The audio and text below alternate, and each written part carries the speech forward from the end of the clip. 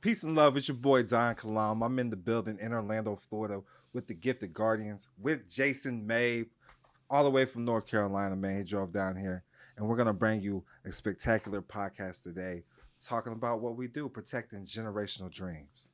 That's right. We're here to talk about estate planning, how to protect your assets, and how to protect your family assets. And let's let Don tell us a little bit how he got started into all this.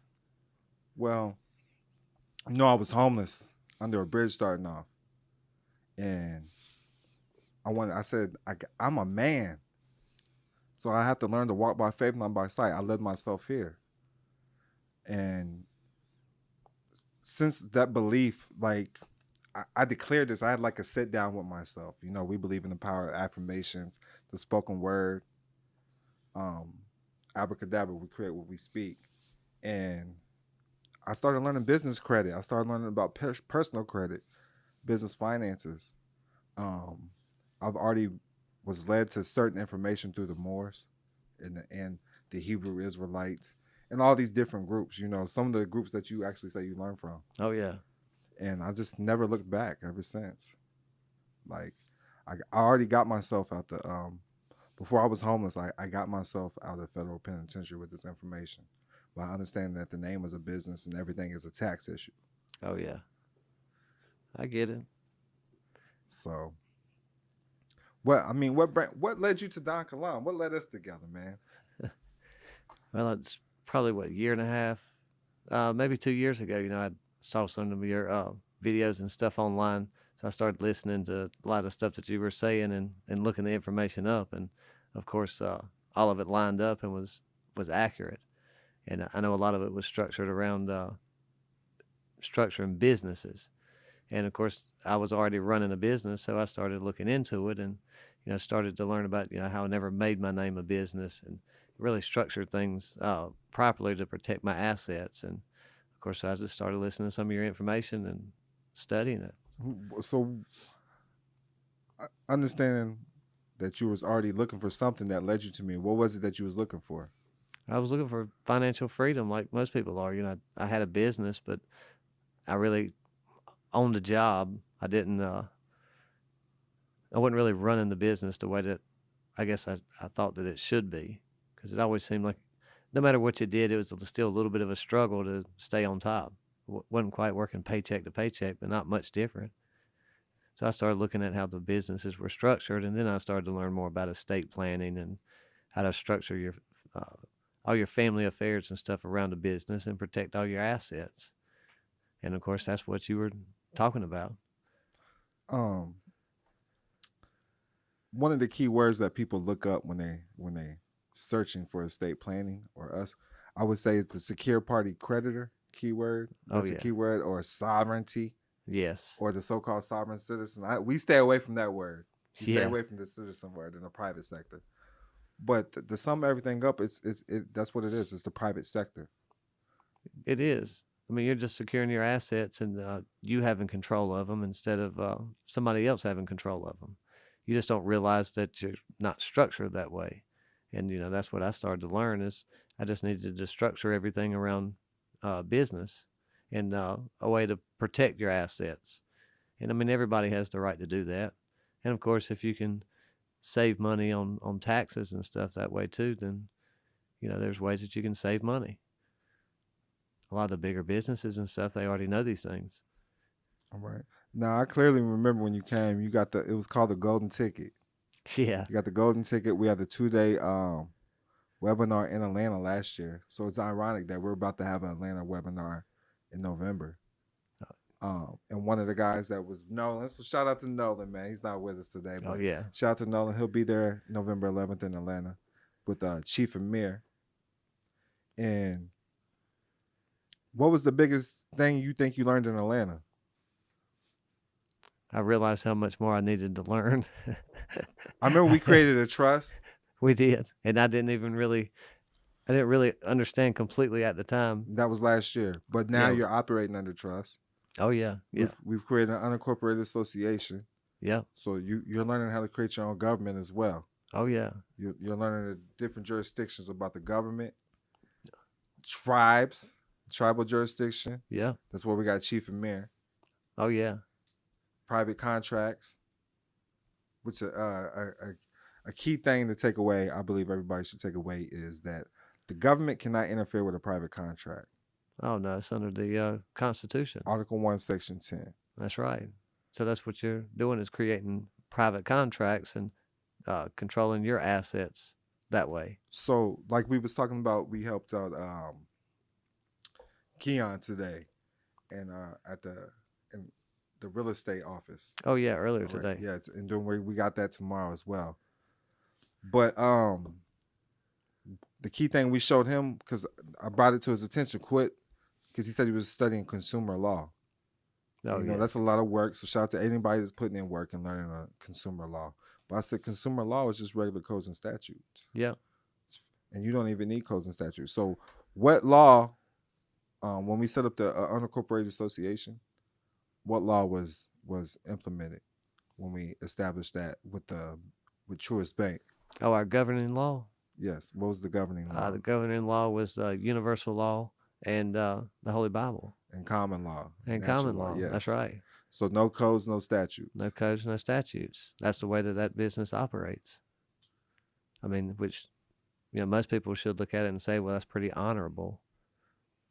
So, yeah, you get to choose your jurisdiction. So why not choose God's jurisdiction? Right. That's right. Yeah, that's the best one to be under, I believe. So a lot of people don't realize that that's what they're doing sometimes whenever they form a trust. And then when it's just to protect their assets, their home and property, the things that they've worked to acquire, not to go out and bother anybody else, but to protect the things they've worked for. Everybody has the right to do that. It's just you got to learn how to do that.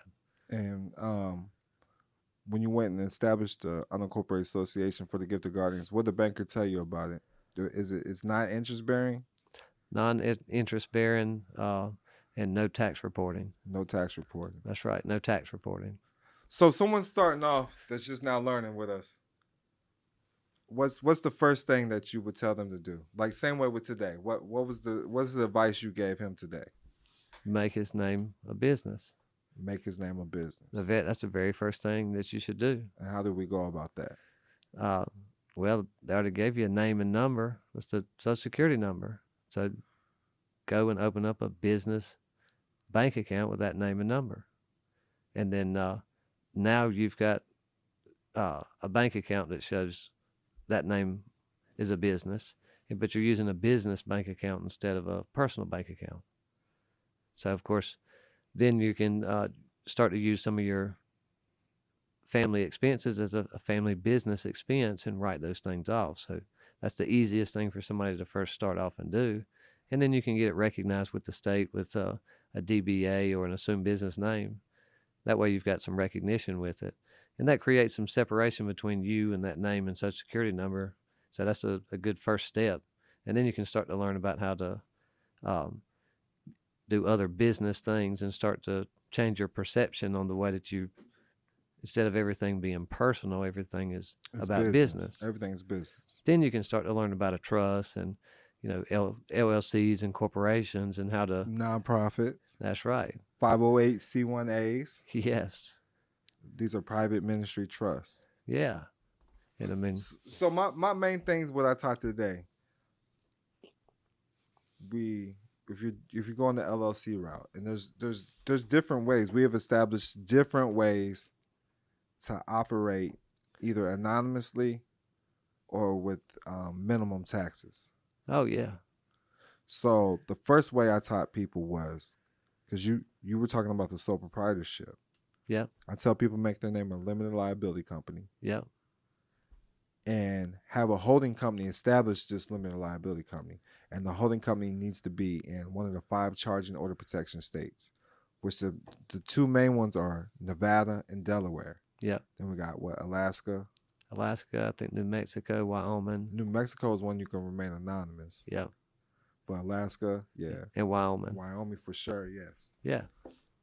Yeah, I mean, there's benefits to the laws and stuff in other states for your companies and stuff that you're going to set up. So, you know, there's going to be times that you need to structure it that way to protect your assets. Right. I mean, that's everybody's right to protect their assets, but everybody don't seem to understand a first step into doing it. The main key I want to break down. So with the holding company, we make sure it's manager managed. You can be the manager, or I can even have you be the manager, appoint me as the new manager, and you can resign right away, and we don't have to update anything with the Secretary of State in these charging order protection states. Oh, yeah, that's right. And then the operating company say, I'm in Missouri. You make your holding company the single member of the operating company. Yeah. So you invoke those protections. Yep. But these protections is automatically implemented when you establish a 508c1a faith-based ministry trust. Yep. Or unincorporated association. It's automatic. Yeah. Either one of those. Right. Yeah, it just depends on which way you want to do it.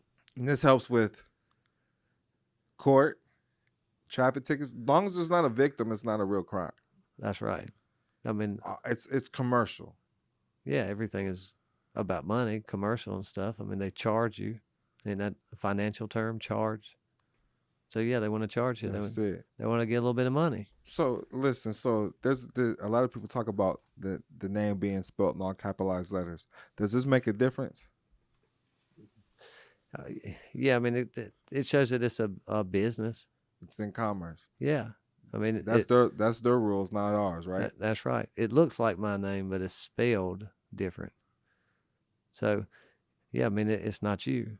It's a name and a number. It's already a business. It's just you've been claiming everything personal instead of claiming everything to be a business.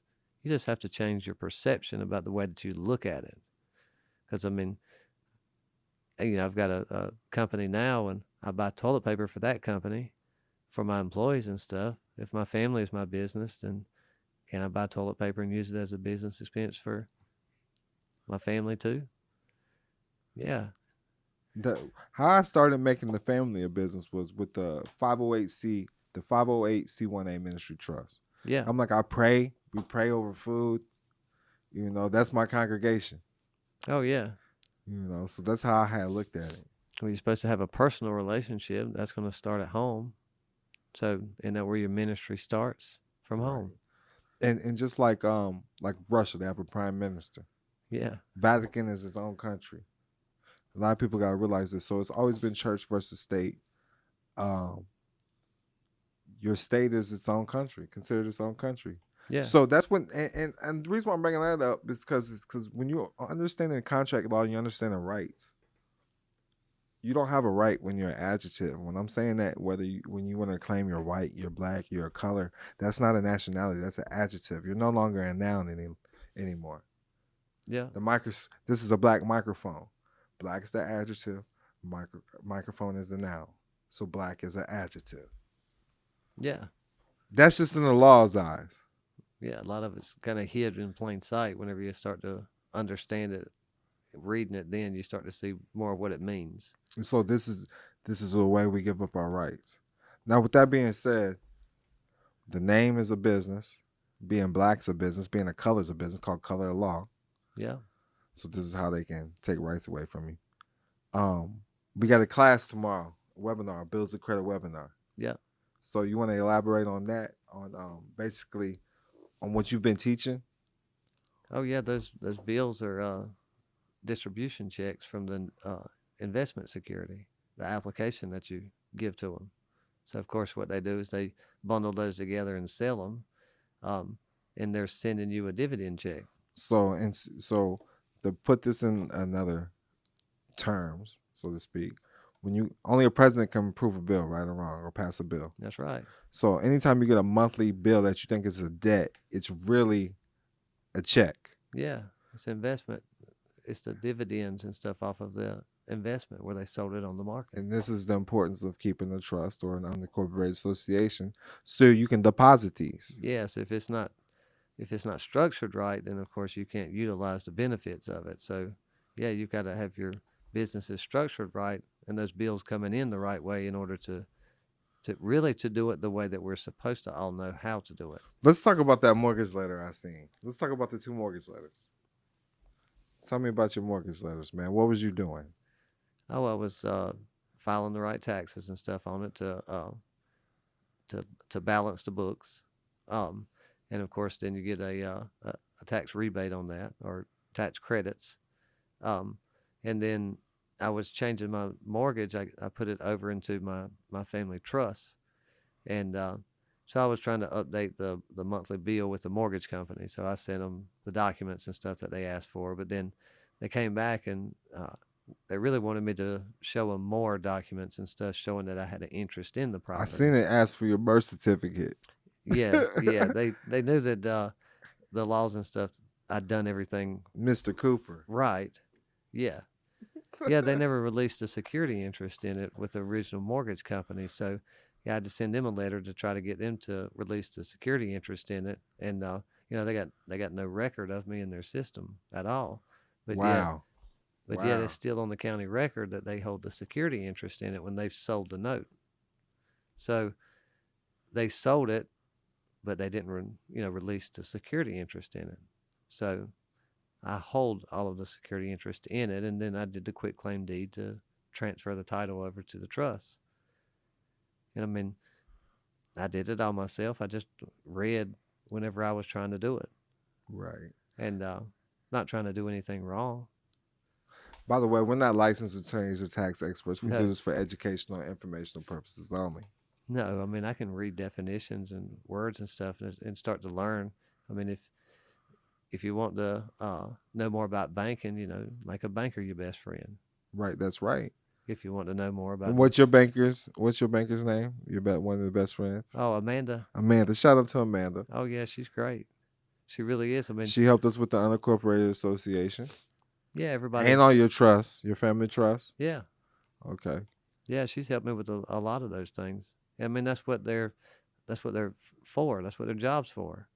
So I mean, you don't have to know everything before you go in there and start talking to them, and plus, you end up making friends with people and stuff that's right there locally in your community and Right. everything, and they might be doing some things that would help them, and they see you doing it, and so it might help them as well.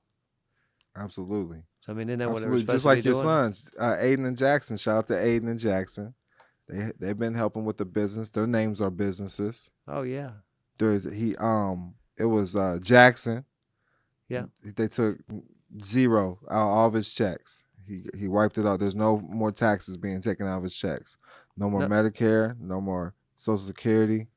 no, because Nothing. we made his name a business, so now he's going to be responsible for all of his own taxes, and of course he's got a business to do that with, and that's a good start for especially kids and stuff to start that way. So Right. And he's 20. yeah, he's 20. 20. So I mean, it's like this. I told him, I said, whether what I'm trying to learn is right or wrong. I said, if you start to communicate with the IRS and stuff and have a business set They're up, your friend. I said, you're going to learn the right way, Right. whether the way I'm telling you is right or not. Don't be scared to talk to the No. IRS. They actually help you. They're the actual tax experts out here. Yeah. That's their job to help us with this, to help us balance the United States national debt. Yeah. I mean, that's what the people at the courthouses and stuff are there for. Like a county recorder's office. They have rules that they have to go by in order to record documents. That you don't have a lot of wasted space with paperwork that's hard to understand. So it's not my rules, it's theirs. So that's the best person to learn from whenever you go file a document or something. If they don't file it, maybe you've got something wrong, ask them. And then you can see what you need to do. So it's not like you're going to just go in there and expect them to file some documents that they can't file. Then you're mad and you're creating controversy, and They're really there to help you. So, let's go back to November 11th, our event. What do you think people are going to learn from us all? From first of all, what do you think you expect people to learn from you? I try to get them, looking at things like from a basic business perspective first, from home, and once they can get that in their head, then they start to look at everything else as more like businesses. Then you can get more structured with corporations, LLCs, trusts, estates, and all those things. But just to get people looking at their expenses like their business expenses, because it's really just the way that you see it. And I mean, that's what really matters is when you can see it, then you start to do something about it. That's And right. and then you can kind of make your own path along the way. But you got to start somewhere. You got to take the first step. And I think that's making the name a business and just knowing go set a bank account up and That's what start I tell operating. people to do first. Make your name a business. And this can be good used for a lot of different aspects. And I'm not telling everybody what to utilize it for. It's whatever your firsthand knowledge and beliefs, really, on what you understand and comprehend. But I've since making my name a business, I made my name business in Missouri in 2018. I was able to get myself out of the federal penitentiary, state cases, tickets, debt, child support, you name it, and this is all on a court record. Oh yeah. You've seen my docket sheets. You've seen me get out of child support. You see me. This is what I do, and I also make my children's name the business. A parent is a pair who rents. Child means property of a corporation. That's your son. Or that's your daughter. Oh yeah. You're the father or you're the mother. Yeah. All these other terms are commercial. Oh yeah. All of it is commercial. All of it is business. So I mean, everybody's got to quit taking things personally and then start to look at everything from That's a it. business perspective. And then you can do it the right way. Whatever your family's interested in, you can do that because you're turning those activities and stuff into a business, a family business. And after there's more to it than just making your name a business. You have to understand there's an alter ego doctrine. Oh yeah. They've been enforcing that really lately since 2022. So you have to understand how to utilize a holding company or the unincorporated association or the trust correctly. Yeah. When you think of Michael Jordan or Donald Trump, those are business names. Oh yeah. Not only they're the personal name, they're business names. So I guarantee people look to sue them all the time, so they're not even gonna hold personal assets, especially with anything with their name on it. Oh no, they're going to separate themselves from all Right. those things because you don't want the liability. You know, so of course you want to put it in some type of business structure. I mean, that's what everybody does. If you talk to somebody that does real estate, a lot of people would tell you to for every property that you buy to have a different LLC. Right. Holding that's Clint. That's the Clint Coons way. Shout out to Clint Yeah, Coons. yeah. But I mean, that's where I learned charging order protection. He does business and real estate. He's a business and real estate lawyer. But So you know, by the time you get to that point, if you start with making your name a business and taking care of all your things at home, then those things start to make a lot more sense and it's easier to understand. So then you know which avenue you want to go with it. Then you can know, well I want a LLC, or you may not be investing in something that things that aren't real expensive. So it may not matter as much, right. depending on how you want it structured. Those questions are a lot easier to ask whenever somebody has some foundational principles with it. And if you're new to this, Google who owns the United States national debt. Yep. It belongs to the Social Security Trust Fund. People got to understand that the government's running off something called full faith and credit. The "in God we trust" is real trust. Yeah. Fiat currency is not lawful money. Gold and silver is lawful money. So we're living in a credit system. That's part of the matrix. Part of the matrix is the paperwork game. Part of this accounting system that we're living in. And it's been going on for thousands and thousands of years. Oh yeah. Yeah, it's been around, this old law merchant. Yes, the law merchant. Dealing with certificates, the birth certificate, it ties back to Roman law, Oh yeah, canon law. it's in the Bible. It talks about the bondwoman. It's a birth bond. but somebody else has that documented. So you got to create your own stuff and stop using everything that was given to We you. talked about that today too, Yeah. which is patents of nativity, Yeah. affidavits of birth. Yeah. What else did we? Family Bibles work for identity. Yeah, that's what everybody used to use. You wrote it in your Bible and you took it to the county recorder's office and recorded it. Instead of what would Jesus do, we could say what would the Amish do? Yeah. Yeah. Because they stay outside the scopes of the government. Yeah. What would the Jewish do? Yeah. They stay outside. They of the stay same- outside the scopes of the government. And their law, because when we was talking about our Constitution, is outside the scopes of codes and statutes. Jewish law is outside the codes and statutes because they're still following the Torah. Mm-hmm. I don't know what the Amish code is. Oh yeah. I don't know where they get their law from. I'm not sure. I haven't really looked into it. But just like Jehovah's Witnesses, they got their own. So Freemasons, Oh yeah. All these are just business structures. that's it. Private. Yeah. Yeah, it's not anything wrong to The Judges Association, Yeah. that's in Puerto Rico. Yeah. It's traced back. Anytime you deposit money into a court, it gets, you trace it back. That's why you should use a check or a money order so you can trace it. Oh yeah. It gets deposited into the Judges Association Puerto Rico. You bring this up in court, you get that case dismissed. Yeah. Put I don't want to talk about that. do that they? under affidavit of truth. Yeah. Yeah, people need to understand how the courts and everything work, and if they understood those. Full faith and credit if they understood how that worked. Yeah. Yeah. They ask you, do you understand your charge? You're the one issuing the power every time. That's right. You never ask if this is a lawful judge. This is a court of record. We always say we understand. Signing plea bargains. Yeah. You make a plea. Plea means to beg. Yeah. Yeah, we don't understand the words that we're using. At all. None. That's what gets people in trouble because they don't understand Right. the And that's words. on the record. They put it on the record. Yeah. The record is like their word is bond. If it's on the record, that's like their Bible. That's like their public Bible. Yeah. Yeah. Their family lineage. Yeah, and see, how does the state know anything about you when you've never communicated? Voluntarily.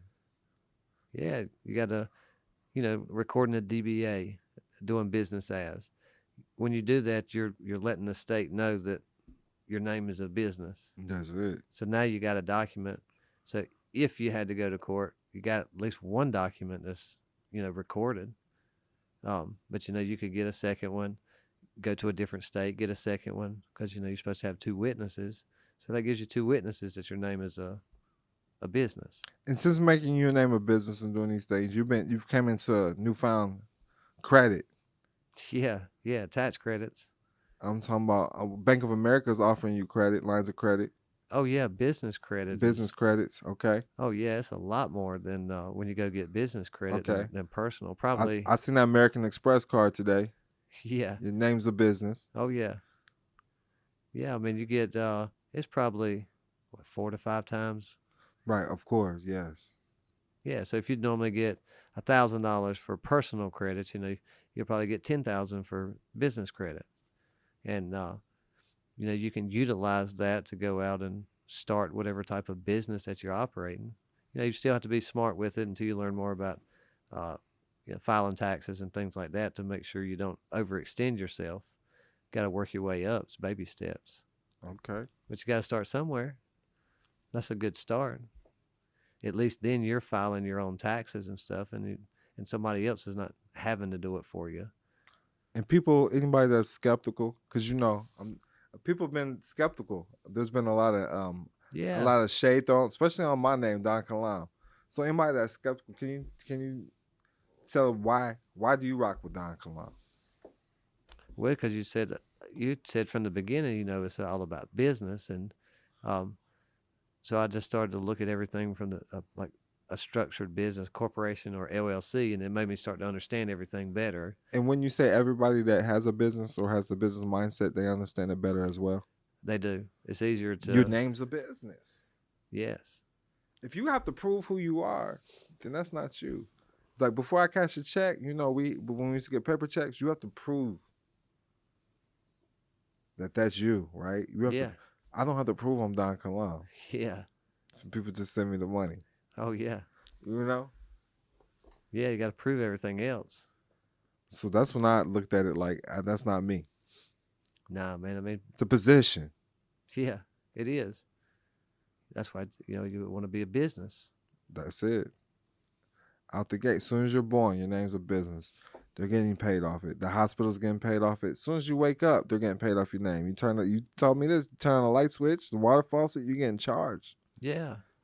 Yeah, I mean, you're getting your power don't shut off and cut off at a certain time and then come back on. It stays on all night and something's drawing electricity, so you're constantly having to pay an expense. So I mean, make those expenses a business expense. In the span of 2 weeks, since you've been helping me out, you've done about what, 60 calls? Yeah, I think 60 or 65. What seems to be the main concern? The biggest thing is people changing their perception about and how to make their name a business. Once they understand that, then they start to understand the estates, trusts, and It's LLCs. like invisible lines, invisible barriers. It is. You have to get past They that. think first it's a one. lot, huh? Yeah. But they're already operating. People gotta understand you're already operating as a trustee for your name. Some of it's so simple because we've been doing things that's difficult. It's hard to kind of go back and say, "Oh, that's all I had to do." So it's easy to overlook it because we've been running LLCs and corporations. Not to throw this for a left curveball or anything like this, but I literally explain this. If you understand voodoo, how they use dolls and supposed to make people do things in the real world, this is what they're doing with paper. Yeah. Yes, It's a like piece of paper. they're you're chasing shadows that's really not even your real shadows, the shadows that they're creating for you. Yeah, I mean, at the end of the day, if you look at it, it's just a piece of paper. That's it. Yeah. All the words and stuff you may not understand that's on it, but it's still just a piece of paper. Conversation runs the nation. Yeah, it does. That's why we're here today, to have some conversation. Yes, conversation runs the nation, man. Your word is your bond. You got to understand how powerful the word is. Your words can be your swords as well. It can hurt you or it can hurt the other person. And that's all court is. It's about the definition. That's all this matrix system is. Yeah. You know? They tell you a all dog the time. can't read, so you can't give a dog a utility bill. Yeah. You know? Yeah, give you a piece of paper and because of what's wrote on it, that piece of paper controls you. We play that position. It's like Monopoly, really. Yeah. A movie that explains it is Ted 2. You ever seen Ted 2? Yeah. The bear is fighting to become a person. Oh, yeah. It's kind of what everybody's doing, fighting to become a business. Yes. Silvermore 2. So if you look up Silvermore 2's, your name is in all capitalized letters. That's why Capitol Hill owns it. Yeah.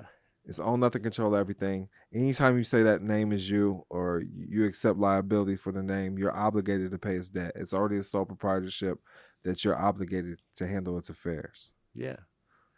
Without you just automatically being in this game, you are a sole prop by having a birth certificate, social security card, and an ID. And on the flip side, that's also an unincorporated association because these are considered three persons. A corporation is considered a person. 28 U.S.C. 3002, subsection 14. Yep. And then 15A means United States corporation. Oh, yeah. It says it right in the codes. Everything is business. Yeah. But, I've showed that to people before and they read it, but it doesn't really sink in. The govern means to control, means mine.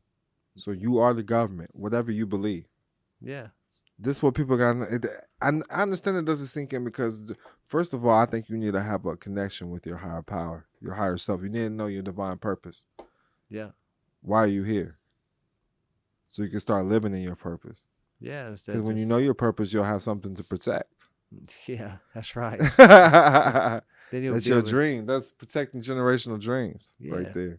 Yeah, you'll know what your vision is and what you want to do. Yeah, the people where you lack where the people lack vision, they perish. That's in the Bible. So if you don't know why you're waking up, you don't have any goals. What's the point in even trying to create anything? Especially if you're trying to run from something. I discourage those type of clients. Help me get out this court case, and they're running and they're panicking. You can never think clearly while you're panicking. Oh yeah. You know, God is good all the time. Well, everybody has something that they like to do every day. And, you know, I don't really like to work inside all the time. I'd rather be outside. So, I mean, everybody serves some type of purpose. That's why they're here. And they just have to figure out whatever that is and structure it around a business structure. And then they get to go and do what they like doing every day. Well, you're becoming very popular, man. People they can't wait to have brunch with J May, man. I know. Well, I've been saying that for years. I've been a celebrity my whole life. It's just everybody else didn't know it yet. I didn't ask for this. I didn't ask for the fame. I just asked for the donations. Yeah. You got a way with words to draw people to you. Yeah, it just so happened, man. Well, people start hearing those things that are truth and then seeing it and starting to make changes, then of course they believe in what you're telling them. Then it's proof. So, there anything you want to how we established gifted guardians? How we came up with this Really, that was you, man. We decided we were going to try to structure gifted things. guardians? I mean, so instead of a trustee, you could be a guardian. A lot of people don't know that's a different verbiage for a trust. It is. Yeah, you can be a guardian, and if you need a legal guardian if you don't have any parents, right? Oh yeah. All right, so that's what it is. We're gifted guardians. If it's not a tax, it's a gift, and that's what's going on. So you gotta learn that the gifts can't be taxed.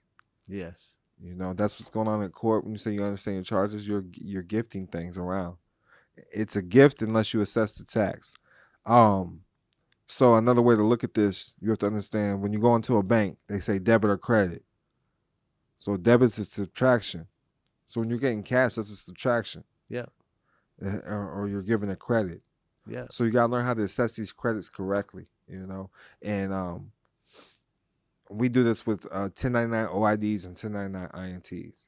Oh yeah. The OID zero coupon bonds, and that's the same way with the coupon bonds.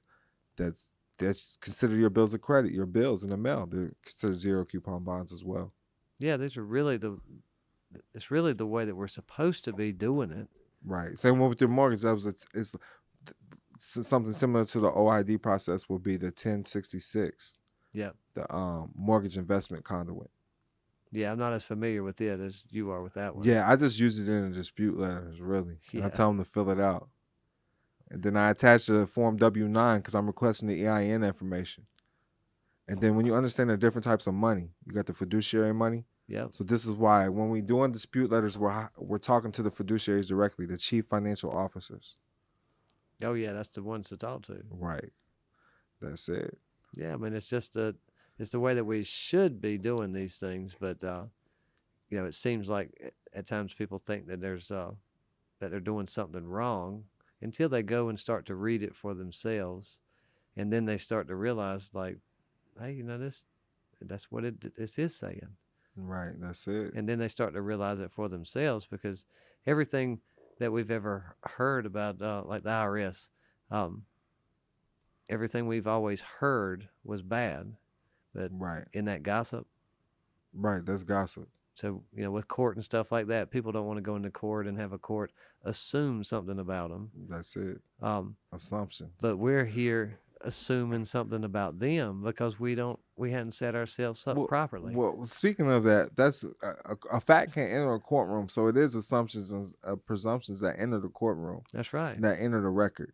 Until things that's on the record. Yeah. On or about this date, or he appears. The Earth's billions of years old. Who decided it's this year? Oh yeah, so, so if depends on your jurisdiction. If you establish something on the record, then they can't assume anything anymore, can they? That's it. So if you've got a DBA recorded, that's the state recognizing your name as a business. So now they can't assume that it's not a business anymore because you're at least starting to put something on the record. So if you do end up in a court situation and stuff, there's a separation between you and a business. So you can't be held personally responsible for it because it's all about businesses in there. That's it. Well, at the end of the day, my main suggestion for people is to learn this knowledge is to make sure they become part of a certain wealth group. There's private wealth groups out there. See the people that's actually out there in the wealth groups, not these gurus out here that's not actually doing anything, That's my main concern because there's a lot of talk out there. There's a lot of people just talking. and not actually doing. Learn how to research and do your due diligence and look people up. You know, when it comes to taxes, when it comes to obligations, and these things are on public record. These are public knowledge. Even same way with UCC ones. Everybody talk about the UCC one. This is not a freedom tool. I mean, you only control what you create. That's their document. So it's not a freedom tool that doesn't actually make you free. That's evidence. Yeah, You know, a lot of times people it's a financing statement. they file a document, and then they, when I've talked to them and they said, okay, I filed this, and I listen to them and I say, well, now what? Right. And they say, yeah, now what? I said, exactly. I said, if you understand it from a foundation and start to work your way up, I said, then the complicated stuff doesn't seem so complicated anymore because you know the basic stuff. And I said, but you got to start with the basic stuff. And as soon as they seem to get started on that, the sole proprietor, it starts to make more sense for them. The name being the business. It is. It's just like that, going back to the beginning. That's what the Bible says in the beginning. So you got to go back to the beginning when you first started dealing with money. You didn't know anything about it. You went into the bank and asked them for a bank account, and they asked you. They said, "What kind of account do you want?" And you said, "I want to make everything personal." Right. Instead of business. And you're using their forms and their documents instead of creating your own banking resolutions, yeah, your own operating agreements, and these things. Government can't interfere with a private contract. Yeah. So one of the last things I do want to touch for sure is a lot of people ask about the medallion stamps or the open up in a bank account with the Treasury. What has been your experience with that? You just open up your bank or your account with the TDA, a TDA account, and then Treasury Direct account. Yeah. You can do this online, correct? Yes, it takes about 5 minutes to do it. Just set up a regular trust account or unincorporated association. Yeah, and whenever you do, if you got a question about something, just call them and ask them. And they'll answer it. And that's right, because they're not going to give you the account if you don't put the information on there. So, if you got a question about something, call and ask. People, if you're nice to them, then of course they're going to help you, right? Because they want you to. You want the account. Their job is to help you get it, but you got to give them some information to get it. I want everybody to quit thinking that the government owes you. The government don't owe you anything. You owe it to yourself. Quit thinking the government's out to get you. They're not. No, nobody's out to get you. They're doing it right. Yeah, they do what you tell them to do, and the information you volunteer based on your understanding and beliefs in the system. Yeah, they're doing everything right, and the people are doing everything wrong due to their programming and indoctrinations. Yeah, really. I mean, they need to go in there and start handling some of these things one step at a time, and they'll start to learn how things actually operate, and they'll say, they were right. They are doing it right. I was doing it wrong. That's the importance of why you should always invest in a private education. Yeah. If you get around the right group of people and stuff, you're going to start learning more of this information, and then they're going to help you along the way. The public sector is owned by the government. Simple as that. Yeah. And it's never in your favor. There's not a history book. There's not a religious book that ever said that the government was for the people or help the people. No, it was by the people. So the people. By the people. That's it. So just like what I spoke on the, we're not for any type of group or anything like this. I'm just speaking on it. We know that the Jewish have private schools. Yeah. We know that the Amish have their own type of schooling, their own type of healthcare system. Oh, yeah. Yeah, they do. And these communities thrive.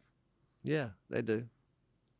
So you can structure yourself, however you want to. I mean, that's the way. The private sector. Yeah. The public sector is owned by the government. Yeah, it's like the Amish. They've structured themselves privately, so they do their own thing and nobody bothers them. And you can look up one of the forms. It's a form 4029. Yep. And then an IRS form 4361. Yeah. These are the forms they use, and they travel without identification. Yeah. They're able to go to Mexico and Canada with no passports. Yeah, we just assume that we have to do these other things. Right. Because we didn't know there were other options available. And, a lot of people now are just learning the different options available, that the way they can set themselves up.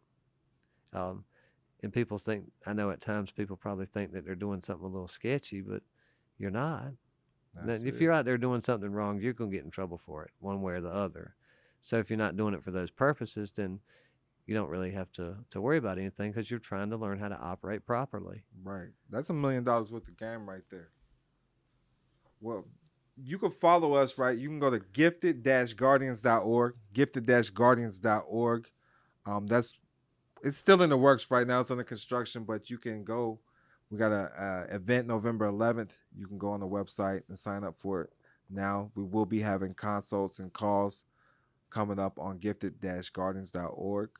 Or you can find me on Instagram, DON_KILAM.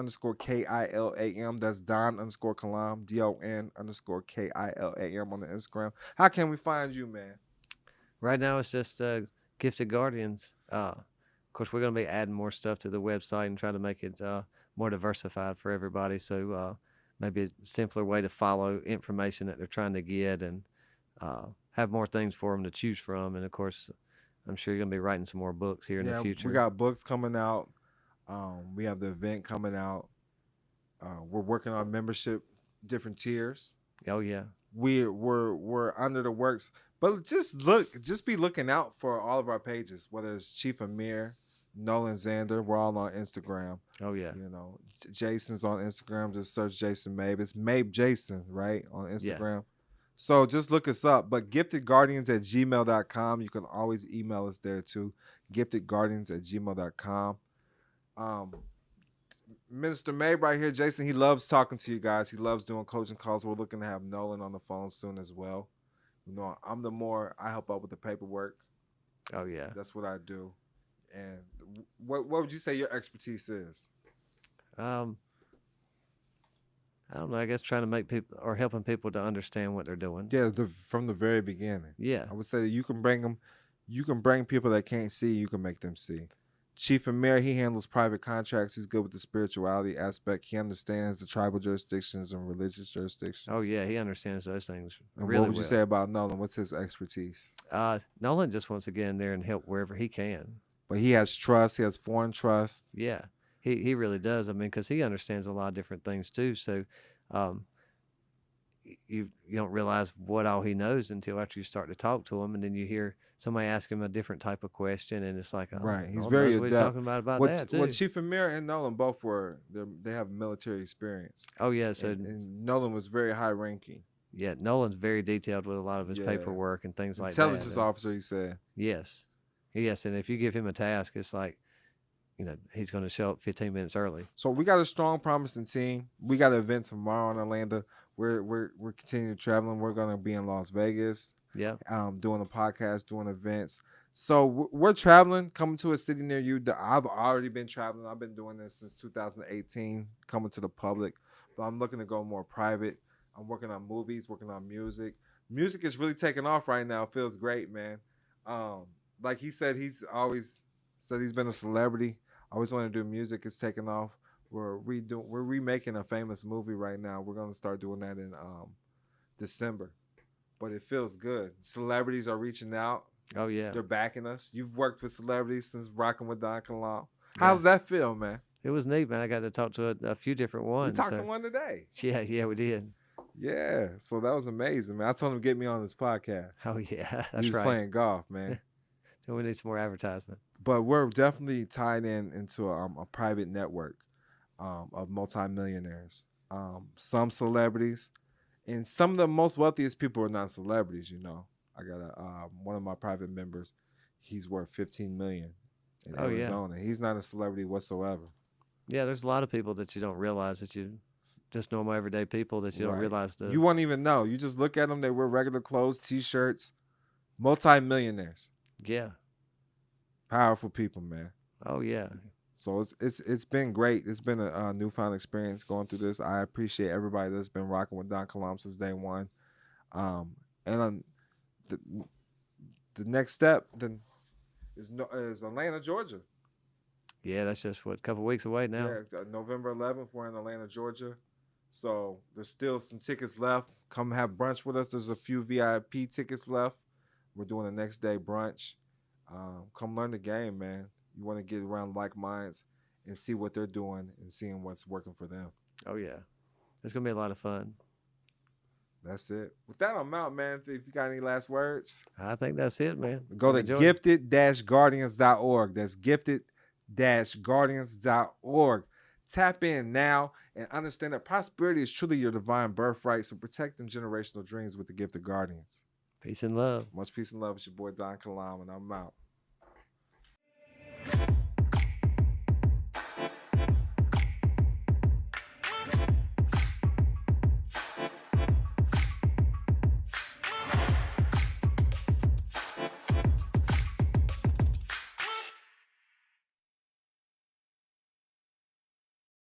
If I only had a brain. Imagine. Imagine. No brains, no hearts. We're just artificial persons navigating this mechanical world of law. Here's the thing. When you realize your straw man exists, all the mysteries just vanish. You take control, become the authorized representative, and suddenly you can settle everything. It's nothing personal, just business. And remember, both the Scarecrow and I, no brains, no heart. You see, Dorothy, I'm the king of beasts, but I lack the courage to roar. Just like the American folks, I'm the Tin Man, T-I-N Man, taxpayer identification number, just a hollow vessel. When you realize your straw man exists, all the mysteries just vanish. You take control, become the authorized representative. Now, I heard you got fired on your day off. You need to declare your nationality and quit playing.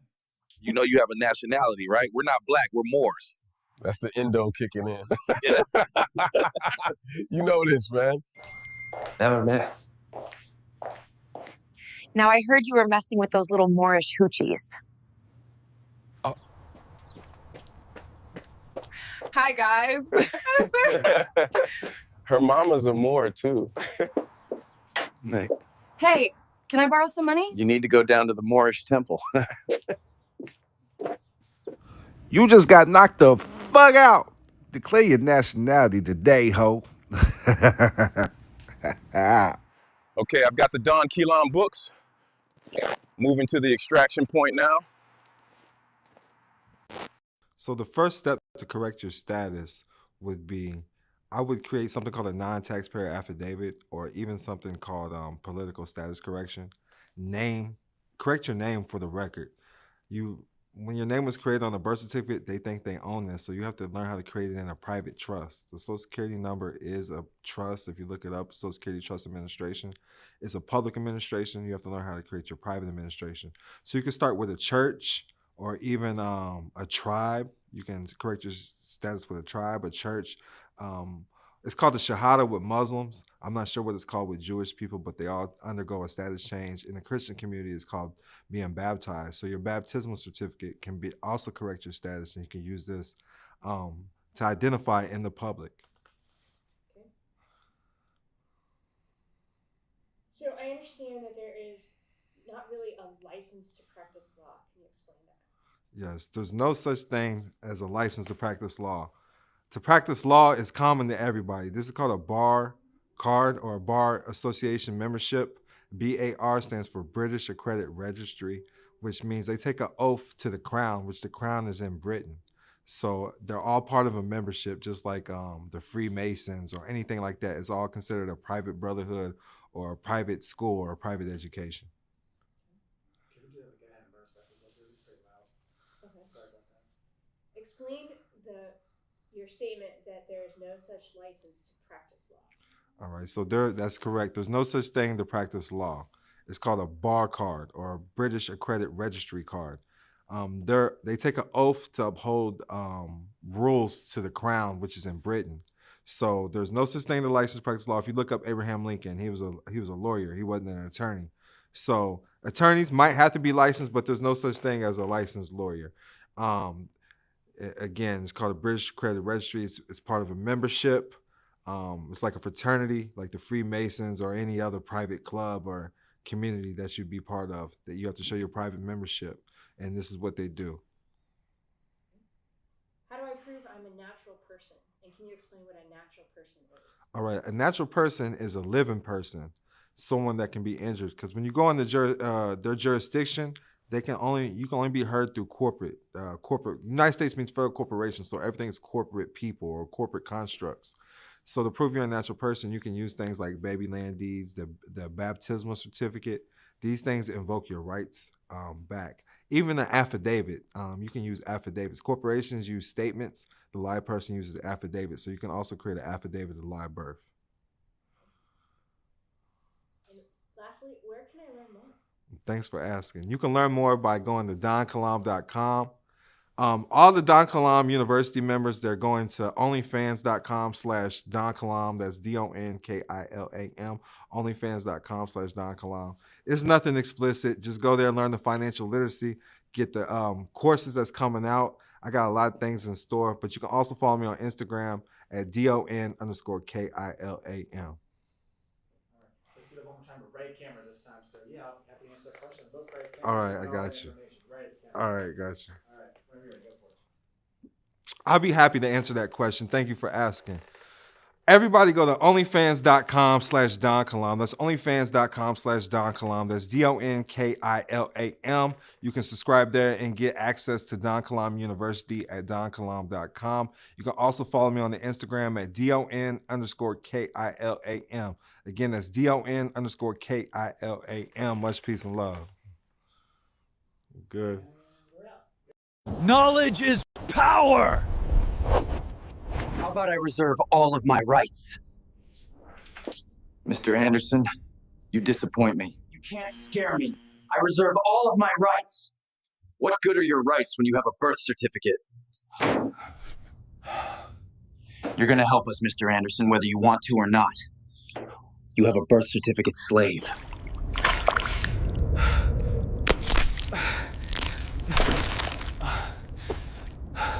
Neo, I am like the Father, guiding you to your true purpose. We are more than a resistance. We fulfill the prophecy of the Trinity. Each of us plays a role in rewriting the fate of humanity. You have received your honorary degree. Welcome to a new realm of knowledge, Neo. Neo, I embody the Holy Spirit, here to inspire your courage and belief. I've re-signed all previous signatures. I am a free man now.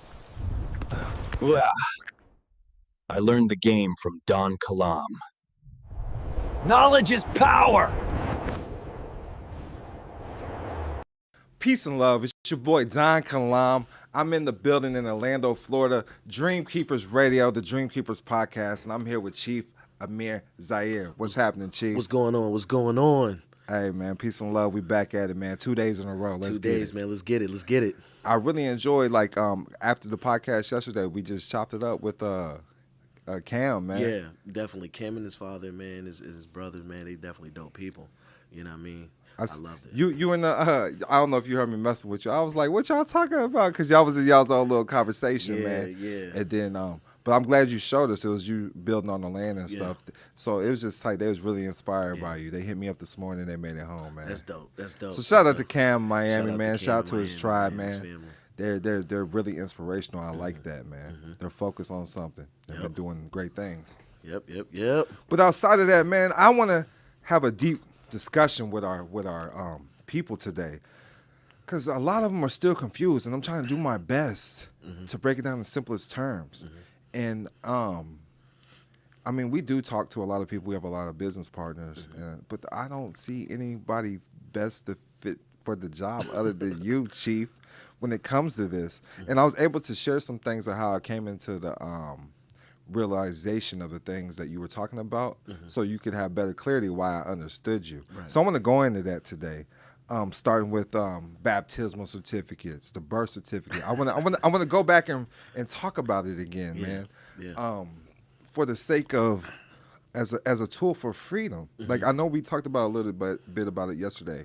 You said if you want to, you would have it authenticated if you was overseas, all right? But what about here? What does it prove to have an authenticated birth certificate in your understanding and belief? The actual birth certificate you get from the hospital? Yeah, the one you get from the state. Nah, I stay away from it. All right, so you wouldn't give it for your kids? No. All right, so what's an alternative? The alternative is you have baby land deeds. That's an alternative. You also have the baptismal certificates, and you also have your your Bible, your family Bible. Okay. Okay. And so the baptismal certificates, let's look at that for a second. In the scriptures, for all those who read the Bible, it says Yeshua looked at Nicodemus. He said, a man must be born again. You know, and so when you're looking at baptism, it's like that. You're being born again. So you have to die. Understand that the wages of sin is death. So when we come into this life and you accept that baptism or you accept their birth certificates, you're dead. So you have to die and be raised again. Now, with you, bro, you just gave me a realization when you said for the wages of sin or death. So that makes sense to me if you're utilizing their documents and you're coming into the debtor standpoint. Yes. That's why they're viewing you as a dead entity, That is a why, dead and corporation. That's why, yes, and that's why their judges wear the black, because they represent the dead. They represent the corporation. Do you know what them robes are called? No. They're called mourning robes. Oh, wow. Yeah. That's nice. Yeah, so they're mourning the dead. benefit. And they bring you back to life when you come in the courtroom. They say, all rise. You can only do that to the dead, you know? Yes. So that's how they know they got power over you. And that's how they create the sweat equity game, man. It's all rituals. Yeah, that's it, man. Definitely. But that's powerful for the wages of sin or death. Yeah, the wages of sin is death. And so when you're born and you have, you know, through the parents, and a lot of times our mothers and stuff didn't know. But you come in and you accept their documents, you died. Right. You know, and so that's on their record that you died. So you have to be born again, and you have to rise up in the likeness of how the Mashiach or the Christ rised. And so that's and once again, I know a lot of people are offended at church and offended at these things, but you got to remove that and you got to look at it. There's a political game here. Right. And so it goes all the way back into the Tanakh when you look at the image of Nebuchadnezzar. Okay. The image of Nebuchadnezzar, he had this image and it really frightened him. But it was dealing with the head of gold, you know, or bronze, whatever how you want to call it, and that head of gold. And then you had the shoulders or the breastplate of silver, okay? And then you had the legs, you know, the legs. And so with these dealing with empires that were ruling. You know, you had Babylon, which was the top, and then you had the Mede, the Persians who took over them. And then you had the Greeks that conquered them, and then you had Rome.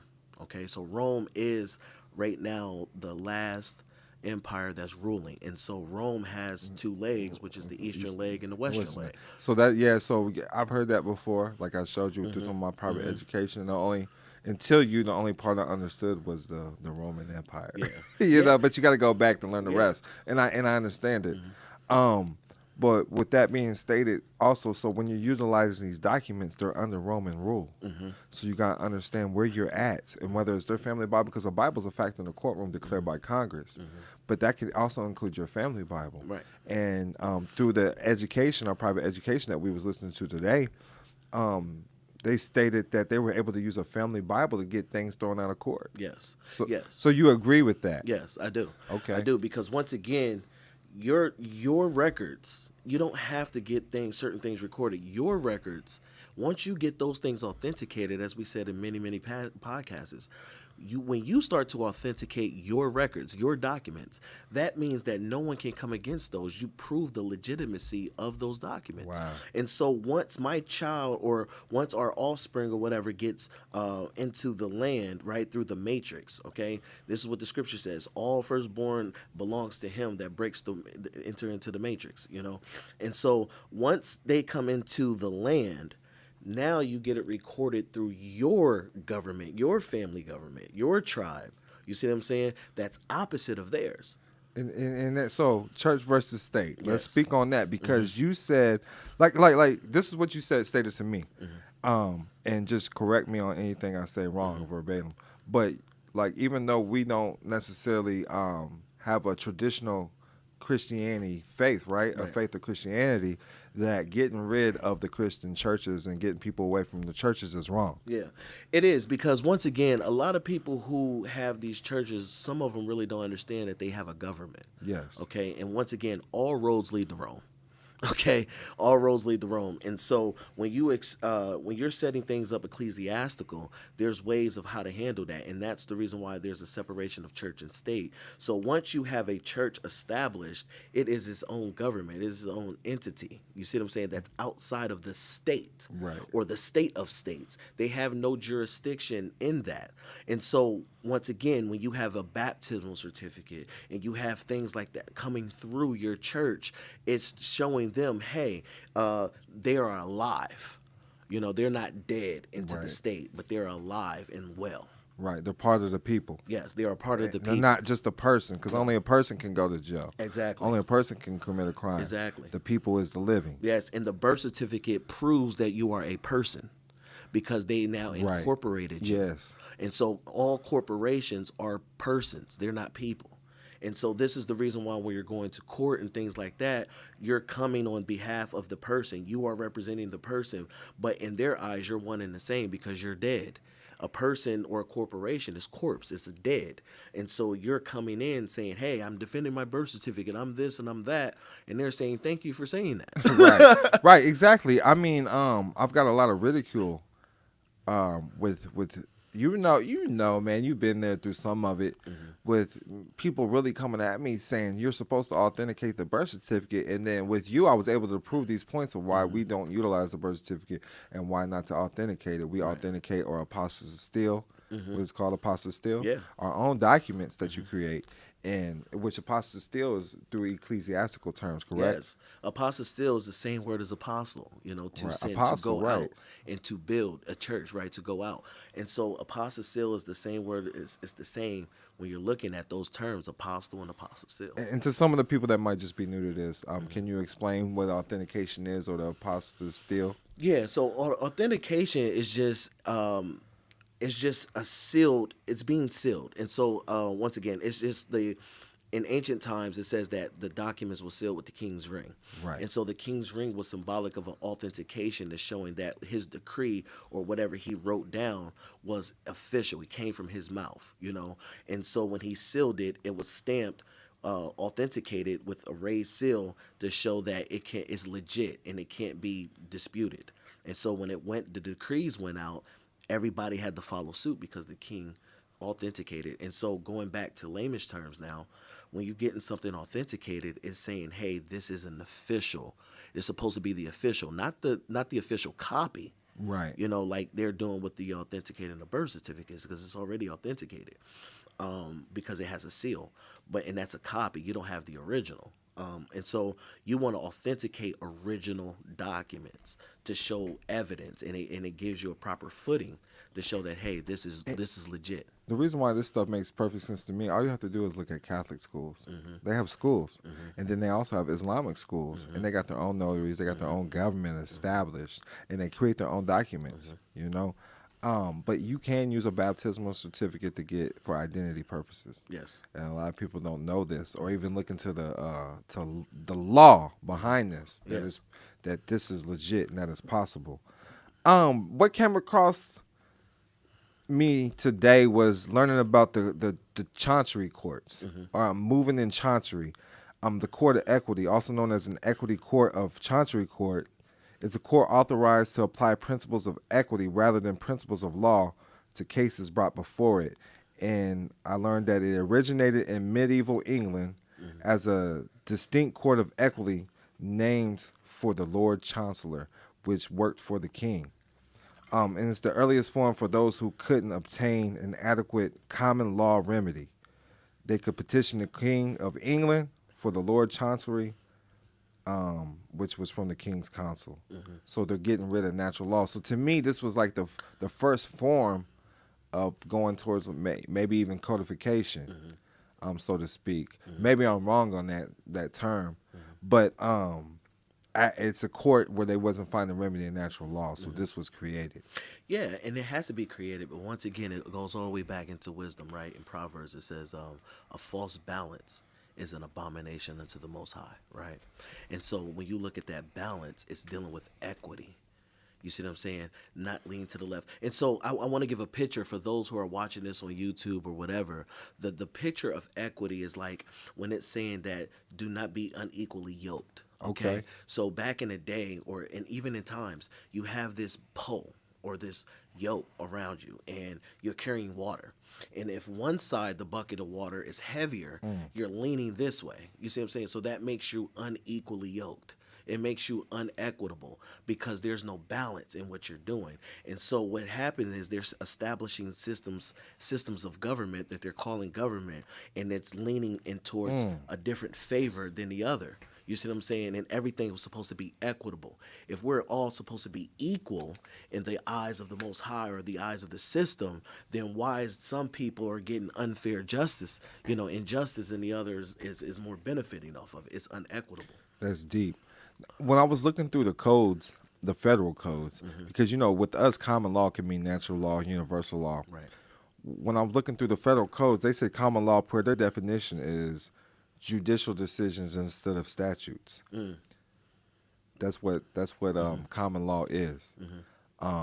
Then codified is turning natural laws into codes for the public. So a codified law is really not a law. And it's not a law. And there's also, so in the Torah, we break down the Torah in three words. I mean, in three things, right? You have sin, transgressions, and iniquity. But you also want to break down, and you got the Torah, then you got statutes, right? So you got the Torah, Kukim, and then you got judgments. Okay, so it's breaking down in that. So when you look at it in those terms, it's just like executive branch, judicial branch, and legislation branch, right? But what we're starting to find out that there is no judicial branch, right? In these branches all of government, administrative. it's all administrative. Right. You see what I'm saying? And so where is that true justice? You know what I'm saying? Where's that true judicial branch to say, hey, here's equity, here's this is being done wrong, this is being done wrong. But a lot of people think that your local courts or something like that, they're going to get remedy, they're going to get that. No, that's not what they're there for. It's all commerce. Right. And you're going to get a remedy through common law. And that's why I'm saying these courts were established for those who didn't seek out common law remedy or felt like they didn't are able to receive a remedy through common law. That's what these courts are established for. It's all contractual. Yeah. And like you said, when people are not seeking those remedies, right? But once again, how can the people seek out something if they never was told? Right, like you said, with like you pointed out at the event, I got these 2 water bottles. If all you know that these 2 water bottles exist, you won't know nothing else. Correct. And that's what with me when I started coming. I helped somebody. They said, help me learn the Constitution. And I always felt obligated as a Moor that, we're taught to teach our people the Constitution and the Bible. So I said, I'll help you. And I was like, well, let me see what you got. That he had some paperwork. And I was like, well, the Constitution doesn't start at Amendment 1. Amendment means to change. Yeah. A lot of people don't understand it. It starts with the Articles of Confederation. Yeah. Some people call them the Bill of Rights. Right. Right. And that's what established the United States originally. Yeah, and like you said, when you have an amendment, that means you change something. You change something. It amended. It changed, and so you can't start anything out with an amendment. What was the original? Just like your birth certificate, right? Right. It was an That's amended. It. That's it. You see what I'm saying? It's not the original. You don't get the original. You don't get the original. It get deposited into the Bank of England. Exactly. So how can you authenticate something that's not real? Right. And this is the problem with us moving and we're navigating is that we're accepting replicas. And we're not accepting the authentication, and the original. But the original will only be established if we created it. That's facts. That's facts, man. But that's why I need to let people really let that sink in. Go watch Pawn Stars. I ran into that dude Rick from Pawn Stars a lot of times in Vegas. So. Yeah. But I said go watch Pawn Stars. He brings the person in to make sure that the autograph is original, because he's not going to buy a copy. Right. And that's with the birth certificate. You're sitting here using this for identity. You think you can get money from it? You're not ever. You don't have the original. And you didn't create the document anyway. Right. You only control what you create. That's it. You can't create. So you got to stay away from that stuff. Look, man, at the end of the day, you got to get born again. Once you get born again, and born again is not just yeah, we're talking about born again, getting baptized and going, but you got to be born again in your mind. That's it. You know what I mean? Like the things that you thought you knew, you have to let it go, right? We have to understand what time we're in. And this is the thing. We cannot transition into the next season if you're not willing to let go of the old season. You know, just like in winter, right? If you're preparing and you have all your summer clothes, you know, and you're not preparing for the coldness, you know, well, not down here in Florida, you know, but you know, all my up north people, or you know, Right. people that's in cold climates. If you don't prepare and you don't let go of those summer clothes coming into the season, it's going to destroy you. So we have to recognize what season that you're in, right? We understand what time am I in. So in order to get the remedies, facts. in order to get, your mind has to change, and you have to, you know, go into preparation and for the next thing. And that's why we're struggling. It's like, okay, I want to hold on to this, but yet I want to be this. You can't do both. You know, you have to go into that.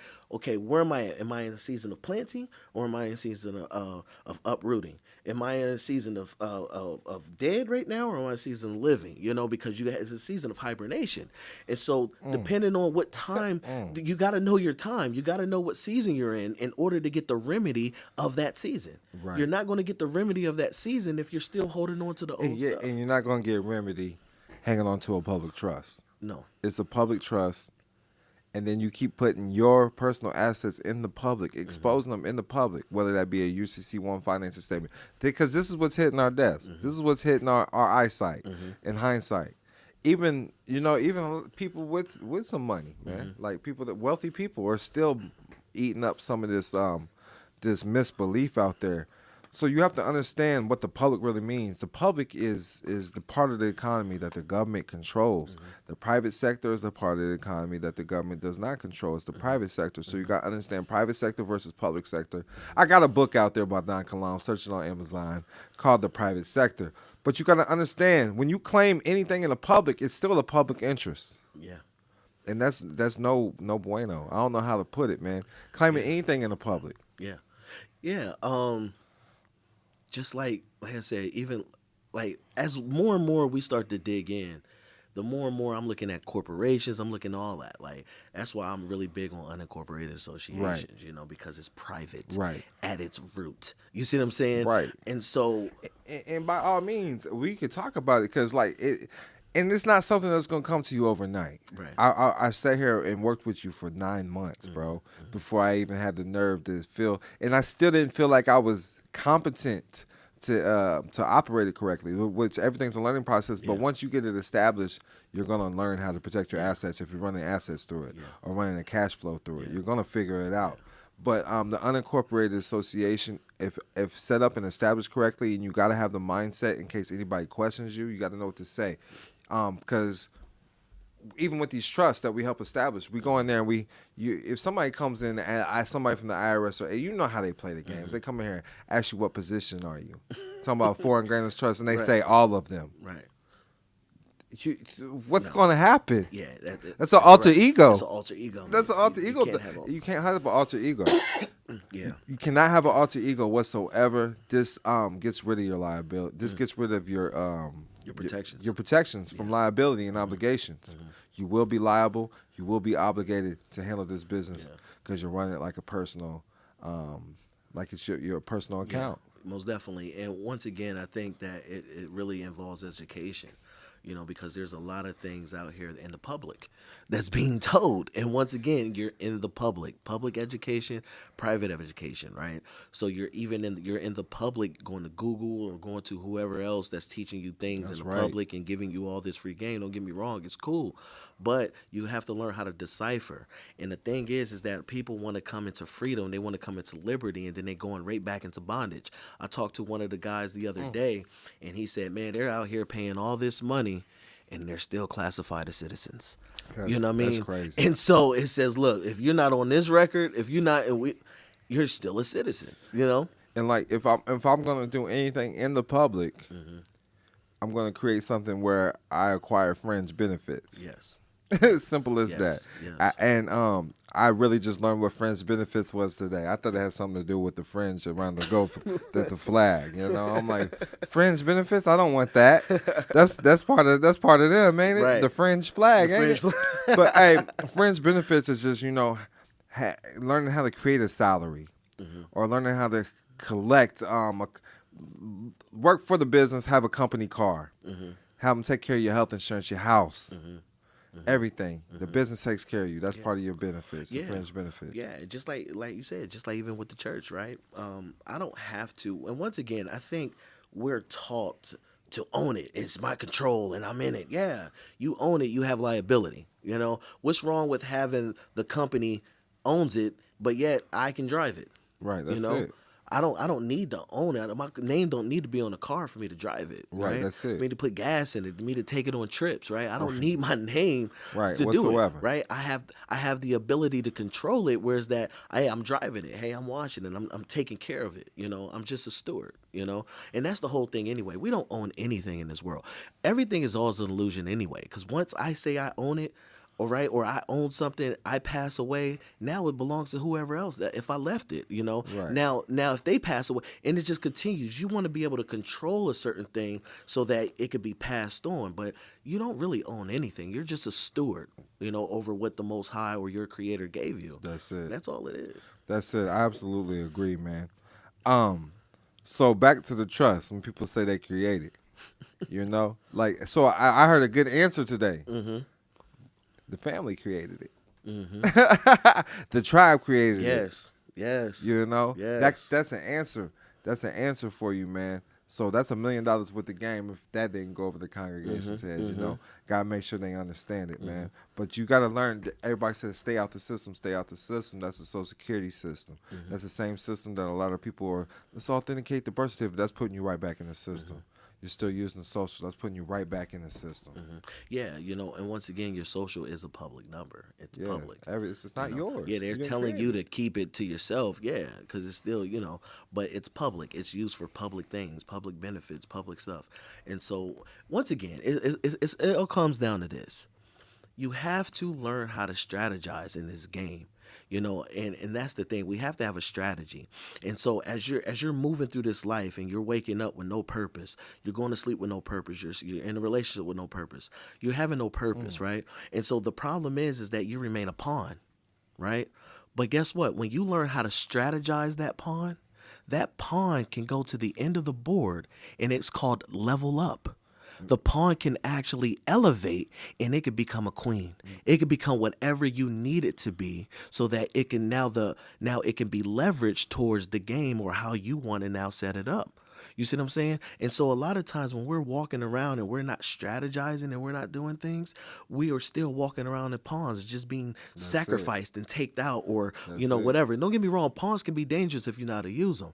But the whole trick of the game is to elevate. Right, that's it. You know? Elevate the pawn. Yes, the pawn can become one of the most powerful pieces on the board, but the most important is always the king. Yes, it's the always the king. When your king's captured. There you go. And that's what's going on in the world today. They're not understanding it. It goes apart with the firstborn being slaughtered. It's in the Bible. That's what's going on today. If people just pay attention, they after your babies, they after your boys. You know, and making sure you don't hand down generational wealth. And also, it can also be looked at too as your firstborn is God's people. It's His true people. Right, that's being facts. slaughtered. You see what I'm saying? And that's the thing. It's like we have to, like you said, we have to strategize, and we have to now be in that position is that king is moving, and how he's moving will also show who he has around him. You see what I'm saying? And so if you got people that's just out for self, you know, when the going gets tough, they're going to veer off, and they're going to, you know, and that's why it's important in the season of sowing that a lot of times we're sowing seed, but the enemy comes in and he sow tares.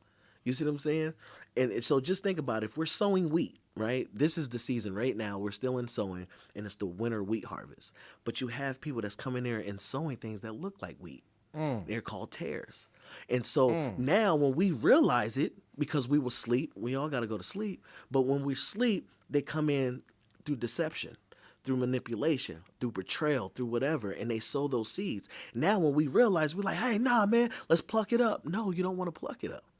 because you're going to mess up the things that you actually sow. So you have to allow everything to grow. And this is the thing, agricultural term was called winnowing, winnowing, winnowing, right? And so what happens is the farmer, come harvest, he cuts everything down, or I'm going to say this later, he cuts everything down and he throws it up to the wind. And the wheat falls down, but the wind blows the tares away. So that wind represents the spirit. So you have to allow the Most High, the spirit, to really divide and separate. Because a lot of times we want to hold on to things.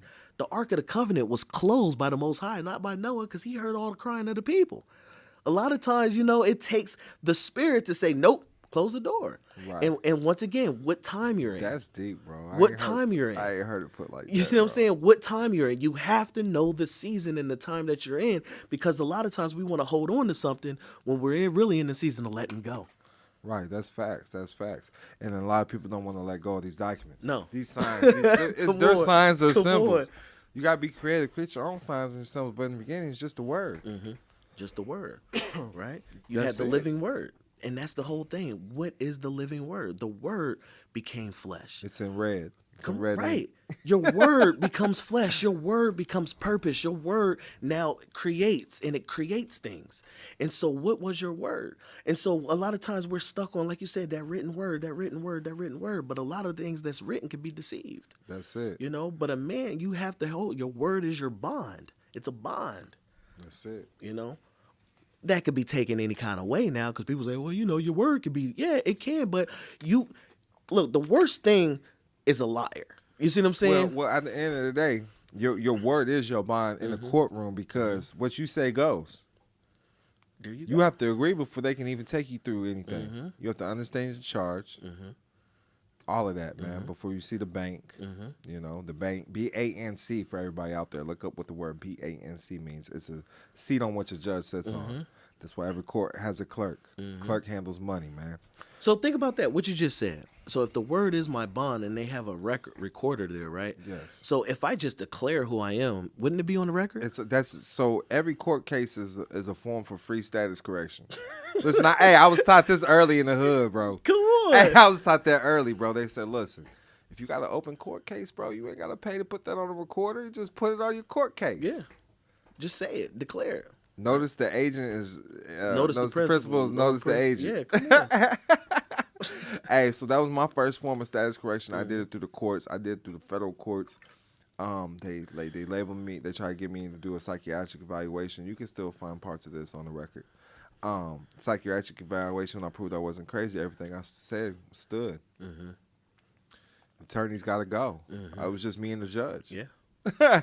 All those actors have to go, man. They got to go. They're hired, man. They have to go, man. They have to go, because they don't understand they fake anyway. Fake. It was just me and the judge, man. Spoken word, and I got a real judge. At first, I had to go through the magistrate, and because she was the one that said I was crazy because she couldn't understand what I was saying. That's what she was paid to do. But once I proved I was saying, I was able to see the real judge. Nice. And that's how it went down, man. Actually went through persecution. Yeah, I went through it, man. So that's why I'm not scared of no state court, none of that. I understand the game. Even with traffic courts, that's not a court of record. They don't even keep records. No. And they come and say it's a if circus. the judge doesn't show up, they'll find any attorney and put him up there. Right. I know somebody who actually went through that. Yeah. If attorney won't go, if the judge won't take your case, they'll find another attorney, like some rookie. Like, hey, get up there, boy. Go do your thing. Man. Right. But yeah, so like going in with your own law, and I'm not telling everybody to do this, because you gotta remain honorable. You gotta remain in honor at all costs. Okay, yeah. So just don't go over there. If you have an obligation to pay something, pay it. Like that's what I say, man. Like if I owe you some money, I'm gonna pay you. Right. You know, that's just us. Yeah. But you know, we had a situation. I missed some plane tickets and all of that, man. Private jets, all of that. So that was a big chunk. I needed that money back. So you know, I got the money back the next day off the unincorporated account. Most definitely. They gave me the money back. I just did a little quick dispute with the bank and got the money back within 24 hours. Nice. So I thought that was amazing, man. So implementing my own law. So I would so that made me think.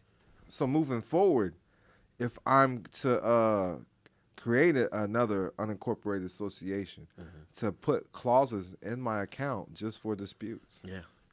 in my constitution for the unincorporated Once account. again, they're operating according to the standard you set. Yes. And so if you don't set any standard, you're going to go into default. That's the right. default is whatever they say They it say is. because they already got their own terms. They already know the game. They already know it. They already know the game. So Mm-hmm. since I created, they didn't know it came from a private account because it looks like it's in the public with a Truist bank card Right. or with MasterCard or whoever it may be. Right. So they were still accepting payment because it looked like I could operate in the public. You know?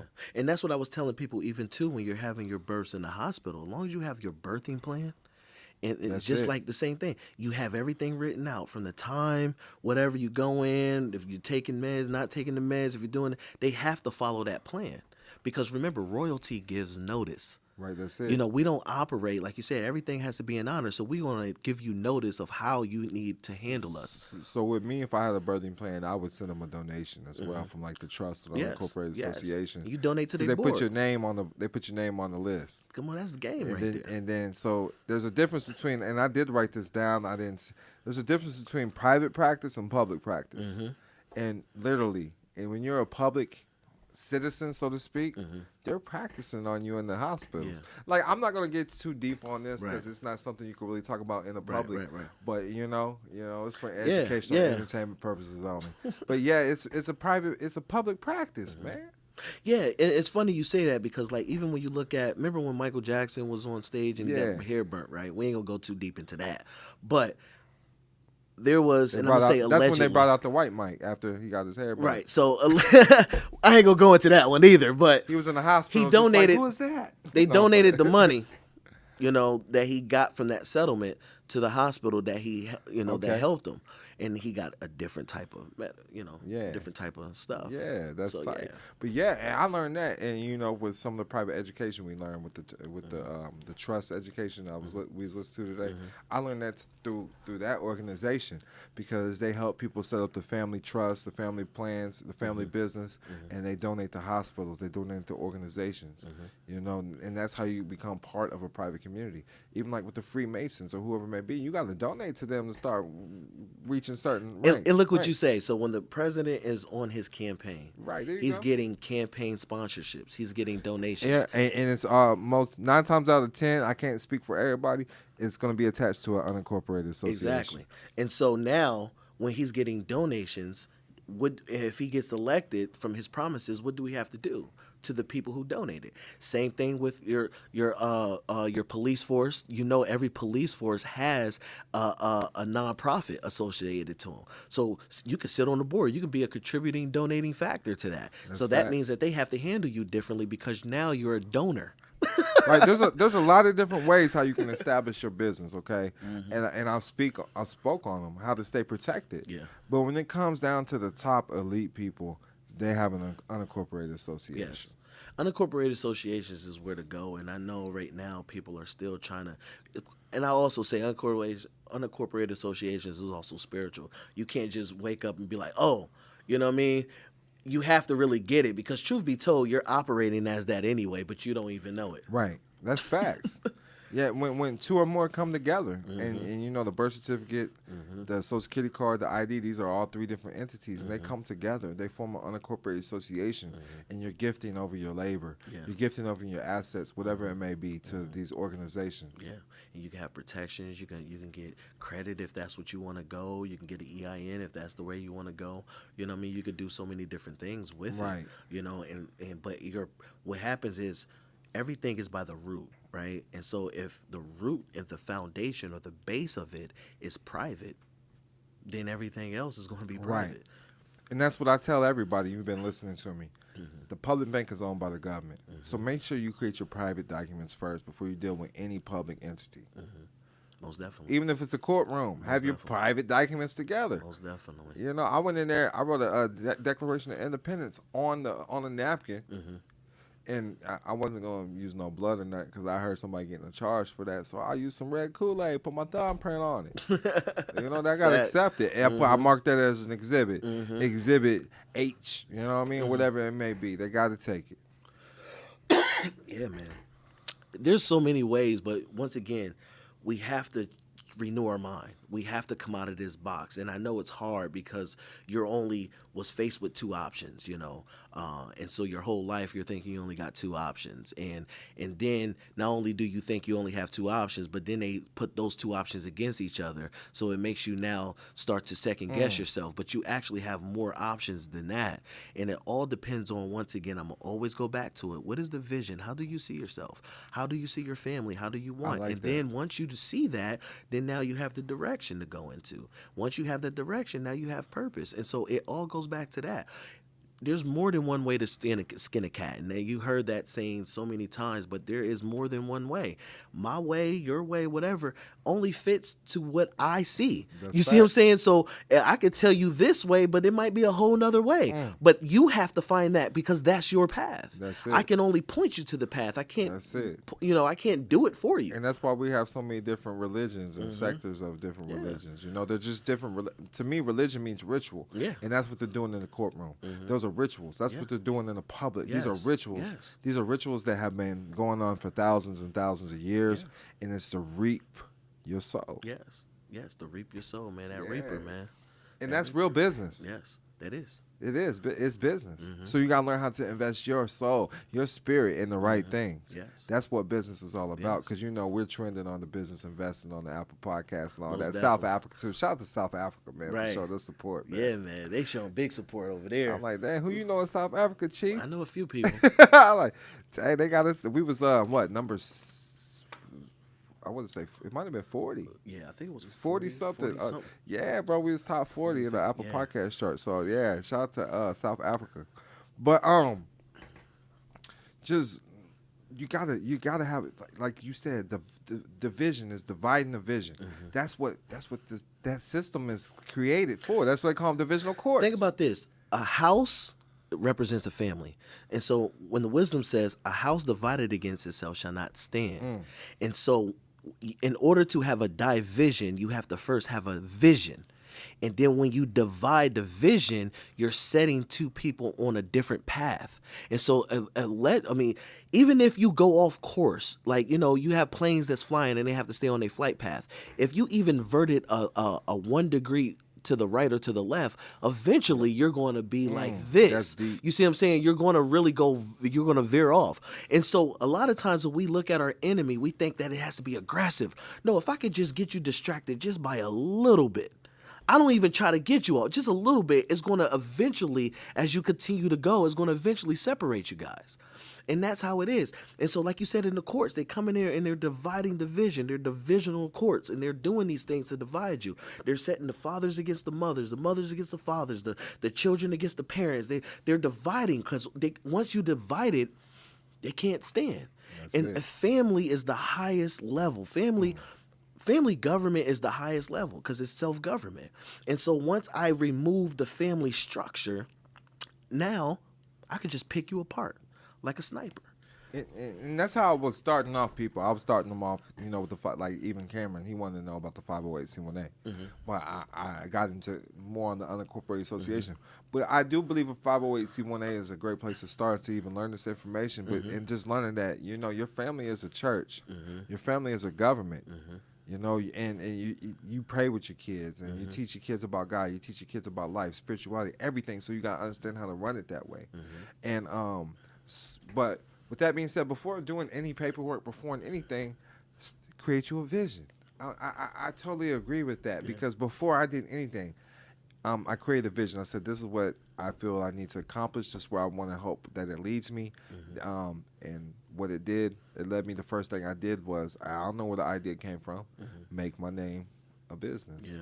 And learn how to separate that from anything in the public. But I automatically signed it to a record label. So I had the record label managing me. You know, if that makes sense. So instead of a church, instead of a holding company, because a holding company and a record label to me are very similar. They hold intellectual property. You know, but I just had the holding company or the record label just run everything. They represented everything. Yeah, and that's how you envisionalized it, because your creator, right? Your source is going to speak to you how you have to receive it. You see what I'm saying? And that's how you received it. And so now you can be able to explain it in that way, in a so way, that people can be yes, like, yes. oh, wow. You know what I mean? And so that's dope. And when we have to look at things is like this too. Once again, what is the vision? What do you see? A lot of times it's so much talking, there's so much, you have to remove yourself. That's why meditation is important, because meditation now calms yourself. It separates, it removes you That's from deep. everything. That's deep. So now you have the ability to hear and see. You see what I'm saying? Yeah, I was always taught that prayer is asking God for something, Yes. meditation is receiving the Yes. answers. Yes. I know anytime I've had true red flags in my life, I got those visions through meditation. I already knew they was going to occur. And a lot of people don't understand that, man. Let your thoughts flow. At first, if you're new to meditation, it's going to be chaotic at first. It's definitely gonna But get through it and just be mindful of it. Let But it flow. It's supposed to be chaotic. Once again, we have to understand, well, this is stupid. And in my mind, that's what it's there for, because it's trying to actually show you what's really going on in your mind. So if you're sitting there and you're meditating for the first time and your thoughts like, okay, is my phone there? Is this? That's actually how you are in real life. But you're now bringing That's notice deep. to it now, That's because deep. you're forcing yourself to stop. You know what I mean? And that's why I love the Sabbath day, right? For however you follow the Sabbath, or anybody follow the Sabbath, but on the seventh day, that's a time where it's just stop. Everything, it's not going to work. If it didn't work out, just stop, leave it there, and come back to it after. You see what I'm saying? Have that time to meditate, have that time to stop, have that time to interact, chill, do something else, and then it comes back to it. I know me, that works, because I'm so diligent, right? And if things ain't working right, I'm gonna just keep doing it until I fail. And then I get frustrated. And then sometimes I have to just stop, leave it down, come back in a Right. few minutes or a few hours, and I can relate to that. Yeah. I get frustrated. Y'all, you see me though. Yeah. You that see me get frustrated. Yeah. But I get frustrated with things I feel like things that are common sense. Like because I the stuff that me and you are on, we're on a higher level frequency, like a higher level thinking. So I don't expect anybody to just get that right away. But I'm not. I want to use an incident that came up, but I'm not gonna do it. You know, with me and you. But you know, it's just like, you know, if you, I'm gonna use your wife for example. Is that okay? Yeah, you yeah, know, yeah. did you, like when around a bunch of people, your wife is not eyeing other men, Right. hanging on other men. She's right there supporting you. You know, she speaks when necessary. Does that make sense? Makes sense. And I feel like that's common sense. You know, but we came across people that doesn't do that. You know, and But- all about your environment too. yeah. So, and having, you're right. You're absolutely correct. It is all about your environment. I like that you said that, man. So they might be in a different environment, you know. But even I don't know. I don't even know where I was going with that. But coming into even this information, I feel like when you sit down and think, it's common sense. Yeah. When you cut off the world, you have to cut off the world. Cut it off, man. You know, and no offense to any of our people out there, because I'm really picking on our people. You know, our grandmas, and I don't know, but your grandma or anything, our aunties and things like that. But they watch the news, bro. And then they bring that to my phone. Yeah. I'm not going to talk to you about it, No. because you know the gospel's the good news. But you talked about some people don't even read the New Testament. But you know, you are the good news. You are the good news. The news is there to bring you sadness. So if you're able to sit down, you'll get those common sense things. You'll get those visions in your mind. The reason why I think meditation is important, because I believe the world is the theater in your mind. Yeah. It It's is. what you like I showed Cameron last night. I said, go look, because what time was it when we went to eat? 9 o'clock. Yeah. I said, look outside. I said, what color is the sky? What they teach you in school? He said blue. I said, so look outside. Is the sky still blue at 9 p.m.? Yeah. Yeah, and once again, hey, the sun is 1 billion miles away. The moon. I just look up. You and can't it's see just- that far, bro. right? And it's just right there. And it's just, once again, we have to remove all the chaos, Right. And we just have to think, and we have to. We got eyes, we got ears, right? Use them. You know, listen, look up. You know what I mean? And just see like, hey, this stuff doesn't make sense. And it's there for a reason. But when we're just programs, right? We're just programs and being spoon fed. And and you're walking around, and you're doing all this. I think about Divergent for some reason, that movie Divergent, it was like everybody was, controlled. And then they found the divergence because they played this music, this song. And then everybody turned into robots and then they knew the divergence because they walking around like, hey, what's going on? But the divergence is the ones who you supposed to be. You don't go with the status quo. Deep, bro. You see what I'm saying? And so because we're questioning things, I don't like to be questioned, you know what I mean, as far as authority, but I like to have questions asked. It's different when you're questioning me versus you're asking a question. You see what I'm saying? But we need to ask questions. You see what I'm saying? I don't want them to ask me anything. No, I'm saying Nah, with man. yourself, because remember how Yeah, you said on the podcast, ask your higher power. Well, yeah, questions, because man. listen, and then I want to go back to the Bible again too, but it's different strokes for different folks. Whatever faith you believe in, they all kind of say the same thing. Yeah. Love conquers everything. Yes. But confess with your mouth that Jesus is Lord, believe in your heart that God raised from the dead, you'll be saved. Ask and you shall receive. Matthew 7:7. So when I learned to ask questions out loud, I learned that the answers will come. It might not be tomorrow. It might not be today. It might be a week from now, 2 weeks from now. God speaks in signs, symbols, and events. Yes. But He will give you your answer. But you have to be open to receive it. Right, and that's the thing, because our answer might not come by your mom or whoever, your wife or something, saying something to you. It might come by in a car or something. It might be playing a song, and you have to be open to receive. And so you a lot of times we like, well, God is, because things is not going to come your way the way you think it's going to come. So you have to be open to receive it in different ways. Why do I keep hearing this and why do I keep hearing that? Well, why is this? That's because that's God speaking to you, bro. Right. You trying to box him in. He's all right. You see what I'm saying? Energy is always flowing. It's always moving. Like right now, we can see this table. I could be banging on this table. But when you slow it down and you see the frames, you actually see the vibrations and you actually see the table being bended. But you can't see it in the way you see certain things. So it's all about perspective. And so sometimes you have to slow things down in your life, slow your mind, slow everything. Everything is a rhythm. Your heartbeat's a rhythm. Your mind's a rhythm. The woman's body is a rhythm. You are a rhythm. Everything is a rhythm. And you have to be on time with that. Music is a rhythm and you have time codes. Video is a rhythm. It has time codes. Everything is time. Everything works in its time. And so if you're not operating in that time or in that season, you're going to miss it. Well, I've had a few people tell me I ain't got no rhythm, but you're sadly mistaken. But no, like I was just teaching her the other day, man, letting her listen to Reverend Ike. You got the power. You have the power to think. You can think your way out of anything, even if you're incarcerated. Yes. You learn how to use the chaplain correctly and be born again. That's a status change. Yes. That can happen right in prison. That can happen right in the military. Wherever you're at in your life, man, you have to decide. And you'll start leading yourself to those things once you decide. Yeah. Trust the process. Trust the process, period. Every step of the way. It always gets better before it gets worse. How bad do you want it? Gold is tested by fire. You can't enjoy. You don't know how good joy feels unless you've been through pain. Come on. You don't know how good the light feels unless you've been through darkness. Yes. And you won't even know those things unless if you've been to the opposite side. You won't even know, because a lot of times we want happy. But that's not life. Right, that's life not is life a at heartbeat, all. right? It's up and down. And so you have to understand that whatever you pray for, the opposite is coming. Whatever you desire, the opposite is coming. It's a package. The yin and the yang. The yin and the yang, the male, female. It's all a package, right?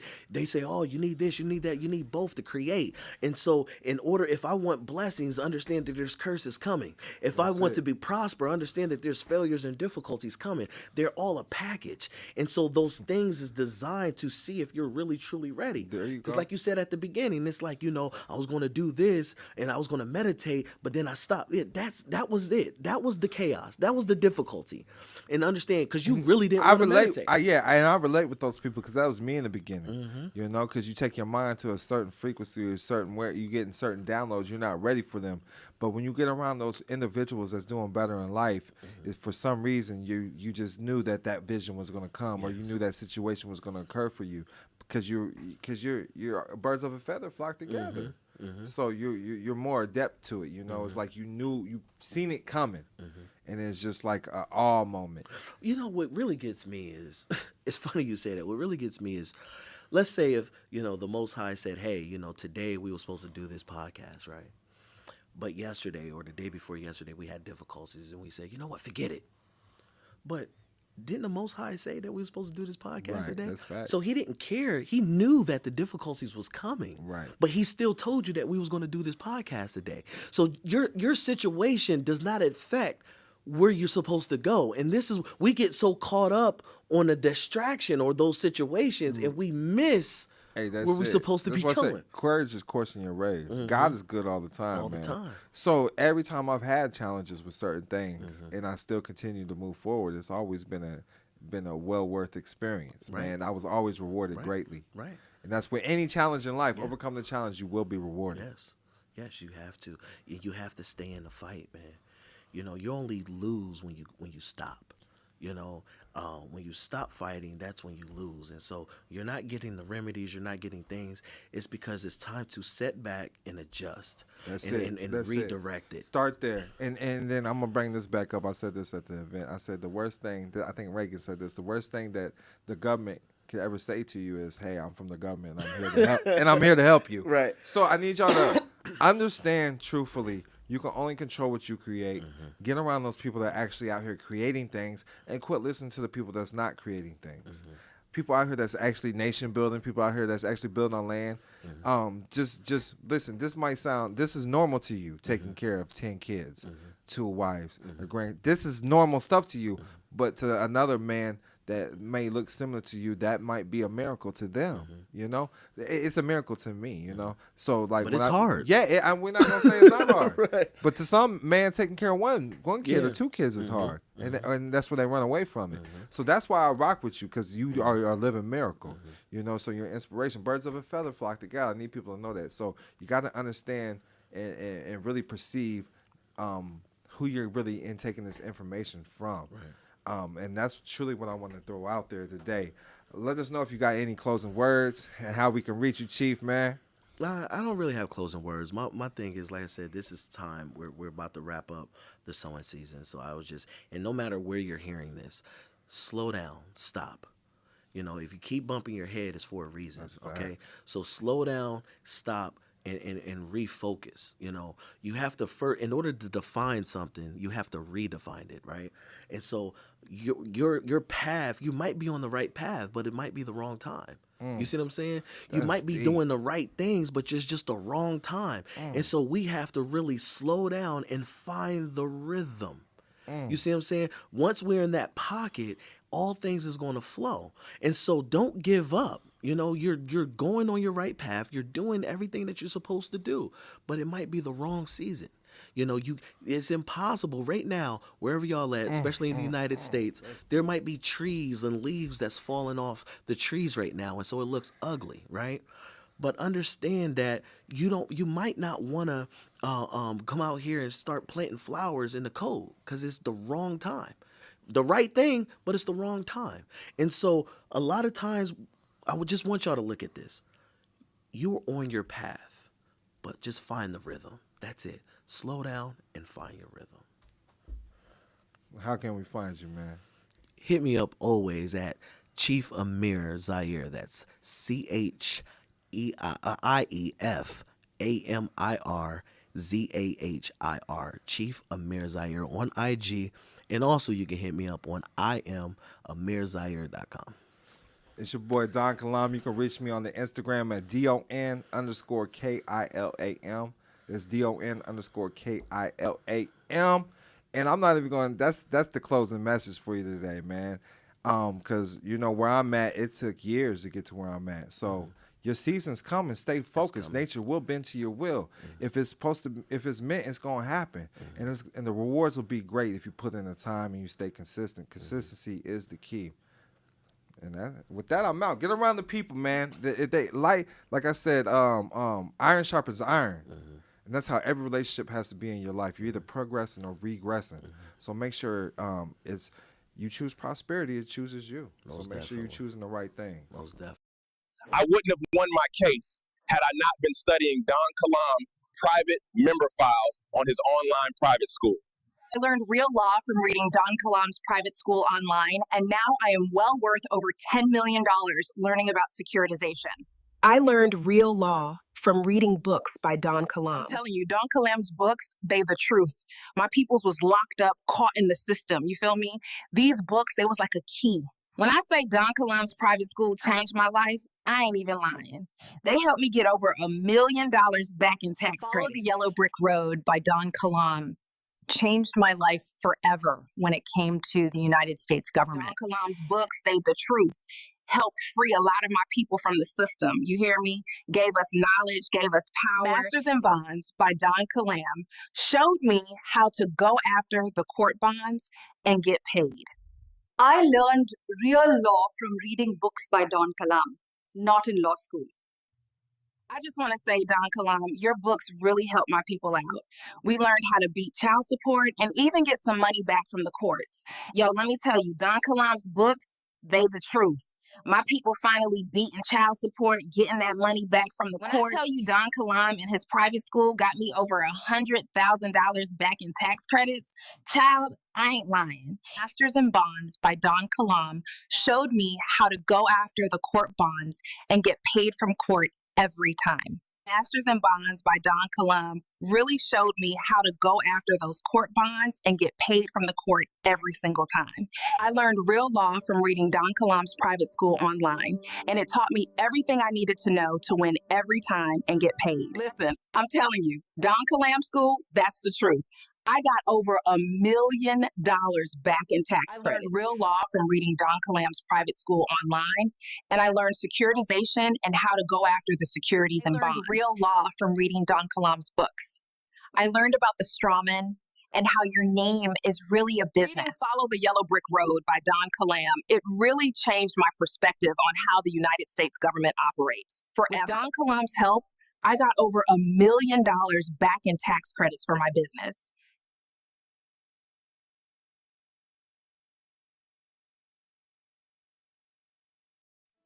Are you seeking unparalleled services that cater to your distinctive needs?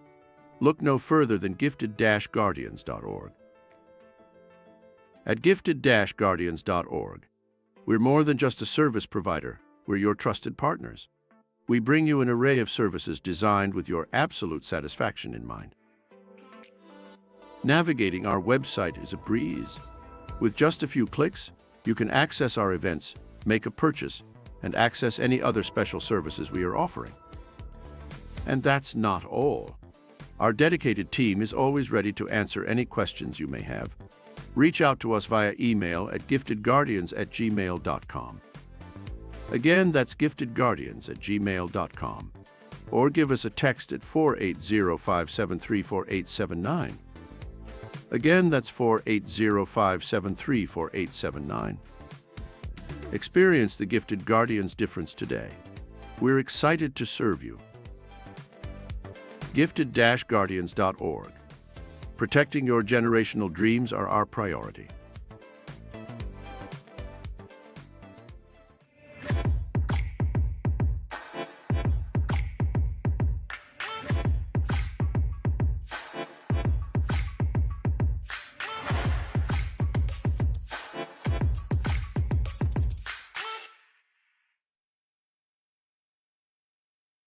Peace and love. It's your boy Don Kilam, and I'm in the building in Orlando, Florida, with Nolan Zander, all the way from Huntsville, Alabama. He flew in today, man. How are you feeling, Nolan? I'm feeling very well, and I appreciate you taking the time to give me the opportunity to come here. And I like Florida. I used to be here for a little while, but I had to go back to family. I know that's right, man.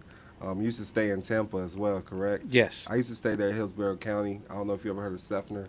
Yes. Out in the country. Literally, that's where I worked for a accounting firm. Was a bookkeeper. I was more in sales, but I was learning the game as well. Uh-huh. So yeah, that's what led me to this stuff, really, with being there. Okay. Yeah, I was out at U.S. Central Command headquarters in Tampa, yeah, doing some stuff. Yeah, you're part of the. We're gonna touch on a little bit about your background today as well, but we most definitely salute you. You are a military vet, the Navy to be exact, correct? Yes. All right. But to get started, let me know what led you to Don Kilam. What led me to Don Kilam is I was studying the secure party creditor stuff for quite some time, and there was a lot of people spitting a lot of different things about the same subjects. So I started doing my own research, and in so doing, sooner or later, everybody pops up, and I just block the ones that I already did see that I don't believe in, and then start looking for new stuff. That's what I do. I'm a researcher. Your name came up, started looking at your stuff, looked a few years back, right? Picking out videos here and there and seeing what you have to say. And then it led me to the video where you had stacks of cash in front of you, and it just made sense to start the business and work with the system instead of giving the middle finger to the system and trying to fight against something that is bigger than you. When you're going up against tanks and cruise missiles and warships, you don't pull out your pistol and start going, I am going to destroy you, when they're looking at you like you're crazy, right? You don't have the armaments to take on such a large body who's there to actually help you, and you just don't know it. It means a lot that you study my works, because you was an intelligence officer, correct, from the military? Yes. So that means a lot right there, enough said. But I remember meeting you in Atlanta. It was a 2-day event. That was a 2-day event? Yes, that was a 2-day. Atlanta, right? I left Orlando, barely made it because I was in a hurricane. It was a hurricane last year. I remember it, man. And that's also where you linked up with Jason Maeve as well. Yes. And you assisted him as well. I did. And now the student surpasses the master. And that's the way it should be. I know that's right. It should be. But you also have to give credit to the master. But you are the last missing piece that we haven't showed on the podcast so far. That is the original 4 of the Gifted Guardians. That's me, Jason, Chief Amir, and then Nolan Zander. So I feel glad to have you in the building. I think, yeah. What I want to touch on today is, let's talk about that document. Okay. The document, you brought that. It seemed to intrigue everybody at the Atlanta event last year. Yes. All right. And, it's a form of a status correction. You tell me what it's called, man. Well, it's my international notice, and it's several documents put together that can be used individually or together, and they're recorded together. And it cost me about $150 to record it. It's 39 pages of on-the-record stuff. So when you record something onto the record in the county office, it basically stands as law. So I have the international notice for your own declaration that you are going to declare your status correction, right? Then I have the secondary document would be the genetic code copyright, as everybody's concerned about making sure nothing gets injected into their body, any other medications or anything like that. It's a genetic code copyright. When somebody steals your DNA, that's your property, right? And that's what the genetic code copyright is about. It goes through several different things. Some of it gets into the esoterics with frequencies and frequency management and things like that, radiation and how that messes with your frequency, right? Then we go into what I call is the truth in commerce. The truth in commerce portion is a bunch of federal laws that are on the books that show different things. The United States is a corporation. There has been no judges in the United States for many years, and Congress has to approve the judges, and they haven't been doing that. Some of them even show that they haven't, the judge's oath has not been notarized. So who are these guys? Because if you're making a bold statement like that, you got to let them know who they are. Well, I would say administrators. The judges are administrators that administer the codes and statutes for the governmental structure, either state or federal, right? And then we also have the fee schedule, which is quite important because I spent a couple of nights in the jail. I won't say that I was in the prison system, but I was able to get out rather quickly with this paperwork, right, to establish that once it hits the judge's desk, they don't want you in there for very long, right? The fee schedule establishes certain things such as, it's going to cost you money if you put handcuffs on me. It's going to cost you money if you irradiate me, or if you take my property away from me, or if you take me out of commerce so I can no longer do business. You've kidnapped me and you put me in a specific spot. I cannot operate in commerce. You took away my property, my transportation, those types of things, right? And then we'll move on to all accounts are paid with HGR 192 and a subsequent 73-10 U.S. Code.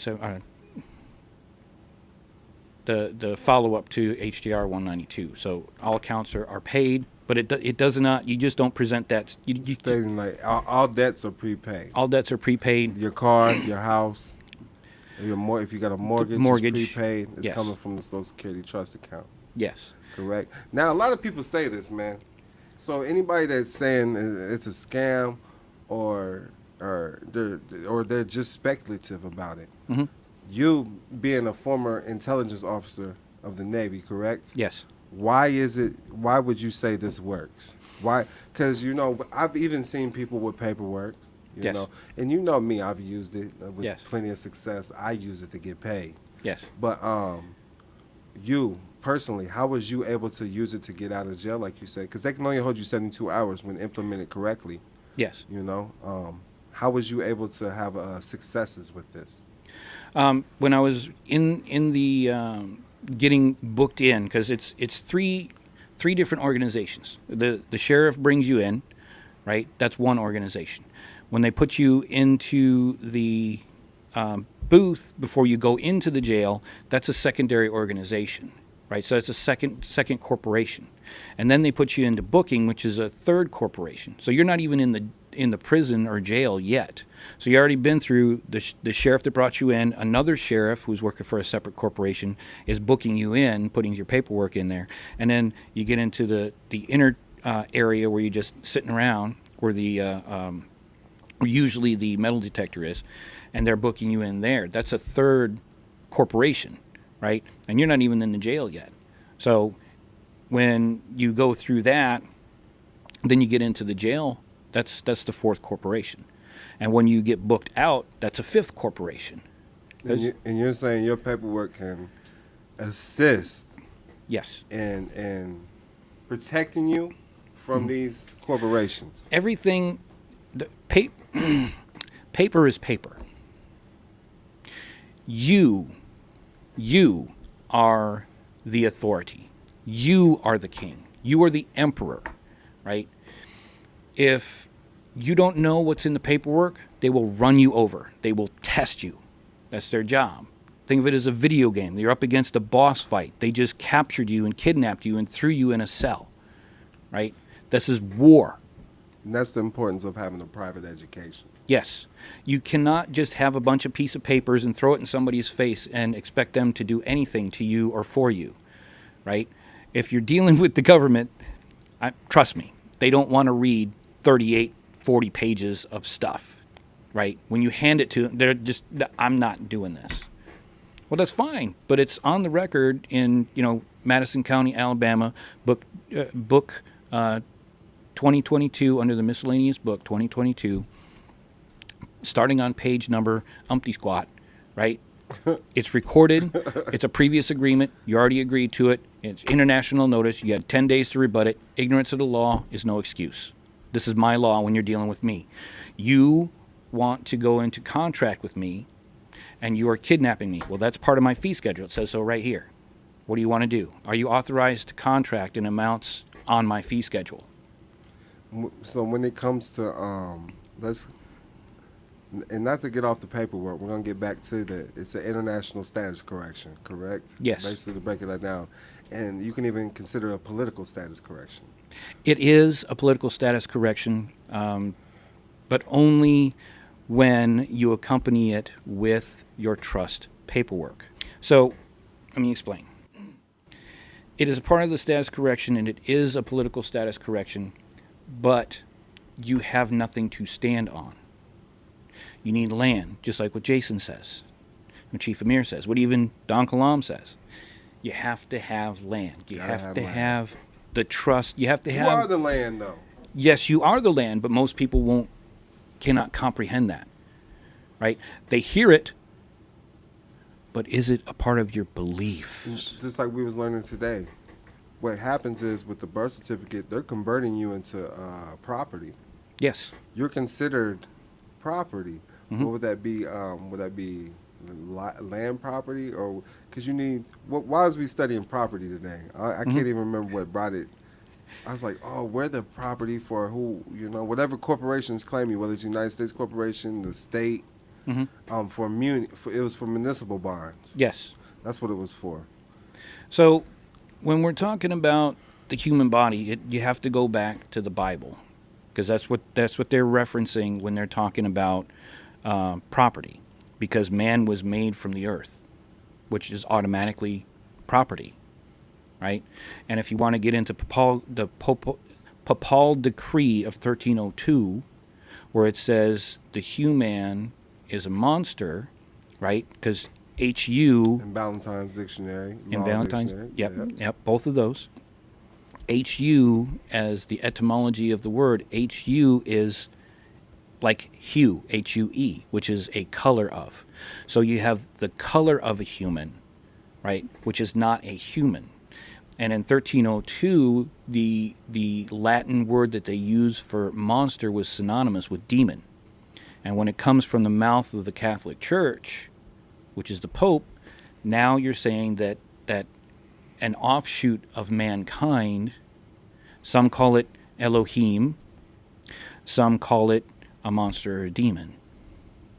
So now it's not a part of man, therefore you're automatically a slave. We're not going to kill you because God is righteous and God is forgiving. But we are going to take you as a slave until you can somehow redeem yourself. That sounds a little satanic to me. Hey, but speaking of that, even with like the attorneys, the bars, what's it stand for? British Accredited Registry? British Accredited Registry. It's a fraternity. It There's no is. such thing as a license to practice law. That's correct. So this is just all a game. This is why they call it court. Yes. And the playing field is never level. No. Why would it be level? So with that being said, they're not lawful judges, they're fiduciaries. Yes. This is why when you go to jail, they say trustee. Yes. They call the inmate a trustee. Yep. Your state's property. Yes. That's why they issue a number, right? They got to change it up a little bit. Which is another account. It's another account. Yes, it is. Coming off the full faith and credit. Yep. And you have to be state property so they can get bonds on you. Yes. In the court system, the bonds, 24, standard form 24. Yep. Standard form 25. There's a bunch of different GSA bonds. Yes. And I learned that first from Gene Keaton. Okay. Yeah. I don't know if you're familiar with his work. I am familiar with his, but I learned it from Pastor Tony King. Okay, I've heard of him. And then Patrick Devine, he talks about it. He does talk about that quite extensively, yeah. Yeah, so.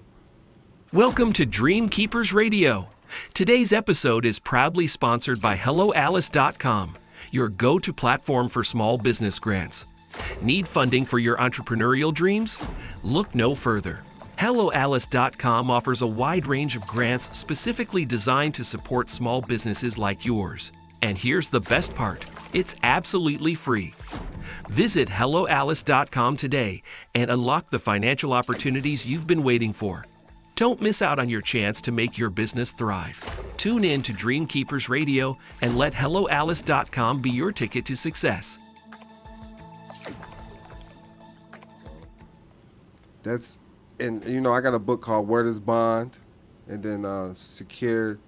I don't know, I got so many books, but Where Does Bond breaks that down and talks about the GSA bonds. Yes.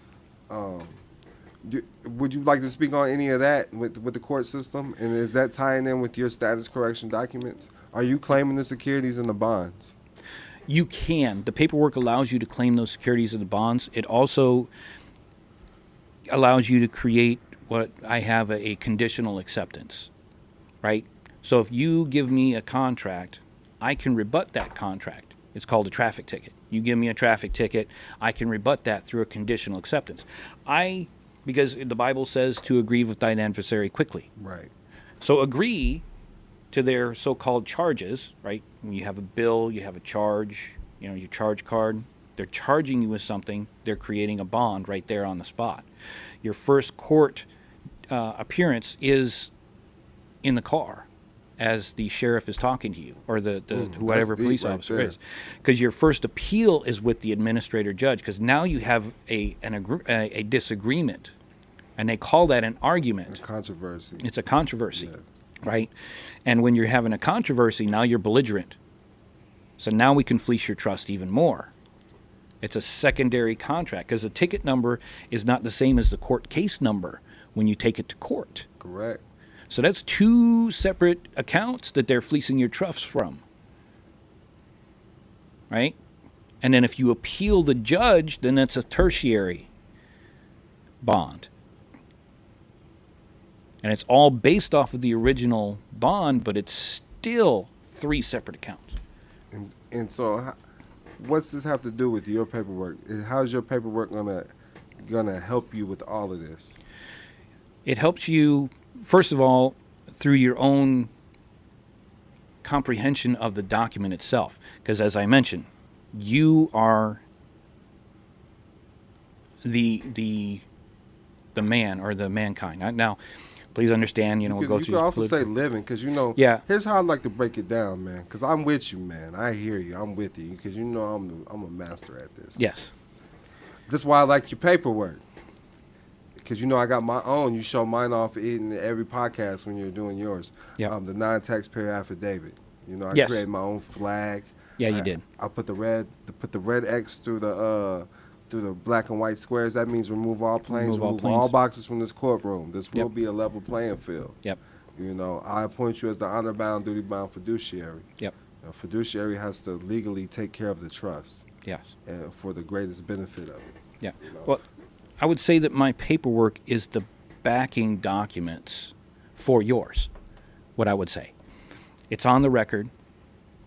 When you go into court, then that's when your paperwork would come into play as well, right? And that would help out immensely. And that's what really impressed me a lot, is I already had the paperwork, right, before I met you. But your document was fantastically and masterfully crafted to supplement mine. I don't know how that worked out, but we just got it put together. So my backing documents shows that the administrator is an administrator. It shows that the attorney is a representative of the state. But don't you have the right to confront your accuser, which is the state of whatever? Right. So how is it that a corporation is going to show up and say, I accuse Xander of this? They can't.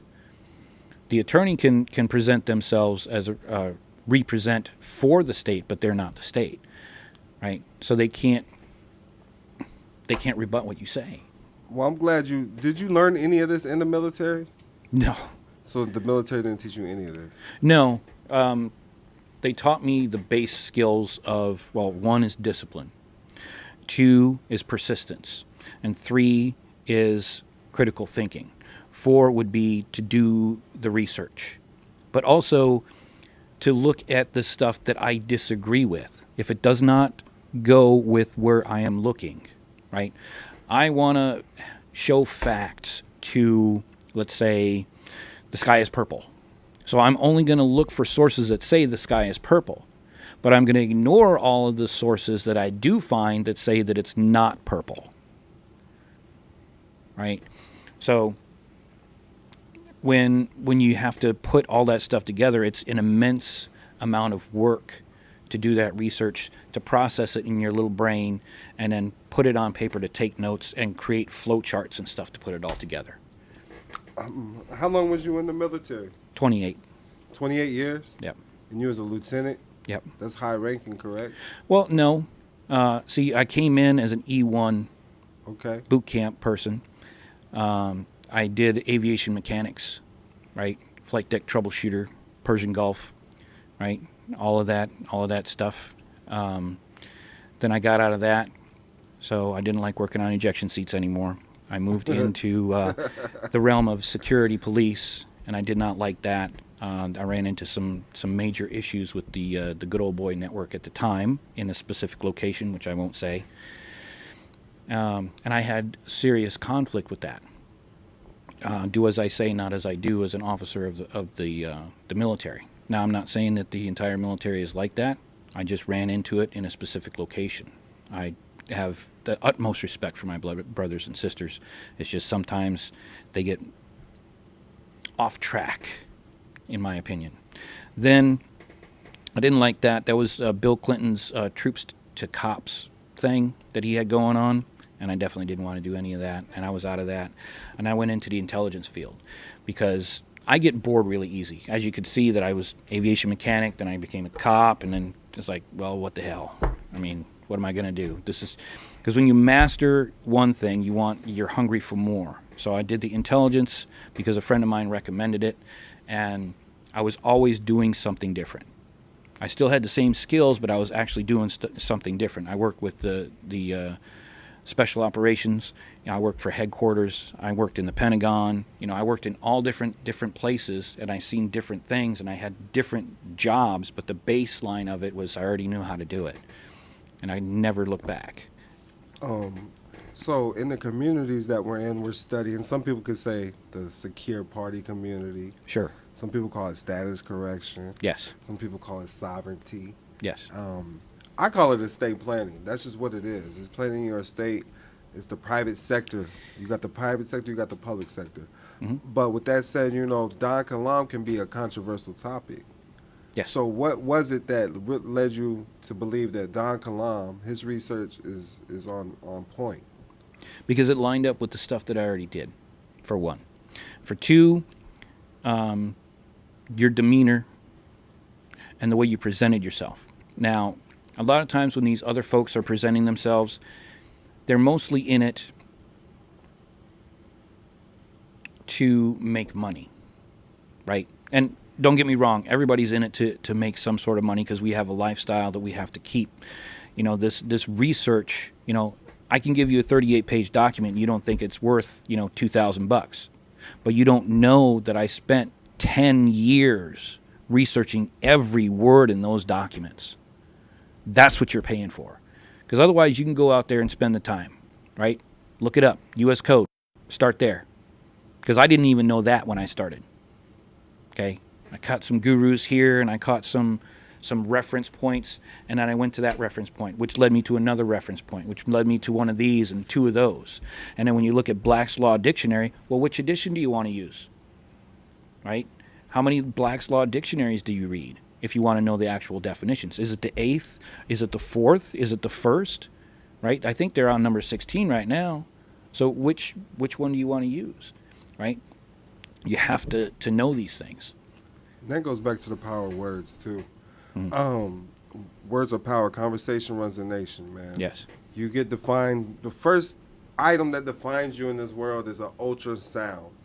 So that just shows you how important words and sounds are. Yes. If somebody says your name, and it moves your whole soul and your whole essence. Yes. So spelling and spell casting.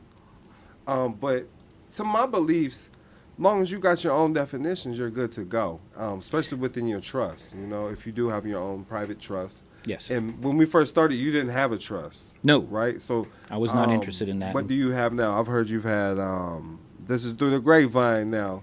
You've got your trust established. You've got 498 numbers and counts like that. Tell us about it and which one you think, what was the importance of establishing them? It's a part of, the journey, but it's taken away what they're, in the community, they're calling the straw man, okay? It's you stepping away from your current persona of being what you are in the public school system, of being where you are in the public side. Because you're playing the game. You have these things called dollars in your pocket. You got credit cards in your pocket with your name on them. You're operating through the banks. You're playing the game. You agreed to play the game. And as a matter of fact, what a lot of people are talking about, they just want money. They want that lottery ticket. Right. Right? And that more money, more problems, for one. For two, when somebody does win the lottery, you're talking 5 years later, they're more broke than what they were before they won the lottery. They don't know how to manage their money. If you want to be a millionaire, where are you at? How far along that journey are you? You don't know. Right. It seems to me with the American people that they got that they want something for nothing mentality, and you can't have that mentality when you're coming into this type of information. Yeah. What you need to learn when you're investing something, you need to have a rate of return. And a lot of people are just buying packages starting off, just these secure party creditor packages. Yes. You get a bunch of files, case law, templates. They don't know what to do. No direction because their guru don't know what to do with no direction. Right. They're not implementing this life. They're not sitting down in these private wealth groups, learning how to invest your assets, learning how to really create wealth, you know. And all you got to do is show up. You don't get these ideas from people, man. Like real people doing real things. Look at their life, and that's how far they can take you. Yes. If you're the smartest person in the room, you're in the wrong fucking room. Okay? If you're not learning from the people, you don't need to be there. Okay? Most people that talk a bunch of smack, right? I used to do it too. Friday night, we go to the bar, we drink away our paycheck, we sit around, have a pity party about, whose life sucks more. Right? That's not going to get you out of the cesspool of crap that you're sitting yourself in.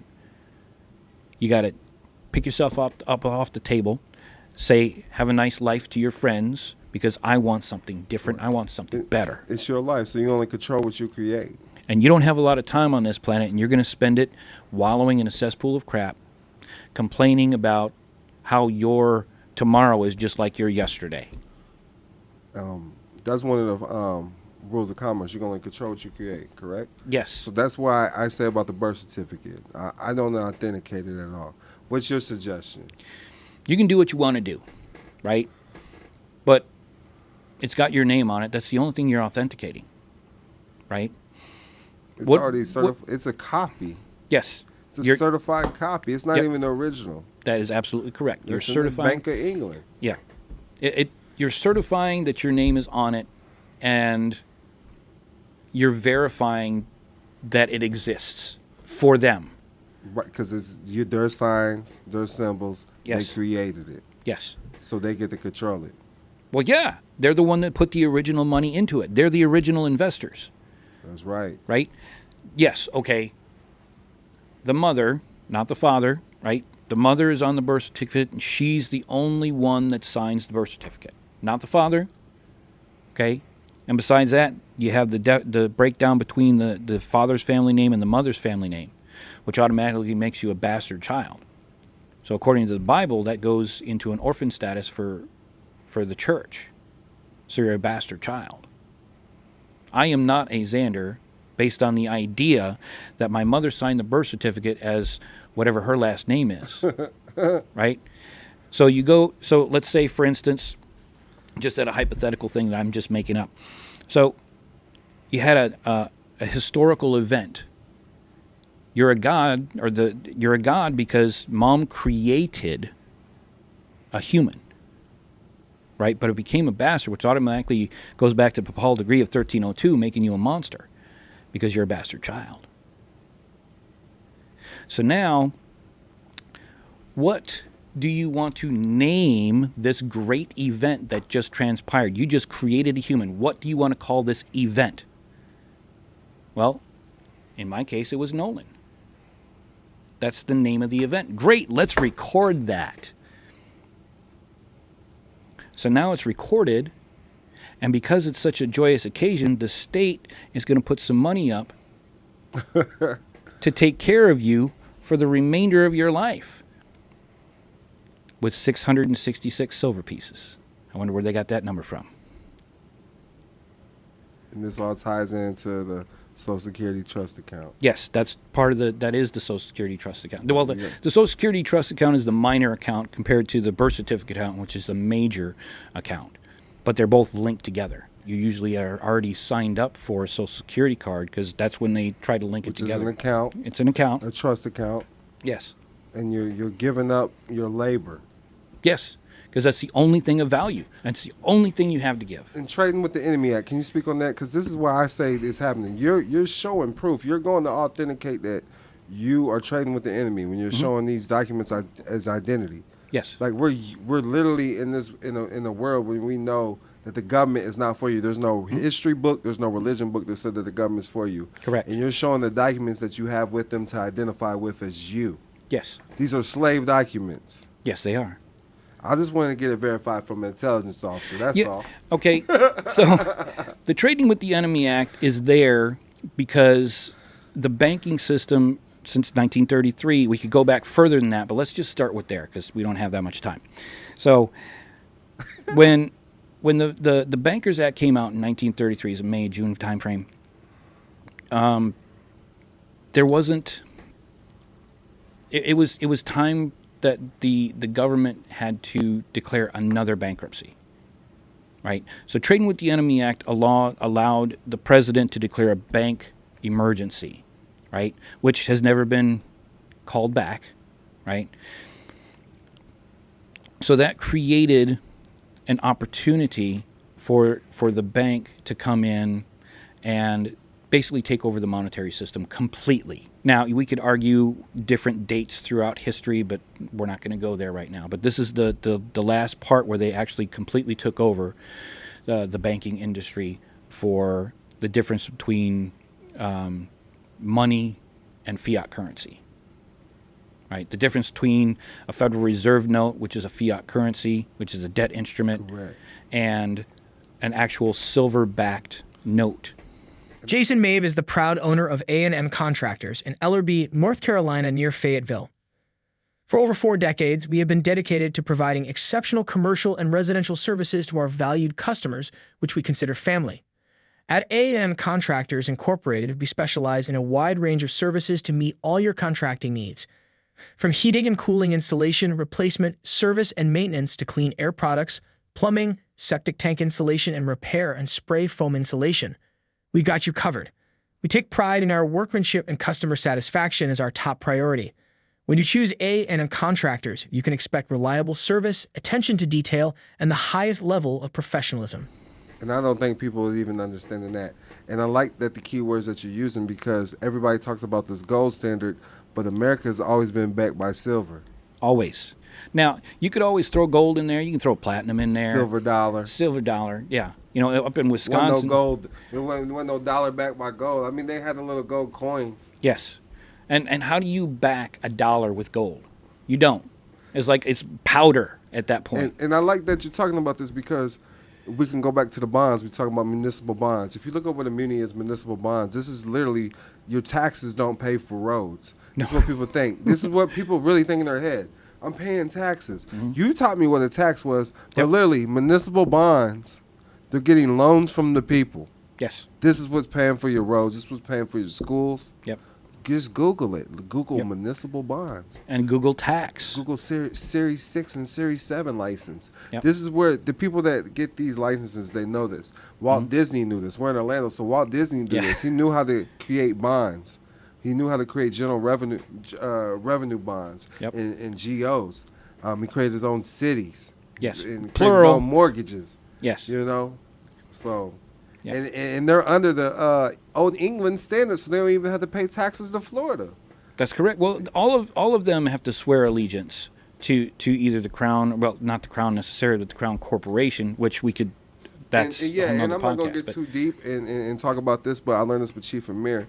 Like, this is literally what you want to get is called a Crown land patent. And you looked it up too. It's something that's real. You want to get a Crown land patent. Yep. It's a land patent from the Crown. Yes, but it's not just that you go down and fill out some paperwork and you got it like that, right? There's certain criteria that you have to meet. You have to make a road. You have to build something on the land. You can't just, I got land. And then we can go back to even like when you claiming royalty, because people say they're sovereign, they're royalty and stuff. Sure. But you got to learn how to prove this. If you're claiming birth certificates and IDs and social security cards, you're not royalty. You just gave up that. You just gave up that heritage. You gave up that lineage. Yes. Now you're a dependent descendant of a taxpayer. Yes. Well, a king acts as such. Period. How would a king act? How would a king speak? How would an emperor speak? I mean, how far do you want to go, right? I don't like using the word queen because I don't like that definition. Head whore. Yeah. I like the word. I love my queen. Shout out to all the queens. But as a secondary term for that, why can we not have a king that is a female? We associate those terms, but the actual definition of king does not say anything about gender, right? And you should always be as king. As king, I got that. I like that. Right? It's 2 words, not 1. So when you go in, especially if you're going into court, how do you command people to do things? Just like what Jesus did. And that's what we were talking about today. Status, standing. And identity. Status, standing, and identity. First status, status is you could be a Mr. or a Mrs., which are slave titles. Yes. King is a status. Yes. It's a monarch status. Yep. You know, but Mr. and Mrs. is a lower class status. Yep. And then standing, it's going to show you what you have rights for once they have your status. Mm-hmm. And then once they know what your rights are, that's how they identify you. Yes. You know, so if you're black, white, that's a form of a status. Absolutely. If you cling on to something, right? Let's say Jeremiah 1:5. Before I knew thee, before you were formed in thy mother's belly, I knew thee. So who are you? Before you were named, before you came out of your mother's womb, God knew you. So who are you? What are you? You can't tell me that you're this name that you keep answering to. That is a corporation that they created for your benefit. And as long as you agree that you are that name, you're in their jurisdictions. November 11th, Veterans Day, Atlanta, Georgia. We're going to have you there in Atlanta. Tell us what are we to expect from you in Atlanta? It's going to be dependent on the situation, really. People are buying to have lunch with us, brunch with us, man. Yeah. We're sold out. You know? Well, we can set up appointments for phone consultations. We can set up appointments to do some paperwork. We can set up to go back and forth because the paperwork is going to require an autograph or a signature, whatever you want to call it, for the paperwork. Can I file the paperwork for you? Certainly, but it's not going to be a 10-minute thing, right? It's going to take months to do this paperwork properly with your name on it, and you have to tell me you know what these terms mean, right? It's the difference between status and standing. The paperwork is about status. Can you stand on the document?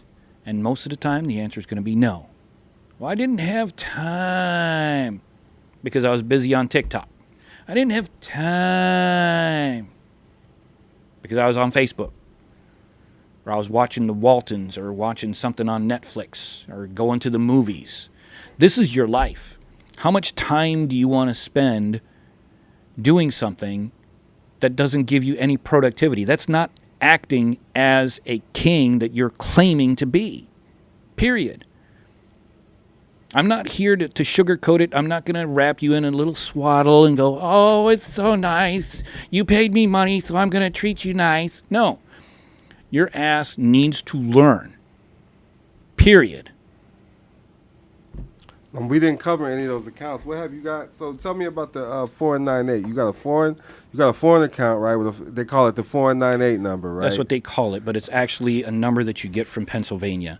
It covers a certain status of.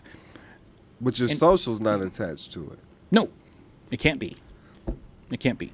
The 498 number basically shows the IRS, which is your accountants, the Treasury, that you're outside of their jurisdiction and you will report taxes. There's no such, tax evasion is still bad. You're reporting your income. You're reporting what you're making or not making, but you're still reporting it. Why? Because they're your freaking accountants, dumbass. They need to know where the money is and where it went, right? You have your estate EIN, which you can use after a different fashion. That is your estate, right? Your decedent estate, or part with your will, if you will. It's related to your will, but it's actually your estate, which gives it a different status. That way, when you go into somebody dies and they give a last will and testament, you take it into the court and they chop it up left, right, and center and give you a penny of a $20 million estate because they have court fees and they have this and they have that and then they have the other thing, and then Bob came in, so he gets some too. And Shirley, she looks pretty, so she's going to get some. Happens to right? the stars all the time. Exactly, right? And that's what the trust documents are for. It's different from the EIN, but you have to have the documents to back up what you're going to get, because they already said in the World Economic Forum is own nothing and you'll be happy, right? That's it. Own nothing, control everything. Control everything and you will be happy. So you can help establish people, help them and assist in protecting their assets as well. Yes. In a different demeanor. Yes. Because I know you're not familiar as we are with the unincorporated association. Correct. 'Cause I've been just bringing up, my close friends, letting them know, the people that's close to me in this community. Well, I would say it's actually a transition for those people that are. Oh yes. That are. Well, it's a transition for everything because there's steps to it. Yeah. I teach people about the sole prop first, then turning the name into an LLC. And then we go to the trust, the 508c1a, and then if you want to operate in the public, you do a regular nonprofit 501c3. And then, boom, the unincorporated association. The unincorporated association is a private ministry trust. They can operate in the public. Yes. The governing laws is whatever you create, which is your government. You can create your own government. Yep.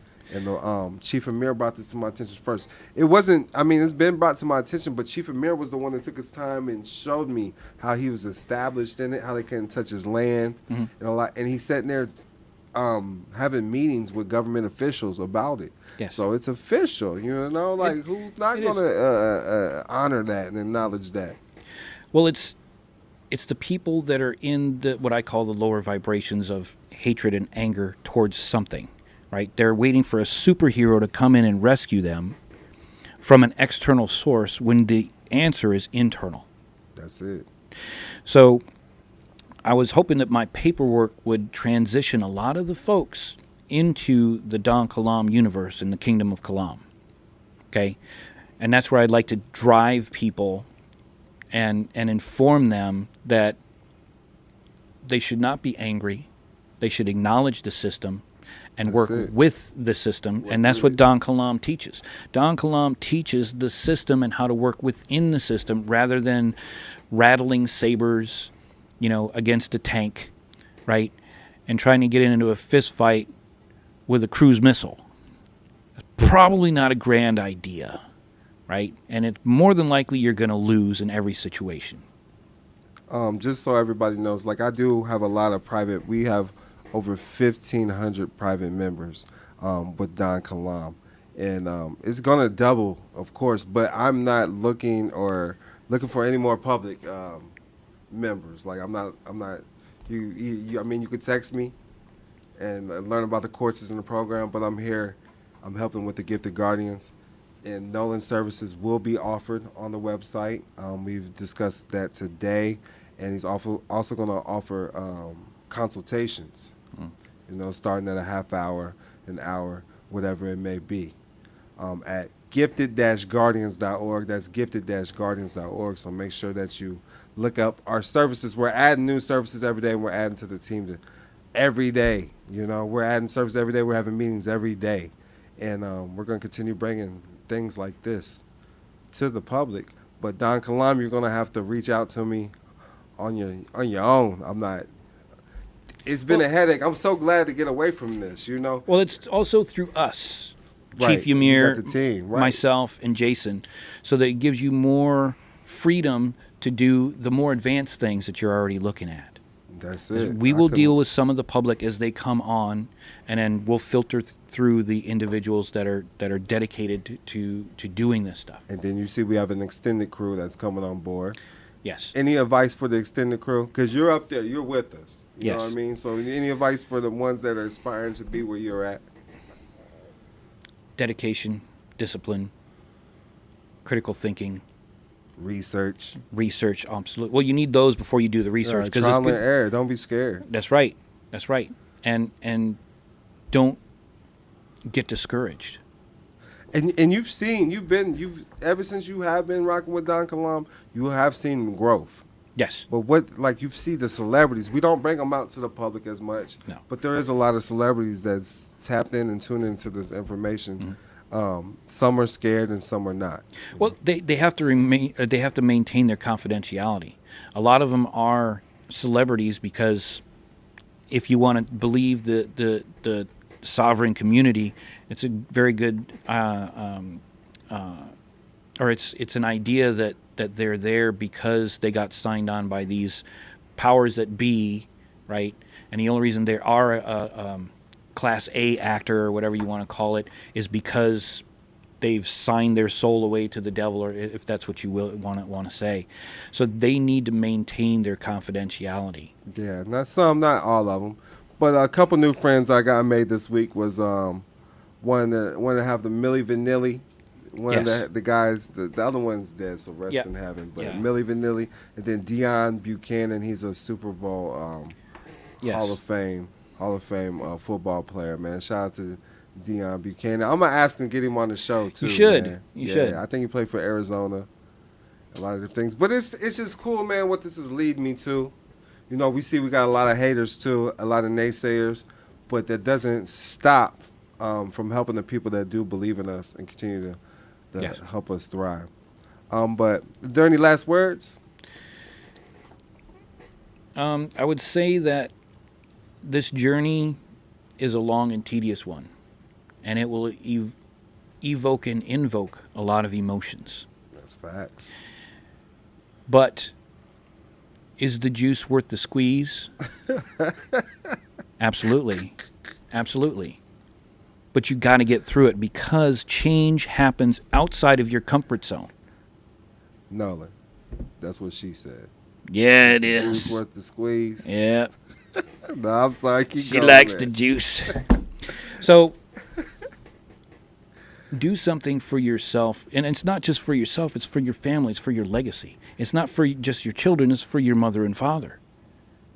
That's it. It's for everybody in your lineage because you are a probability. You know how many people had to come together and survive just for me to be here? That's facts. And a fact cannot enter a courtroom. Only assumptions and presumptions. That is correct. That is correct. And I am going to upgrade my paperwork. I'm going to put a copyright on the bottom of the paperwork so that the definitions that are in the document cannot be changed. Because if you get the paperwork, you hand it to the judge, you go, well, this word means this because it's not copyrighted. Okay. Yes, that's it. But you know, let your yeses be yeses and your noes be noes. That's what's in the Bible. Yep. And it's a dangerous document. It's 38 pages. The more you talk, the more chances you have of getting that thrown out of court. Right? The shorter and more concise your answer is always not as rebuttable. And as simple as that. Affidavit has to be rebuted. It has to be. Point by point. Yes. So if your name is there and you say, this is my name, they have to rebuke that. That's it. Right? So if they can't rebuke that, they can't necessarily rebuke the other ones. Now, they can ask you because it's a conditional acceptance if it's under that category. But also, it has to be through the United States mail, so you're using the postal rule, right? It has to be registered, and or it could be certified, but in most cases, it has to be autographed. under full, unlimited liability. When you learn your name's the business, you learn how to get your name out these publications. That's right. These public publications. Public. In the private, what they do in the private is what they do in the private. Yep. But in the public, you have a right to control this when you learn how to control your name. That's right. With that, I'm out, man. That's it. You good? I We am got very Nolan, man. Nolan Xander. Shout out, man. Go to gifted-guardians.org. How can we find you, Nolan? On giftedguardians.org, you can get me there.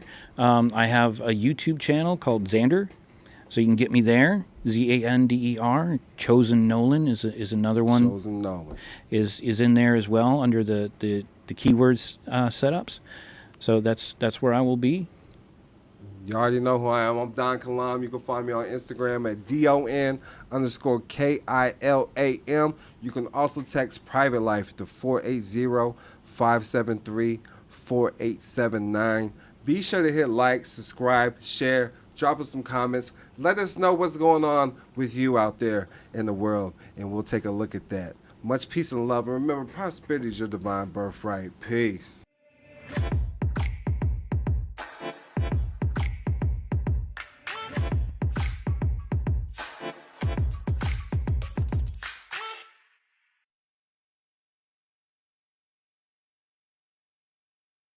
Are you ready to unlock the secrets of commerce and build an empire that lasts for generations? Look no further. Introducing $1 Million Worth of Game by Don Kilam, your official guide to the private and public side of commerce. In this groundbreaking book, Don Kilam reveals the strategies and insider knowledge you need to create and protect your wealth. Learn how to navigate the intricate world of commerce, master the art of building an empire, and secure a lasting legacy for your family. Get your hands on $1 Million Worth of Game today and embark on a transformative journey toward financial abundance. Don't miss out on the opportunity to build your empire and secure a prosperous future for generations to come. Get ready to conquer the world of commerce. $1 Million Worth of Game by Don Kilam, your ultimate guide to building an empire and leaving a legacy. $1 Million Worth of Game by Don Kilam. Available now. Get your copy and start your journey to generational wealth.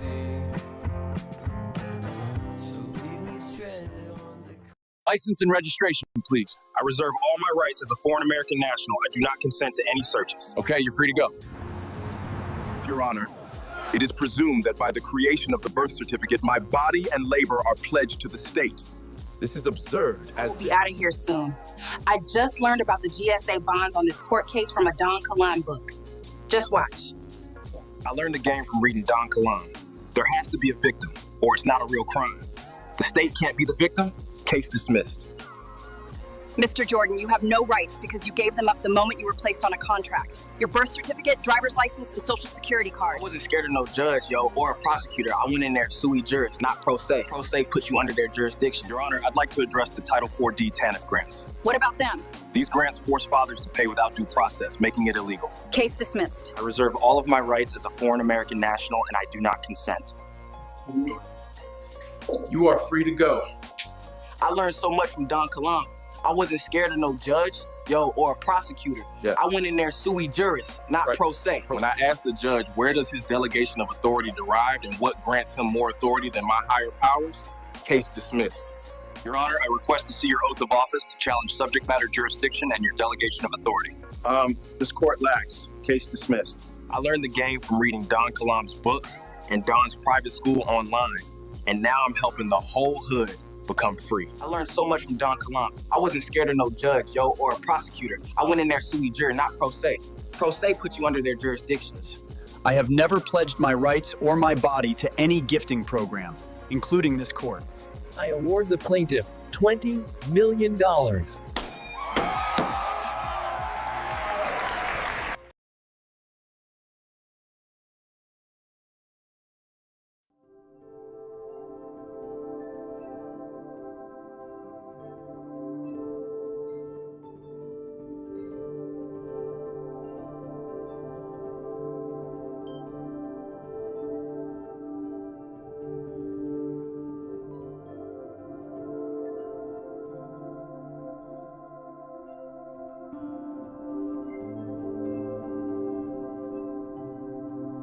If I only had a brain. Imagine.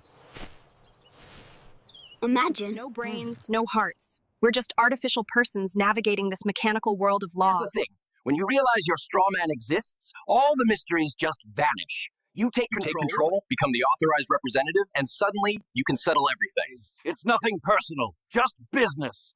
And remember, both the Scarecrow and I, no brains, no heart. You see, Dorothy, I'm the king of beasts, but I lack the courage to roar. Just like the American folk. I'm the Tin Man. T-I-N Man. Taxpayer identification number. Just a hollow vessel. When you realize your straw man exists, all the mysteries just vanish. You take control, become the authorized representative.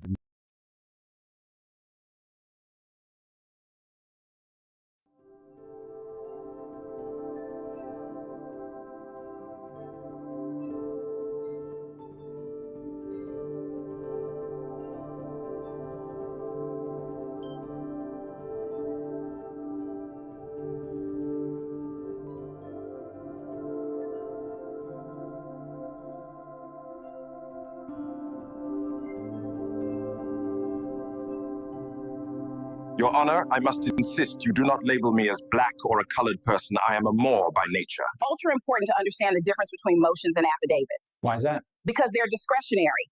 An affidavit cannot be lawfully denied. So a corporation is considered a corporate person, right? Exactly. But we are natural persons. Right. And that means we have rights preserved in the Constitution. Listen, nationality is crucial. Black is just a color that gives up your birthrights. Message. See? Know your identity. Don't settle for just a label. Exactly. Your nationality matters.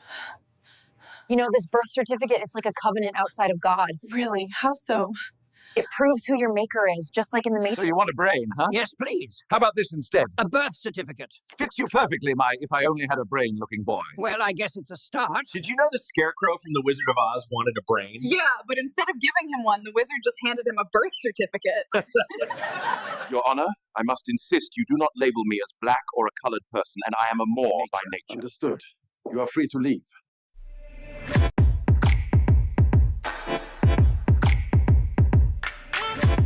5, 4, 3. Peace and love. It's your boy Don Kilam in the building. Dream Keepers Radio, the podcast by the Gifted Guardians. I'm live from Orlando, and I have in the building with me Chief Amir and Minister Jason May. Hey, what's going on? How y'all feeling, man? I'm feeling great. How you, man? It's great to have y'all back down here in Atlanta together, man. We doing good, man. Jason's my man. Y'all just met for the first time, man. How was that? It was good. Long time coming. Long time coming. Y'all went straight to business, too. As soon as you arrived, Chief. Right. I ain't put my bags down good Didn't enough. even put your bags down, man. Straight to business. Bags.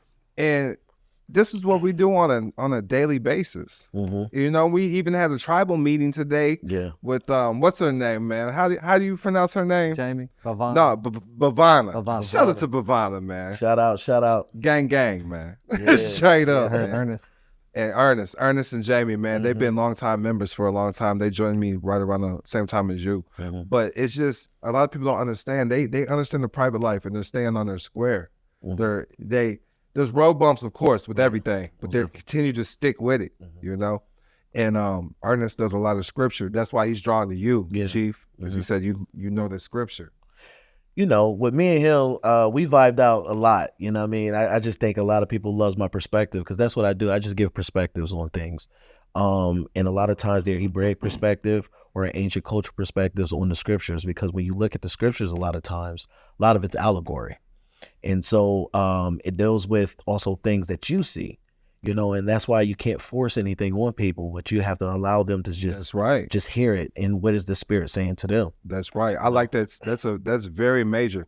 Because that's a lot of people that you come, because you've done hundreds of calls now, right, Jason? Oh yeah. So with that, they just need somebody to talk to about it. Oh yeah. A lot of people need confidence, but a lot of the people that do come to us could be those that were actually forcing this knowledge on the people. Right. Oh yeah. Agree? Agree. Oh yeah. So you can't force it. That's not love. Mm-mm. If you want somebody to be part of your tribe, you're not going to be forceful with it. You want them to be drawn to it naturally. Mm-hmm. That's most definitely. Yeah, they have to have a natural draw, because in the natural draw, that's how people really come together. You know, it was a verse. It says, "Write the vision, make it plain, that he who reads it will run with it." Right. And so a lot of times people think that when you have a vision, you just force it upon nobody. No, it says write the vision. So when you write it down, you make it plain. Those that is meant for, those who have the resources, those who can see it will support it. So it's not going to be everybody. And that's what people got to understand when you're dealing with people and you're going out your network, and it's not for everybody. And that's the same way with, we can say with our tribes or even our business. So Jason, you had to envision being a business owner, right? Oh, yeah. So it's part of the vision. You have to be able to envision that. In the same way with the tribe. And you have a tribe called the Akati Republic, correct? Yep, Akati Nation Republic. That was something you had to envision. Yes, I had to envision that. And not to cut you short, but that vision has led you to some of the calls we had today. Yes. I had a conference call with you, the tribal call with you today. You can you speak on that? Can you speak on his titles, his position, what he's running for, all of that, man? My man Ron, he's actually running for commissioner. Ron Gotti. Ron Gotti. He's actually the running Gotti for, family. Shout out to the Gotti. But he's actually running for county commissioner That's out there. lit. You know, and so I had the privilege and the opportunity to even grace with him and talk with him. He's out there on the property. He watches over the property and everything while he's even not there, you know. And we had really a great time together, you know what I mean? Like learning from each other. I told him what I was about, what I was doing, and he supports it, you know what I mean? And so it's good that I know now that he's actually running for that office because he's a great guy. You know what I mean? He's going to do great things. And yes, so there's a difference between private and public. That's what a lot of people got to understand, the difference between private and public. The public sector is the part of the economy, the part of the marketplace that the government controls. If you have a public bank account, it is controlled by the government. You are not handing down wealth to future generations at all, unless you learn how to utilize the private sector of a bank correctly. That's true. And you know what's crazy, and Jason, you would probably definitely agree, is that a lot of times people get in trouble when they're mixing the public and the private. That's it. You know, you cannot mix the two, because once you mix the two, it's a recipe for disaster. So if you're going to be in the public, you got to have to learn how to operate in the public via codes and regulations and things. If you're going to operate in the private, you're going to have to operate in the private with integrity, you know, because that's your moral compass, especially when you're in that private sector. I like that moral compass. Yes. I like that. It is. You got to be able to govern yourself. Yeah, that's it. I mean, that's part of being. If you don't know how to stay self-governed with natural law, this is why these codes and statutes are created for those who cannot be self-governed. Most definitely. Oh yeah, where you're governing laws and stuff, you know, start at home with your parents. That's right. Yeah, and then you know, they teach you the difference between right and wrong. You know, it's like driving fast through town. You know, I don't do it because a sign tells me that I'm not supposed to. I do it because there's people around. Right. Definitely. That's that moral compass that helps guide you. It is. And I mean, everybody should be held to that standard. Well, some can't. Yeah. I mean, we're in America. So, right. So this is literally before you came, Chief. What I had Jason studying was how they changed our language. The language controls your perception, but literally the language that we speak is called Babel. It's not, we don't speak in thou shalt nots no more. That's the true English language when it first started. And people from England speak English, you know. But they learn to punish the truth. The language punishes the truth, and that's why a fat can't enter the courtroom. And when when the kid spills the milk, right? And the kid gets in trouble for spilling the milk, it will try to lie to cover it up next time. So this creates multiple personality disorders. Bipolar disorders, because you're learning that the rewards of lying is greater than telling the truth. Most definitely, and I definitely like that perspective, you know, and that's why it's very important. Like you said, language. You alter the language to control the people. And once again, this is, if you look at English, it really has no rules. It's a trade language, you know. It's a language of the traders. And so when you look at that language, a lot of times they stripped our indigenous ancestors and stuff from our languages. So that now that we can have to learn the language of commerce. And this is why English is taught as second languages all over the world, because everyone has to understand, they have to have a one language to trade in. So English deals with UCC codes, it deals with all these things so that we can understand each other. I've even talked to other people, nationalities, like I have a friend that's Japanese. They said they like to think in their natural tongue because it invokes feelings from back home that English can't do. Most definitely. So the English language can actually be a barrier from taking your mind to different we could say jurisdictions Yes. instead of realms. Yeah. Because all a jurisdiction is like a realm. It's a Yeah. make-believe realm, Mm-hmm. but it's something that you created. Yeah, most definitely. And that's why it's important. And like you said, when you look at the ancient Semitic languages, or you're looking at and you study the Semitic languages, it always reminds you of pictures. And that's why a lot of us are visual learners, because of our languages always showed us visuals, you know. And so when you say anger, it's like, oh, okay, it's a ox with his nostrils flaring. So you know that it's angry. So it always gives us a picture of what the word or expression means. And in English, you're trying to define something with another word. You can't do that. You can't do that. That defeats Right. the purpose of the definition. Uh-huh. Yeah, that's on a scholar level. If you define the word with the word in it, you know, whether it's a root word, that's unacceptable. Most definitely. Yeah, and you know, the conversation resonation. Most definitely. So back to the where we have land in Crescent Valley. Mm-hmm. So we've had up to 120 acres open up, Mm-hmm. and we're looking to acquire this. Yes. Start building upon it. Yes.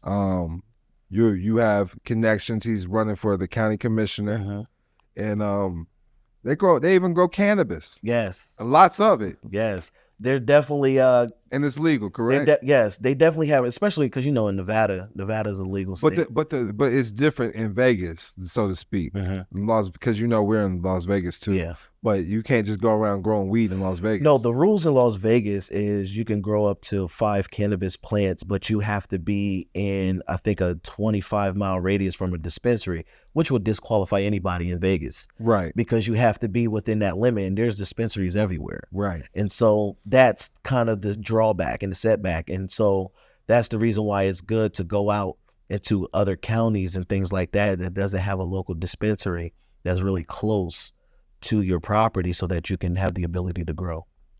That's that I like. So you have to be how far away from about 25 miles. 25 miles, he said. Yeah. So somebody's already got one there. I mean, there's dispensaries everywhere, though. Yeah, that's the point. So it defeats the really, purpose. You gotta really live in the middle of nowhere, Yeah. and that's where. So we have a developing city where we're at. It's a developing city. We just got news that they're building a new apartment complex there. Yeah. 65 units. Yep. A restaurant's up for sale for grabs. They need this for the miners, you know. And like Chief said in our episode that we've already done, we got people that are actually, you can work deals for life. You buy the land and you work deals for 20, 25 years. I'm talking about it's money, monthly money for hotels, storage units. And all they do is, a lot of people don't understand this. A lot of wealthy people own the building, but they don't own the land. Right. Yeah. Right. The property. And that's the same way with the United States corporations. You know, I never understood that. I know my wife, she used to work for JP Morgan Chase, and they had this multi-billion-dollar building that they built on the land, but they was leasing. So they didn't own it. You see what I'm saying? And I never understood that until I got into real estate and owning and purchasing raw land and things like that. Like Don said, you can literally take that raw land and then lease it out to a corporation or something, and they are paying you monthly to acquire that land. And once that agreement is up, you could choose to renew or they move out. And guess what? They're not moving and taking the building. And like with Samir, we have connections with Samir. With his hotels, he said they're only good for 20, 25 years. They don't renew the contracts. They sell the building. Sell somebody else. They sell it, yeah, because they can't keep they have to have a new hotel. The way that Hilton's are set up, or Marriott's. He's with Marriott and Red Roof Fans. So every 20, 25 years, they can't even use the same building no more. Really? They'll sell it to an off-brand hotel, and they'll acquire it. And that's how it works. Yeah. That's the game. So owning land is like a monopoly, man. They're not making new land. No. And that's why I always encourage people, you know, if you got money, you got to learn how to invest in land and buy a piece of America, because America's for sale. You got to buy a piece of it, because of if you're out here, you're spending money or whatever, clothes, all that stuff fades away. But land is there, and you can pass that down. Food is free. Bring your own food. Yes. But I was fortunate enough, I was going to buy some land in Colorado because it was beautiful. But I had to have water rights. I had a lot of different things. There's a lot of different restrictions. And Chief was like, man, check this out. This is where I got land at. You know, it's a developing city. So I'm glad that I caught wind of it when I did, because it actually is. They're still building it. Oh, yeah. You know, this city is still building. So. Well, there's still a lot of land across the America and stuff that doesn't have stuff built on it. Oh yeah, talk louder. Yeah. But I tell you this though, yes, there is a lot of land in America, but the problem is a lot of people want to be in cities and urban development in those type of developments because they want to have access to everything. Yeah. And that's the key. Right. You got to pay to play. That's it. And so when you're out and you're further out, just imagine even owning an acre of land or two. I don't suggest an acre. I suggest a 5 acre minimum. But if you own a 5 acres or 1 acre land, you can build on that. And even if you're 30, 45 minutes out of town, that's fine because hell, if you're in the city, you're driving. I know with me, if I want to go downtown Vegas or I want to go, to the strip or something like that, that's about, at least a 30-minute, 40-minute drive anyway. And you see, that's how I live anyways. I'm either in Lake Las Vegas or I'm in Summerlin. Yeah. I always stay on the outskirts. And the same way with here in Orlando. It's cheaper to go get you a nice house on the outskirts of Orlando than it would to live in Orlando. Oh no, yeah, just commuting. Yeah. You see, we live nice in gated communities, all of that, a lot cheaper. Then you get in Orlando, it's going to be multi-millions. Oh, no. I kind of live that way at home, out in the country and just drive into town. Right, that's it. That's the way to live, man. Yeah, you want to get out when you need to get out. Right, that's it. Have that peace. Right, that's it. And that's what I love to do, man. But I haven't, we're going to start building on my land now, so I haven't got to experience the full effect like you have. Oh, yeah, but you about to, though. Yeah, I'm ready to just grow my own food. That's the main thing. Yeah, being able to grow food for your own tribe, man, that's amazing. Yeah, and it's funny you say that because actually when you come into the land, you're supposed to plant a garden first. Wow, that's tight. Yeah, so when you come into the land, you're supposed to grow. Because remember, the food is for the nation. You're feeding the nation, and as you're learning and you're growing and you're cultivating that land, think about it. When I acquire land, I have to cultivate the land first, and then. So when we look at it, women is also symbolic of land. And so when we have to learn how to be husbandmen. Because remember, men, we're husbandmen not because we get married, but it's our job to cultivate the earth. And so he give us the principles of cultivation. Come into this land, work this land, own this land, and learn how to cultivate the land. Because when you cultivate the land and you can understand what grows into that land, you will understand the seeds and things that you need to put into that land. And now you're husbandman because now you're cultivating it and you're watering it and you're watching it grow and it's going to bring back, it's going to yield to you. This is why woman is symbolic to land, because when you take that woman, you watch her, you cultivate her, you understand the type of seeds that she needs or what seed that she can take. You sow that seed into her. Now she's going to bring back what you deposited, and that's why women are resources. Yes, exactly. You're going to multiply it. Oh yeah. So on your land, you could just say it's set out for the Mabe Tribe Republic. Most definitely. That's it. You're already your own tribe. Hey, so I like that word. You said principles of cultivation. We need to copyright that, make that a book. Most definitely. I like that, man. Principles of cultivation. That's life. Learning the principles to cultivate. Yes. Because you said even if I'm spending time with you, talking to you, I'm planting my seeds with you. You're sowing that seed. Yes. That's the first thing you got to do when you get into the land. Got to have some food to eat. Food to eat. Need to cultivate it, grow it. Come on. And so that's why it's important, And so everything that we do in life, even in business, let's even connect that now to the business aspect. First, you have to have a vision. You have the vision. Now you have to cultivate that vision. Yeah. How do you see your business growing? Where do you see your business going? And then you have to cultivate that. This is why I tell people, especially men, I say, hey, get a plant and grow that plant. And you will learn about husbandry. When you have to wake up and you have to water that plant, you have to cultivate that seed, and it has to grow, you will learn. And it will tell you a lot. And what I have found when I did it, I have found that I neglected it sometimes. Yeah, right. I mean, that's life. It's even with a corporation. Yeah. You got to give it time and effort. You have to water your corporation in order to watch it grow, your business. Yes, most definitely. That's a relationship. Yeah. It's still a ship. You're on the Sea of Commerce. Yep. So you have to literally cultivate it. Everything is, that's why I said principles of cultivation, man. That's life. That's universal laws right there. Universal laws right there. Principles of cultivation. I like that, man. Yeah. We come from the earth. And so what better way to understand the earth? That's it. Is to cultivate the earth. Get your hands come from and get in there. And that's the same way going with that 1099 OID process. There you go. Come from the earth. You're the original issue. You're the original issuer. You're the original issuer. Everything, whether it's credit or debit. So whatever you put back, safe to say, it should come back to you, right? That's it. So when God said, "My word don't return to me void, it shall accomplish wherever I sent it," that's the 1099 OID. That's it. Every time I put my credit out, it shall not return to me void. It shall come back with interest. That's deep. With increase. And all you have to do for the redemption process is turn in your receipts. There you go. That's it. That's redemption. It's all accounting, man. Yeah. It's all cultivation. All cultivation, man. I like that, man. You're onto something there, bro. I'm telling you, man. It's all Principles of cultivation. Cultivation. I got that starred on my notes. But, Most definitely. So also we was talking about Article 6. Yeah. Every individual has a right to a nationality. And so where's this coming from? The Article 6. And it's coming from the UN resolution of indigenous people. The UN has their own resolution for indigenous people. Most definitely. That Article 6 sounds like a constitution. Yeah. So was this a constitution for indigenous people? You can look at it that way. And like I pointed out, people always ask, what did Barack Obama do for black people?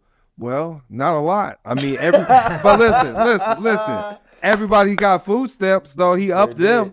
But everybody got cell phones. He did enforce the rights to indigenous people and indigenous tribes. So if you knew that you had a right to a nationality and quit claiming black and you claimed your tribe, your nationality, your rights were intact. Yeah. And there was funding, a lot of different things going into play that was changed when he left office. And I know, like, even the last time that we talked, when we did our show, people was asking me about the the nationality and things like that. And people got, like you said, one thing that we have to look at and we have to learn is that, number one, there's only two governments in America.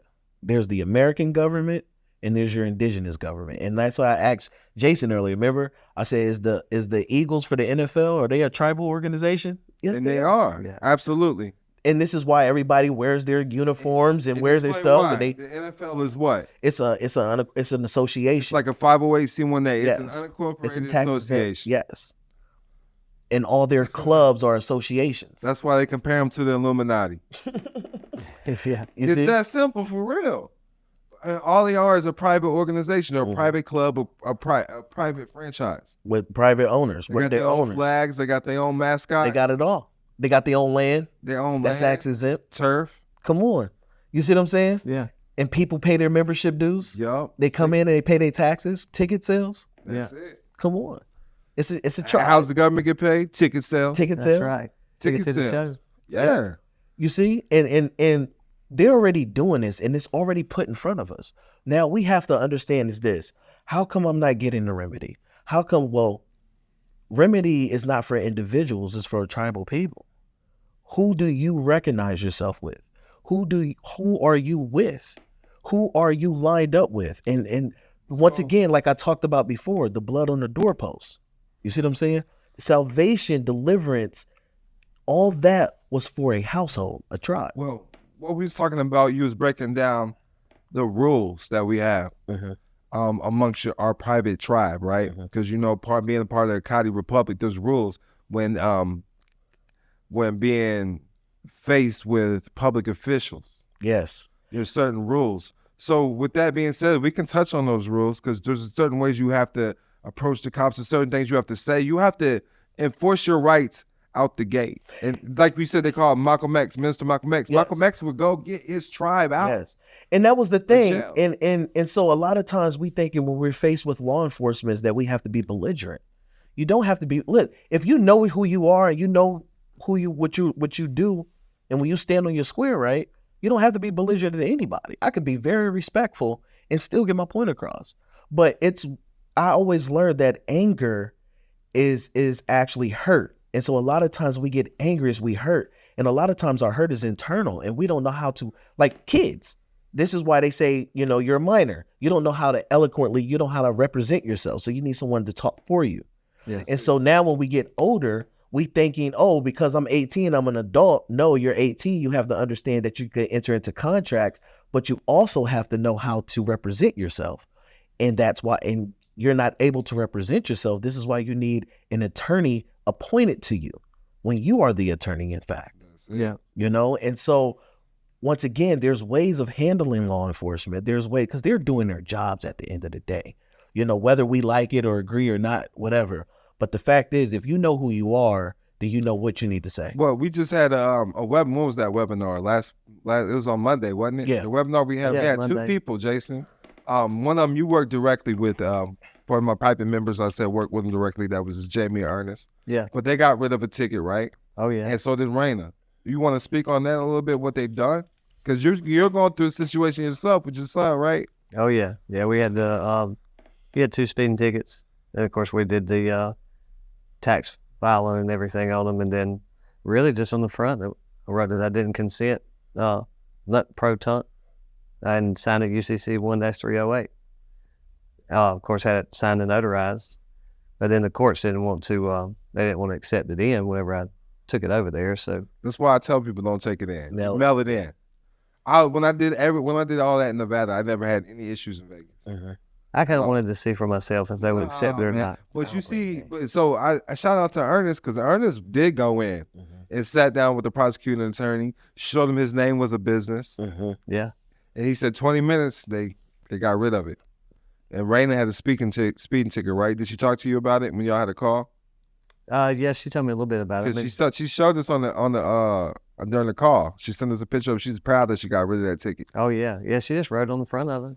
Small victories, man. Small. That's victories, how your man. confidence increase. But you gotta understand, like, a speeding ticket, that's not a court of record. No. They're not lawful judges or anything. It's a court because you consent and say so. Most definitely. Administrative court. Administrative courts. That's all it is, man. Yeah. But with we're talking about the court, like I talked about Can't Touch This, that book I have, Can't Touch This, Diplomatic Immunity for Foreign Nationals. Like even Orlando Police Department, these municipalities have rules they have to adhere to foreign nationals. But that's why you have to have your tribe established correctly on paperwork. Most definitely. On the record. You have to have your tribe established, and you have to understand who you are. When you understand who you are, then you know how to properly move. And so, hey, I'm a foreign national, right? I'm an ambassador. Right, but you should have an ambassador that they can talk to on the record. Yes. With the county. Most definitely. Whoever. You have to put this stuff on the record because you're dealing with them in commerce. You're trading with them. When you're on their rolls, that's commerce. If you're not friends with them, you're enemies. Yes. So you have to put it on the record who you are, or you're considered like an outlaw or a gang. You know what's funny? It's almost like when you go and traveling and they say, hey, are you traveling? Can you alert us that, you know, your credit card is being used in another country or another state? And you alert them. It's the same thing. I'm coming here, boom, boom, I'm putting this on record. I'm going to be here. So you guys know, you know what I mean, who I'm about, what I'm about, what I'm doing, so you don't be taken by surprise and like, oh, but you can alert them because you don't want your card to be canceled. Right, that's it. Credit card. You don't want your credit card to be canceled. Same way. You don't want them to mistake you. So no offense to anybody, if you understand, this is a black desk. This is a black microphone. Black is an adjective. It's not a people. Right.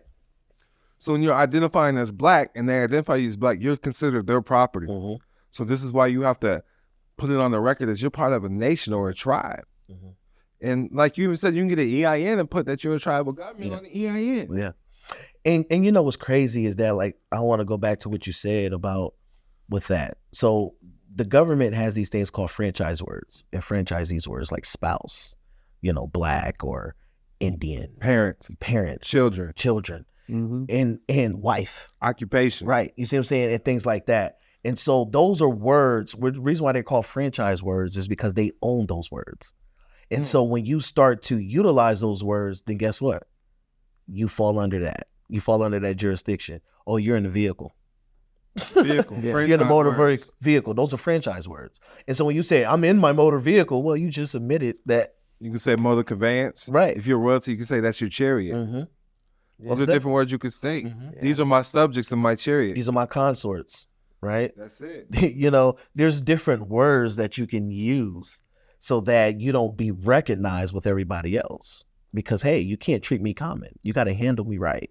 Oh, yeah. You see what I'm saying? And if you handle me right, then blessings will come to you. But if you handle me wrong, then you're standing on the wrong end of that. You see what I'm saying? Just look at him, tell him you're a celebrity. Everybody's dying to meet me. You stopped me, didn't you? That's right. And then you asked who I was. I thought y'all already knew. That's right. Look me up, Gifted Guardian. Right. Y'all need my autograph, right? That's right. That's right, man. Oh, Jason, man. We got the new book out called Check, Please. Yeah. It's doing good already. Yeah, too. we get number one in international law, international tax law, doing numbers, man. Turning monthly statements into bills of credit. Look at that. Oh, yeah. First thing you got to do is retitle it. So tell us about it, man. You retitle what? What you retitle? Retitle the bill. How you do this? You retitle the bill, man. Have you retitled any bills, Chief? Actually, yes, I'm there. You know, I've been working on the government, been doing that, but I'm on that part now.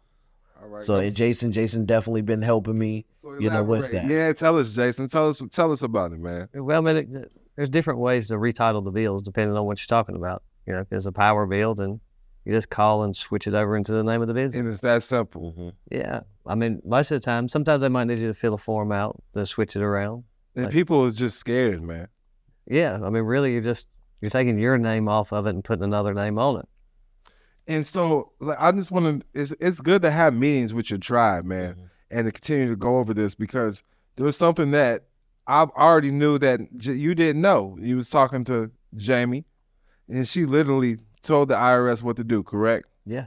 And you wasn't aware of that, even though I've already told you and gave you the paperwork again and showed you where it was. Yeah. But you were like, man, this is amazing. I'm like, that's what you're supposed to do. Because you don't want to fucking do anything wrong.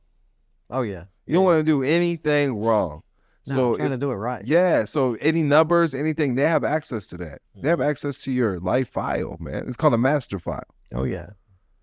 So can you tell us what she did? She just told them what to do? She pretty much took power of attorney and then she wrote them a letter and had them to do all of the... And they accepted it. Yeah. And you know, Ernest talked to me today too, and he said that when he called the IRS, he said operational, they didn't have no access to it. Yeah, I think they must have had to go to talk to a supervisor or something about it. But yeah, that's what he was saying. And they didn't have no access to his IRS records. And his people higher up could only access it. Wow. I said, that's a good sign. Yes. Great sign. That's nice. Yes. Yeah, they're doing all the books. Right. But they're not scared to talk and call them and ask questions. A lot of people be scared that the IRS is your friend. You know what's crazy is that, after a doctor completes many years of schooling, he goes into this thing called practice. I mean, that's what it is. Even the attorneys. Come on. They practice. They're practicing. Yeah, so you got a private practice, you got a public practice. It's the same thing with the private market, the regulated market, and the unregulated market. So practice in action. You have to put this thing into play, and you're practicing. So as long as you keep practicing, and we're not talking about Allen Iverson, practice, long as you're practicing, you're going to get better. You're going to get confident. And a lot of times people are just scared to step out, and once again, if you're scared to step out, then how would you ever be free? How would you ever be able to speak and say, hey, this is who I am, if you're afraid to announce? Because confession is good for the soul. So if you can't confess who you are, if you can't confess and say, hey, this is what I need you to do. This is what I am. This is what I need right now. If you can't do that, then you're gonna be stuck. Okay, Usher Raymond confessions. Yeah. These are my confessions. Let's go. But that's it, man. The conversation runs the nation. It's the word. It's the spoken word.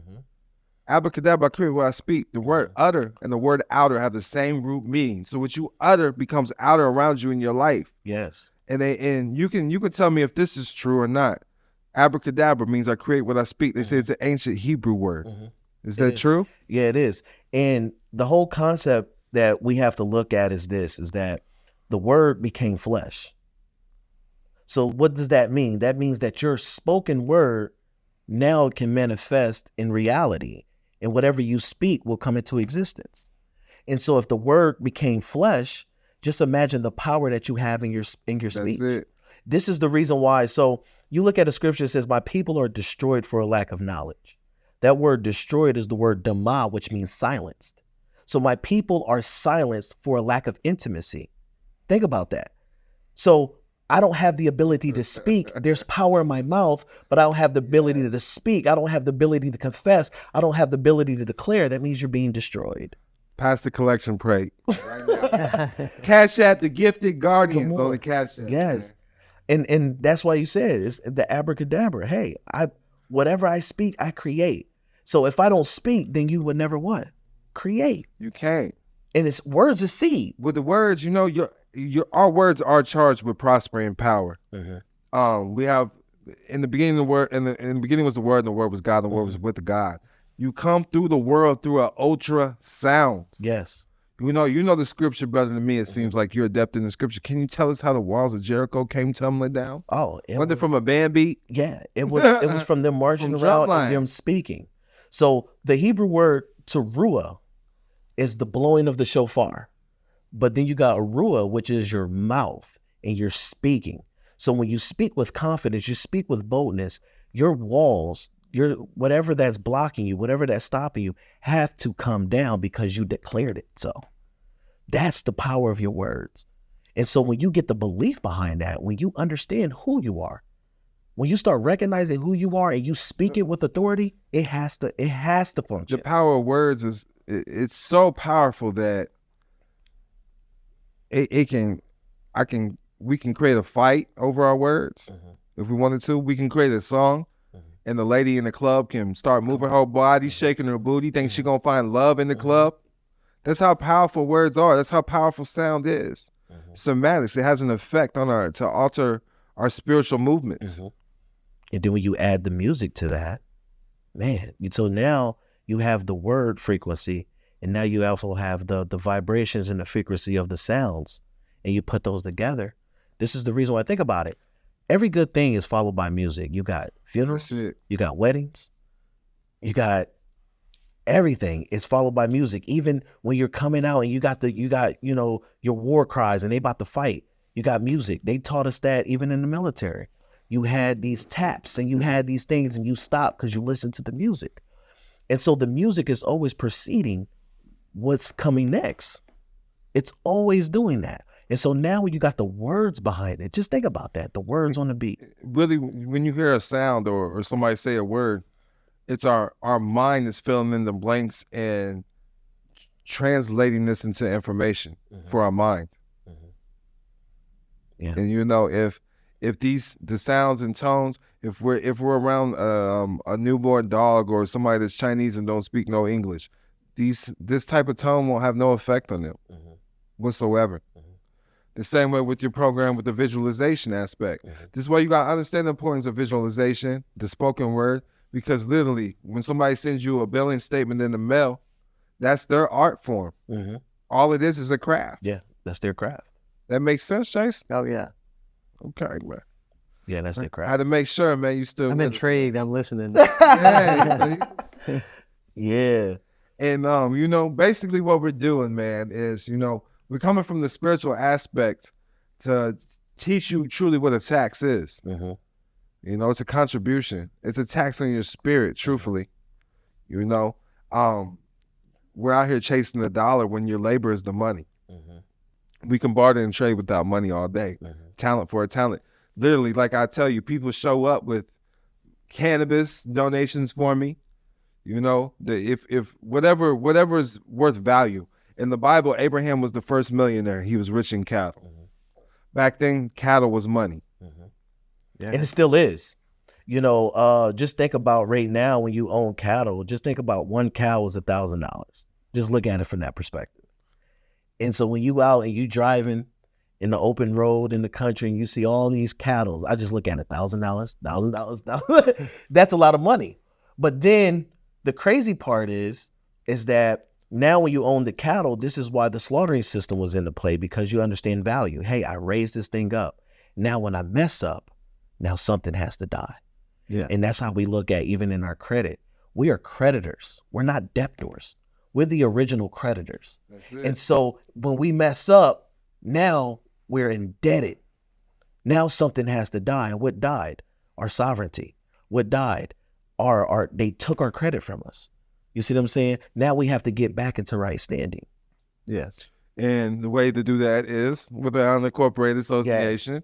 Yes. Because it's not, you said this, I like the word that you use. It's not registered, which means the regis means king, you're giving up to the crown. It's not registered with the state of states. No. And speaking of that, you can when you're recognized as a lawful tribe, you create your own patents of nobility. Yes. Patents of nativity, your own birth certificates through the tribe. It can be a baptismal certificate, but you put them on. You update the record with the higher courts of justice. Even with the what's it called, the Jewish law. No, you talking about the Bet Din, the House of Judgments? Yeah, Bet Din. Yeah. So that's your jurisdiction for court. Yeah. So every tribe is a government, and every tribe also has a tribunal or a place of judgment. Now, depending on your jurisdiction, depending on your constitution, how you deal with things. And you said that was part with your organization when your tribe, when you're teaching people. That's the first thing that you enforce with the judge is to let them know you want a tribal council. Yes, a tribal council. Hey, I need tribal jurors. Because I am indigenous. If you're a Catholic, you got access to a canon law lawyer. If you're a Muslim, you have access to people that practice. It's called the Sharia law. Yep, the Sharia law. Yes, most definitely. So you got to understand this when you're doing court and you're in the higher courts of justice. If you're going in there identifying with a birth certificate, you're a Roman slave still. They cannot talk to you. You're not of the royal blood. You literally give up your royal heirship. Because prosperity is your divine birthright. I've been saying this forever. Yes. You give it up when you claim you're a taxpayer. You're claiming these documents. And that's why I strongly say, no, we don't authenticate a birth certificate. The only thing you're supposed to authenticate is the things that you create. That's it. You can only control what you create. Tell them again, Chief. The only things that you authenticate is the things that you create. So when you read the book of Esther, chapter 8, verse 8, it talks about sealing it with the king's ring. And so, once again, king is sovereignty. And a king has his own writs. It has his own decrees. It has his own laws. And so, when they had the seal, the king wore a raised ring. And on that raised ring, when it sealed the documents or the clay, it showed his seal, signifying it is authenticated. And guess what? No courts, no higher jurisdiction can go against that. And that's how we sealed music. We put it on wax. Same way. It's the same way. Same frequency. That's why they always try to change the vibration. But you don't even know the effect of putting your music on wax. That's why we got all the breakdancing. We got the spirit flowing. Yes. You got earwax in your ear. All this stuff has a big part, man.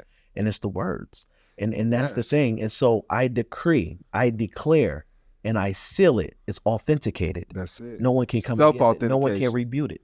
And you showed us the code. Do you know it offhand? The authentication through the Secretary of State, where you can become the one who can authenticate things? Oh, I don't know the code, but if people will look up the authentication and understand and really read that, you will find it that once you authenticate it with your seal, it's legit. It's official. It could be a thumbprint. In the public, you can get your own corporate seal. That's what they do. Yes. They use their own corporate seal. Like you see it. They put their logos on everything, and that's what it is. Logos is Greek for word. Logos, yes. For the symbol, sigil. You got to think about too, a sigil. Logos and a sigil. Logos literally has a direct effect on your spiritual mind's eye. Somewhat like the logos for Starbucks. That's a naked mermaid right there. And it's Greek. Like I said, logos is the Greek word for word. It's all Greek. And so here it is. The word went forth. Yes. What was his word? My seal, my logo. It speaks for me. That's why they got games out that says, hey, name these logos. And everybody can name them because subconsciously, that logo is what the corporation. Like the NBA too. That's a private tribal tribunal. They got their own logos, their own mascots. Yeah, they have their own banners. And that's how America's established too, with the tri-frequencies, the CBSs, the NBCs. These are tri-frequencies with logos that capture you. Like look at CBS. That's the mind's eye. That's the eye of horse. Peacock feathers representing the chakras on the NBC. Yes. Yeah. NBC really stands for, you know what it stands for? No. No black comedy. CBS stands for colorless broadcasting. But, Shout out to the radio stations. This is why we doing our thing. Shout out to Dreamkeepers Radio, man. Shout out to Dreamkeepers Shout out Radio. to PBS. Too. I still watch PBS, man. Patch and broken cells. That's what I call it, man. Reading Rainbow, man. All that stuff. Man. We learned a lot on that stuff, but frequencies. And that's the thing. And so this is the reason why, you know, too, when you look at wealthy people, they own. Yeah, so that's what I want to say. Not to cut you short. You said that it's the wavelength, it's the vibe, it's the sound, the frequencies. When birds in the morning, you hear the birds chirp, right? It's to alert plants and everything that it's time to wake up. It's about the sun's about to come up. And the bird chirp has the same frequency as like playing classical music. And they said they was playing classical music to their plants, and it just kept growing and growing and growing. I mean, think about it. Like when you're on a farm and you have a rooster. As soon as the sun rises, it knows. And it's funny because when I was in Africa, they say, you see these goats, we don't keep them in cages, we don't do anything. That goat leaves. Once the sun comes down, it automatically comes back, and I seen it. And I was like, wow, yeah. It says they already know because they're in tuned. The only thing that God creation that is out of order is human beings and men and women. We don't do what we're created to do, but everything else functions the way it's supposed to function. But when a man and woman get a hold of it, and we destroy it. And that's the part of in this community that I keep telling you, Jason, you get to know yourself, so you know your royalty. You get to know yourself, you get that mindset, you know that you're a king, you know that you're sovereign. Then everything else will fall into play. This paperwork will make sense. Yes. Your life will make sense when you define your purpose in life. Everything makes sense. You don't have to second guess anything, because in order to be royalty is to be decisive instead of indecisive. We're out here being indecisive, not knowing what to do. You don't even know who you truly are because you're letting paper define who you are. And paper is dead. Corporations is dead. It's voodoo. Right. So why, if you want to get into that, that's cool. But why? When you can just create your own jurisdiction. That's it. Create your own jurisdiction. The Amish do it. The Jewish do it. Yep. And you do it at the Catholics do it. Everybody do it. And we do. Yes, we do it at a college. Jehovah's Witnesses do it. The Mormons do it. The Freemasons do it. These organizations are private and they're outside the scope of the United States government. They're part of the private sector. Just Google private sector right now. Google public sector right now so you know we're not lying. Then Google 28 USC 3002, subsection 15A. United States means federal corporation. When you learn that what a person means in the definitions, persons is a corporation. A citizen is a slave of the United States corporation. A parent, like you said, these terms. What'd you call them? There are, you asked me so fast. Yeah, you called it. You said these are. Yeah, parent of rents, but they're. It's a parent of rents, but he called them he had a certain term for it. Yeah, he put me on the spot so fast. They're commercial terms, though. Yeah, but they're franchising. Franchise words. Franchise words. Yeah. Parent means a parent who rents. Child or children mean property of a corporation. So you have to say you're the mother, you're the father. That's your son, that's your daughter. And that's how you have to operate.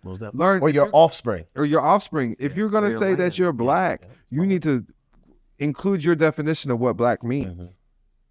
Because to them, black is a word they own.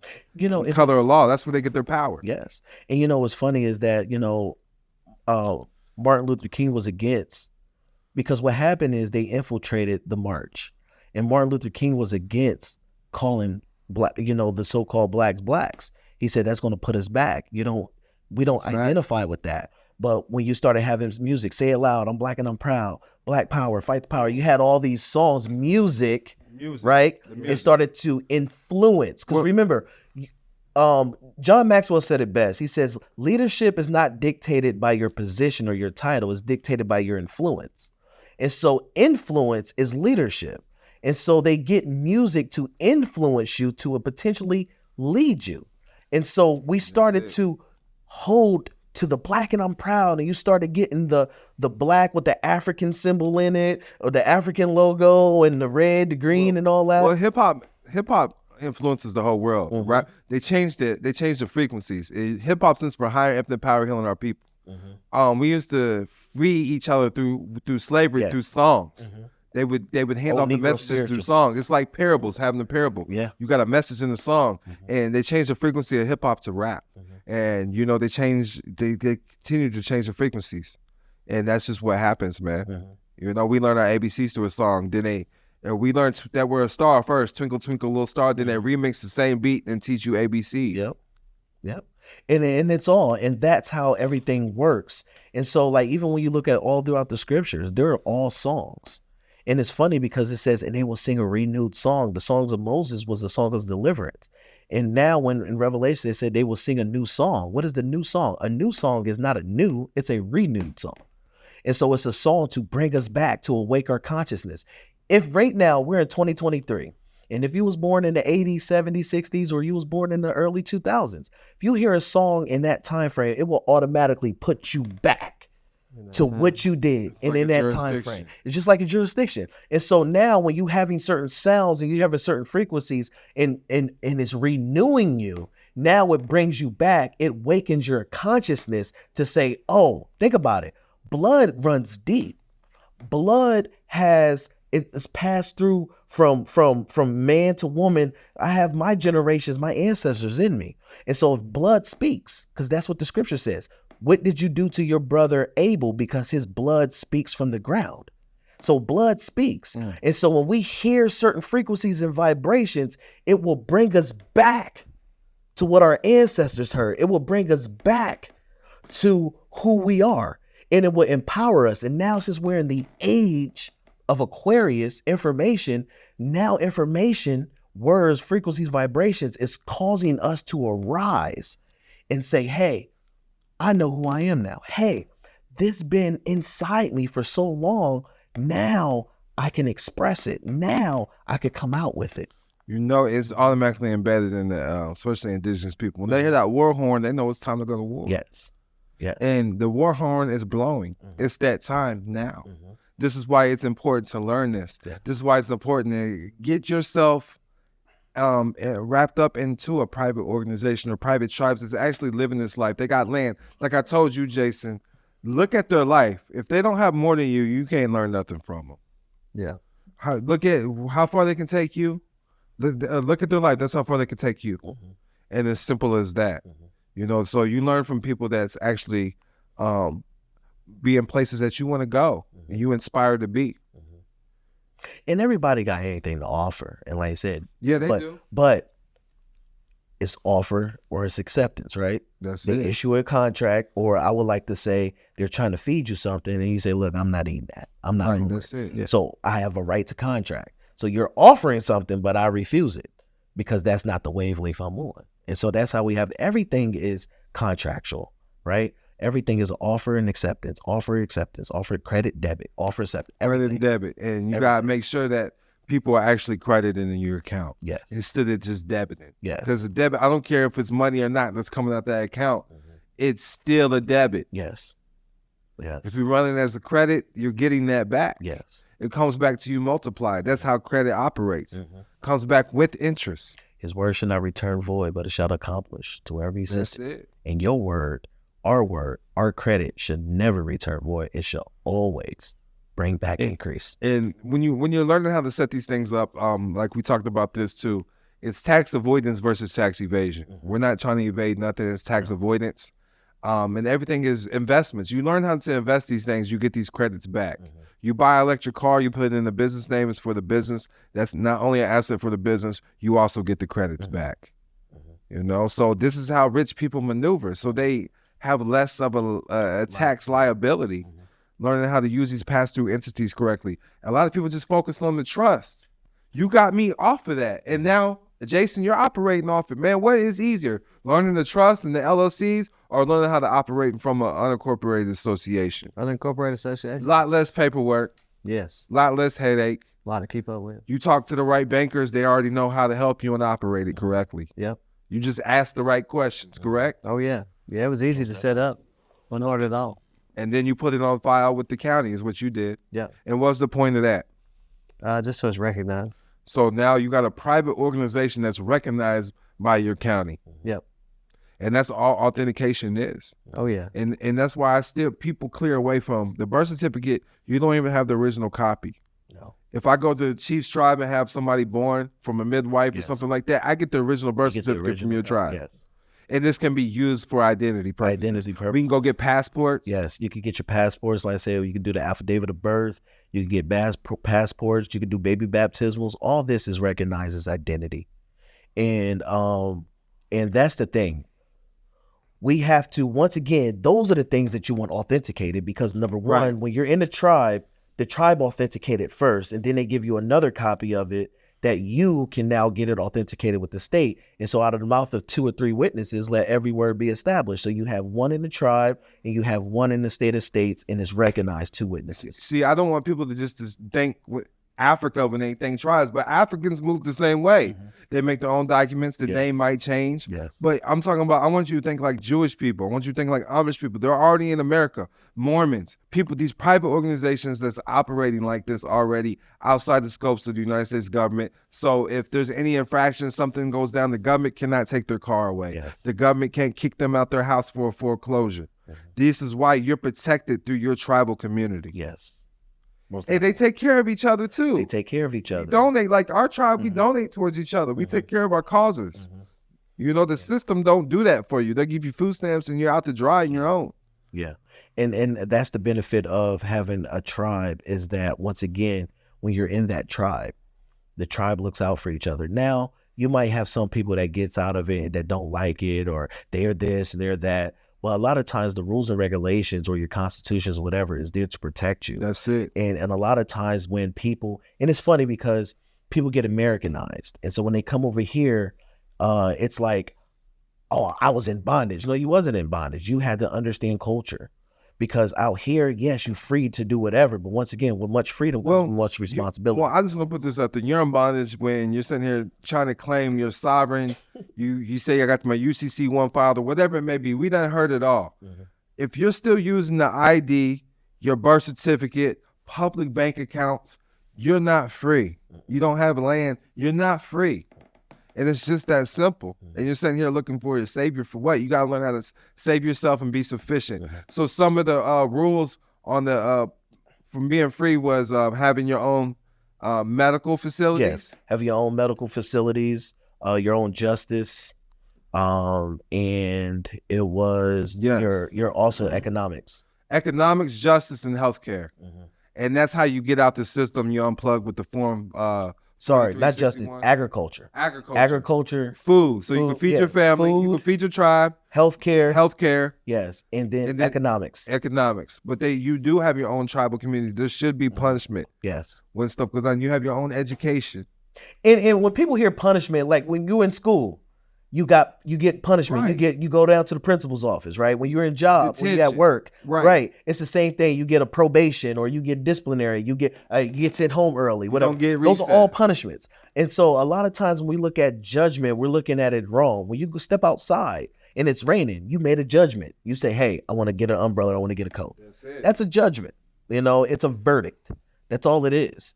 And so when you're in a tribal organization or you're in a tribal community in a group, you have to have, okay, if these are not being kept and upheld, what is the penalties for? That's it. Because through the penalty, that's when you would get restitution. That's when you would now start to awaken and say, you know what, I should have done. Right. You know, through Moses' day, it was an eye for an eye. You killed my cat, I get your cat. You know, stuff like that, man. Oh yeah. Eye for an eye, finger for a finger. Yeah. You got your finger cut off. Stuff like that. And I was in Iraq, I seen that. Yeah. That's their law, man, and it's perfectly legal, you know? And that's just what it is, man. Yeah, I think someplace if you get caught stealing, you get your hand cut off. Yeah. Yes, you get your hand cut off. I had a lot of people in Iraq. I seen that. And I was like, hey, would you ever steal again? He looked and said, no. No. But yet out here, they send you to jail because they make money. Right. So think about it.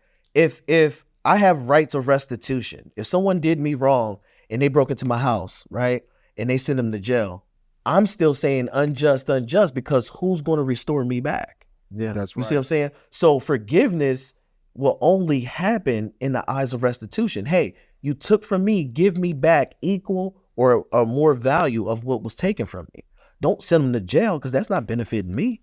He has to learn by restitution, or the person has to learn by restitution. When you have to, just imagine insurance versus insurance. I hit your car, I was doing something stupid, I got insurance, it'll cover it. That's not teaching you anything. No. But if you actually have to pay for that, yeah. Oh, you're going to be like, nah, I ain't drinking ever again and driving. Yes, let me slow down a little bit. Yeah. That's it. There any last words, man? We're going to wrap this up, man. Any last words, Jason, man? Not that I know of. Y'all been intrigued just watching y'all listening. Yeah, you was quiet today, man. He was quiet today, but we appreciate your presence. Most man. definitely. I appreciate Most y'all. definitely. You guys, y'all tap in with Jason. Jason is a plethora. He's a celebrity. He got his blue check now, man. Hey, we all blue check certified in the building, man. Go check out my Instagram. I got a blue check. We got brunch in the building. But I got it. People still listen. Tickets are sold out in Atlanta. It's stay in the room only. People are still trying to get next to us, man. I feel like a celebrity for sure. You know, I've been doing this for a while, but it's not hitting like now. Having a team together, I got a team I get to share the spotlight with, man. That feels great, man. Most definitely. Yeah, it definitely feels great. You know, and like I said, my last words is just, you know, figure out what you want to do with your life. You know what I mean? Just definitely. Figure out what you want to do and do it. Figure it out, man. In the beginning was the word was God. Confess it to yourself, man. State it out loud to yourself what you want to be. If you claim you want to be part of a tribe and you're private and you really want to do this, you got to understand how to do it correctly. It's more than just talking. You got to learn how to live it and do it, and then learn how to become a provider. One of my biggest pet peeves is all these people talking about their chiefs, but they don't own no land. Not only do you, we call you Chief Amir Zaire, not only do you have land, you're helping people acquire land themselves. You're helping build a whole city. Yes. Put a whole city together. The commissioner called you today. You know? So this is, to me, this is real nation building. And for some reason, this is not what's popular out here. They want to catch the people that's not actually nation building. That's just in somebody else's house. Haven't built nothing, you know? They're paying rent. How you claiming a block when you pay rent? You know, you telling people this is your block, this is your set. So these are my biggest pet peeves, man. But we're here to help anybody. We're not here to bash you. We want to get you in those positions so you can live your true, authentic self. Because obviously, if you're living a life that's not necessarily the life that you're living, but you're portraying, there's somewhere that you want to go. So now you have a vision and you have a purpose and a direction to go. We have a place to go. So this is what I'm doing for the people, man. You don't have to keep leading people astray, because you can only take the people as far as you. So be mindful of that when you're giving out advice out there. Yes, most definitely. Be mindful of that. And once again, who are you? And that's something that you have to see. When you are booking a ticket, they ask you 3 questions: where you are, where you want to go, and how fast you want to get there. And that's life. And if you can comprehend that and you can find the wisdom in that, you will go far. November 11th, we're in Atlanta, Georgia, man. Are you ready for that, man? I'm ready. This is just a preview of what's to come. Yes, I'm You ready. can help people get their tribes together, correct? Most definitely. That's what you're here to do. Most You're definitely. a tribal expert. Yes. Yes, most definitely. Jason, he does estate planning. He's living in trust. Jason helped me. He's been helping a lot of people. Yeah, he's understanding. He's being modest right now. Yeah, he's understanding the tax game for sure. He's understanding it, man, for sure. Understanding operating from a 508c1a, unincorporated association, staying private, but also learning how to be in the public with pass-through entities such as holding companies and operating companies, and making your name an operating company. Your name is the business. Yes. This is what Jason has mastered. Yes. You know? And then shout out to Nolan Zander. He's mastered the international status correction, and his paperwork has got himself out of jail. Yes. If you need any testimonials, he got himself out of jail twice. His mugshot's out there. Check it out. You know, it's real. Nolan's already famous. Yeah, Nolan's famous. He's already famous, man. Most definitely. You Shout know? out to Nolan. How can we follow you on Instagram? Chief Amir Zaire, correct? Yeah, at Chief Amir Zaire on IG. Also website, IamAmirZaire.com. I am Amir Zaire. AmirZaire.com. Let's go. Yeah, You, make sure. Mabe Jason on Instagram. I think so. Yeah, MABE Jason, GJASON. I got my boys running it for me. Yeah, he got his boys. Shout out to Aiden and Jackson. Yes, man. shout out. I want to shout out my family. You know, I want to shout out my wife Jasmine, Kiana, my kids. I got a lot of them, so I don't name them. But my tribe, my family, and everybody that's rocking with me. Shout out. Well, to man, you guys. shout out to my kids, Elijah, Isaiah, Tarmion, and Ava, man. How you gonna say the names? Now you got me. Hey, You said his names and I really keep my life private. You man. do. I keep my life private, but I'm gonna give them a shout out because they proud of their daddy. Yeah, man. yeah. They're proud of most their daddy. Their definitely. mamas we ain't always seeing eye to eye, but they still fans. You can still call me baby mama. I got to shout out my youngest too, Ashton, and my wife. I haven't got to talk to Ashton. Nah, they he stays with his mom a lot, helping her at her store. All right, that's what's up. Business owners too, Yeah. man. That's what y'all both have in common. Well, you know, he don't have multiple wives. I don't think, dude. But he only talks about one.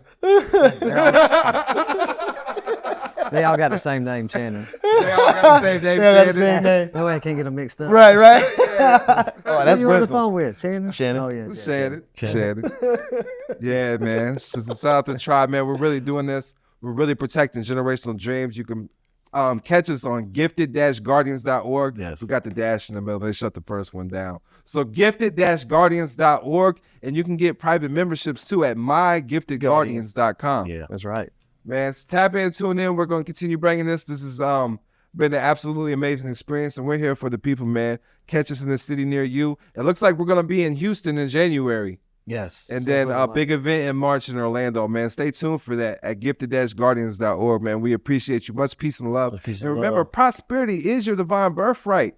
Get tapped in and tuned in with the private people that's really living the life, getting land, acquiring land, and making major moves out here in the world, man. Feeding their tribe. Yes. Peace and love. Peace.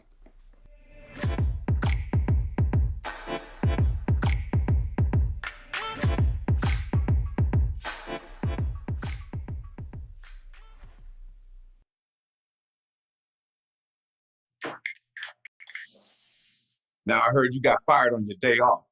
You need to declare your nationality and quit playing. You know you have a nationality, right? We're not black, we're Moors. That's the Indo kicking in. You know this, man. Never met. Now, I heard you were messing with those little Moorish hoochies. Hi, guys. Her mama's a Moor, too. Nick, Hey, can I borrow some money? you need to go down to the Moorish temple. You just got knocked the fuck out. Declare your nationality today, ho. Okay, I've got the Don Kilam books. Moving to the extraction point now. Nationality is the order of the day. Be a private individual. Don't be a number in a system. Be a force in your community. Don't let anyone define who you are. Declare your nationality and own it. Everyone here has the power to reclaim your identity. Remember, your name is your legacy. Knowledge is your real power. Learn about your heritage and stand tall. We are more than just athletes. We are proud Moors. Declare your nationality today. Being a private individual means no one can take what's yours. Protect yourselves. This belt is a symbol of victory, but my true power lies in knowing my nationality.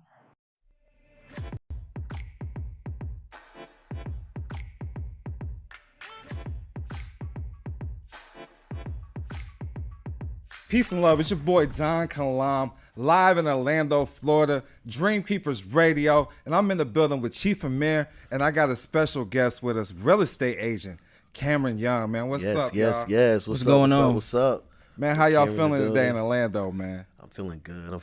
Feeling good. Just got here. It's a little chilly though. I'm not gonna lie. Oh, it's warm in Miami. Ain't you in Miami? Yeah, it's warmer down there. That's all I did was come up 2 hours and I'm already cold. Yeah, it's crazy. I was actually a little warmer here in Vegas, you know, since it's the desert. You know, it was a beautiful day today. But yeah, it's nice. Me and Chief sat outside. We caught the air today. Yeah, it felt and smoked me a few bleezes. You know how I get by the pool.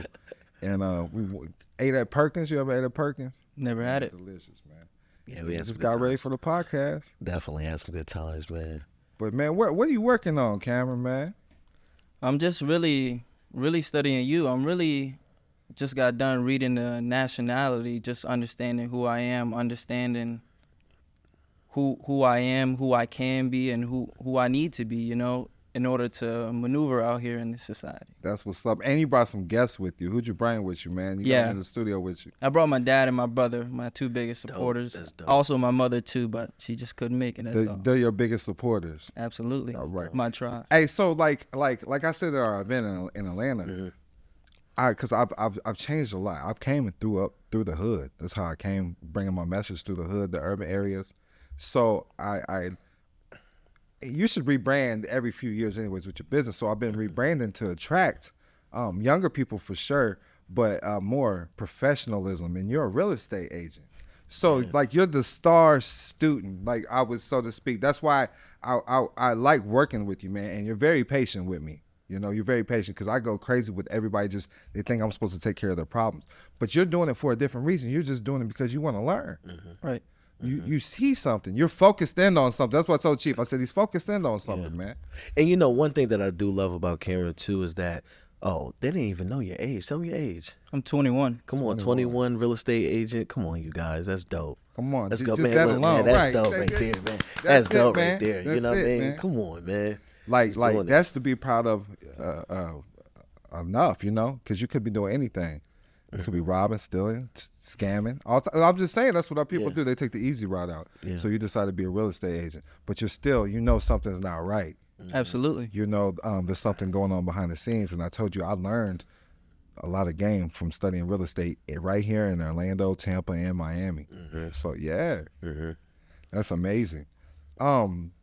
So coming into the real estate, you understand a mortgage is just a contract. It don't have anything to do with the land, correct? Absolutely. And that's the same way with your birth certificate. You know, they take you from the land, and then they turn you into a description. And now your property. As soon as they turn you into a description, define your property. So what they do is they get rid of the land. When you get approved for a mortgage, they get rid of the land and they give you a property description, correct? Yes. And as simple as that, man. Most definitely. Come on, you guys. This is $1 million worth of game right there. That's it. That's $1 million worth of game. But so what I want to talk about with Chief today, I don't know if you'll understand it. Then you could throw us any questions that you may have too, because we here for you. Because you know, like even though we doing a podcast, I said I'm just gonna fit him in the podcast. And everything, man. That's what's you know up. What I mean? He showed up. He was the only one that showed up at the. We had that webinar. A lot of people showed up for the webinar, the actual webinar, but you showed up in person. Yeah, he showed up in person, man. He said you didn't even know Chief was gonna be here. That's why I told you. I said I don't even think he knows you gonna be here. Yeah. You seen him on Instagram though, did you? I seen him on Instagram. That gave it away. Yeah. I was like, I don't know. I think he seen me. So, yeah, that's funny. But that's man, funny. I just want you, like our Atlanta event, I did want you there. It was just a lot. I'm glad you I wanted to be there. I ain't gonna lie it was to you. packed though, but Orlando, we want you there in Orlando for sure, man. Oh, I'll be there for sure. Man, Orlando's in March. It's gonna be in March, and I'll give you the exact date once we got everything established, and it's gonna be packed just like Atlanta, but it's gonna be 4 times the amount in Orlando. So we had a sold out event, and it was amazing. The VIP, that's where we get the one-on-ones with everybody. So I definitely want you to be able to work with people, man.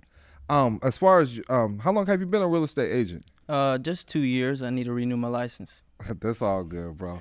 I'll definitely help you with that. Make sure you get that done, man, because that's something we gotta have.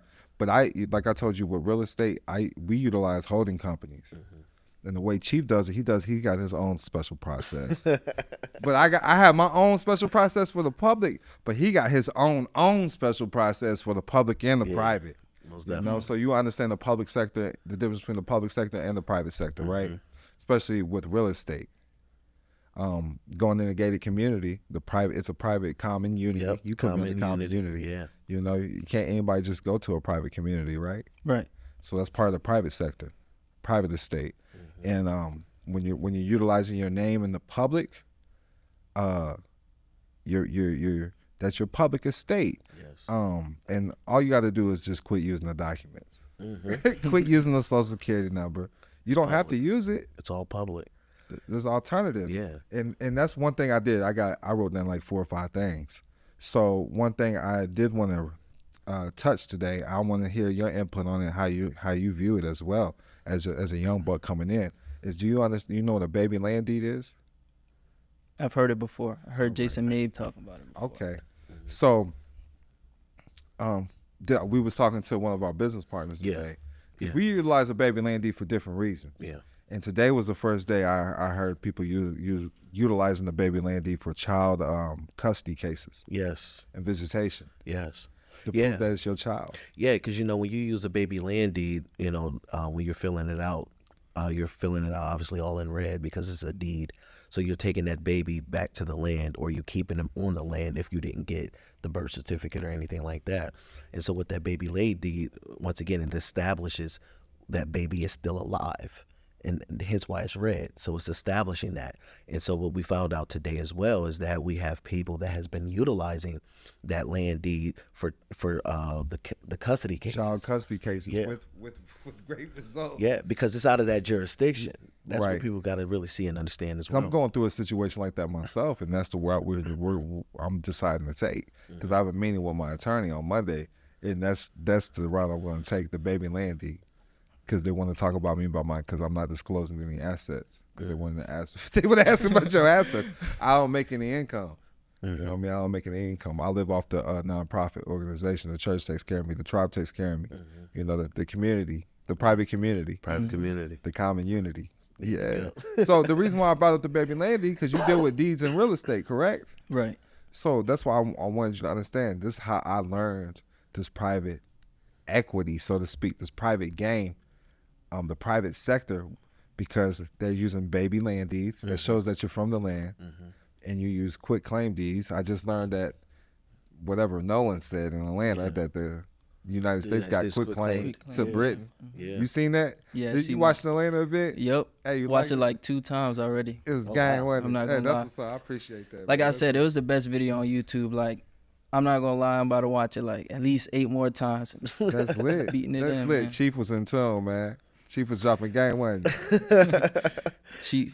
Chief was doing his thing. Hey, so and we're also working on something. Listen, I don't want to spoil anything, but we're working on a conspiracy theory type podcast with information that has been cleared from Nolan, from the Pentagon and places like that he can talk about it. And I don't want to get too deep, bro, but it's gonna be off the chain. you better like, start for real. learning how to check people's eyeballs for tattooed serial numbers to make sure they're real. Hey, but this is coming straight from the government, man. Information that he was actually working on, man. Yeah. So I think that's amazing that I even get to be part of that. Most definitely, yeah. He's definitely have a lot to say, and a lot of people going to listen because once again, you know, a lot of people's like, man, I thought that, you know, right? But they, right, you know, right. they show us the images. That's facts. That's facts. Yeah, they show us the images, and he man. deals with it like it's normal, man. Nolan deals with this like it's normal. Like I was in some of the things that he had access to, and I'm like, bro, I don't want to hear no more. I'm getting chills and everything. The government is keeping so much stuff from you, but that's that private knowledge. You're not supposed to know everything. Yeah. You're really not. The public is not supposed to know everything. You might go crazy. For real.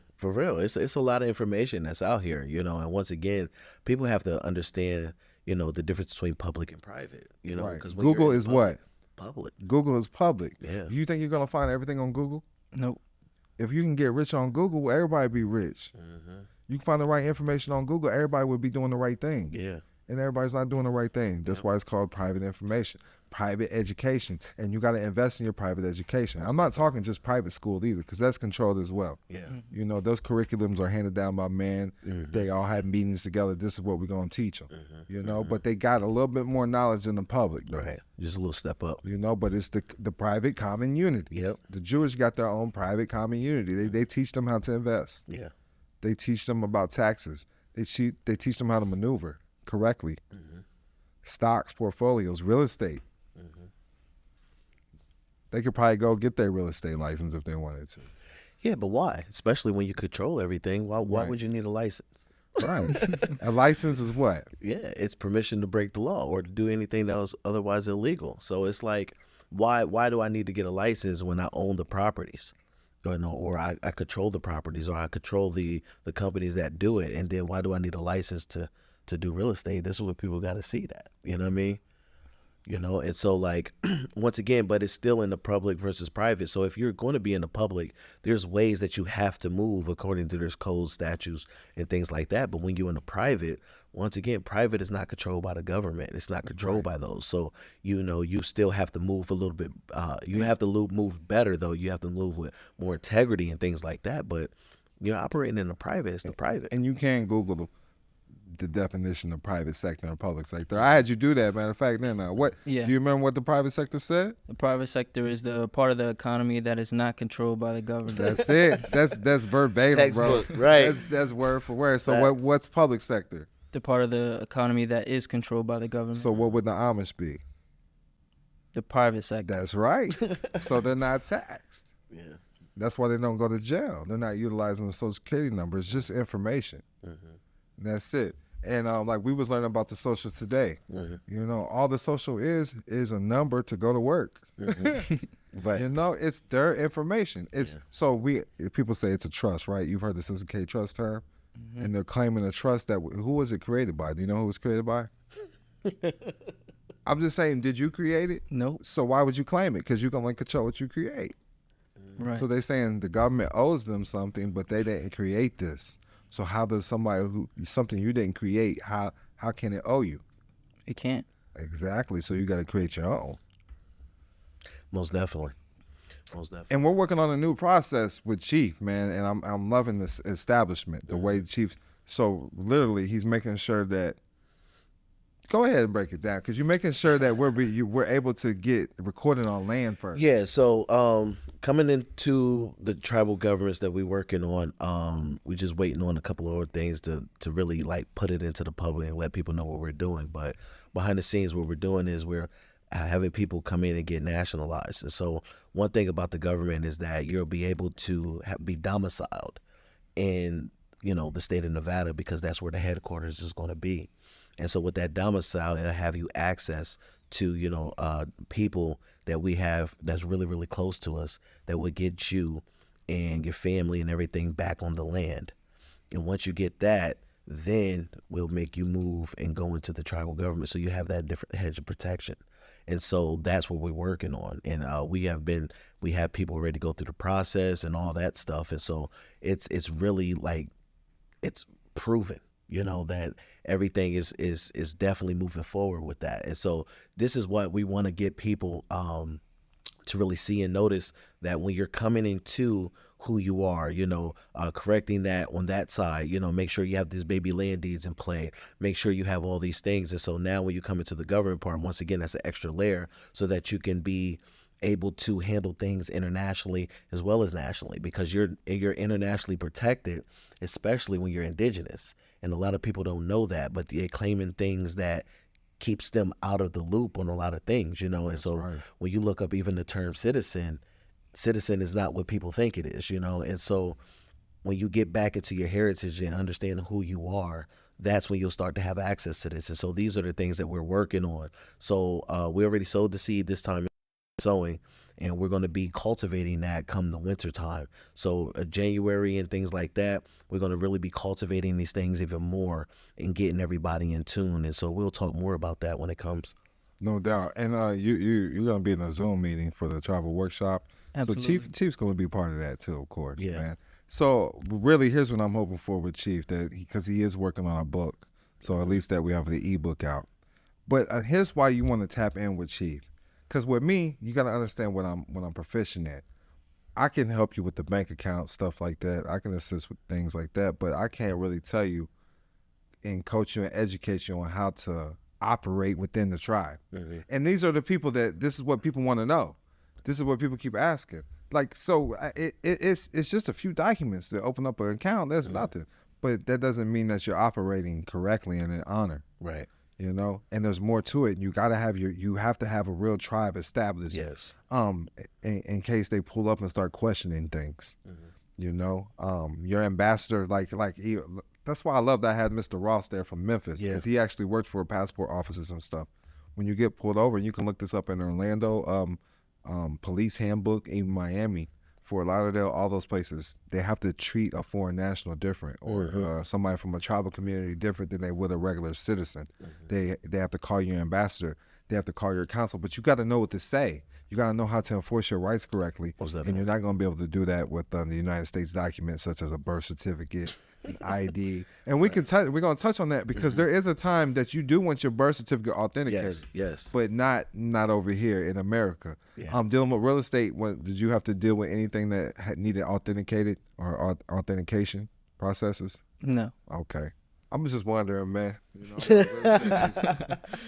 know, so you didn't need anything authenticated to get a mortgage. No, we didn't need anything. You know what I mean? That's powerful right there. Right? All you needed was a signature. That's all. Hey, that's power right there, man. Yeah. A signature's a sign of nature, man. Yeah. Get it? Yep, because that's where we come from, the earth. Sign of nature. All they need is that you put your actual seal on it. That's the authentication, right?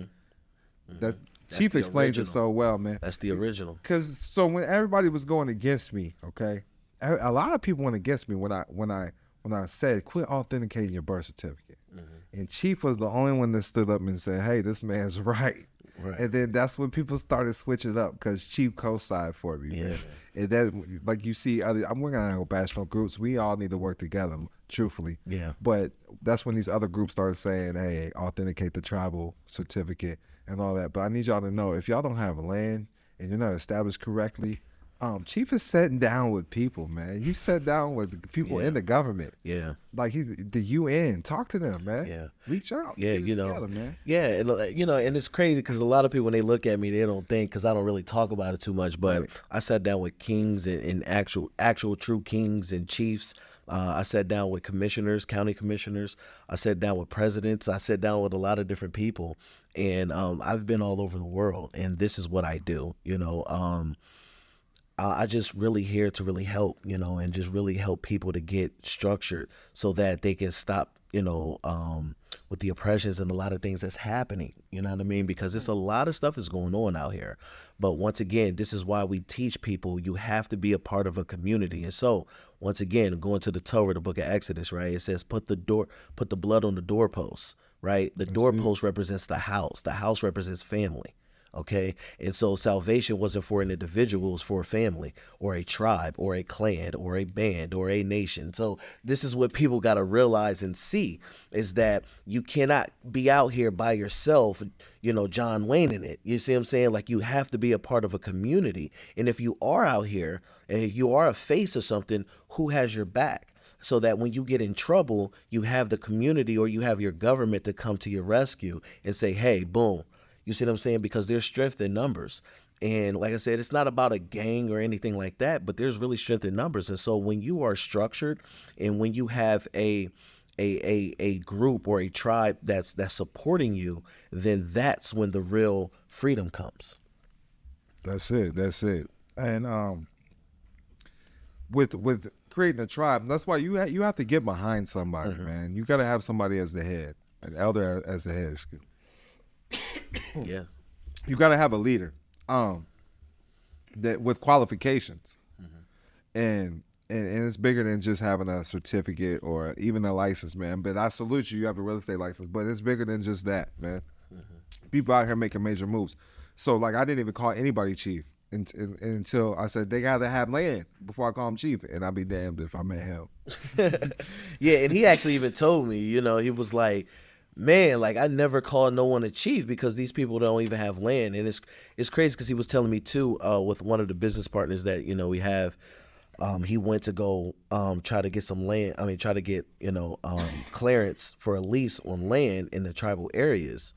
And they didn't even own the land. Right, that's it. So they had to get permission from the government. But yeah, you guys are tribal. You see what I'm saying? How are you guys tribal and y'all recognize, but yeah, y'all don't own your land? Out in Arizona. So I was like, you can come on my land, like I own, right. We own, we have access, and this is the thing. And so when he said that, I was like, yo, that do make sense, because once again, how can you protect the people? How can you say you're a chief and protect the people when your people don't have a domicile? They don't have a place to be protected. That's it. Absolutely. And then he has land. He helps other people get land. We was looking at land last night, finding land for cheap, man. And it's possible with no restrictions. And that's what people got to look forward to. This is what they got to get their focus right. The same thing you're paying, even in cell phone bill, bro. The land I got, my cell phone bill costs more than that a month. Yeah, it's simple as that, for real. Well, I found land you can put $100 down and pay $100 a month. Yeah, and you start building on it right away. Building on it. Start building on it right away. You can make it profitable. And you know what though? Why you say that? People are just too comfortable, man. They love the city. And that's cool. But once again, it's private or public, right? That's it. How you want to operate. Yeah, the public side looks pretty feasible. Looks nice. They got some nice benefits and they offer some things. But that private side is where you want to be. So a lot of times people try to get in the middle, and that's how things get messed up. But I mean, look how we live, though. Yeah. Like, we got land, we be in the country, but we still live towards the city, So, I mean, we get the best of both worlds. And it's possible, Just looking at your life, you let me ask you some personal questions. When I first met you, Chief, I was like, everybody just finds a hustle to do. Like, y'all don't have no jobs? Because he got a big family. Yeah. I'm like, so if he can figure out how you got 10 kids, right? Plus the 2 wives and grandkid, extra people, right? So if he can figure out how to take care of one man, better not ever talk about run off on 2 kids and all. You follow me? Like, like stick by your tribe, man. Yeah. You might make something magical happen, man. So that's my way of thinking, man. And they helps him build on his land, his kids. Yeah, man. Me and my 2 sons, we was out there. Videos of it, all that. Yeah, we built the houses. Well, it's going to be turned into storefronts now, but we built that stuff out there. We spent like 2 weeks out there. We was on an RV, on a camper that we have on the property, and we, everything. We ate out there, looked at the stars. Like, I never seen that many stars in my life. You know what I mean? Right. But we was out there and we was just loving it, man. And it was just free. It's like when you wake up and you like, wow. Trust the process. Right. It's amazing, especially when you see houses that you have hand built. And it makes you respect it more. So with that, I seen that he showed me this. And now I own land by him. Not knowing, I knew I was making history with my family. I'm making history with his family, owning land by him. But I'm not knowing really that the city is still building, it's still expanding. We're really making history. Like, they're like, you need to consider putting businesses on what you got. Yeah. And now I'm thinking about it. And then Chief's like, bro, we got 120 acres open up. We should go grab this. So I'm just like, they're building a new apartment complex out there. Like a lot of different things. Amtrak running through. Like it's like I got it before all of that. Like, I didn't even know just by trusting the process. But with that being said, because now I'm making plans to build on it. And then another resource comes about with the solar panels. We got a solar panel guy. He can make sure that we get approved and everything on the credit, everything paid. And come out there and install it for you. Install it for us and everything. So it's just like, trust the process, man. Yeah. When where you supposed to be and doing what you're supposed to do, and you're where you're supposed to be when you're supposed to be there, everything is going to fall into play. Everything. And a lot of times we just focus and we just concerned about tomorrow. That's it. You can't worry about tomorrow until your today is done. Worry about your today. You got to be in the present. God is not, he's not in the future. He's not in the past. He's right there with you. And so he's right there in the present. And so you got to take care of everything in that present moment. And then today will take care of tomorrow. And so that's where anxiety, depression come from, right? Depression is worrying about things in the past that you can't change. Anxiety is worrying about things in the future that you can't control or that might not even exist. But your health and your liberty and your freedom is right now. That's it. You see what I'm saying? And so when we stay present in the moment, that's when everything else is going to work out for itself. That's it. Absolutely, he broke that down good. I'm not gonna lie, because I'm sitting here thinking like, man, that's literally me. Like, I be trying to move so fast. Like, I can't be patient. Like, I can't sit there and just take my time. And that's the thing too. Like, sometimes you gotta take your time. Right. And this thing is, I didn't like to read either, but when I started reading your stuff, I'm not gonna lie, you're the only books I ever bought. And you're the only person books I ever read too. Hey, I I'm not gonna appreciate lie, that. You know, bro. I get that a lot, bro. I really get that a lot. No, and I'm for real too, cause like I can't. No book's gonna keep my interest the way yours does. I'm not I gonna lie. appreciate that. But I did want to bring you up. So, like, when you got your real estate license, you decided you was gonna get your real estate license, right? Yes. Did you hang around people that were losers and went doing that with themselves? Absolutely. Because they would have kept you down. So that's the same way with anything in your life.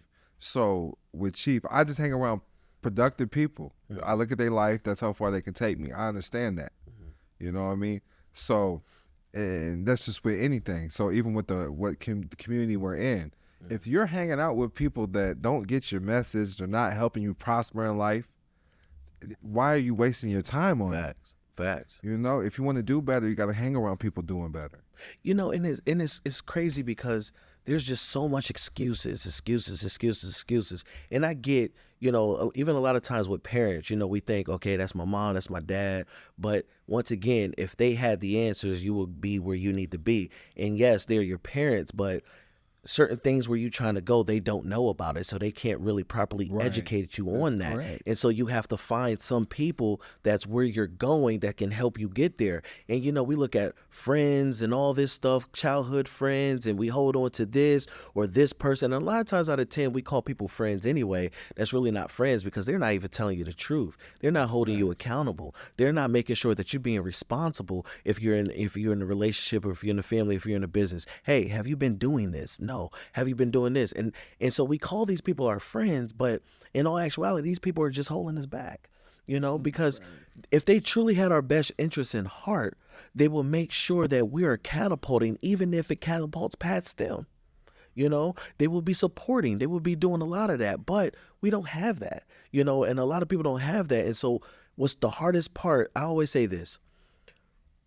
When you have a priority list, you're only really getting done like the top 3 or 4 things on that list. Okay. And so a lot of times people are like, I don't have time. Well, you have to reprioritize.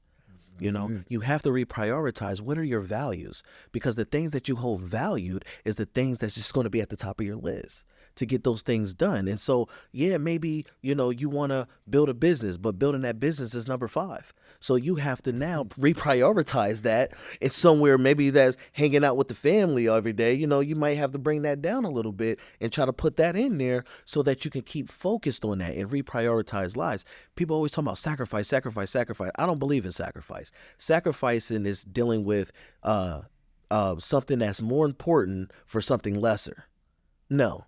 We reprioritize. We don't sacrifice anything. Well, I'm going to sacrifice something that's more important for something less. What am I get out of the deal? So it's not about sacrificing. It's about reprioritizing so that we can now do the things that we said that we're going to do. You know, the Most High gives us a vision. That's what it is. He doesn't give us a vision with the intent of saying, just in case, you know, this don't work out. No, he gave you the vision and you have to work that out. You know, we have to create. Every day we wake up, what are we creating? What are we creating? What is your goals? What are your visions? And create that. You know, but we wake up with so much excuses and this person did this or this person did that. Who cares? It was all a part of the plan to get you to push to where you need to go. And the word Hebrew in growth is the word push. It's P-U-S-H. That's deep right there. So in order to grow, you got to push. And so imagine that seed is in the ground. You know, you got dirt on it. You got concrete. You got all this stuff, but it still manages to push through in order to grow. And that's the stuff that we have to realize in life. When we're going through life, and it's designed. Think about it. Adversity is designed for that. It's designed so that you can push through. And when you push through, you're going to see it. Just like when we was building the houses on the land, you know, our first house broke. It was a strong way. We did something crazy. We wrapped the framing. Not even knowing, because we was going to put the siding on there real quick, right? But not even knowing, a strong wind came through. My sons, we in there holding it, and he was like, I just seen fright on him. I said, let it go, and run out, let it go, now. As soon as he let it go, the joint, whoof. Man, we was devastated. We was about to pack them quick. And at that moment, I said it was a teachable moment. I said, listen, this is life. If you do not get up, if you quit right now, you're going to quit for the rest of your life. this is a teachable moment. And we built 2 more houses after that. And then before we left, we rebuilt that house, but we built it smaller though. But we rebuilt it. So you got 3 of them out there. Yeah. And one that blew away. Yeah, we got 4 out there. Yeah. And you said you're going to Crescent Valley with us? Yeah, I'm going to Crescent Valley. Hey, remind me not to be in the house when it's winter. You know? And it was funny because my dude Ron, he was watching all this, right? And he was like, yeah, I was wondering. He said, I seen the structure up and then I ain't seen nothing else no more. Where'd it go? Right, where'd it go? That's a real Dorothy. But that's life. Man. Right, that's life, man. That's it.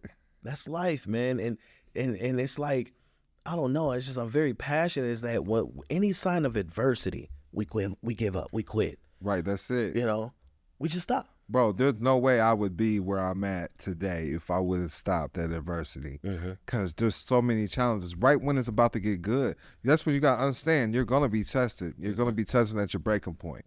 You just keep pushing, man. It wasn't easy to get the real estate license. What you got to put in work, man? Yes, sir. You wanted to give up some days, did you? Yes, I did. That's with anything good in life, man. Anything great in life. Yeah. And wisdom says if you faint in the day of adversity, it's because your strength is small. Think about that. If you faint in the Proverbs, it says, if you faint in the day of adversity, your strength is small. So the adversity is never designed for you to quit. It's to show you your strength inside you. And the strength is that inner strength. You see what I'm saying? What are you feeding yourself? Well, what are you affirming yourself? What are your purpose? What is your desires? What is your goals? What are your dreams? What is your strength? What makes you you? And so when the adversity comes and we quit, that just shows that the strength is small. So you have to build that up. Because adversity is never, we look at adversity and we say, oh, it's a big giant. No, adversity could be so small. It could be a little ant crawling on you. And oh my God, nah, the ant crawled on me. Nope, I don't want to do it no more. Think about that. And so that's the stuff that we have to into. We gotta, in order to grow, in order to go into this next level, because I don't know if y'all feel it. Not saying y'all, but I'm saying y'all. I don't know if y'all feel this, right? I don't know if y'all feel this, but you guys are going to have to push into this next joint.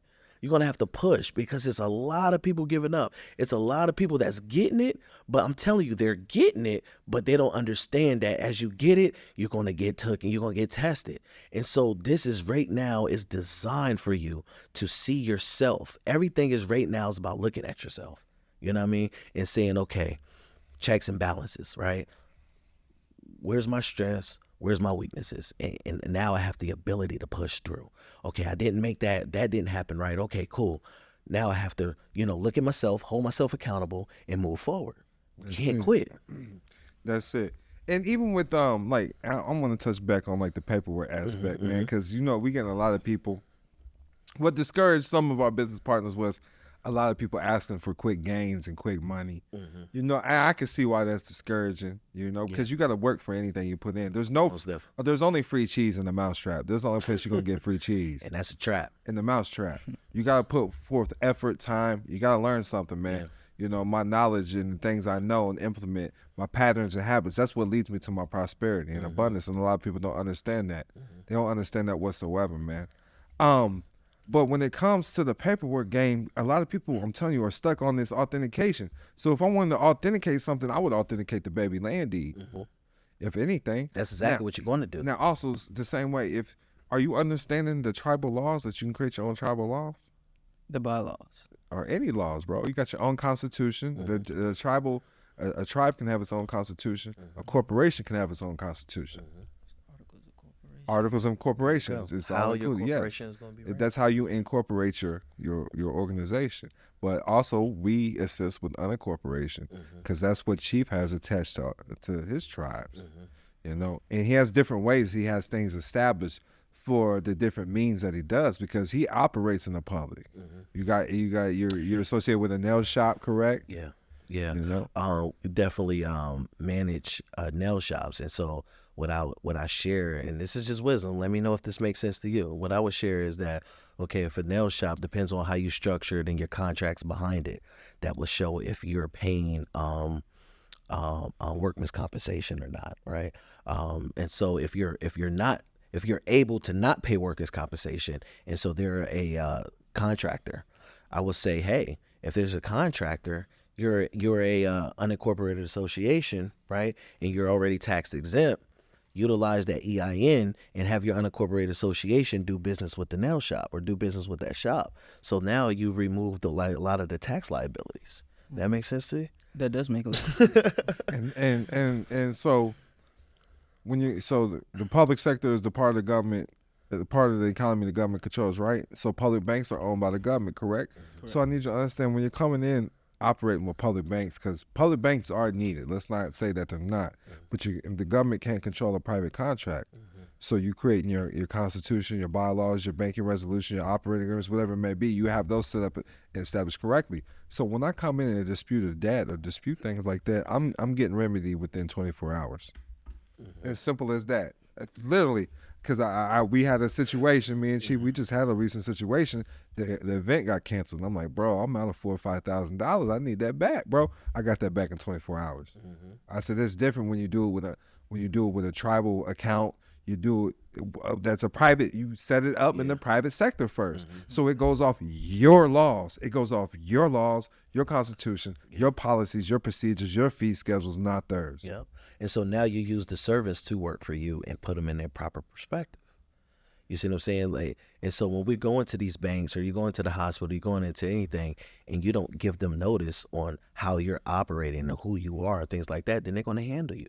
You see what I'm saying? And so when you go in there with your structure, you go in there with your paperwork, with your authentication, and you can get it, a nice witness through the state or whatever, or your notary to authenticate it as well. But when you do that, now it's saying how, like he said, how you're structured. So now we have to go according to what you gave us. Now they're working for you. That's it. That makes sense? That makes a lot of sense. Like we're creating our own policies and procedures. The United States codes are they're codes. That's their policies and procedures. The real law is their constitution. And a lot of people don't understand that. But when you're going in with the documents, you following under your rights are given to you. People don't understand that. When you understand, all you got to do is study Series 6, Series 7 training, learning what a shareholder is. When you hold a birth certificate, you're a shareholder. Now, Chief says, this is what Chief told me. He says the only time you would want to authenticate that birth certificate is overseas with a passport. Yeah. So what's really good with the authentication of the birth certificate, if you want to go that route, it's only good for when you're going overseas. And let's say you lose your passport, your identification, you have that authentication of the birth certificate to show as your proof. Remember, authentication is saying this is to the US. Right. This is authentic. Right. So now you have that birth certificate that says this is authentic, that you was born on the U.S. soil, so you can get to go back. That's the only thing that's really good for. Anything else other than that, if you're trying to get money, that ain't gonna work. Right, because you're trading with the enemy. Yeah. But as soon as you get the stamp and the seal, it's already authenticated, and the birth certificate is already a copy. It's a certified copy. It's not the original. Yeah. So that's what people gotta understand. I can get a witness within Chief's tribe, and they'll make sure you original tribal birth certificate if that's what you need. If that's things that you need. So this is why you can't just sign up for just anybody out here claiming they're Chiefs. Right. Because we got real people doing real things, man. And that's just how I want to put it, man. Like, Chief will, if you're part of his tribe, he'll sit down and talk to whoever you need him to talk to. That's what you do for your tribe, So that's what everybody has to keep in mind when going out here with these other organizations, these swagger jackers, whatever you want to call them, man. They're just out here getting paid, man. Yeah. No evidence, no fruit. And that's the thing. And it's not to knock nobody's hustle, but when it comes to people's life, that's the problem. Because people are literally using people's paperwork or whoever's paperwork, and it's not authentic, it's not real, and it's not true, and they're getting themselves jammed up. Right.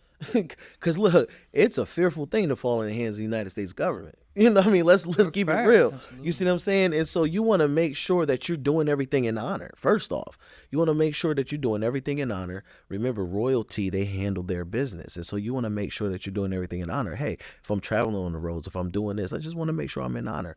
I get that you have a job to do. I get that you're following your codes, and that's cool. But there's still a certain way how to handle me. You know what I mean? And so we don't need to get belligerent. We don't need to get all that, hey, this is how you're going to have to handle things, and that's it, but like I said, we care about people's lives, people's lives are really getting jammed up, man. I seen one lady get, it was on TV, it was being advertised that she had the wrong paperwork, and she's trying to proclaim and all that. Man, they kicked her door in, they didn't care, and then she ended up getting shot and stuff. But because they looked at as a terrorist, man. Like people literally out here disputing, looking like terrorists. And I gave an example like that at the Atlanta event. I said I was really with somebody, man, and I'm in Choctaw Cherokee territory, but you know the highways is still the public domain. So it's the Oklahoma State Troopers. We get pulled over. I ran a tow. You know, in Florida, they just bill you, right? Yep. Not in Oklahoma. They said, we old school here. So, you know, he sat me down in the front, but she didn't know what was going on. I'm the traveler. Right. You know, there's weed, and it's like, it smell like marijuana. You ain't got a card, you know, so I have permission to search that shit. I will search it if I want to search it. I'm like, man, ain't nothing but a quarter in there. But she tried to throw the weed as soon as they pulled her out the car. They took her to jail. She was stating codes. They said, they told me, as soon as she starts stating codes, we think she's a sovereign citizen. You know, because he said, you didn't state no codes, nothing. I told him, man, I'm Choctaw. Simple as that. I'm Choctaw, man. Simple as that. I got remedy. He let me go with a warning, man. Yep. You know? Yeah. There's more to it, though. You know, a lot of people don't know that they like cops. This is why you got to understand the private sector, some of them cops are KKK. We're not going to, and ain't nothing wrong with being part of the KKK organization. I'm part of Ku Color Kids. But I'm just saying, that's a private fraternity. That's like a private club. Yeah. And that's what they choose to do. They have pride in something. They have common goals, whatever it may be. Instead of worrying about what they do, you need to worry about how to get like them. Absolutely. You know, Chief is not scared to sit. Are you scared to sit down with a tribal member from the Grand Wizard of the Masons or whoever it may be? Not at all. Go sit down and talk to them. They might teach you something, man. They might respect what you're doing, get behind you, and drop you a donation, man. Let's go. And as simple as that, man. But you know, a lot of people don't think like that, though. You know, because you know what's out there in the Marcus public. Garvey, boy. Facts. Marcus Garvey did it. Did you have any questions for us at all, man? Not right now. You guys overwhelmed me. All right, call me at the wrong time. Well, we can do it in the private. We doing dinner tonight. Yeah, absolutely. Yeah. So it's all good. I'm just happy though, real quick, that Cameron, man, you're 21, right? 21, right? Absolutely. Okay. You're 21, real estate agent, and you're doing your thing, and you got your family behind you supporting you. Let me tell you, when I was 21, I was trying to figure life out. You know what I mean? I joined the military at 22. I think I'm saying this right. Yeah, I joined the military in 2022. Yeah, 2002, I joined the military, so I was fresh out of high school, so I was thinking about 20. And because I didn't know what to do with my life. You know, I had 14 W-2s, man. I just kept quitting and not knowing that I was an entrepreneur in my heart. That's how I was, you see what I'm saying? Yeah. And I didn't know. I just felt like a bum because, you know, you go to school, you go to college, and you get jobs. You know, that's what was taught to me. And so I was like, you know what? I was banging down the military's door, man. Like, yo, let me in, man. You know, and so where you at, man, that's dope. You know what I mean? You're on a clear path, man, and I definitely honor that. Yeah, and with me at 20, my story is similar to Chief's. I was 21, banging on prison's door. Prison bars. They let me in. Hey, we got a bed for you. Come on in. We'll take care of you. But I knew that's not where I wanted to be, man. But I had lots of jobs, man. But like the only job that I was good at was selling weed. You know, that's a job now, right? It's a job. You go apply for that, you know? Yeah. It wasn't a job back then. I had to watch my back. You know? But I always knew I wanted to be an entrepreneur, man. But like I told you, if it wasn't for the federal penitentiary and learning those things, I wouldn't be where I'm at today. So being able to learn now and having those, I didn't have my dad to be able to support me. He wasn't there. He didn't know what I'm doing. You know what I mean? It wasn't supporting me on bigger things. They wasn't supporting my dreams and allowing me to grow. Because when you have those simple things, that allows you to grow, man. So my advice, if it's not supporting you, and it's like what I tell people, I said, like iron sharpens iron. That's how every relationship's got to be in your life. If my mama don't support me, cut her off. You know, sometimes tough love's the best love. Real spill. That's all I had. If love did the trick, then we'd all be there. Your mama did their job, your grandma did your job. You want your kids growing up like your grandma, your great-grandpa? I mean, some people might, but majority don't, you know? And just like you talked about seeing the vision, the vision is dividing the vision. You make sure that is unity, and everybody's on a board with the same vision. If it doesn't add to your vision, cut it short. Most definitely. And that's what I'm with, man. But I'm definitely with the unity aspect of everything. I'm all about family business, family tribe, and just growing with the family, man. That's why I love and admire about Chief the most. And I see you with your tribe too, man. I love and admire that, man. Yeah, most definitely. Absolutely, I love my tribe. No, that's right. Well, we're gonna bring this to an end, man. So just give us some last words. Let us know how we can find you, man. Good. You can find me on Instagram at Cameron.Young. I be reposting all Dom Kilam stuff. Spell it with a K though, right? Yeah, spell it with a K, just like the rapper. I had to think about that for a second. I was like, huh? Okay, got you. Chief Amir Zaire on IG at Chief Amir Zaire. Also, I am Amir, AMIRZAHIR.com. You can hit me up on the website as well. Man, let them know about your wife's stuff too, man. Let them know, bro, because y'all doing y'all's thing, man. So if you guys are in the Las Vegas, Nevada area, you want to come out, you want to get fly, whatever, make sure you guys visit the Royal Exclusive Nails.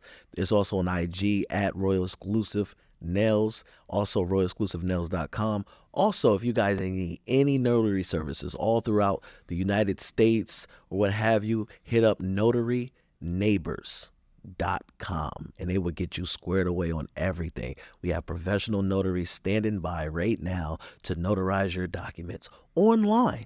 So you don't have to be sitting down with each other. You can just online, they schedule a call, give you the link, and they verify your information and all that, and they get your documents notarized. That's right, man. Notary publics and privates. Yes, notary public Get you and together, private. man. Holla at Nolan, get that international status correction, man. Then holla at the notary neighbors, man, and get it stamped up. There you go. All in one spot, man. Holla at the team. We got what you need. Yes. You can't lose with the stuff we use. It's your boy Don Kilam. Remember, prosperity is the divine birthright, man. Tap in and tune in with us, man. Dream Keepers Radio. We're going to continue to bring more to you in the future. But you can reach me at DON_KILAM. Again, that's DON_KILAM on the Instagram, the one with the blue check. You dig what I'm saying? Much peace and love, man. Peace, peace, peace, peace.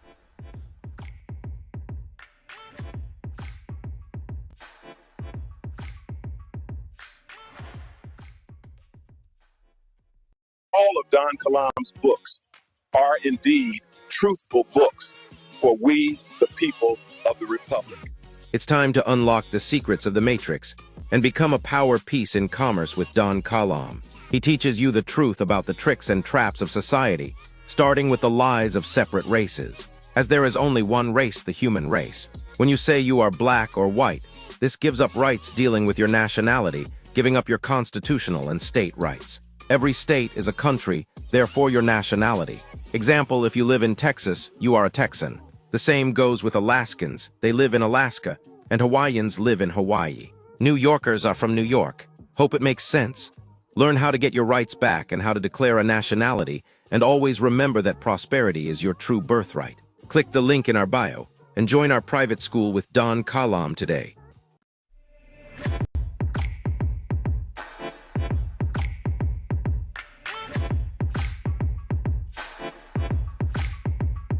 Peace and love. It's your boy Don Kilam. Tapped in and tuned in with Dream Keepers Radio. I'm live in Orlando, Florida. And today, I want to go over political status, personal sovereignty, and how it applies to you in the legal system. Because this is what everybody truly needs to know. This is the really the basics. Everybody asks me, where should I start, Don? Where should I start? Well, truthfully, it's different for everybody due to your personal situations. But understanding personal sovereignty and then political status and political status correction. With status correction, it goes over your citizenship class, Mr., Mrs., Doctor, Judge. Truthfully, it shows your standing. What do you have rights for? So if you was a king or a queen, a monarch, you wouldn't go by Mr. or Mrs. Just like even with doctors, they don't let you call them Mr. or Mrs. You got to call them by the title. Even with a judge, you got to call a judge by his title. So what's your title? Title could be another word for status as well. What is your title? But the three things to remember is status. First, identity, scratch that. Identity, status, and then standing. First, you get identified. And a lot of people get identified with a birth certificate, a social security number, an ID. Let's say you are being identified with a birth certificate. Are you 6 pounds, 7 ounces? Are you 21 inches? So this is not even a great form of status correction or a form of identity to begin with. But you can use baptismal certificates. You can use patents of nativity. You can use family Bible records. You can use baby land deeds, and that's what I've been using lately with myself and my children with going in the court system and fighting custody cases.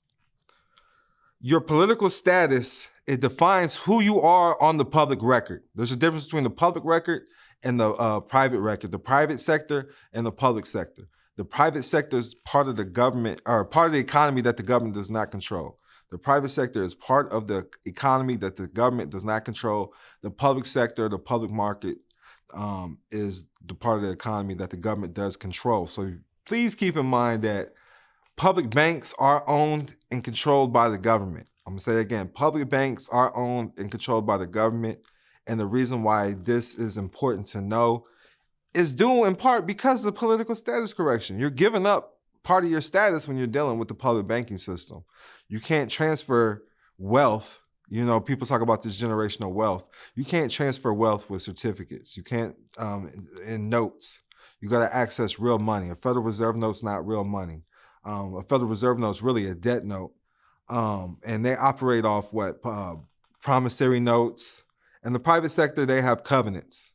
And you can look these things up. Just do a simple Google search, go to Investopedia, and just search these terms, these keyword terms if you've never heard of them. It is essential for you to correct your status to properly invoke your rights and avoid being treated as a ward of the state. You can only control what you create. When it comes to the birth certificates, they give you a certified copy, so you don't even have an original. So how can you ever control anything when you're identifying with a document that you didn't create? Same way with your name, you didn't create the name. So I want to emphasize the importance of correcting your political status to ensure proper recognition of invoking your rights correctly. Also, another way to invoke your rights or keep your assets protected is with something called an unincorporated association, which is a form of asset protection as well. Family trust, that's a form of asset protection as well.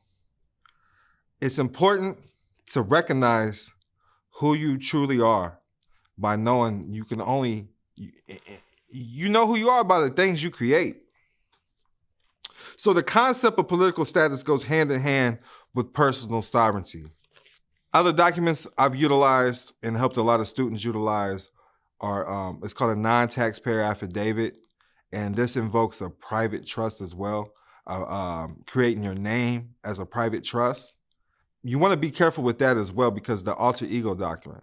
When it comes to the alter ego doctrine, this can give up your rights because you're not distinguishing the difference between the business and personal. So when you're giving it up, a trust or a business, if you're making your name an LLC, because I've advocated this as well in the past, but it's just you have to do it correctly. So when you're giving things up to the business, you got to make sure it's for business purposes only. It's not for anything personal. Secondly, I like to utilize a holding company. So the personal name that you're utilizing in the public, I would make that the operating company, a LLC. Some people do a sole proprietorship. You got to be careful with that because there is taxes involved if you're not setting these things up properly. You can attach a sole proprietorship to a private trust or unincorporated association, even a 508c1a ministry trust. And when y'all go to my public pages, y'all see I've advocated 508c1as. The unincorporated association is very similar to the 508c1a. It's just a lot less paperwork, and you don't have to do anything in the public. A lot of people attach the 508c1a to a regular nonprofit. Now, when we're talking about status correction, I already brought up about the birth certificate. So exploring the birth certificate process, this allows the state to take control of a child. And I want to bring this up because this is brought up to me consistently. And you got to understand, this is truly what gives the state the right. This what makes the state think they own your child is the birth certificate and then the social security number. The birth certificate places the child in a trust and estate. It's a public trust. It creates a public estate. So you got to remember, anything that's in the public is controlled by them. It's controlled by the government. So with the mother signing off as an informant, while the father's role is usually left off, this allows the state to assert control over the child as abandoned property. When you hear the word person, only a person can be tried in court. Only a person can commit a crime. Per son, that means one son, because you can only be saved through the father. There's a reason why the judge wears a black robe, the pope wears the white robes. They're taking part as your guardian. The United States means federal corporation under 28 U.S.C. 3002, subsection 15A.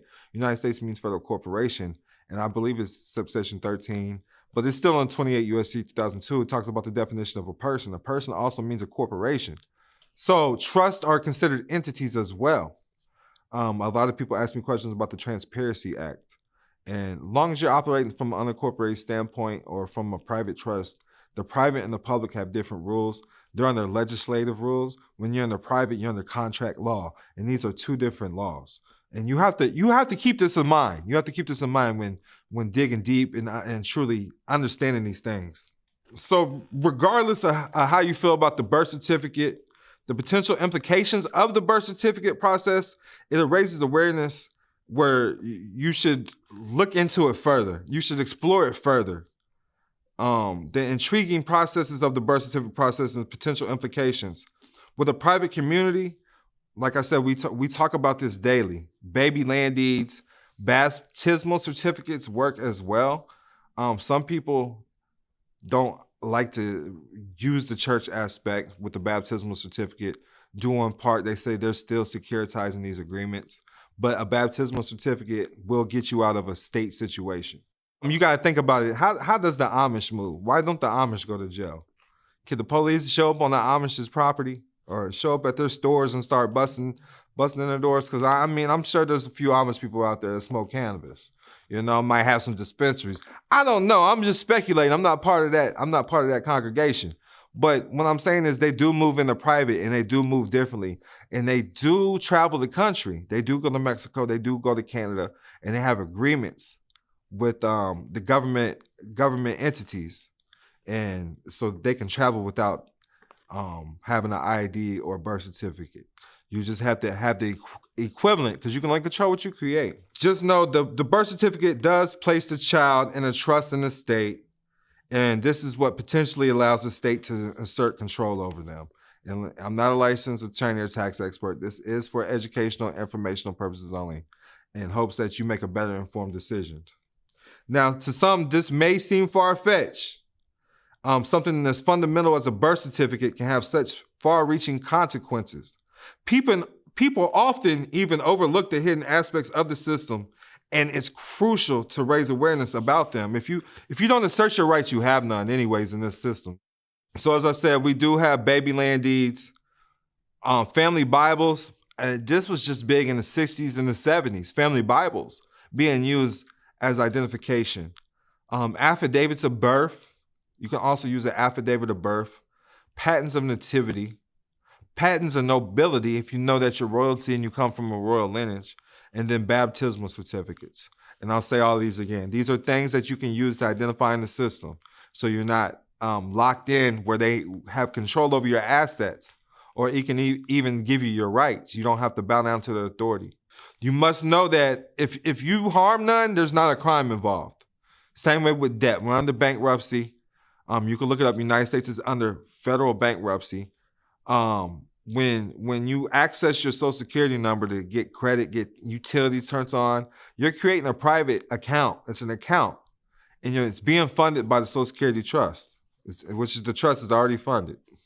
So birth certificates can be used as identity, baby land deeds, a family Bible affidavit, an affidavit of birth, a patent of nativity, and patents of nobility, and then baptismal certificates. Another thing when it comes to status that I want to go over is there's two types of persons in law. And the two types of persons that there's a natural person and then there's a corporate person. Either you're a natural person or you're a corporate person. And your status is what determines which category applies to you. when you have the birth certificate, you're using the Social Security trust, you're automatically considered a sole proprietorship, and that business was given up to it's a public office that was working for the United States government or whatever state that you're in. It's a crucial distinction that often goes unnoticed in everyday life, but it can have a significant implication. So understanding the difference between natural persons and corporate persons can provide valuable insights with status. I make my name a business out the gate though. I make it automatically make my name a business, a LLC. My name's a LLC. And then I have a holding company. I have record labels as well. You come to the world through an ultrasound. So a record label can also hold intellectual property.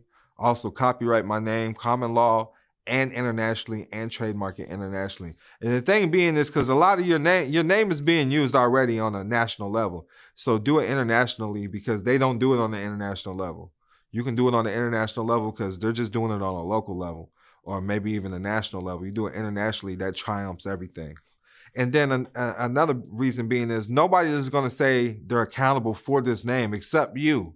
So you got to learn how to manage it. Own nothing, control everything. So learn how to manage the affairs correctly. You got to learn how to be an administrator.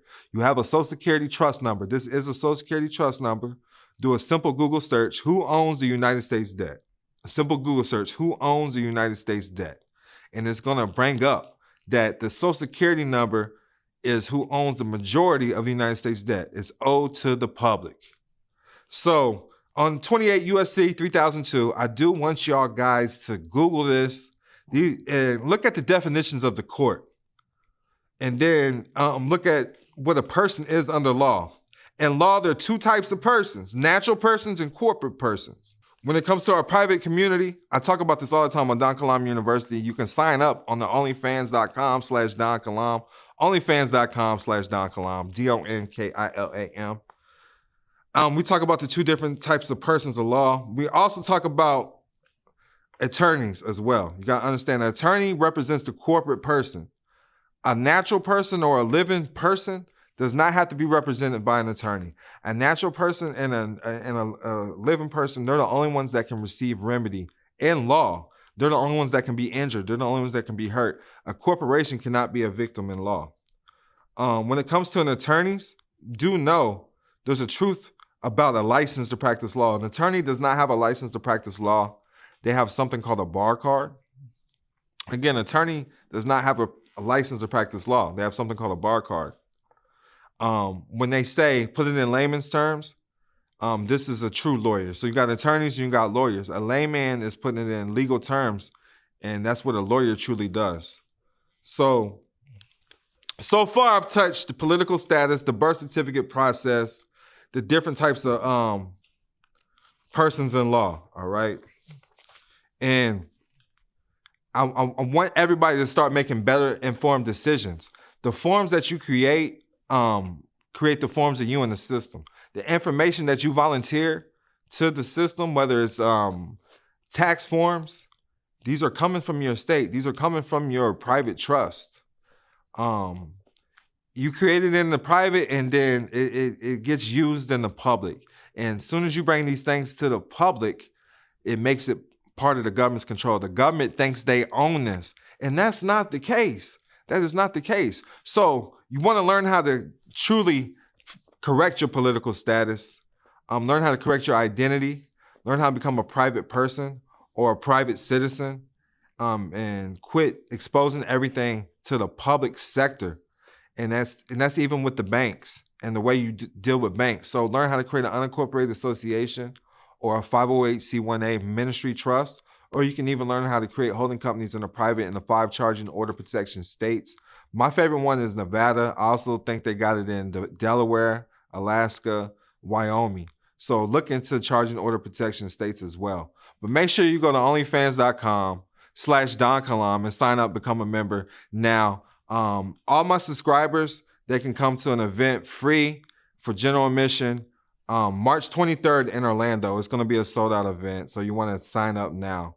But tap in and tune in. It's your boy Don Kilam, and I'm out.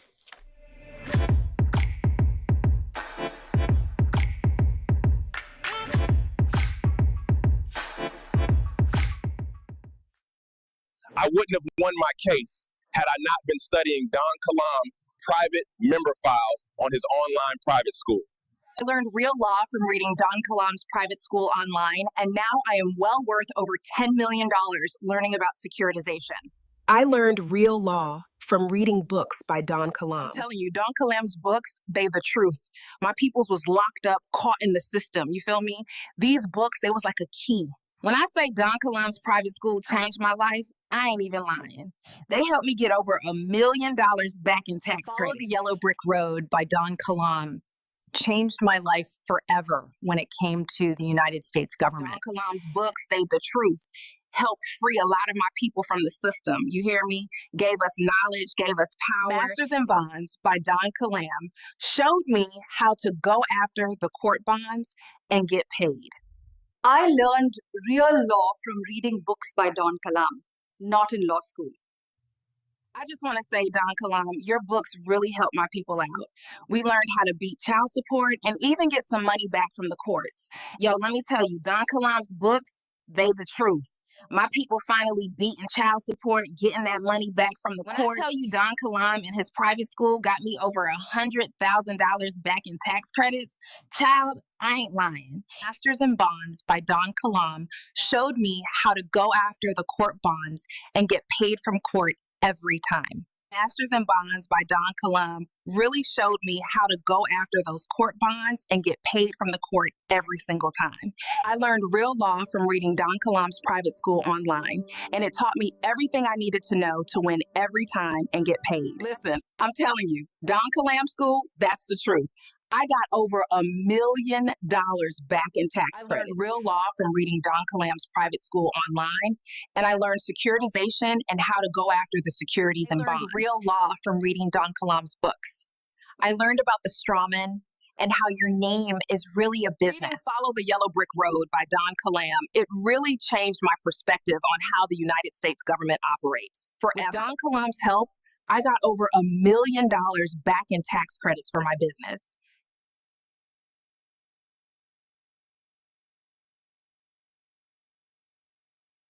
Your Honor, I must insist you do not label me as black or a colored person. I am a Moor by nature. Ultra important to understand the difference between motions and affidavits. Why is that? Because they're discretionary.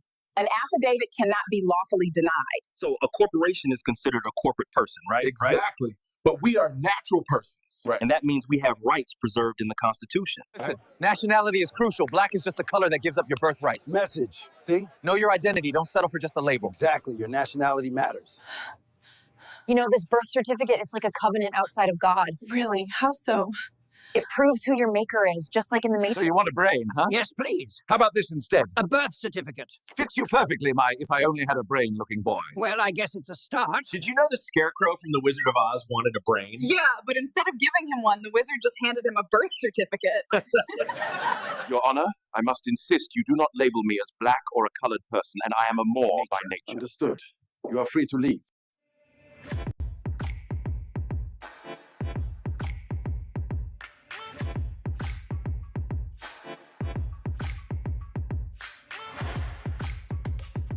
Peace and love. It's your boy Don Kilam, live from Orlando, Florida.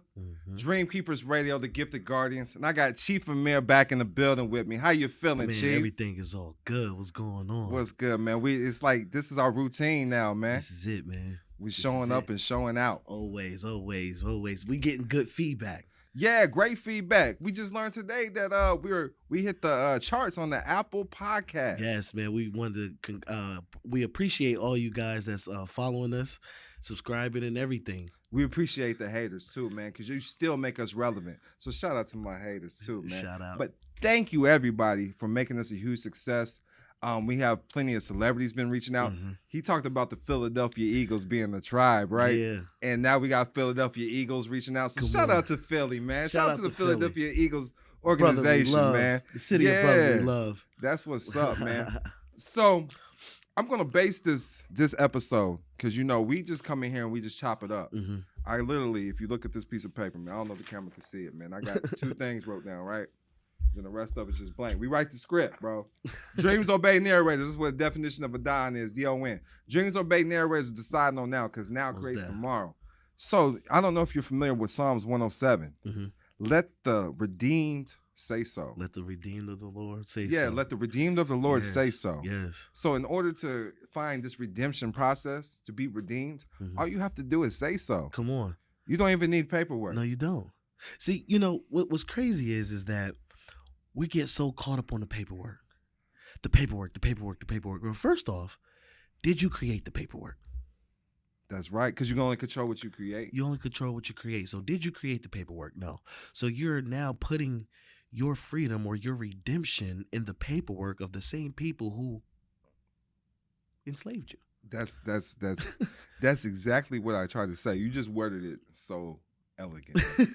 So basically, because some people say, we like this Don, he's nice, he's professional. Well, it's a podcast, man. I'm doing my thing. But don't think I'm gonna be like this if you come and talking to me directly, because I need y'all to understand this stuff. Mm-hmm. Sometimes the best love is tough love. Yes. When you learned it, when you in the military, correct? I was in the military. They was nice to you? No.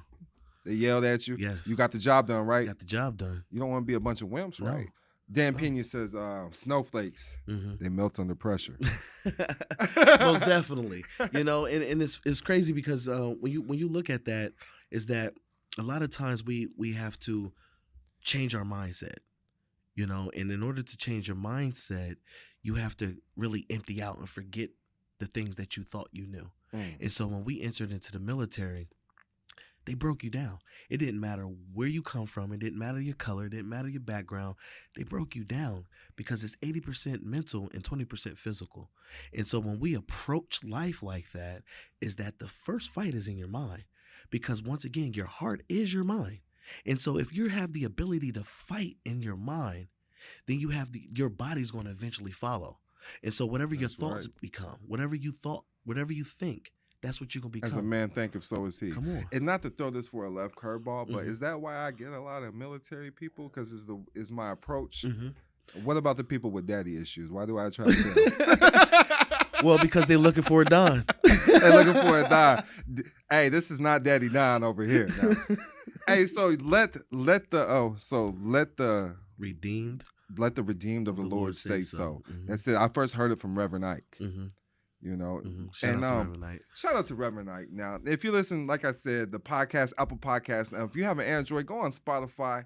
Wherever you listen to your favorite podcast, Dream Keepers Radio. Chief has a podcast on the way as well, so shout out to that. Most definitely.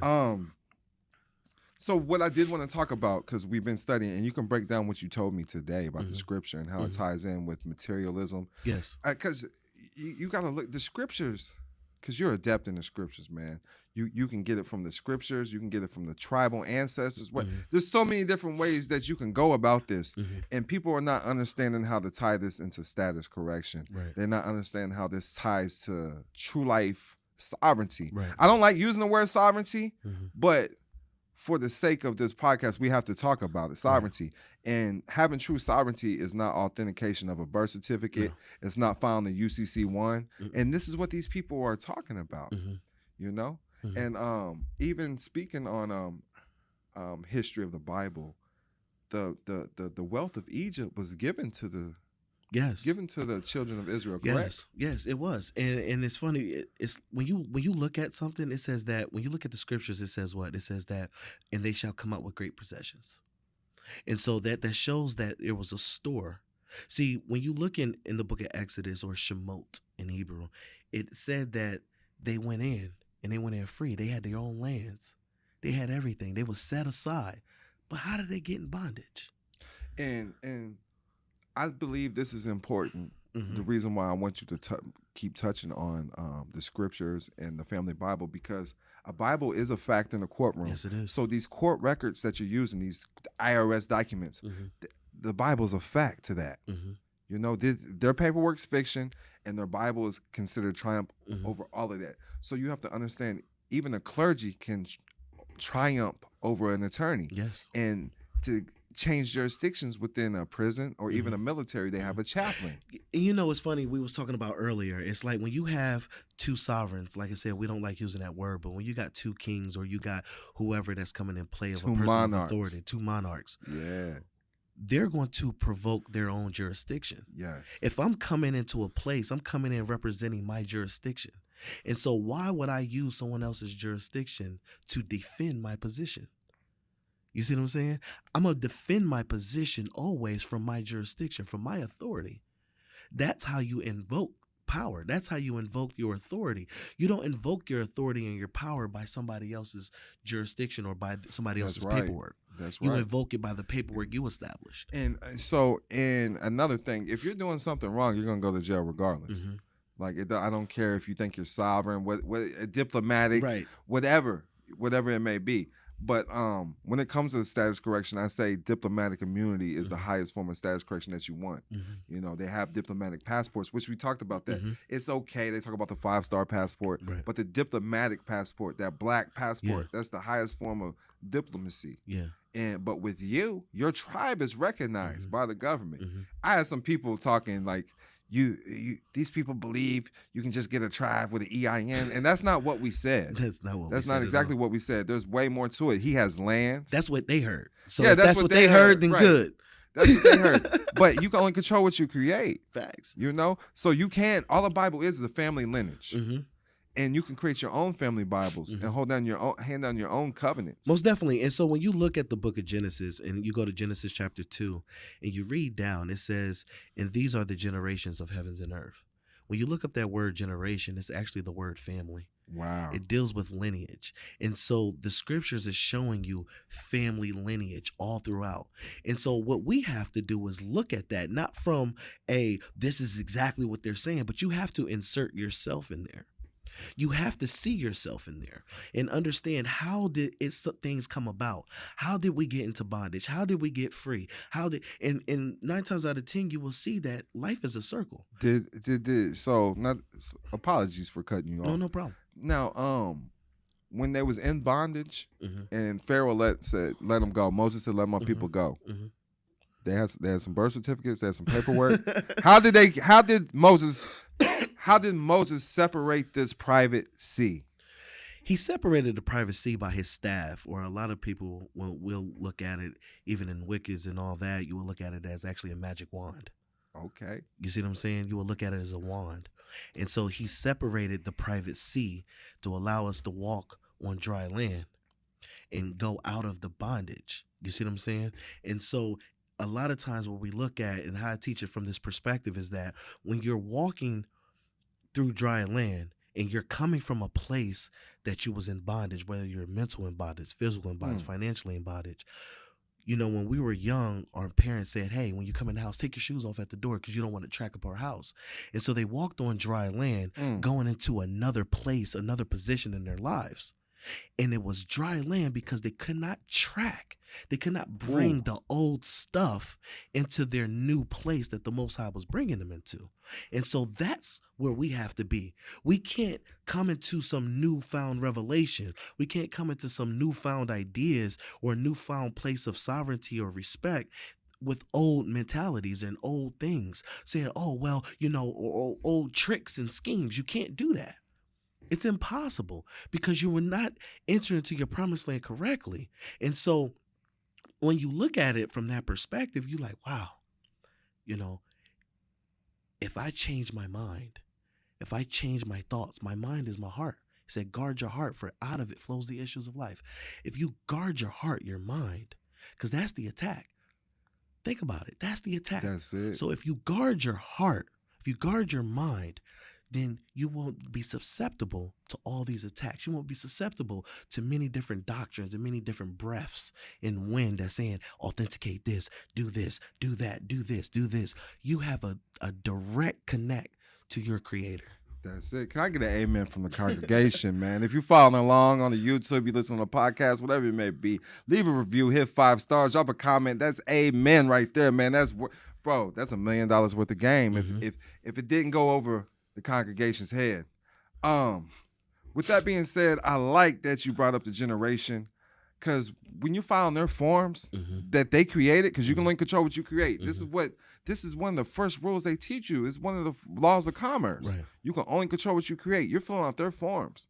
So you're giving up your heirship, your prosperity. I always say prosperity is your divine birthright. So you're giving up your divine birthrights by filling out their forms. And now you're becoming a tax dependence. Yes. You're becoming a dependent of a taxpayer. That's what you're handing down in your heirship. And only slaves pay taxes. That's it. And tax means contribution. Look it up. Yes. Black Law's Dictionary. Most definitely. It's a contribution. What's a contribution? A contribution is like actually it's like a donation. A donation. Or in church, you give your tithes. That's it. It's a contribution. That's all a tax is. And people say, so you're telling me if you're part of a tribe or part of something, you don't pay taxes? Absolutely. We're outside the jurisdiction. If you don't have a birth certificate, you're not liable for taxes. If you look up Trading with the Enemy Act, if you go to court, that's trading with the enemy. Right. It's the state versus you. It's like Battleship. You learn about your mother conveyance. You learn about the laws of the sea, admiralty, and maritime. Right. If you look up maritime law, because admiralty is more about contracts and stuff as well, right? But it's and then the military admiralty. Yeah. But it's more maritime than anything. So you learn about shipping laws, shipping cargo. When you're born, they put you in a ward. You're a new ship comes to sea. The doctor certifies you.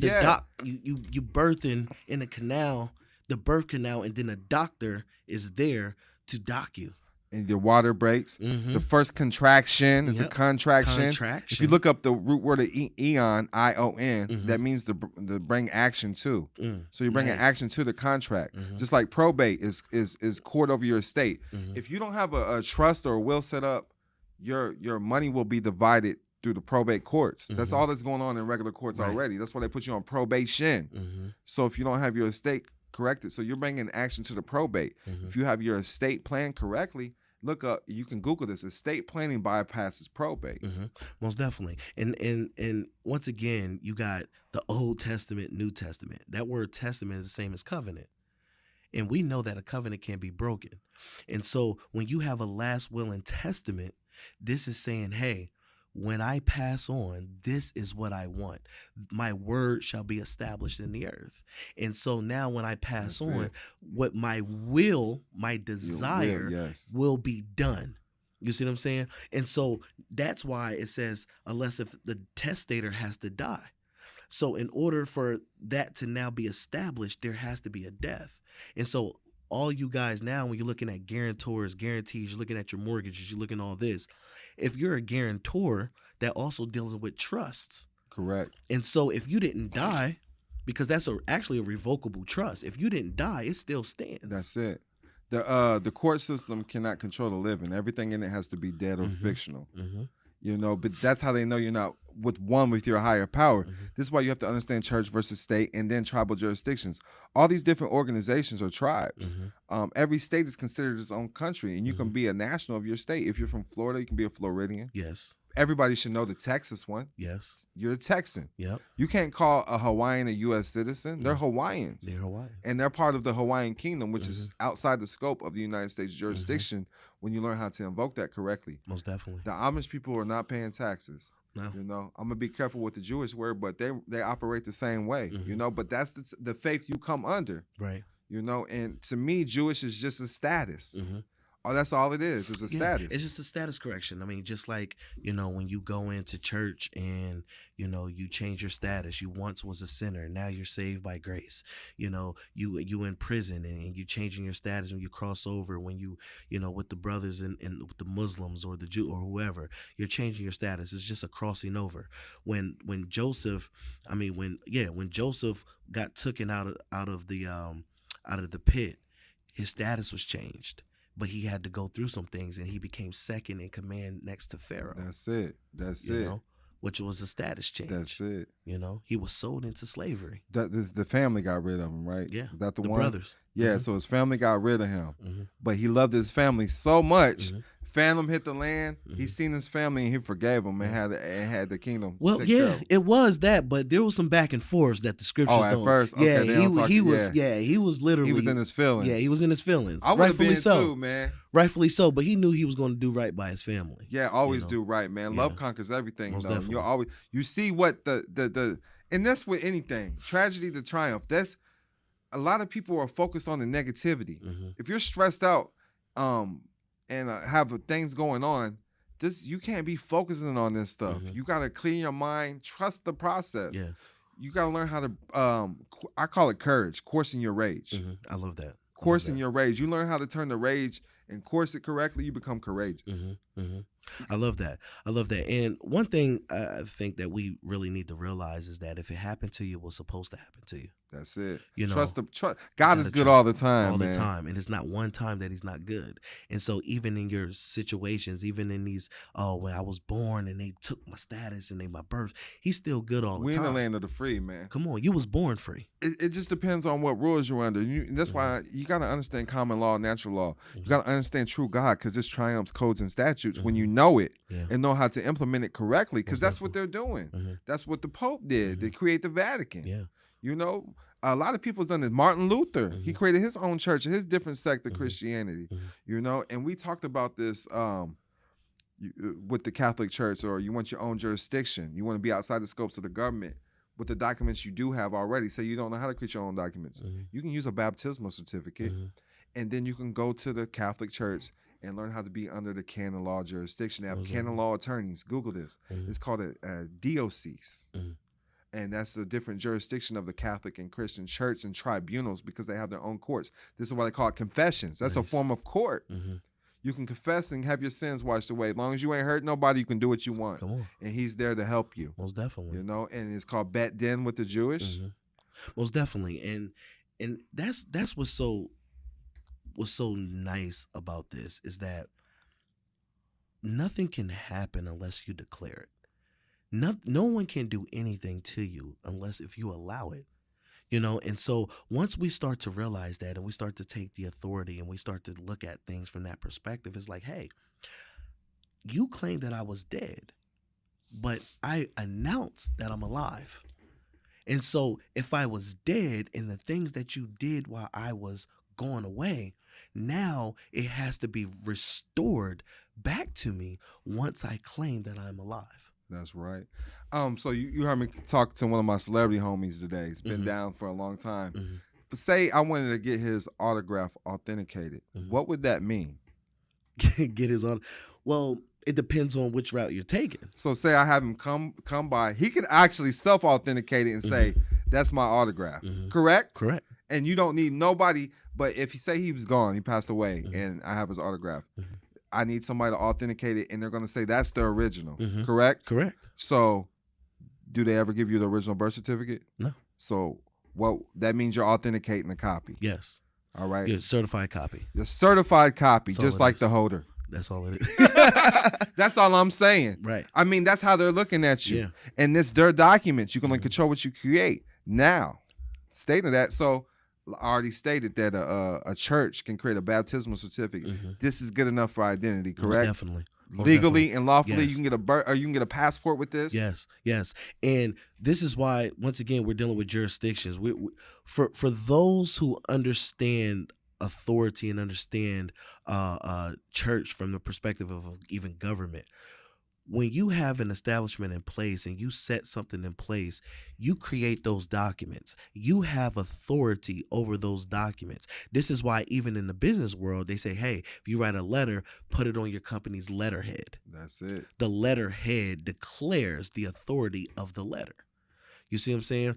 And so this is what we need to start looking at and operating in, is understanding, okay, hey, I have my corporation, or I have my tribe, or I have my nonprofit. What authority am I operating in? All a birth certificate is, you can consider it a certificate of title. It shows exactly ownership. That's exactly what it Ownership is. means liability. Liability means obligations. We're in the business of own nothing, control everything. So if you want to remain private in this world, why would you authenticate something and say that's yours? Why would you put a UCC 1 on the county public record notice with your name on it saying you have assets in the public? Right. That's a public notice. That's not private. Right. You're claiming a public name. This name is in the public. The government's operating with it in the public. If you're trying to remain private, why are you even saying this shoe? How do you get rid of this? You stop using it. Stop using the name. You gotta. How hard this may be for some of you. They want to hold on to the documents. They want to think the government owes them something. No, I'm worth $26 million. I've Government seen don't it owe right you here. anything. In order, look, you have to be born again. That That's means it. what? The name that your mother and them, yes, from the Most High, they named you, but it got hijacked. Okay? They own that. I don't care if you lowercase it, uppercase it, middle case it. It doesn't matter. They own every variation of it. The only way to now take authority of that is now have a tribal name or have another name. This is why even in the hood we go by, our tag names and stuff like that. And you stop using that. Malcolm X stopped using Brother Shabbat. He stopped using those names. Yeah. He stopped using. A lot of people don't even know his real name. It was Malcolm Little. Yeah, Malcolm Little. He stopped using those names.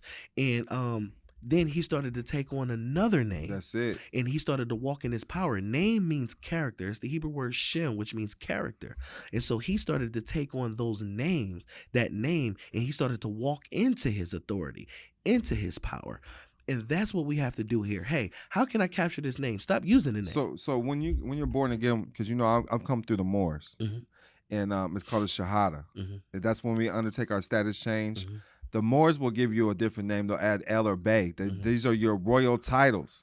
People don't understand that Mr. is a title, Mrs. is a title. These are all slave titles. Yes. These are titles of a pauper, a poor pauper. Real quick on that. When you get baptized, people say, hey, you go into church and they baptize you, right? And now you're baptized in the church. But if you look up that word baptized, it's actually the word mikvah. And it's dealing with status change. And we mikvah our hands every morning.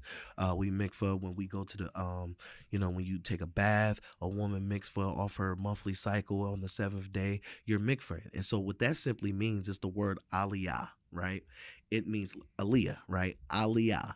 It means to rise up, right? And so when you wash your hands, you're actually supposed to raise your hands up. And it's an aliyah. You're raising your hands up, meaning that you're now dedicated into the call of your life. That's what a baptism is. Well, before we go into the temple, before we pray in the Muslim community, we have to wash our ears, wash our face, our nostrils, all of that, man. Right. Take our shoes off and go pray. Purification. But I need everybody to know, your name is considered your domain. And to them, it's a matter of 36 months. They set your name when you get issued a social security number. All this stuff is sold to something called ICANN. ICANN, the International Center and Association of Names and Numbers. And a lot of people don't know this or even can comprehend that even what we're talking about. This is a high frequency conversation. This is true high level conversations here, man. Most definitely. Nobody's on this level. This is that private knowledge. Like we're risking a lot even bringing this to the public. And we're only giving you just a little. Yeah, there's so much more, man. There's so much more. Now, I do want to continue to talk about things that we can do because people are still stuck on this authentication process. Who has got rich from authenticating the birth certificate? Who has truly seen Remy from authenticating the birth certificate? You are proving that you have a contract. This is a contract. You're proving that you are trading with the enemy. That's all you're doing. And then you're proving that you have assets in the public when you're filing these UCC-1s. And there's, trust me, I know a lot of times that we are not aware of a lot of things, but there's a lot of people that moves without a birth certificate. That's it. There's a lot of people who move without a social security number. First, one person that I can speak on that talks to the public, I've done an interview with in the past, is Sophia Stewart, the creator of the Matrix and the Terminator. She was born, she does have no birth certificate at all. Nice. So the different things we can utilize is a W8BEN, even though that's their form, but you can move around and attach that to things as a foreign national. Right. Patents of nativity. Patents of nativity. And then baby land deeds. Baby land deed. Keyword baby land deed is showing that the baby was born on the land. Okay. You're taking the baby. Well, you're not even taking the baby. The baby is not born on the land. You got heaven and you got earth. You got earth and you got the world. The world is a system. It's the matrix. The earth, the land, it belongs to the Lord and the fullness thereof. That's what we have domain over.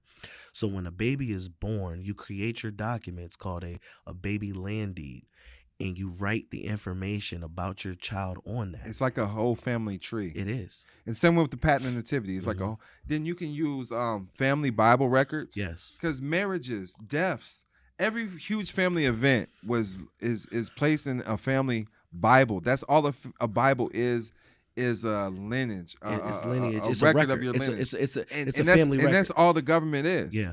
They're keeping records of your lineage. Exactly. And it's sad because we have people now that bought into, the marriage and they feel like if you don't have the marriage license, then you're not married. But that's not true, because if people really got to understand that the first marriage license was instituted in Illinois. Okay. And it was because of, once again, the word license means to permission to break the law. So it was against the law for interracial couples to get married. And so you had a black man and a white woman. And that's what the marriage license was. Exactly. That was what it was created for. And so they realized, like, hey, people are actually buying this stuff. Right. And so other states started to adopt it. But who recorded, if you look at those who are Bible believers, because as a tribe of people, all we used to do is jump the broom and had a ceremony. That's it. Your tribe or your chiefs or whoever that was in charge of your communities, local communities, whatever, it was a record. That's all it was. It's between you, God, and your partner in the Most High. And Moses was handing down the law on stone. Come on, chiseling this stuff on stone. This is the 10 Commandments. Man. What Abraham? What marriage license Abraham had? Right. What marriage license did any of them have? None. What was Jesus' Social Security number? Come on. Did he authenticate his birth certificate? Now listen, this is all you have to. All you have to think about is look at the Amish. How do the Amish maneuver? Mm-hmm. How can they prove their existence? Mm-hmm. And they don't even believe in pictures. They're moving around with no IDs, no birth certificates. They're traveling on planes. Yeah. They're able to go to Canada, Mexico. They're able to leave the country. And that's what me and you have talked about. Yeah. These forms you can look up. The form 4029. It's an IRS form. These forms help you travel without identification. The form 4361. These they help you through the church aspect, but it has to be established before 1931. Well, even indigenous, those who are indigenous, like they cannot stop your mode of travel. And so understanding your rights, you have a right to travel. Right. And so like I told Don, like, OK, yeah, it'd be good to get a United States passport when you're overseas because you're in these different countries. Correct. You want the backing of America. Right. You know what I mean? That's it. Because your little tribe, them little 5 people or 6 people, whatever. So that's the thing. The Amish ain't fighting against the United States. We're working with them. You want to be friends with them because anytime you're an enemy of them, you're trading with the enemy, bro. And that's just what it is. They got license to kill you. Yeah. Listen, and that's what's going on. Let me tell you guys something. I was in the military. You don't want to go against the United States government. They have spies. They have stuff. Look, and it's not even a scare tactic. Stop this. This is not about you coming against them. No, it's about your autonomy. It's about taking back your lawful right. That's all it is to live free in harmony with your family and eat and grow your own food. That's what it's about. It's not taking up arms and going against the capital. No, it's about living free. And it's about understanding that, hey, I'm allies with the United States of America. I'm allies with them. I'm not their enemy. I don't want to be their enemy. You know what I mean? That's right. But I want to be an ally. I want to have my autonomy. I want to live in peace. I want to live according to the law, to the lands of the laws of the land, and that's it. If everybody knew the law anyways, they know they're breaking it. A Federal Reserve is not part of the government, but they're using Federal Reserve notes. Come on. That's not lawful money in the United States. This is illegal to use it. Gold and silver is lawful money. Yeah. But speaking on the dollar, it's still held in value in a lot of different places. So you still have buying power. You need to learn how to go into places that the dollar has power, as buying power, and utilize it correctly for your benefits. Yes. Now, if you're still claiming this name in the public, these documents, that means you're the beneficiary. Of the Social Security is a trust. That's who the national debt is belonged to. Yes. That means you're the beneficiary. So anytime you're utilizing this name or position, I call it a position because it's a job. It's a real corporation. Yes. Anytime you claim it, there's going to be a tax involved. Yes. It's a public trust. And anytime you use a public trust, I don't care if you claim an Instagram, that's a public trust account. Most definitely. It's illegal. You can't mix public and private. No. So these things are operated. We're in the land of the free. So they're always looking for somebody to take ownership. Yes, take ownership. Because in America, it's own nothing, control everything. Thank you. And that's the point. That's why we say get away from your name. It's not your name. Soon as you take ownership of something, you're liable for it. You driving, that's my car. Oh, whose car is it? Yours. Come here. Right. I don't own anything. I don't know who that belonged to. That's it. That's it. You don't you take can put ownership. your car in the business. Come on. Most definitely. I mean, where's the UCC one for the Amish's horse and buggy? Can you put a lien on that? No, you can't because it's not incorporated with the state of states. Right. Most definitely. It's not incorporated. And we just have to really stop and think for a second. We have to really say, okay, what is it exactly am I trying to do? That's right. You know, because some people say, oh, I just want to be sovereign, you know, That's right. or I just, my business. Listen, you getting a 98 number, you getting all these EINs and nothing, and you still don't even have a business. Just because you have an EIN and a name in the state of states doesn't mean you have a business. Okay. What is it exactly are you trying to do? And then move in that. Stop for a second. Stop doing all this stuff. Oh, I gotta do this. Who told you that? What is the vision that you have? And work that. Okay. That's right. So if you do want to, if all you can make sense of is the redemption process, the UCC ones, financing forms, that's just evidence of a lien. That's not the actual lien. The actual lien is going to be the security agreement and the promissory notes attached to the security agreement. But the security agreement is the lien. Now, how I would utilize it, I wouldn't even put my name, trust, all of that, because you got your name attached to it. You do not want that so-called name attached to it. That's going to, ownership means liability. Liability means ownership or obligation. So obligation and liability. You do not want to own anything. So what I do is make sure that I'm a manager of a charging order protection holding company. Or authorized user. Yeah, so there's 5 charging order protection states. You know, Nevada's one of those that buck the system. So with that, they can actually, they don't go by codes and statutes. Right. You can use case law. Yeah. Because a lot of people try to use case law and disputes and all of that. You're using codes and statutes. They're using codes and statutes in their disputes. When we dispute something on a corporation, we're going off our laws and bylaws, off our Constitution and off our bylaws. All the Constitution is policies and bylaws. And you know, it's funny. Or the codes and statutes, Yes. policies and bylaws. Yes. That's all it is. And you know, it's funny that you say that a lot of times I want you guys to look at the contract, especially like your internet bill and all that. There's this thing called arbitration. Okay. That's it. And you got to look at that arbitration. A lot of people don't know that you actually should be opting out of that arbitration. That's it. Because that arbitration, they are governed by that privacy policy that you agreed to. And so when you want to dispute something, the reason why a lot of stuff ain't going through is because you're in an arbitration agreement already. You see what I'm saying? And so anything that you file against them is frivolous. They throw it out. They don't hear it. And so you have to first opt out of that arbitration agreement, because once again, if you go to arbitration, the arbiter has to utilize that privacy policy that you agreed to. So why would you want to go into something that the deck is stacked against you? That's right. And so first opt out of that. Then you take them in the proper setting and the proper jurisdiction. Okay. But once again, like you said, understanding your authority that you have. Okay.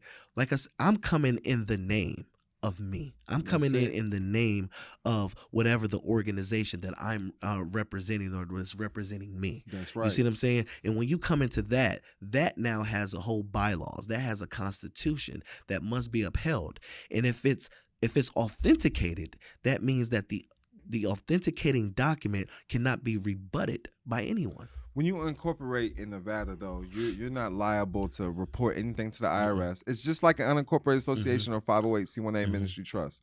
Codes and statutes, you can remain anonymous. You don't have to report anything to anybody.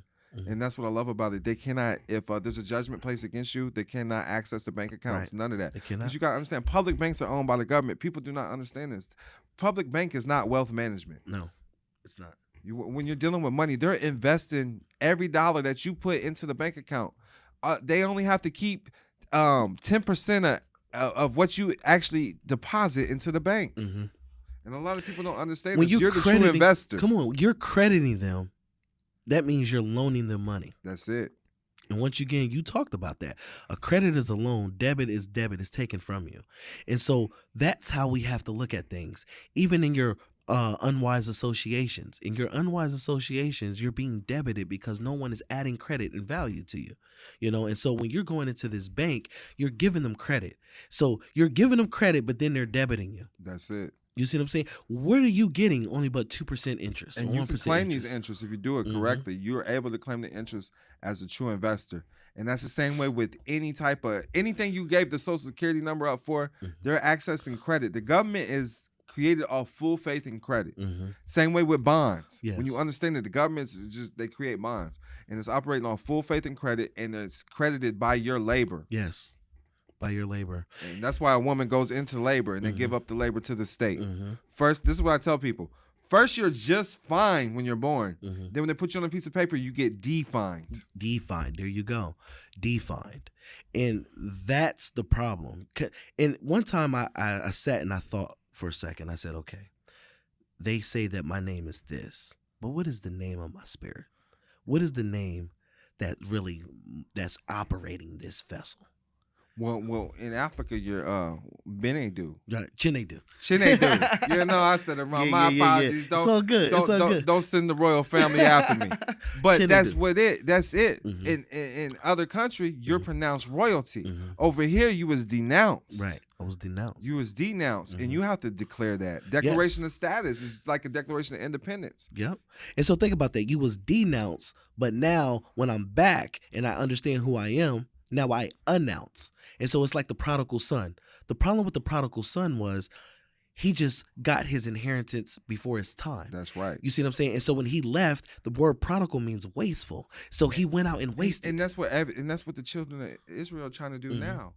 They're trying to get their inheritance before the time without knowing the true test and what it takes to acquire your inheritance. And all you have to do, just like with the when he gave up his birthrights for food. Oh yeah. Oh, you just gotta feel it. You just have to feel like it's your inheritance, and it's given to you. It has to feel right. Yeah, and you would know because your conscience will convict you. And that's the thing, you will not get your inheritance if you don't know who you are.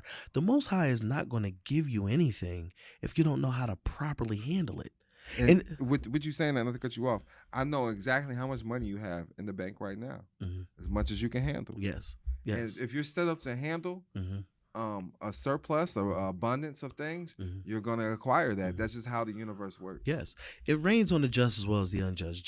Water represents resources, represents money, it represents vision, it represents spirit. So if it rains on the just as well as the unjust, the difference is this. You have let's use ground. Just is like grass. You know, you got good ground, grass. The unjust is like concrete. And so when it rains on everybody. But the difference is when it rains on the one that's concrete, it rolls and go into, into the ditch. But when it rains on the ground, the good ground, it soaks it up and it stores it. And so, yes, the Most High is faithful. He's going to rain. It's going to rain on whether you're rich, poor, whatever. But it's not about the rain. It's about the vessel. And it's about how you handle the rain. That's it. And so you can't expect, oh, man, I'm being done wrong. You're not being done wrong. You're getting exactly what you need to do. You don't even know who you are until you volunteer the information or somebody volunteers the information on you. So this is why you got to learn how to volunteer the correct information. In your format as well, so they know it's yours. And then you mark them as exhibits. If you label things as exhibits, then if they don't put it on the record, it's considered tampering with evidence. And as simple as that.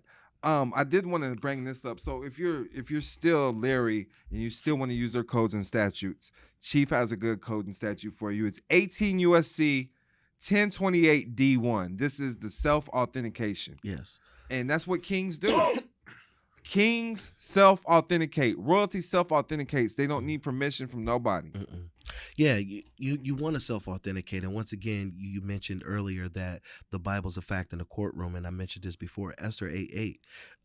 When the king seals it, he makes a decree. That decree is also written down. Because here's a decree that goes out to all the kingdom. And I need now this decree to be sent.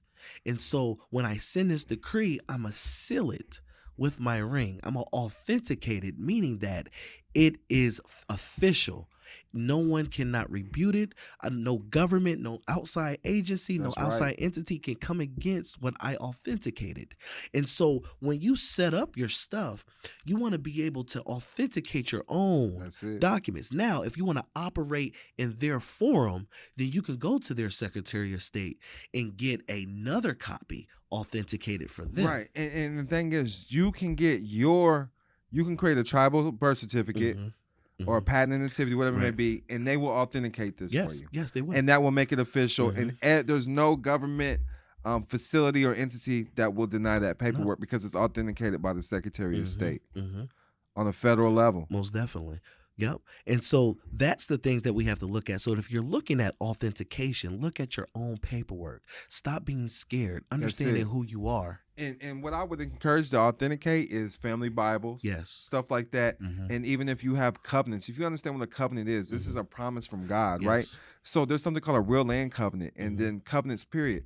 There's no mortgage or promissory note out there in the market today that can go against a private covenant of God. Nope. And also, once again, you said there's nothing out there that could go against a private That's covenant in with their God. that's in their codes and statutes. You can Google this. That's in their codes and statutes, correct? Yes, correct. And so by saying that, even your marriage, when you want to marry someone, make a private contract. And because the government cannot interfere with a private contract. Right. Article 1, Section 10. If me and you have an agreement between each other, that's like a merger or a form of a marriage. The government will uphold the agreements. Yes. So this is what you actually do in the private. This is actually how we linked. I knew about you from people that talked about you in the celebrity aspect. They reached out to you because they wanted you to marry them privately. Yeah. And that's the things that I teach them. I have to show them that understand that Article 1, Section 10, that they cannot interfere in private contracts. And so when you're doing that, that's how you create the document, you create the contract or whatever it is, you create that contract. And as long as everyone is over the age, because these are the things that will disqualify you. If you're not of age to enter into contracts, if you was intoxicated or not in your right mind, or if someone TDC, threat, duress, and coercion. Yes. Those things will automatically disqualify. Okay. Now the contracts doesn't have to be notarized, but it's best to get them notarized because or have witnesses. That is your witness, or have witnesses. You can create witnesses on your piece of paper or on your contracts and have witnesses and have them sign it as well. If you don't want to go, I would say you should go and get it notarized, just to have it in that arena, just to say, hey, you authenticate it with your jurisdiction, right, and then have something with their jurisdiction. That's two witnesses. That's it, and you're having actual witness that's bonded in the public from them. That's the second. A lot of people don't understand. The Secretary of State is one of the highest positions in their system, and then the second highest is the notary. A lot of people don't understand the notary works hand in hand with the Secretary of State. Anything that the notary notarizes is as in the authority of the Secretary of State. So your tribe, you offer tribal. Yes. You can get your stuff authenticated through the tribal process, and you have a state of states notary as well in your tribe, correct? In our family, we do have notaries. And y'all do electronic notaries and we do as well. electronic notaries in our family as well, yes. And so we're set up that way. So we can notarize notary private, or we could do a notary public. It depends on I like that you you just said that, a notary public and a notary private. Yes. So tell us the difference. So a notary private is basically your self-authentication. It's you. You could use your thumbprint. You could use your seal. It's something that you're authenticating and saying, hey, this is official, right? And then you have the notary public, which is governed by rules and regulations of that state. You see what I'm saying? And so now when you have the notary public is acting as the Secretary of State to authenticate and certify that document. I just like how you broke it down, because you're in the communities that we're in, they're not talking about notary publics and notary privates. So I like that. And they're definitely, they're big on the affidavits, but they're not big on teaching people to label things as exhibits. Yeah. They're also big on teaching people to file the UCC-1. There is something called a non-UCC recording. You can put documents on the record and you don't have to use their forms. I just want to stress this, because we're coming towards the end of the show. I just want to stress this, that you do not have to file a UCC-1. And if you're going to do it from a holding company aspect. Use your holding company. Don't even use your unincorporated association or your ministry trust. Because that's still putting private assets in the public. Anything that's in the public, they think they own. The public sector is the part of the economy that's controlled by the government. And a lot of times people are seeing these UCCs and why is this not working? Because you're using your name. You cannot use it from that position. Once again, your 1099s and all this stuff, you're using it from your position. You cannot do that. Only people that are authorized to use those forms are corporations, trusts, or anything like that. You have to use it from that form. You cannot lien yourself. You have to have a corporation to lien. So this is gonna, and they've been enforcing it really big because of the community that we're in. Especially 2022, they started enforcing it really big. It's called the alter ego doctrine. Yes. So what this means is, the alter ego doctrine, you're mixing your personal and business assets. You're putting all your personal in the business, and you're still putting your name on it. So it's really not for the business. You never gave up ownership. Right. It still looks like you own it on paperwork, on everything. So that's the main thing of having a holding company, having a private ministry or unincorporated association or even a tribe. We give it up to the tribe. Yeah. When you're using these birth certificates, you're using the Social Security card, the ID. What you're saying is you give up all your assets to the tribe called the United States government. That's your tribe. And you can also gift your money to the churk. You can gift your money tax to the free. church. Yes. You can gift it. And so once again, you have to get it out of your name because you are now liable. I like you're saying, when you're hearing a bunch of cool statutes around, it's overwhelming. I like to come from the state of tribal. I like to come from the position of autonomy. Well, you a lot of people gotta understand the Constitution is enough, and they're not even using the Constitution. That's not what they're following under. They're following under private policies. Yes, that's all they are. Private policy. Police, EY, policy enforcers. That's all they are. And shout out to those who are in the police forces, because I'm not bashing them, but they represent their jurisdiction. They're here to protect the corporate system. Most definitely. They're policy enforcers. Yeah. They're not what would you call I'll give an example. Like, we own the people that I know own these businesses. Like, right? No, go ahead. They own these businesses, and so when I say if there was something that happened at that business, and the police get called, are they coming after the business owner, or are they coming after the public? They're there to protect the business owner because that business is a citizen.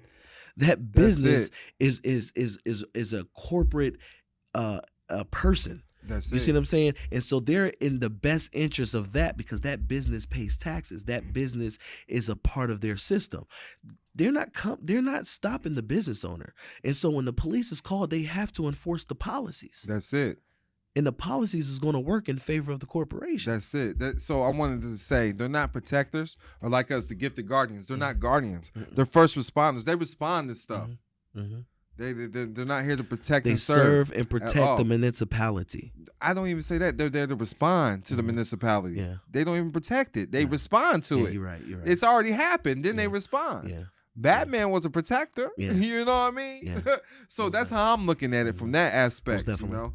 But to go back to the alter ego doctrine, quit putting stuff in your name. Michael Jordan, Donald Trump, if there's stuff in his name, they're getting sued, and that's going to be liable. If you're putting things in your name in the public view, that's going to make you liable to lawsuits. You want to look like you control it, but you own nothing, man. I just manage this. Right. Now, with that being said, the highest status in the IRS is not a CPA.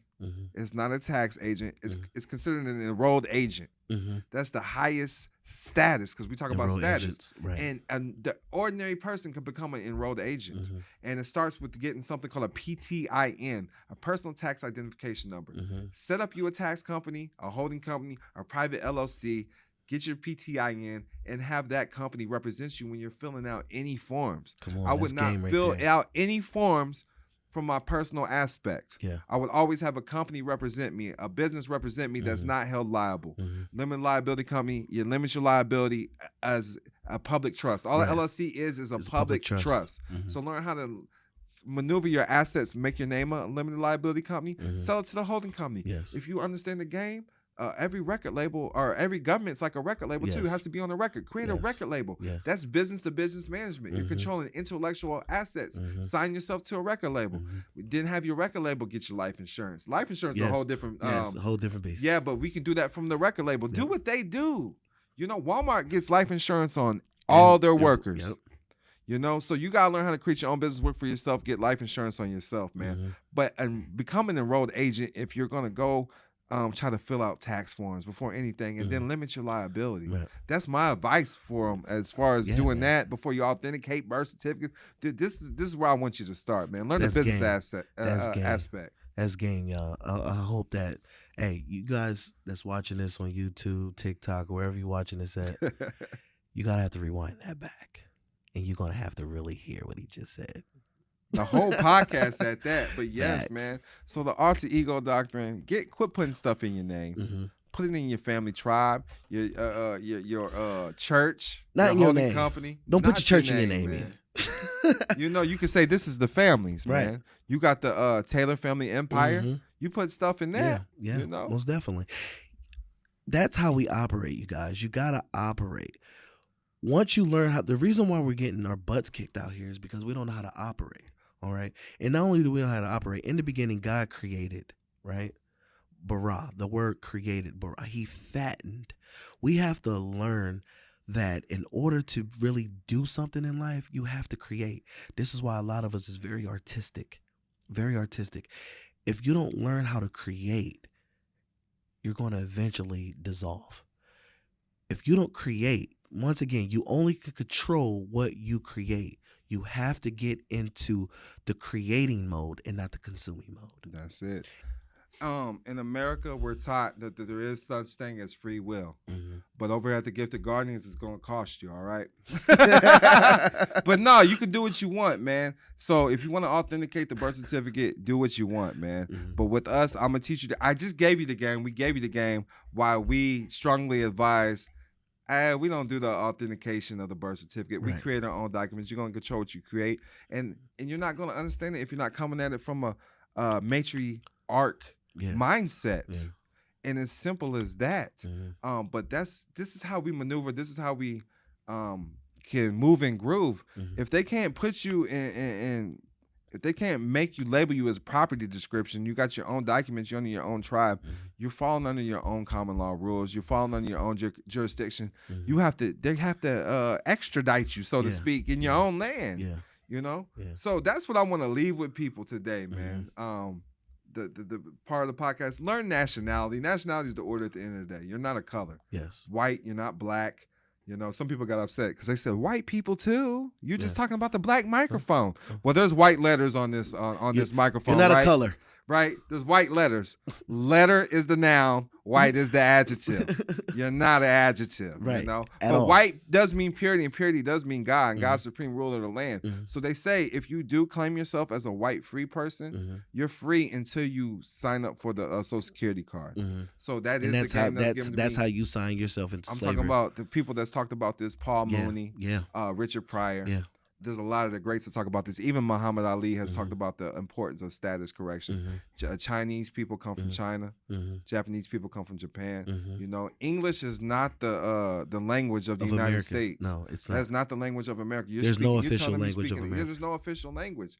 You know, Choctaws have their own language. Yes. And this is what puts you in your own jurisdiction. So, you know, tribes have their own flags and all that. If you're just doing it from a family aspect, you got your coat of arms. Yes. That represents you, you know? And that can even be an authentication seal. Yes. And in Israel, like you said, when you look at the Bible, it says when you wave your banner, that word banner was a flag. Every house, every family, 12 tribes had a flag. They had a representation of who they were. And that's also when you go out to war, when you were in the military, I was a guidon bearer.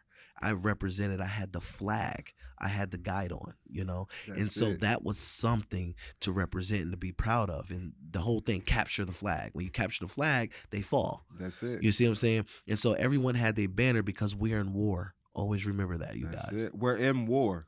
The kingdom of heaven suffered violence and the violent take it by That's force. it. The war horn has sounded. So everybody, all my warriors, the internal spirits, everybody, it's time to rise up and become somebody. The war horn has sounded. There's the greatest transfer of wealth coming on right now. Now's the time to get it. Believe in your higher power. Yes. Set your goals, set your standards, release those manifestations. Now's the time. With that, I'm going to bring the podcast to an end. Let us know what you got planned in store for us, man, how we can reach you again. You can reach me at Chief Amir Zaire on IG. Also, I am AmirZaire.com. We do have books coming out pretty soon. We're going to talk about unincorporated associations. Let's go. We got books with family government, family structure. Yes. We got a lot of things coming out. Notary Neighbors is coming out soon that you can go online and actually book a consultation. You could download templates. You can also get them notarized directly from your computer. Or if you're in a local area or jurisdiction that we are in, you can get them notarized from us. So it's going to be a one-stop shop. Let's go, man. Atlanta, Georgia. This will be released Georgia. while we're in Atlanta. Yes. You know, the November next day. 11th. We're in Atlanta, Georgia, November 11th, man. Sold out, standing room only. I want to appreciate everybody that's tuning in and tapping in, man. We're sorry it is sold out. A lot of people trying to get those last minute tickets. We may be having an event in Houston, but no doubt we're having a huge event in Orlando this March. So be looking out for that. We're preparing for that now, man. Yes. It's being televised. Yes. And shout out to you guys, man. We appreciate you guys. We appreciate the love and support, sharing everything. Get this message out. This message cannot be under a bush because it's fire. Make sure you download the Apple Podcasts. If you have the Android phone, you can look us up on Spotify, your favorite podcast platforms. But make sure you go to gifted-guardians.org. Yes. That's gifted-guardians.org. It's being updated daily with our past webinars, events, and other courses. We are going to be in California as well. If you want to meet and greet in California, November 18th. Yes, November 18th. That's it, man. Gifted-guardians.org. Make sure you look me up on the Instagram, DON_KILAM. That's DON_KILAM. It's your boy Don Kilam. And remember, prosperity is your divine birthright. I can't tell you what to do, but make sure you can't lose with the shit we use. And it's simple as that, man. Make sure that you understand that prosperity is truly your divine birthright. And if it's not making you better, it's taken away. Yes. If it's not making you progress, you will regress. And that's how you have to look at life daily. Most definitely. Most Then definitely. I'm out. Much peace and love. Much peace and love. Peace.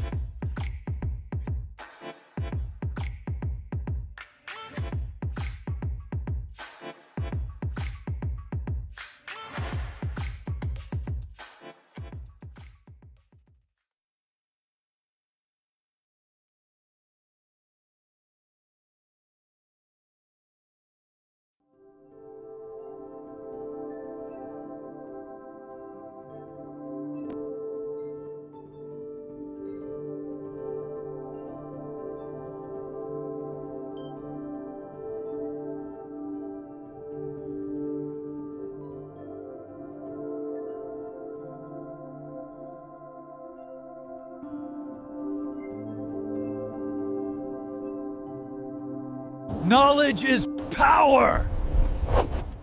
How about I reserve all of my rights? Mr. Anderson, you disappoint me. You can't scare me. I reserve all of my rights. What good are your rights when you have a birth certificate? You're gonna help us, Mr. Anderson, whether you want to or not. You have a birth certificate slave.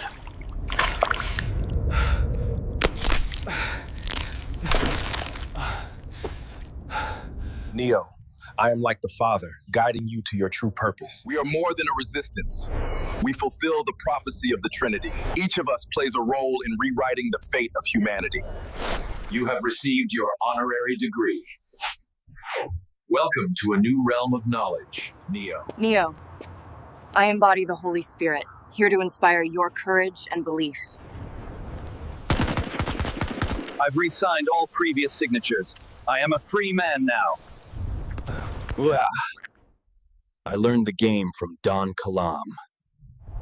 Knowledge is power! I wouldn't have won my case had I not been studying Don Kilam private member files on his online private school. I learned real law from reading Don Kilam's private school online, and now I am well worth over $10 million learning about securitization. I learned real law from reading books by Don Kilam. I'm telling you, Don Kilam's books, they the truth. My peoples was locked up, caught in the system. You feel me? These books, they was like a key. When I say Don Kilam's private school changed my life, I ain't even lying. They helped me get over $1 million back in tax Follow credit. the Yellow Brick Road by Don Kilam changed my life forever when it came to the United States government. Don Kilam's books, they the truth. Helped free a lot of my people from the system. You hear me? Gave us knowledge, gave us power. Masters in Bonds by Don Kilam showed me how to go after the court bonds and get paid. I learned real law from reading books by Don Kilam, not in law school. I just want to say, Don Kilam, your books really helped my people out. We learned how to beat child support and even get some money back from the courts. Yo, let me tell you, Don Kilam's books, they the truth. My people finally beating child support, getting that money back from the court. When I tell you Don Kalam and his private school got me over $100,000 back in tax credits, child, I ain't lying. Masters in Bonds by Don Kalam showed me how to go after the court bonds and get paid from court every time. Masters in Bonds by Don Kalam really showed me how to go after those court bonds and get paid from the court every single time. I learned real law from reading Don Kalam's private school online, and it taught me everything I needed to know to win every time and get paid. Listen, I'm telling you, Don Kalam School, that's the truth. I got over $1 million back in tax credits. I learned real law from reading Don Kalam's private school online, and I learned securitization and how to go after the securities and bonds. I learned real law from reading Don Kalam's books. I learned about the strawman and how your name is really a business. Follow the Yellow Brick Road by Don Kalam. It really changed my perspective on how the United States government operates. With Don Kalam's help, I got over $1 million back in tax credits for my business.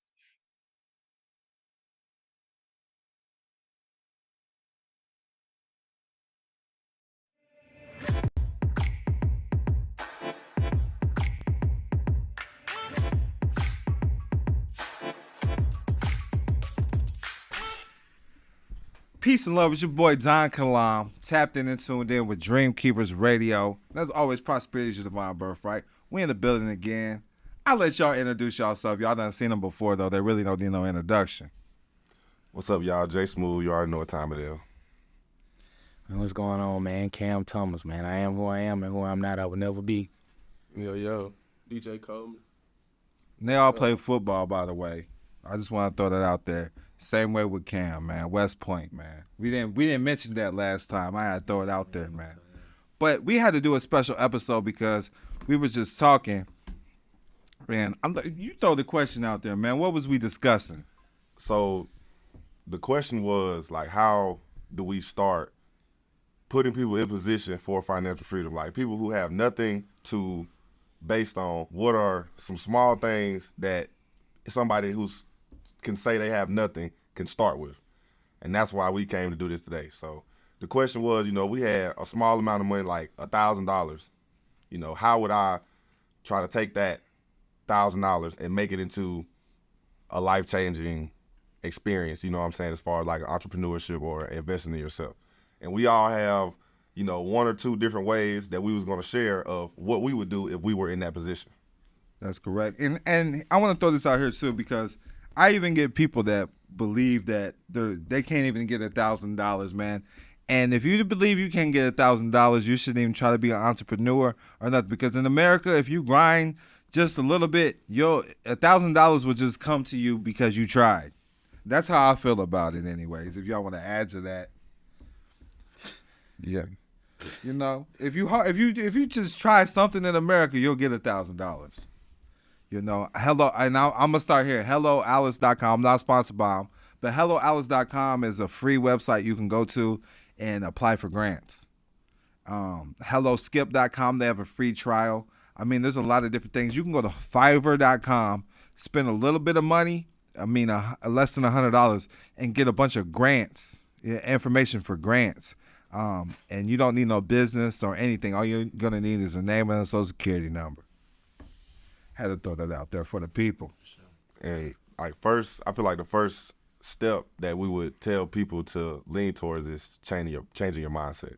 Like, if there are a million millionaires out there, they all have gotten their million a million different ways. You know what I'm saying? Mm-hmm. So they all have their own niches and things that they latch to generate their wealth. And really, it's just finding what that is for you and sticking to it. It might be similar to someone else's. It might be the same, but in the end, it's going to be some differentiation in there, and it's going to be your own individual way of how you created your success. For sure. So really just number one is changing your mindset. Like, there's no one way to do anything. We said that in the last podcast. I agree. Man, mindset is key, man. If you really think about it, I heard this quote, man. He said, being broke is part of the game, right?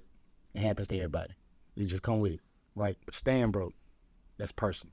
That's a decision. Yeah. That's a decision, bro. Whoa. You know what I'm saying? Hey, he said, I like that, DJ. DJ said it's a decision. That's a decision. Because look, if you really want it, true. you gonna get up every day and go get it. It's people that really, man. It's people that don't be having nothing. Bro, we heard this 1,000 But times. like with your y'all stories, like y'all started with nothing, man. But just because you tried, other people will show up for you when you show up for yourself. And that's why I tell people, like, nobody's ever going to invest in you if you don't at least try to invest in yourself. Dad, to go back to what I said in the last podcast, though, like, confidence is the key. It's just like knowledge, knowing what's going on and your surroundings, what's going on. That's powerful. Confidence, the way you carry yourself, the way you walk through the room, your aura, they gonna feel it. I know that personally. Yeah. What DJ was saying, I was talking about this with Smooth the other day. What it come down to a lot of time, bro, is a lot of people don't believe in themselves. They don't believe that they can change. Too much self-doubt. You feel me? They don't think that Well, they can make better. me and you kind of talked about that too. When we had our one-on-one, just me and you, I said the affirmations enough times, even though I didn't believe in myself, but I still did the work behind the scenes in the dark. Yeah. I didn't believe in myself. A lot of people don't know that, but I was still doing the affirmations and the visualization, still writing down goals and marking off goals. But the thing is, whether you realize or not, you believe in yourself a form enough to even do that. Right, you're You know what right. I'm saying? Some people don't even get that far.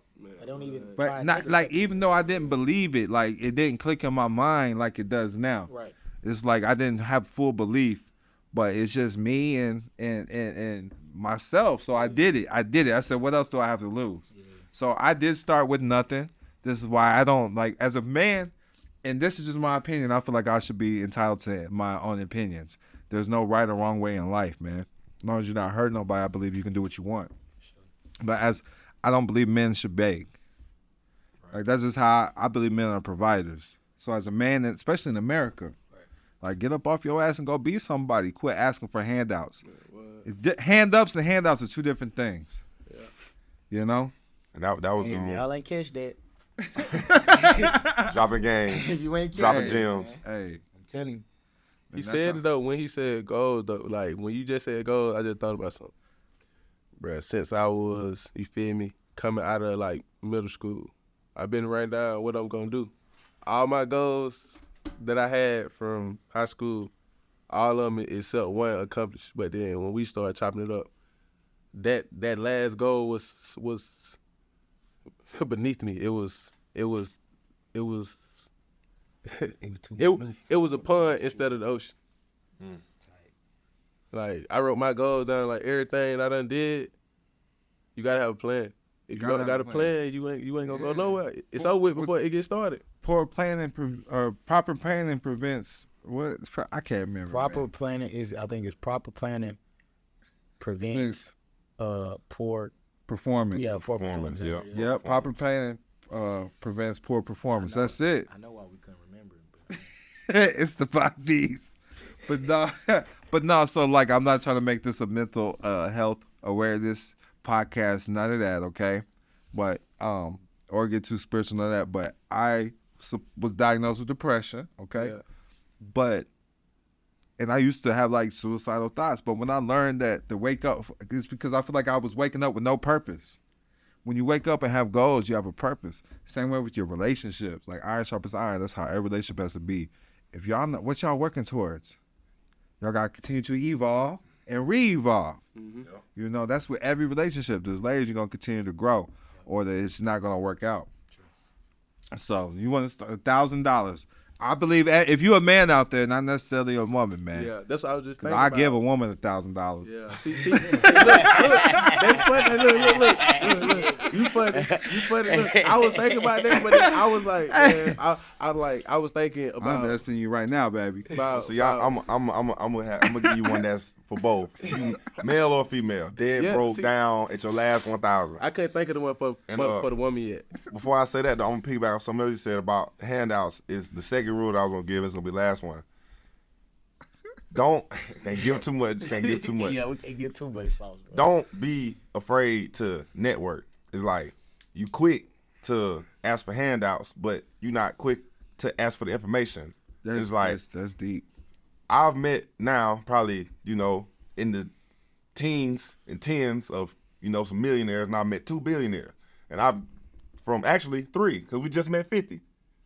So I met 50 is a yeah, billionaire. yeah. So we just met 3 billionaires. I'm tripping. So, and I can tell you that from me meeting 3 billionaires and a handful of millionaires, that they're not stingy with their information. They'll tell you exactly what they did to get where they at, and they will. If you actually reach out to them, they'll help you. But if you ask them, hey, bro, just do it for me, like, no, nobody's gonna do anything for you. Can I add to that? Yeah. Can I add to that? He says, listen, bro, and that's with everybody. Like, take somebody out to lunch, and it's where's your mind really focused on? Because the information that you're seeking, it might be given to you in a different form of fashion. You sometimes just, if you find it valuable, you're going to get a value in exchange. That's just how the universal law, that's just how the world works. You know what I mean? Fair exchange isn't robbery, So, and that's one of my pet peeves because I come out to the public and I help the public a lot, and they expect it. Right. Like, that's why you never see the value, because you think somebody expects you something. Wasted time, you can't get back. Nothing is given. That's it. Things they supposed to, like, and that was my big thing when I was young. Like, you think somebody for the beat, so nah, you got to go get it, because they had to go get it. And the people for them had to go get it. People feel too obligated nowadays. Yes, that's the problem. Don't nobody owe you nothing. Only person that owe anybody anything is you on yourself. But and then if people see you out here hustling, even if you don't have nothing, if they see you or it appears that you're hustling, people get behind you. Man, people respect that, bro. Hey, they get behind you. Yeah, you'll never know who'll get behind you. So we doing males and females. Where we gonna start? Okay, I'll start off. Right. I'm going last. The first thing you have to do is you have to find a high value skill. So the high value skill that I'm going to address is trading. Now, this generation, what is it, Gen X or whatever? Millennials, whatever that 2020. It's all right, whatever. Everybody got a phone. Everybody. There are hundreds of thousands of trading platforms that you could trade any and everything. Everything that you buy, everything that you see, you could trade it. You just bought an iPhone, you could trade Apple. You just bought a Tesla, you could trade Tesla. You just swiped your American Express card, you could have traded American Express. Learn how to read a chart. Trade. I would take that $1,000, I would take $600 and put it into a trading account. I would take $400 and pay somebody who already knows how to trade to teach me how to trade, buy their course, $100, $200, whatever, learn, and then take that $600 and turn it into whatever, 10% a day. You take $600 and 10% every day for 60 days, 2 months straight, you're sitting well over $100,000. That's off 600, and you had to spend 4 off of, you had to spend 4 to get the knowledge, and then you took 6 and made 6 figures. That's a way that I know for a fact that I've seen works. And from $100, I've seen it come from 100, 150, and we said 1,000. So that's my one way. He makes sure everybody he's connected with trades. Did you set that up yet, Don? For sure. I'm gonna go next. So basically, me, if you lazy, this not for you. Labor. Yeah, this for men, hard workers, labor. Yeah. Man, get off your ass. Yeah, go get it. Okay, $1,000. You can go get a lot of tools for your lawn for $1,000. Especially you can go get the sealers for the bushes. The hair clippers. Yep. Those you can go get the lawnmower. Man, you can go get the other tools that you need. Because I just say that thank you. And my granddad, I used to go see my granddad every other weekend when I was in middle school, and I had to think about it. I used to go over there and I used to do all his lawn work, and he had a friend down the street.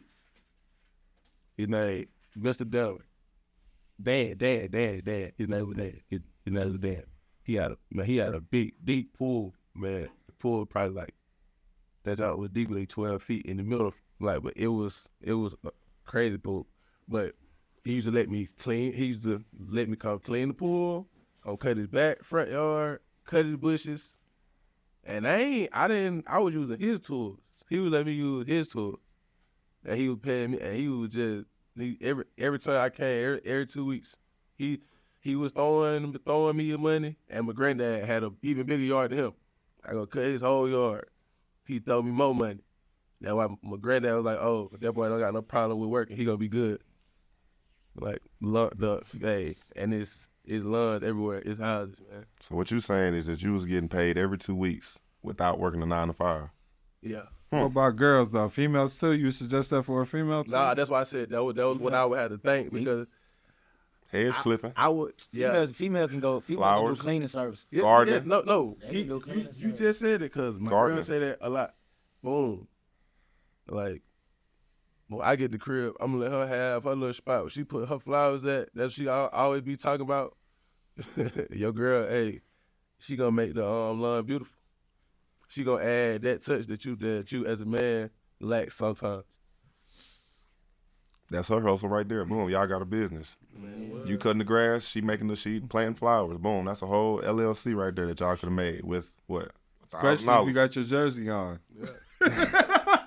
Yeah, I bet you 50 Cent shovel snow, bro. Yeah. He shoveled snow for like $100 yes, bro, in New York.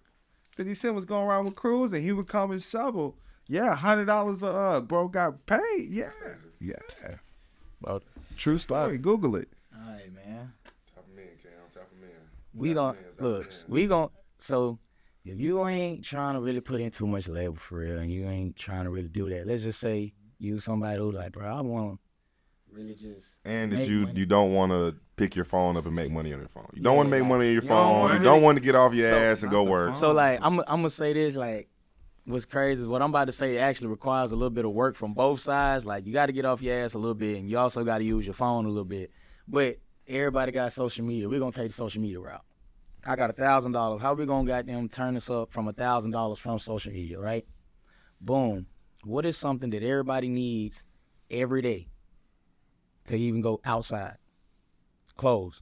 Boom. That's what we finna do. I'm finna put y'all on game. Look, got $1,000. I ain't gonna give y'all too much game though. I'm gonna just service level. I'm just, that's what we do. Boom. Take $1,000, right? Put you about $500 in the bank account. Go get your bank account. Put $500 in the bank account. Let that shit sit for 30 days, right? After 30 days, you apply for about 2 lines of credit, probably like Capital One, some small shit. It's gonna give you about $300 to $500 or something. You're gonna get 2 of them. Let that sit, right?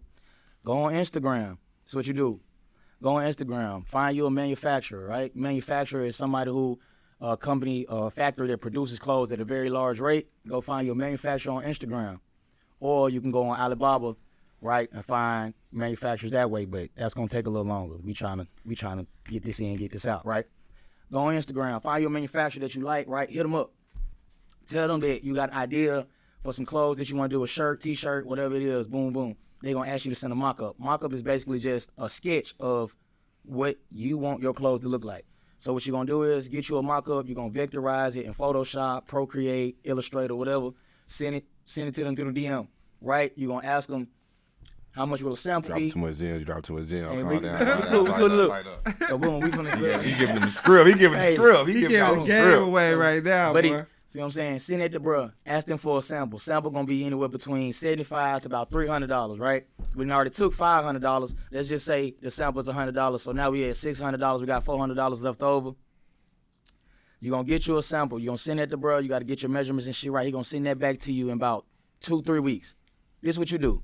In 2-3 weeks, once you get that shit in, all you need to do, right, make 1,000 videos. Just record videos and everything you do in that shirt, in your sample, right? Record videos, put it on TikTok, put it on Instagram, send that shit to all your friends. Like, for the ass, throw a little bread for that. We getting there, like.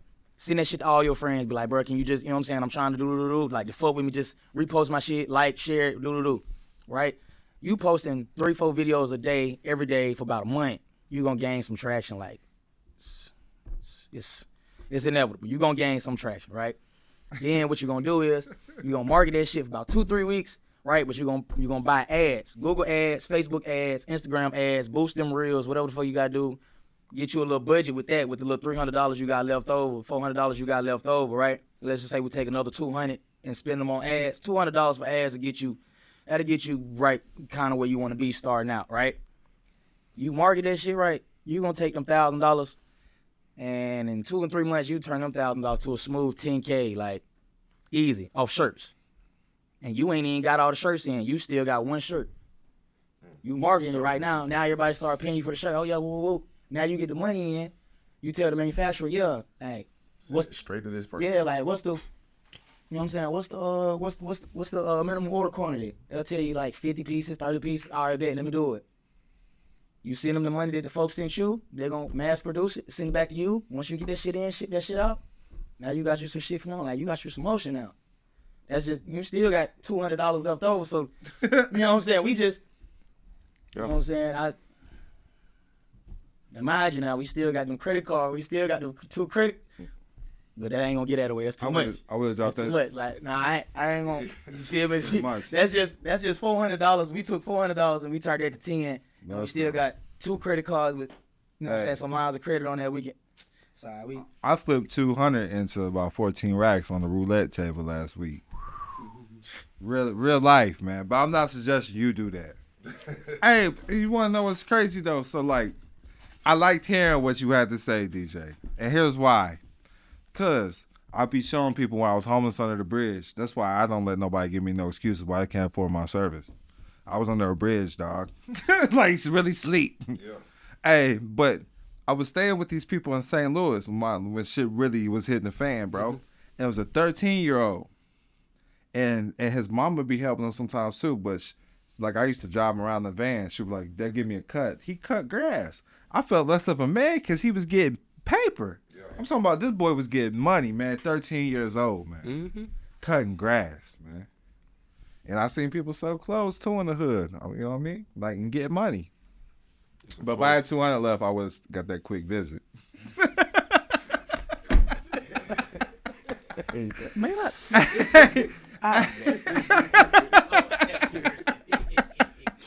hey, nah, straight up though, $1,000, man.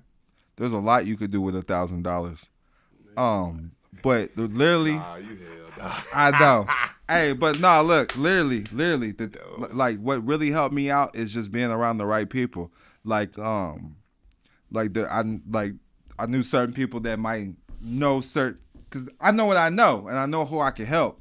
So if I knew somebody that might be known or in that niche or that need my services, I would pay them just to be seen with them. Yeah. You know, just to interact and just hope that question may arise. What is it that you actually do? I never push my services on them, but I'm like, what is it that you actually do? So literally, that's how I've literally got known.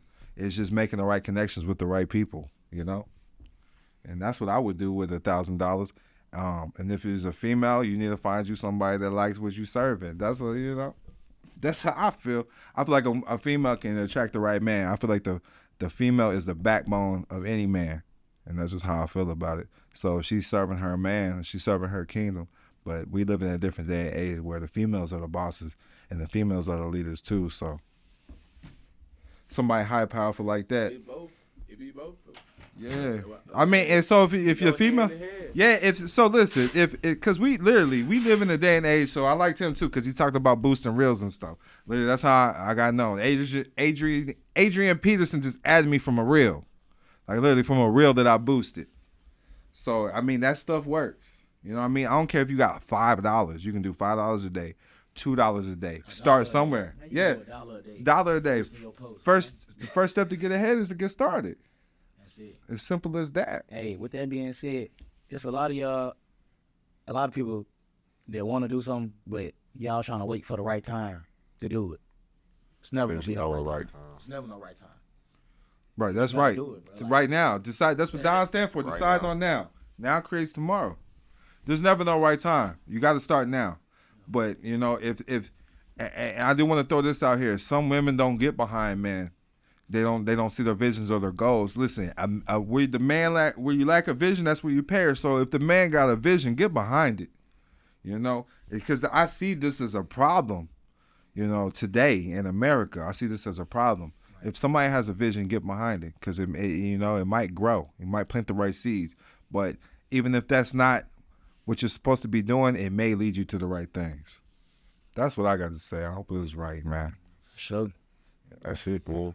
With that, I'm out, man. Make sure y'all. I'm gonna let everybody know. Shout out to Instagram. Hold on. Before you said it, I was gonna say I just listened to what you were saying though. But like I told you, I got a girl. I just look at it from like, boom.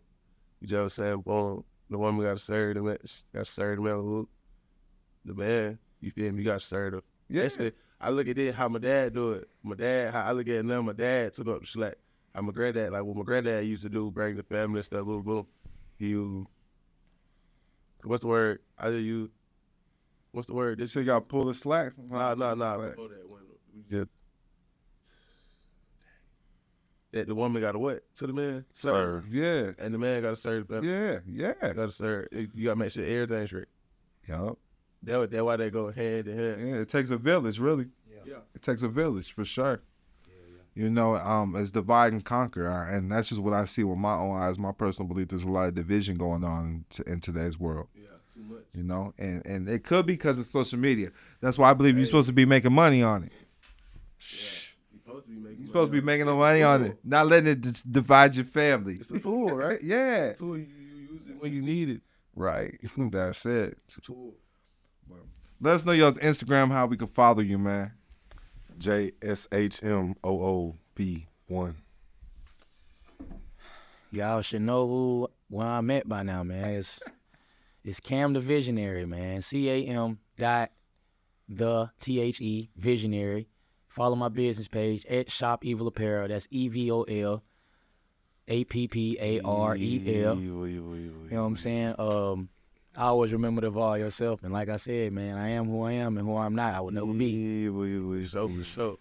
And it's DJ Coleman _54.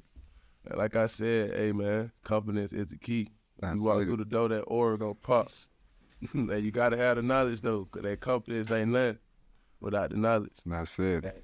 It's your boy, Don Kilam, the Instagram, DON_KILAM. Be sure to search Dream Keepers Radio on all your podcast platforms.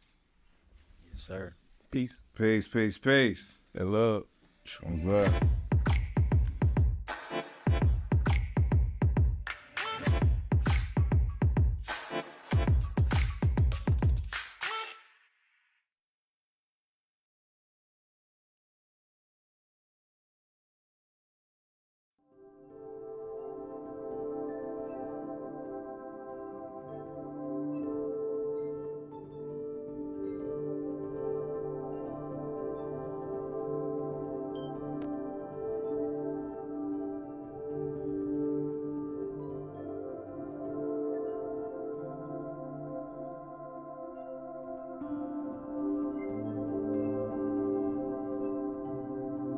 License and registration, please. I reserve all my rights as a foreign American national. I do not consent to any searches. Okay, you're free to go. Your Honor, it is presumed that by the creation of the birth certificate, my body and labor are pledged to the state. This is absurd. We'll be out of here soon. I just learned about the GSA bonds on this court case from a Don Kilam book. Just watch. I learned the game from reading Don Kilam. There has to be a victim, or it's not a real crime. The state can't be the victim. Case dismissed.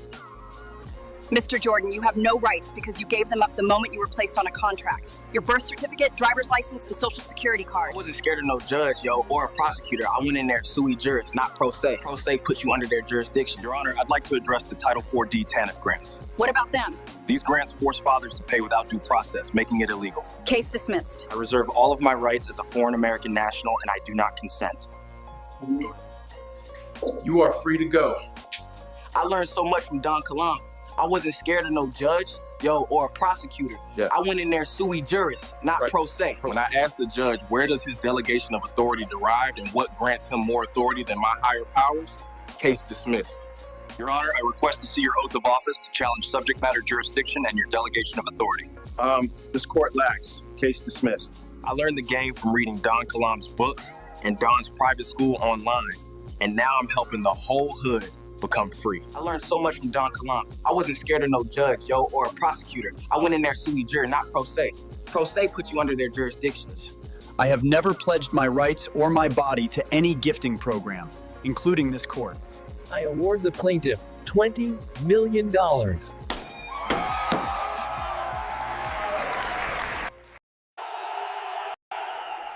Nationality is the order of the day. Be a private individual. Don't be a number in a system. Be a force in your community. Don't let anyone define who you are. Declare your nationality and own it. Everyone here has the power to reclaim your identity. Remember, your name is your legacy. Knowledge is your real power. Learn about your heritage and stand tall. We are more than just athletes. We are proud Moors. Declare your nationality today. Being a private individual means no one can take what's yours. Protect yourselves. This belt is a symbol of victory, but my true power lies in knowing my nationality. Peace and love. It's your boy Don Kilam, also known as Malik Kilam. As always, prosperity is your divine birthright. This is Dream Keepers Podcast, and I'm in the building. Dream Keepers Radio Podcast. I'm in the building with Eternal Zion and Beauty. Let's start with Eternal Zion. Where you from? Like, let us know a little bit about you, and let us know who she is too. Introduce her and bring her in too. Yes. So my name is Eternal Zion. I go by the nickname Shay sometimes, but I'm mainly known for my financial literacy and what I teach on multiple platforms like Instagram, TikTok, things like that. So that's basically what I'm known for. But we gonna get more into it. I do want to introduce my lovely lady here.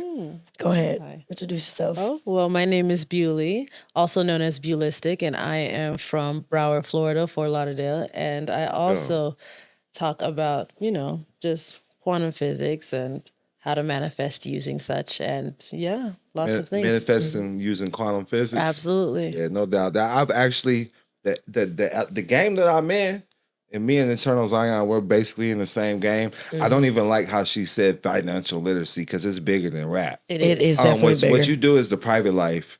And it's bigger than just financial literacy. You can't even learn what you do in financial literacy books. It's estate planning. I mean, there's really no name that they can give it, but it ties in with everything. So I want you to know, I started with studying quantum physics and things like that on a spiritual level before I even started getting into these things. And it was due in part because, like, I don't know, it's the only thing that made sense to me. Then when I started this game that we're in, because some people call it, here's the names I don't like though. Secure party credit, because people don't know how to use it right. They don't know how to say that right. They say they're a secure party creditor because they have a UCC1. Yeah, that doesn't make you a secure. If you ain't got your irrevocable trust, if you don't have everything, I mean, from a legal demand notice, a security agreement, a hold harmless indemnity agreement, like, it's so many other forms that go into it and entail the protection, the protection of your trust. And if you don't have all of those in order, then you're not actually protecting yourself. I like that. Asset protection. That's another key word. Asset protection. Asset protection. You're the asset. Yes. Yeah. So your name, everything. The reason why I'm excited to have you here is because I feel like we have to give you your flowers. Like, there ain't nobody shouting you out like they should be. There's a lot of women that tried and failed this shit. Like, I don't know if you know.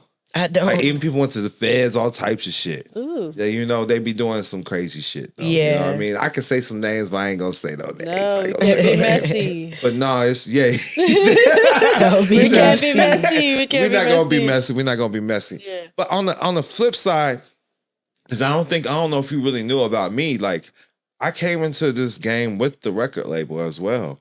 And I see that's what both of y'all do. Yeah. And your fucking music is dope, by the way. Thank you so much. I appreciate that. It really is. This upcoming shit. And another thing, y'all tapped in with celebrities as well, correct? Yeah. Yes, we are. Yeah. So it's so interesting. The very first celebrity I remember following me fully was between Kyrie Irving. Let's go. Kyrie Irving, Tyrese Gibson. Let's go. And Jordan Sparks. Damn, for real, Jordan Sparks? Jordan Sparks follows me on Instagram. Wow. And it's so interesting because it's like, I feel like they watch me, they definitely watch, but they don't necessarily engage as much. I feel like I'm just more so here to kind of just educate, and I think they definitely look at my content. They definitely look at things that I talk about, but they don't necessarily engage as much, but it's okay. And what about any celebrities you're tapped into? Yeah, a lot. But I know I heard some of the stories. We kind of like attract different, types of people. So one of them was Doechii. Another one is Rico Nasty, XXX Tentacion. People, people like that. We have a lot of, big names though. Yeah, you feel me? There's a lot. Big names. Yes. The reason why I like this because for me, it was able when I don't remember the first celebrity that followed me, but I know when Kevin Gates hit me up. But you gotta understand, I go in their DMs. As soon as they follow me or hit like, I go in their DMs. You mentioned John Sally too. I had talked to John Sally as well. Kevin Garnett, Waka Flocka Flame. But I slide in their DM when they follow me. I say, thank you for your support. ASAP. I say, here's my number. Anything you need, just reach out to me. That's wonderful. Oh yeah, absolutely. That's wonderful. I think that the reason I don't do that is because I don't want them to feel like I'm, trying to insert myself somewhere. And I kind of would like to just keep it open. It's like, if they're interested in anything, then of course I'm more than willing to give them my services. But it's also, I'm not, chasing anything, right? So you still gonna pay. That's funny. So me, I'm a little bit different. I have gave leeway and helped some celebrities for free, but I make sure that it's fair exchange ain't robbery. Can you shout me out? Yeah. Can you give me a referral? That's awesome. Yeah. Like, cause literally how I got known was based off referrals, helping people for free. Yeah. Cause I was doing this stuff in the hood, and it's not stuff I like to do right now, but I know Zion can co-sign for this stuff because some people might say this shit ain't true, but I started helping people with weed cases and drug cases, coke cases. Like, I go straight to them like, your name's a business. What happens if Walgreens sells a bad drug? Right. Who's going to jail? They got 30 days of cease and desist. I mean, they could call it fake, but there's testimonies out here. They got their paperwork together. Exactly. Yeah. So, and that's interesting you bring that up because I was recently, this was probably last year, I was actually arrested in Texas. Oh, wow. And I actually was in jail for 3 days. I didn't know necessarily the remedy of how to get out of jail.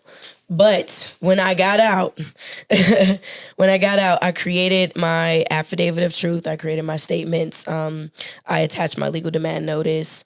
And I basically sued them. I'm suing them for $125 million right now.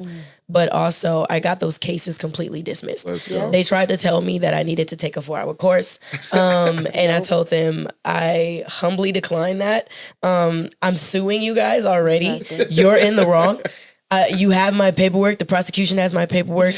They literally went over it. And it's so interesting because I still ended up having a public attorney. Yeah. I still ended up having a public attorney. I told him, I don't need you to represent me. I'll just need you to give my paperwork to the prosecution. Right. I'm not finna keep flying back and forth from California to Texas. I'm not about to continue to do this. Right. So he basically took my paperwork. He said, did what you asked. I gave your paperwork to the prosecution. And instantly, prosecution hit him back like, we'll drop the cases, but only if she take this class. But notice, if I had agreed to taking that class, that would have been me agreeing that I was wrong. Admission of guilt. That would have been my admission of guilt. Yeah. So I told them no. Yeah. And literally 3 days later, the same lawyer hit me up. He said, yeah, they dropped the cases. They dismissed the cases. Yeah. I'm like, of course they did. Congratulations. Congratulations. We call that standing on your square. With Stand on your square, with the Moors. The demographics is the graph of demons. So can you prove that Texas exists, or is it just invisible lines?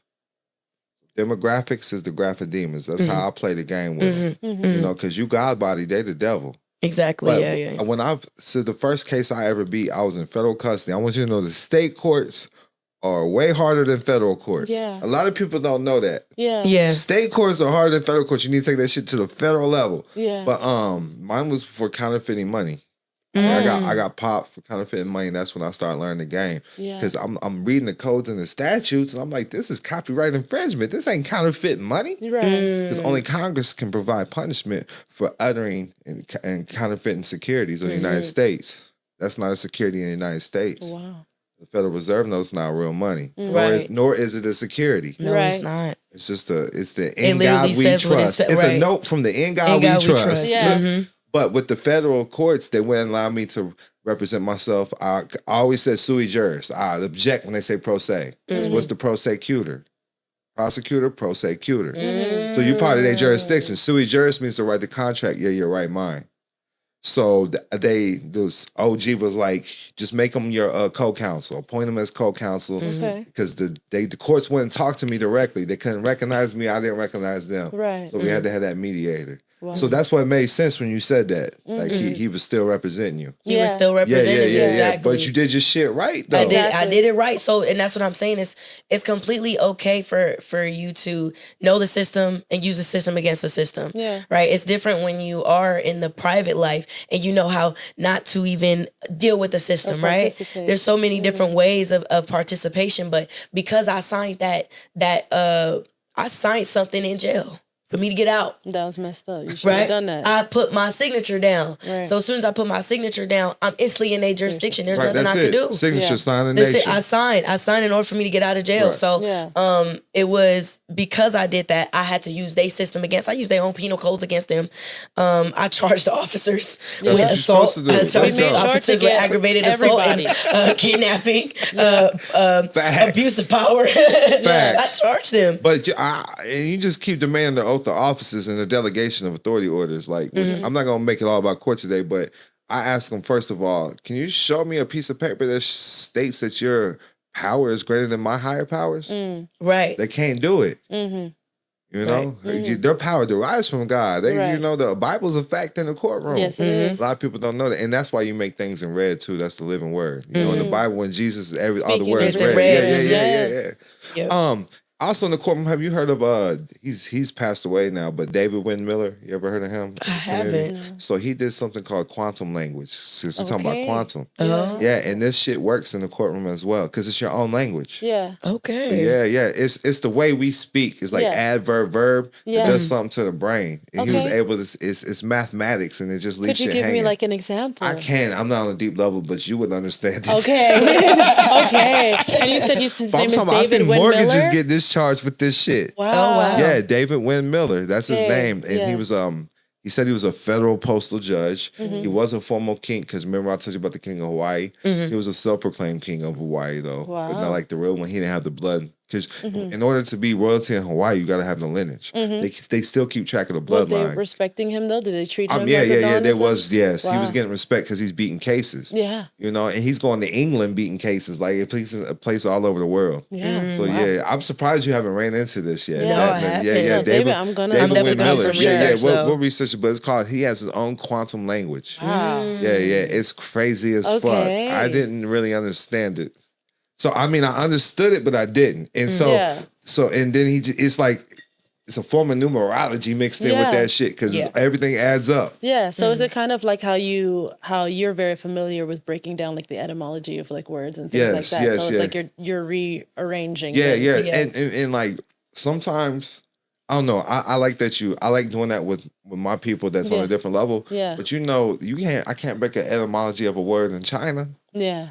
So this is all a game. This is all a game. Yeah. And we just mastered the game over here in Western philosophy, so to speak, in the Western hemisphere. Right. That's how I'm looking at it. But Admiralty law works all over the world. Yeah. Maritime law works all over the world. Just like these 508c1as. Yeah. All over the world. We can create an offshore trust with a 508c1a. Yes. Yeah, ministries, faith-based, all over the world. So how long because you just started talking about that. I heard you talking about faith-based organizations, 508c1as. How long you been familiar with that? That's literally the first thing I learned.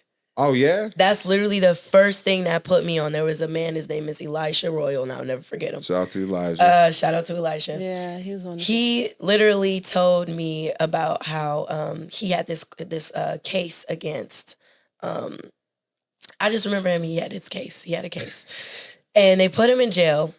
he did not sign any papers. Yeah. They kept him in there for over 260 something days. Yeah. He's suing them for over 460 million. Damn. And he never signed anything. They let him out. Damn. They let him out of jail. Never went to court. Never did nothing. I mean, and then he told me, he said it's because he has his own jurisdiction. His jurisdiction is his ministry. That's it. So I asked him, well, how does that work? Man has his own license plates. He told me he creates his own identification cards, his tribal ID cards. He told me he has his own constitution, bylaws. I mean, this man had everything. And he literally like coached me through as far as like how powerful a 508c1a is. And, you know, when I learned about that, that was the very first thing that I wanted to dive into. And then I started diving into more of trust law and like, what is a trust, right? What is an offshore trust? What does it mean to really protect your assets, right? And then, of course, we learn more about like the probate and how to avoid probate and how to, how the government, you know what I'm saying? It's the rabbit hole. And it's the rabbit hole, but that was the very first thing that I actually learned about as far as the 508c1a. That's amazing. I'm not trying to throw you off either, Billy, but fine. Do you know about the 508c1a? Because you did a great job talking about it on the phone yesterday. Listen, everything, I won't lie, everything that I've learned about it, I have learned from Eternal Zion. I did, you know, speak to Elijah a couple of times, you know, but it's a process. And I think that when you get into it, I'm very familiar. But there's so many codes that I can't just like identify. She can name them off rip, but I know I'm familiar with everything. Is definitely a code. Yeah. And it's different than the 501c3. Yeah. So the 501c3 is a nonprofit and a public. Yes. And it will take away your freedom of speech. Yes. Yes. No, I'm familiar. I've worked with them. You get what I'm saying? Yeah. I worked for a nonprofit. I was a banking director for Hip Hop for Change, things like that's that. Lit. That's why when you were going door to door in your past, I was like, canvassing, sales stuff, some of the hardest jobs ever. So I respect anybody who could deal with customer service like that. And you guys, with the work that you do, you have to deal with people on a daily basis. Man, they're crazy and it's people so too. Tedious. And the work that you guys are doing is so tedious. Just to go back on to Elijah, the resiliency you have to, you know, even deal with that, know your rights and know that even the people that you're dealing with don't know your rights as well. And using that as a factor against you is crazy. I mean, it's insane that he gets to like sue them now and get it now. But, you know, that also is something that causes a lot of fear in people to not even want to operate in a private, because they know that people are going to be targeted. 60 days in jail to who would do that? So listen, can I tell you something though? She ended up signing shit. If you're doing your shit correctly, they have to let you go in 72 hours. Okay. You said 3 days. So whatever you was doing it correctly. Yes. They have to let you go in 72 hours if if you're doing everything correctly. Now, if you got your trust set up, you got your tribe set up, you got your church set up, you don't give them your identification, they automatically have to treat you as a foreigner. Or a national, okay? But that being stated, you have to have an ambassador or a counselor they can call.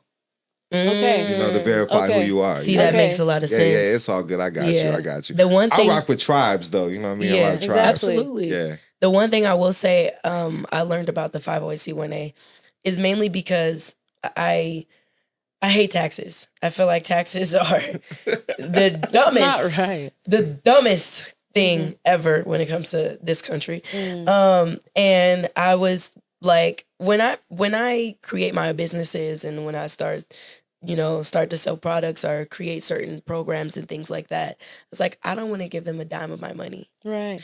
And I found out that not only is it completely legal for you to donate money to your 508c1a, as a minister of your own, 508c1a ministry, but you can literally write it off as a tax deductible donation. And then Elisha told me that you can use your 508c1a and create like a credit agency and loan the money back to yourself. I mean, what's the Vatican do? Right, exactly. And that is being actively practiced today. Exactly. And with the loan, it's not considered income. Yes. So you don't have to, it's not considered reported income. So how I move is, I got I rap for God, just like you. record label. They work for the 508c1A. Right. And everything goes to the church. Yes. And I'm in debt with the record label. That's where I get my loans from. Just like them. Just like any other artist. Right. That's how I move. I'm always in debt. Exactly. We are always in debt. Yeah, we're always in debt. But another thing I want to ask is, do you think that you understand that she's telling the truth because you're spiritual? Initially, well, okay, so let's get into it because we've known each other for quite some time. I've known Zion before she was Zion. Do you get what I'm saying? So initially, I was almost like a guide for her spiritually. She would come and ask me a bunch of things, and then she led her own way into Cometicism, and it went down this path with the Moors and all this stuff. But as far as like, I feel like I'm very intuitive, and in high school, there was a person named Young Pharaoh that I know. He's still around today. You know what I'm saying? He's still around doing this thing today or whatever. But I had like a bunch of friends that put me onto him, and it brought me into this whole spiral of, you know, just a spiritual spiral that kind of pulled me out of where I was at, which is Pentecostal Christianity. It started making me question everything. Once I started questioning everything, that's when, you know, my spirituality really became to like, and began to open up. Y'all are a couple, correct? Yes. So before you met her, you was already speaking in tongues. Yes, I was speaking in tongues since I was 8. You know what I'm saying? I was speaking in tongues forever. But yeah, I definitely felt like she was telling the truth. But also because even before I met her, I have rant because of the people that I know. You know, I told you about my community, my family. They're wealthy, higher up people, and they're very spiritual. Can we talk about who your father is? Yeah, oh my gosh. Where you from? Yes. Okay. So my family we're Jamaican, and my father is an ambassador in Jamaica, and you know he's always father's traveling. an ambassador for Jamaica. Yes. Damn, Zion, you doing it big over here. Yeah. Yes. And then but she didn't know that. We were discovering that because my father, he's not all too present. I've known him for forever, but you know, yes. And then I wasn't even referring to him. I was actually referring to X. His family. They're very tapped in. They're very, you know, spiritual, and our family is, you know, I feel like, you know, wealth is fated. That's how I feel. Wow. And that's deep. Yeah. And I feel like if it's meant for you, if it's designed for you, then it will be no matter what. You just have to follow your path type of thing. And that side of my family has. And because I see the spiritual differences between both sides of my family, ones that like resonate in poverty and ones that resonate in wealth, I was able to, you know, tell that things are true. So when she discovered this, you know, give me chills. Yeah. When she discovered this information, it was like, isn't Elijah a part of like the Moorish like community? Once I discovered that information, I knew for a fact that it was true. So I just told her, I was like, listen, all these people that's trying to push you off, all these people that are trying to, you know, they're going to get their lick back soon. I just kept encouraging her. I'm like, but keep also, learning. That's why I think it's also crucial to understand. I think it's crucial to understand that this is why it's called the Matrix. There is a multitude of people who willingly, willfully, and unknowingly work for the Matrix. That is why they do not believe us. That is why they continue to go along with their lives. They continue to go along with their 9-to-5s, allowing these people to completely use them just through paperwork, just through contracts alone. They don't question, why was there ever anybody on this earth who decided to stand on a mountain of gold and say, this is mine? Why are there people that exist on this planet that will go into an area, put a flag down, and say, this is mine? Right, and claim you don't question this. Yes. You just say, oh, this is what war is for. This is why we have war in the military. This is why we kill each other. And it's so weird because y'all don't understand that the creator of this universe never said y'all own anything.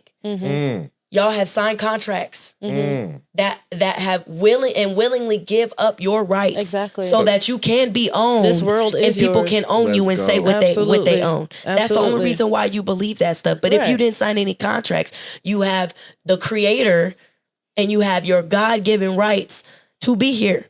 You want to know? It's interesting that you say that, because this kind of goes into how I feel like people think about themselves. As much as we go into the system and how much people put fear into people and the reasons why people are so complacent with this type of system, I feel like a lot of people, even this country, right? It's built on, like you said, the government and the church, like religion. You know what I'm saying? Separation of church and state, all this other type of stuff. You know what I'm talking about.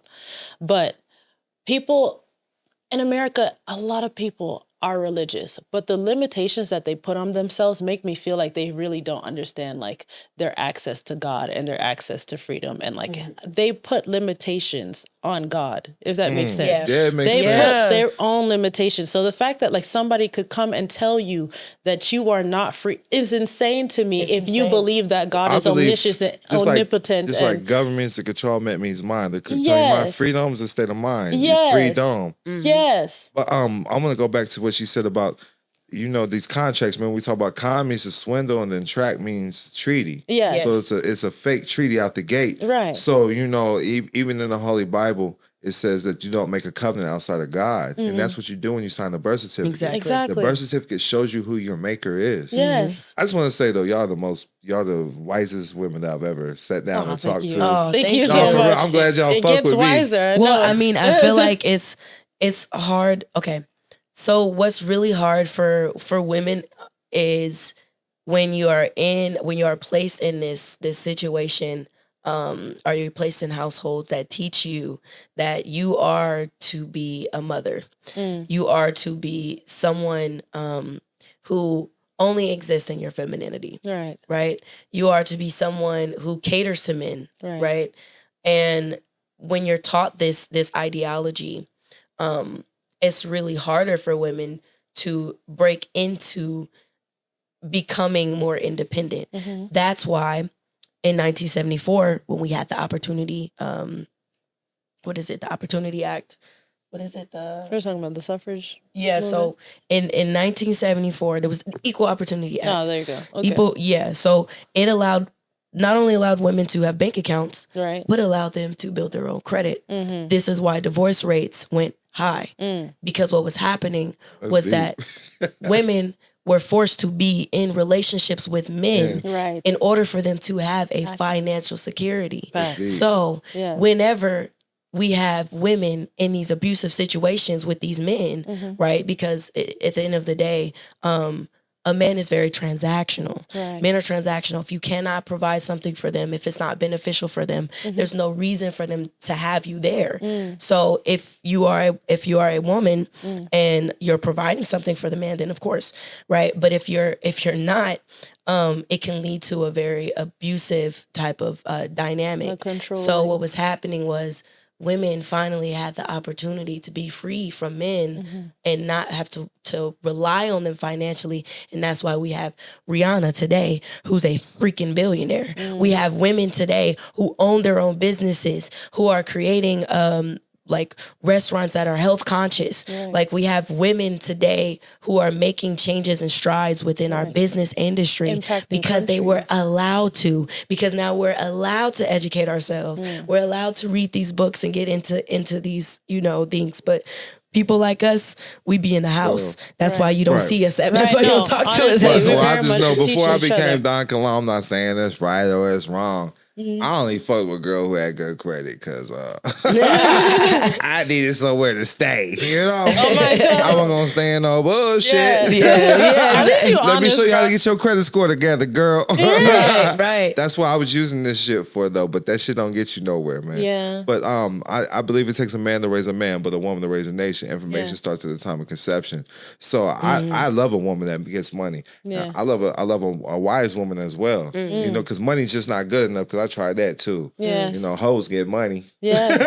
No, this is absolutely true. That's a mindset. That's very true. Yeah. So it's just like, what else can you offer? What else can you bring to the table? Right. But I believe this, you either pimping or tricking. You either alpha or beta. Yeah. And that's why I asked about y'all. Y'all both of y'all have very alpha energy. Thank so you. I was like, how's that work out for y'all? Yeah. Oh, Because I know it's all bad. Yeah. Hey, listen, if y'all clashing, I know it's all bad. No. It's- Okay, go ahead. Go Go ahead. ahead. No, well, I was saying that we switch. We switch when needed.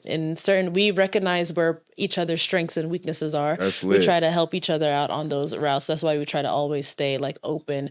You know what I'm saying? We never act like we know everything, if that makes sense. And we realize we've been together for 6 years now. And that's amazing. Right? It's a long Congratulations. time. Yeah, 6 so with years. that being said, we're growing up together, right? We got together when we were children, if that makes sense. That's So lit. If anything, we're constantly changing. So she's going to come on some information that I don't know. I'm going to come on some information that she doesn't know. And a lot of this information is life-changing, and it ends up changing our lives a lot. So we got to be ready to adapt and encourage and like all the time be aware. Mm-hmm. Yeah. Absolutely. Would you say you attract more men clients or female clients? Interesting enough, it's 50-50. Wow, that's lit. Really? You know, But with the- me, and- it's usually older women. It's older women. Yeah. Yeah. Older Or women they're young, are like 20, 18 to 21. Yeah, I get young women as well. So it's very interesting. My recent clients have been women, and they are Black women. Nice. Yes. And very much interested in just protecting they're more so worried about their children. Yeah. Yeah. Than I agree. anything. Yeah. And I love that. I love that I'm able to actually help them and give them the information that they need in order to, protect their children and protect Right. themselves. You're a living testimony, though, because there's not too many women that are representing, what you guys talk about. Do you get what I'm saying? So, like, a lot of women don't even feel like they have the space to enter these type of things, if that makes sense. I mean, to be honest, they don't. Yeah. No, it's a boys' club. And even the men shouldn't be entering this space. Like you're living what you're talking about. You Mhm. understand what I'm saying? These people don't live. They come just like somebody caught me. It was like, hey, I know you've been talking about Zion that you're kicking it with her, but do you want me to send you this? Because they selling her shit. Or they were like, they're selling our shit together. But you know what I mean? If they buy it, whatever. Go re-rock it, do what you do. But I always say all roads lead back to Don Kilam. Right. All roads lead back to Don Kilam. Either way, you still promoting us. Right. You gonna send them to us. Right. It's just like, they gonna buy the $90 book, but they gonna spend $1,500 for me to do the paperwork. Right. Thank you. Listen. Let's go. Listen. You can't just take a piece. All of it is connected that's to it. one another. They're gonna follow. That's it. It's like us so followers. they're gonna end up going right back to you anyway. I mean, we are the dope. Yeah. You know what I'm saying? We are the dope. Yeah. You know what I mean? Like that. when you talk about it, like this is why I love, because I was there with you yesterday, even though you was working all day. I was still there and present, and you didn't shut the door or nothing. You know what I'm saying? Yeah. Like even though I didn't hear what you were saying, because we're talking, we're having We our have own our thing, own meetings. business meetings and everything. Oh yeah, I didn't shut the door. But listen, I know think about that that. you're not on the computer. You're not looking through no books. All this shit coming from right here. Yeah. Absolutely. You know what I'm saying? It's in you. Yeah, What you're spitting is in you. Yeah. And then another thing I loved about you yesterday, because I don't remember a lot of shit. And I think I like that because I don't lie. When you start trying to remember shit, you start lying. And truth never changes. Anything else is falsehood. Right. But like when I showed you certain paperworks and things like that, and you just know exactly where it's supposed to go. Oh yeah. What it can do. Yeah. You know what I mean? I said, damn, that kind of took me a little time to figure that one out. Yeah. You did say that, but no, learning how to So research is just like off of this 501c1a trust, it literally I had to eat, sleep, and shit it for 9 months to figure it out. Yeah. Like I knew it was right. I've been seeing people I'm talking about 3 years plus, 4 years plus before I started digging into it. Yeah. So I knew it was 100% official. Yes. But it literally took me 9 months deep. to conquer this motherfucker. It's like deep. I didn't study nothing else. Mm-hmm. Yeah. No, but, it gets very deep, but I think that because, like I said, I had people. I had people who were I did too. more than willing to mentor and sit down. No, I know, but I'm saying like you told me you studied this by yourself. Well, I had to at the end of the day because, I want you to know when I'm glad I studied it, but then it took me to something called unincorporated associations. So you don't even have to use the 508c1a. The 508c1a is an unincorporated association in itself. But you got it because under Article 1, Section 10, the government can't interfere with a private contract. Yeah. Right. So all you need is your bylaws. That's all right. you need is your constitution. Yeah. A mission statement, or then you have your trustees, or y'all have a trust meeting. You can use meeting minutes to open up a bank account. Yeah. A lot of people don't know that. Yeah. That's also, not to put myself on, but that's in my ministry starter kit.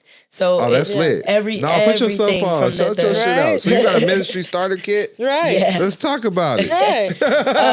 That's hard. Yeah, my ministry starter kit has everything in there, from what you need, like from the claim of life to your declaration, everything. And then you basically appoint your managing director, and then you want to have at least 2 witnesses to basically sign those documents. You get them notarized, and after that, boom, boom, take that paperwork down. You can go and open up a bank account if you wanted to.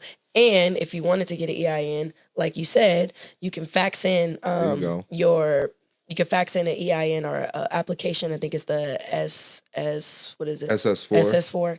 So the SS4, and then you don't have to put your social security number down at all. Mm-hmm. Wow. So and that's what helps. Like, and then you get that private EIN number. You get that. You take your, all of your paperwork down, and you can open up a ministry bank account like that. Wow. So and it's very, very powerful because no one can question you. That's the thing about the major differences when you were talking about the 501c3. And when I learned about those major differences and how they literally can't question you, they can't try to seize anything from you. They can't like take away your right to any type of grants or whatever the case may be. They can't do it. It's impossible. You're a 501c1A. And then that's my benefit, because I do operate in the public with LLCs. Yes, me too. These are my I consider them pass-through entities. Now, on a strict private level, they're going to discourage that. But at the end of the day, I mean, I love using it. If you're using it correctly, you're still going to be a non-taxpayer. I'm going to say that. I don't say we don't pay taxes, but we are non-taxpayers. Yeah. Because we're not. A tax is a contribution anyways. Yes. It's voluntary. Yes. Everybody doesn't know that. But with that covenant, the birth certificate proves who your maker is. Yes. So a baptismal certificate, baby land deeds, affidavits of live birth. I'm not sure what you use. I always say like it's the affidavit of live birth. That's what you use? Yeah, that's like that is what I recommend for people as far as like when they're trying to set up their baby, and make Say it they make have sure them at and make home it or sure. something. Yeah. So you could have the midwife sign it because that's lit. Yeah. A doula. That's right. tight, about that. Yeah. I be helping her with her, you feel me, the clients and stuff. I be knowing stuff. They're licensed. Proud of myself. They're literally licensed. Yeah. So they can sign for you on your affidavit of birth. And what's really crazy is because you will look at the passport documents that's needed. You scroll all the way down. They got all of that there. there. Scroll all the way down on that website, and you're going to see affidavit of birth, and it's going to piss you off. Wow. Did they actually have a form? It's a form. For affidavit of live birth for a birth certificate. You don't have to put your shit on. You use theirs. That's exactly what she's saying. It's so no, crazy. But that's insane that it's like right and there. If you just scroll down, it's crazy. You get a national passport. What's crazy is all these other gurus that you talk to, they're not going to tell you this shit. They're not. They're not. And it's like it's so. And my thing is, I really look forward to creating with you, and that's what I mean. We have so much information that we need to organize. I just want y'all to know I'm getting behind her, so it's like she's the leader. She's the fucking leader. I'm still not gonna be accessible though. We not doing all that. Yeah. That's but I'll be the face. I ain't tripping. Yeah, she's the leader. But we are creating courses, and I'm talking about real video courses for you guys that breaks it because all the way down. I know that people have learning disabilities, right? Some people are visual learners. That's all of us, mostly. Most people are visual learners, and this right? is why That's why everybody knows Bill Nye the Science Guy. Oh, let's go. Because you are all visual learners. Bill Nye the Science Guy. No, what I want to say, not to cut you short, what I want to say is almost all of us have learning disabilities, or you would know the shit that we're speaking right now. Right. Some form of fashion. Some form of fashion. Because real knowledge will be the quantum and the spiritual knowledge. Yes, like I got these through spirituality, spiritual downloads. Yeah. Like simple as that. Yeah. Absolutely. Yeah, I agree. Now, how do you learn? So let's break down this quantum. Okay, yes. What you actually do. Okay, so basically, all right. So 'Cause you got a as I was book saying too, that, right? yes, I do. Okay. Okay, so let's run it back. All right. So initially, on multiple platforms, I'm a priestess. I'm a shaman. Let's go. I am initiated in multiple religions. Some people would be against that, but I'm almost like a spiritual Ashe. wanderer. Yes, Ashe. In Ashe. fact, Ifa is one of the main ones in Olarisha. I was for a long time. And pretty much what it is for me is I got into it through spirituality. And then I ended up going into, just self-help books that work on psychology and spirituality and mixing those two together. And once I went through that, I ended up finding little tidbits of like science in these books, in these self-help books. And I was like, wait a minute. Like, you know what I'm saying? Like, back up. Why are these like connecting for me? Why am I getting aha moments when, when science is placed into it? And I felt like it was two sides of the same coin that were like being brought together, if that makes sense. And so I felt like, well, if I'm having an aha moment with science, then that means that science and spirituality are connected, and we need to stop we need to stop. I feel like what's happening with people and stopping people from being able to like control this world the way that they want to is that we're separating things that should not be separated. Yeah. It's kind of like how they take books of the Bible out so you can't, you know what I'm saying? So you can't learn the book of Thomas and the book of Enoch. Right, Book of exactly, wisdom. right. The book of wisdom. Cain killed Abel. Exactly. You get what I'm saying? Cain killed Abel, then Cain already knew his wife, then they begot Enoch. Where his wife come from? Right, exactly. Because y'all don't know that it's two creations in the Bible. But we're not gonna get in the Genesis verse 20. Okay. Right. No, but it's intentional, right? It's absolutely intentional though. It's absolutely intentional. I feel like that's also something that was intended that are slipping past people, is that science and spirituality are not separate. The church used a lot of science as well. When it comes to Ifa, when you go to like your Bible hour, your priest or anything like that, and you come to them with issues or things like that on your path, they're writing you what they would call prescriptions. Do you get what I'm saying? They would call it prescriptions because it's like the science of spirituality. That's what I consider Ifa. So just me going on this little tidbit, that's kind of how I dived into it, was through these self-help books that mesh, like they put little tidbits of science into it. And so I felt like if that was the aha moment for me, then if I tell it to someone else, they're going to get it too. So I started doing a lot of research on quantum physics, and I realized that all of these biblical scriptures mimic what we've discovered with quantum physics, if that makes sense. It's almost like they prove one another. And so I started writing books about it. I started writing everything down. I have like this huge like grimoires, like zebra. What would you say one grimoire? What is one quantum theory that you could bring up that proves manifestation or proves in like spirituality as far as like science? Okay. Well, there's this one thing that I've been thinking about recently is that there's this scripture in the Bible, I believe, that it says that I think it's before you even pray, it's already yours, or like speak and it should be yours. I can't remember the scripture. Matthew 7:7 says, "Ask and you shall receive. Ask and you shall receive." You know, you get what I'm saying? Things like that. Speaking the mountains will move type of thing.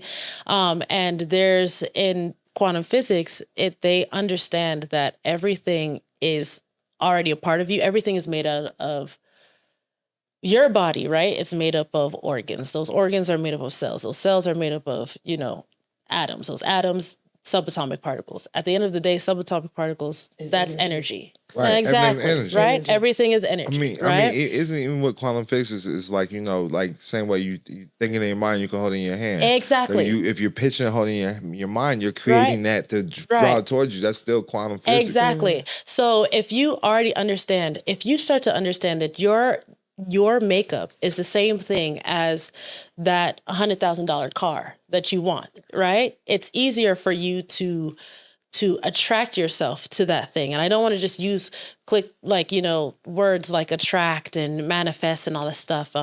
But basically everything vibrates on a frequency. And the reason why we're sitting on this chair right now is because you and I all of our minds are willing this chair to exist. Yeah. If that makes sense. Collective All of it, consciousness. yes, collective consciousness. So if you understand that you are willing these things to exist, then that means that the thing that you want, you already have, if that makes sense. Absolutely.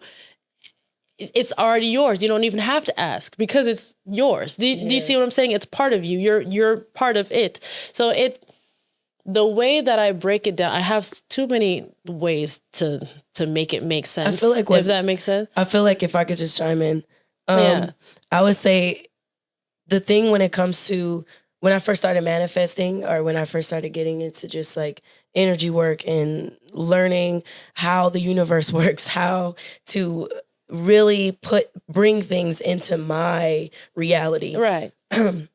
It was once I started to reprogram my subconscious mind. Right. And the only way you can reprogram your subconscious mind is through fooling or tricking your conscious mind. Right. And I know it sounds ridiculous, These but girls be calling it the way that I Delulu, feel but like it works. It works. Right. The way that I feel like I did it though was through writing down manifestations. I mean, the 369 manifestations.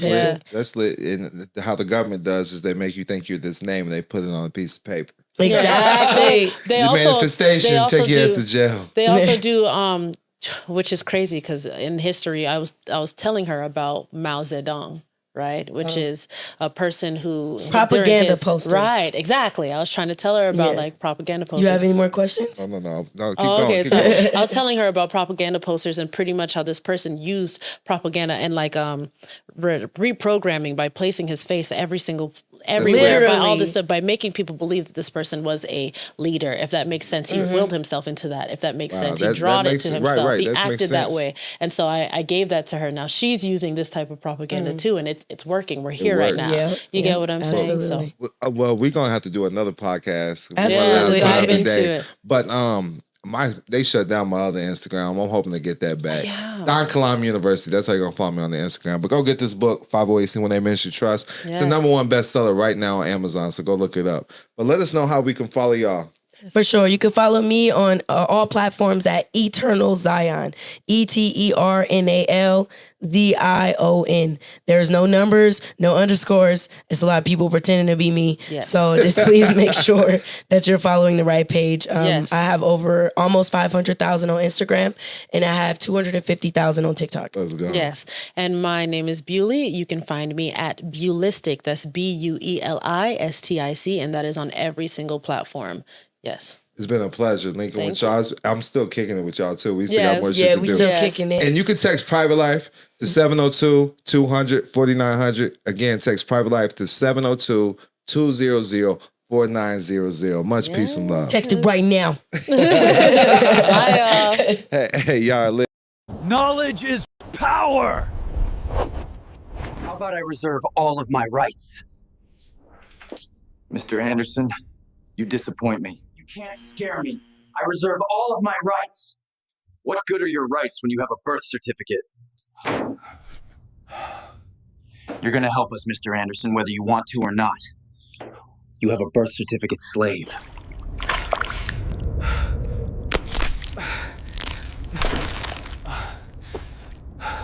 Neo, I am like the Father, guiding you to your true purpose. We are more than a resistance. We fulfill the prophecy of the Trinity. Each of us plays a role in rewriting the fate of humanity. You have received your honorary degree. Welcome to a new realm of knowledge, Neo. Neo, I embody the Holy Spirit, here to inspire your courage and belief. I've re-signed all previous signatures. I am a free man now. I learned the game from Don Kilam. Knowledge is power! All of Don Kilam's books are indeed truthful books for we, the people of the Republic. It's time to unlock the secrets of the Matrix and become a power piece in commerce with Don Kilam. He teaches you the truth about the tricks and traps of society, starting with the lies of separate races. As there is only one race, the human race. When you say you are black or white, this gives up rights dealing with your nationality, giving up your constitutional and state rights. Every state is a country, therefore your nationality. Example, if you live in Texas, you are a Texan. The same goes with Alaskans. They live in Alaska. And Hawaiians live in Hawaii. New Yorkers are from New York. Hope it makes sense. Learn how to get your rights back and how to declare a nationality, and always remember that prosperity is your true birthright. Click the link in our bio and join our private school with Don Kilam today. Peace and love. It's your boy Don Kilam. You're tapped in and tuned in with Dream Keepers Radio Podcast. I'm in Las Vegas and I'm with Manny Fresco. Man, you're a man of many names too, man. Yeah. Let us know who you are and where you from, man. Well, if you go by my government name, I'm named after my father. I'm from Rhode Island, Cranston, Providence. It's all the same. One little state on the map, but we're doing big things over there. It's a lot of beautiful things to see over there. Yeah. So how'd you bump into Don Kilam? Man, I bumped into Don Kilam on Instagram. I was scrolling. At first, I was looking for information. I was getting some enlightenment. And I scrolled through Instagram and his face popped up and he said, "Prosperity is your divine birthright." Let's go. And I took that to heart. And I kept digging in for the information. So, I mean, why'd that stick out to you? Because it felt like a fact. I mean, what is prosperity? A lot of people don't know what prosperity is. Now, I'm gonna tell you before you answer that question. Yeah. The only reason why I like the word prosperity is because the prosperity cannot be taxed. I'm not a licensed attorney, tax expert. Do this for educational, informational purposes only. But yeah, what's prosperity mean to you? Prosperity is a plethora of things, right? It could be wealth, love, trust. Prosperity is just abundance in all aspects of life. I like that. I like those definitions, because people think that having money is abundance and prosperity. It's not. You know, having a lot of money, like people think it's high vibrational because you have a lot of it. It takes a high vibration to grab a lot of cash or a lot of money. That's because it's a lot, but it's very a low vibrational entity. It's just paper. Yeah. You know, it's just numbers on the screen. Yeah. It's just, I mean, I do look at it as tally marks, like part of your goals. Like it's a credit system. I mean, like when I was talking with, I'm not even gonna mention names. I don't even want to mention names today. So I'm gonna get into what we've been working with. Man, too. you should shout out the names. Give them a shout out, whoever it is. I mean, so it was a husband and wife. Oh, so okay. we They talked want to to be them. discreet. Yeah, we talked to them. They're board members for sure. Okay. So it's like private stuff. So it's like where I'm at right now. Yeah. I'm still allowing the public to get access to me, but it was a great experience for you. Yeah, it was. So we had a call. One lady is still in Section 8 housing, like a low-income housing. Definitely not going to say her name, but she could afford the call. She stacked that money and got the consultation. So I want y'all to know there's no excuses. Like, if this lady don't have a job, she's taking care of 2 kids. There's no excuses. And she's taking care of 2 men. She told us that too, Yeah, didn't she did. She She's did. taking care of 2 men and 2 kids. So she's just like, and I'm in low income housing, but I made sure to get this money to call you. I mean, she took it serious. Yeah. She stacked her money up and took her prosperity serious. Yeah. So I told you, I said the next call is going to be worth that call. So then the next call, out the gate, she says, I have $300,000 liquid right now. Mm-hmm. You know, she's working on a $186 million project. Yeah. I'm like, like. I remember that call. Yeah. I remember that call. It's like, it's a. I'm at a point where I'm still the old Don Kilam, still reaching those fans. You're still but you. I'm headed towards the right direction, and that's what I'm working on with you. You know, we've been learning definitely headed in the right direction. Private trust and unincorporated associations. Unincorporated associations. And I'm figuring out a way how to work that with crypto as well. That's lit. Yeah, you got your own things going on. Yeah. And that's why I like the people next to you. Shout out to BAMS. Yeah, shout out to Bam. Shout out to Rayhan. Shout out to a couple people, Will, Rando Sins, Medi Missions. Let's go. Yeah, shout out everybody from Rhode Island, man. Crook Rock, Street Nerds, Cali Tats, Drama, Gargoyle. Shout out to Gargoyle. He's in tune too. He's in tune. But she knew BAMS knew about 508c1As. Yeah, she knew about the ministry. That blew my mind. She was an ordained minister too. Yeah. So for sure. one thing people were asking me about is, because I'm telling them a 501c1A is an unincorporated association. Yes. But a lot of people don't understand the difference. If it's not faith-based organization or church in your bylaws, then it's an unincorporated association. The 501c1As do not apply. And they could be used in the same kind of way. Yeah, I mean it's the same context. Thing, same concept. But it's like we're not under any federal laws. Exactly. But when it comes to the faith-based ministry or something like that, then you incorporate the 501c1A. And shout out to my father. A shout out to Pops. At La Gran Parada, and my mother, Ceneda's restaurant. Yeah, talk about that. So your family, you already have a family business. Yeah, there's actually a few family businesses. My lineage comes from my father's restaurant, or at least it's deeper than that, but my father had it, my grandfather had it, then my father bought it from him. My parents were married, they divorced, and my mom she opened up her own place. That's lit. So that's two family businesses. That's lit. But also there's Pitos, Carolinas, there's a few La Candela, up in Mass, Celia's. There's a lot of family restaurants. What's your nationality? I'm from La Isla de Quiqueya. And if you don't know what that is, I'm Dominican. I didn't know what it is. Yeah. And what I teach is about nationality. Yeah, also I'm a Rhode Islander. I'm a few nationalities. What's if you Rhode want to get Islander into mean? it. Why would you say that? If you're an American state national. I know. Explain to us. Why would you say that? Because the United States, I don't know how united it is really. Each state is its own country. If we're gonna get real technical into what we're talking about, if we want to get deep. So each state is its own country, and my country is Rhode Island, so that makes me a Rhode Islander, like a Texan or Floridian. Is that legal? It's lawful. It's lawful. So you think I could put that on paperwork? Yeah, I got it on paperwork. I agree. I'm just asking you. Like, how did I make it make sense to the lady last night at the weed shop? Oh, you was just kicking game. I brought up Texan. Yeah. Like, Texas are Texans. Yeah. Hawaiians are in Hawaii, they're Hawaiians. Like, a lot of people don't understand that. It's just, you fix it right at the end of it. When I knew the government utilized those terms was FEMA. I ran into some people with FEMA, Federal Emergency, whatever that's. But she was like, I'm a Californian. Okay. I'm a Floridian.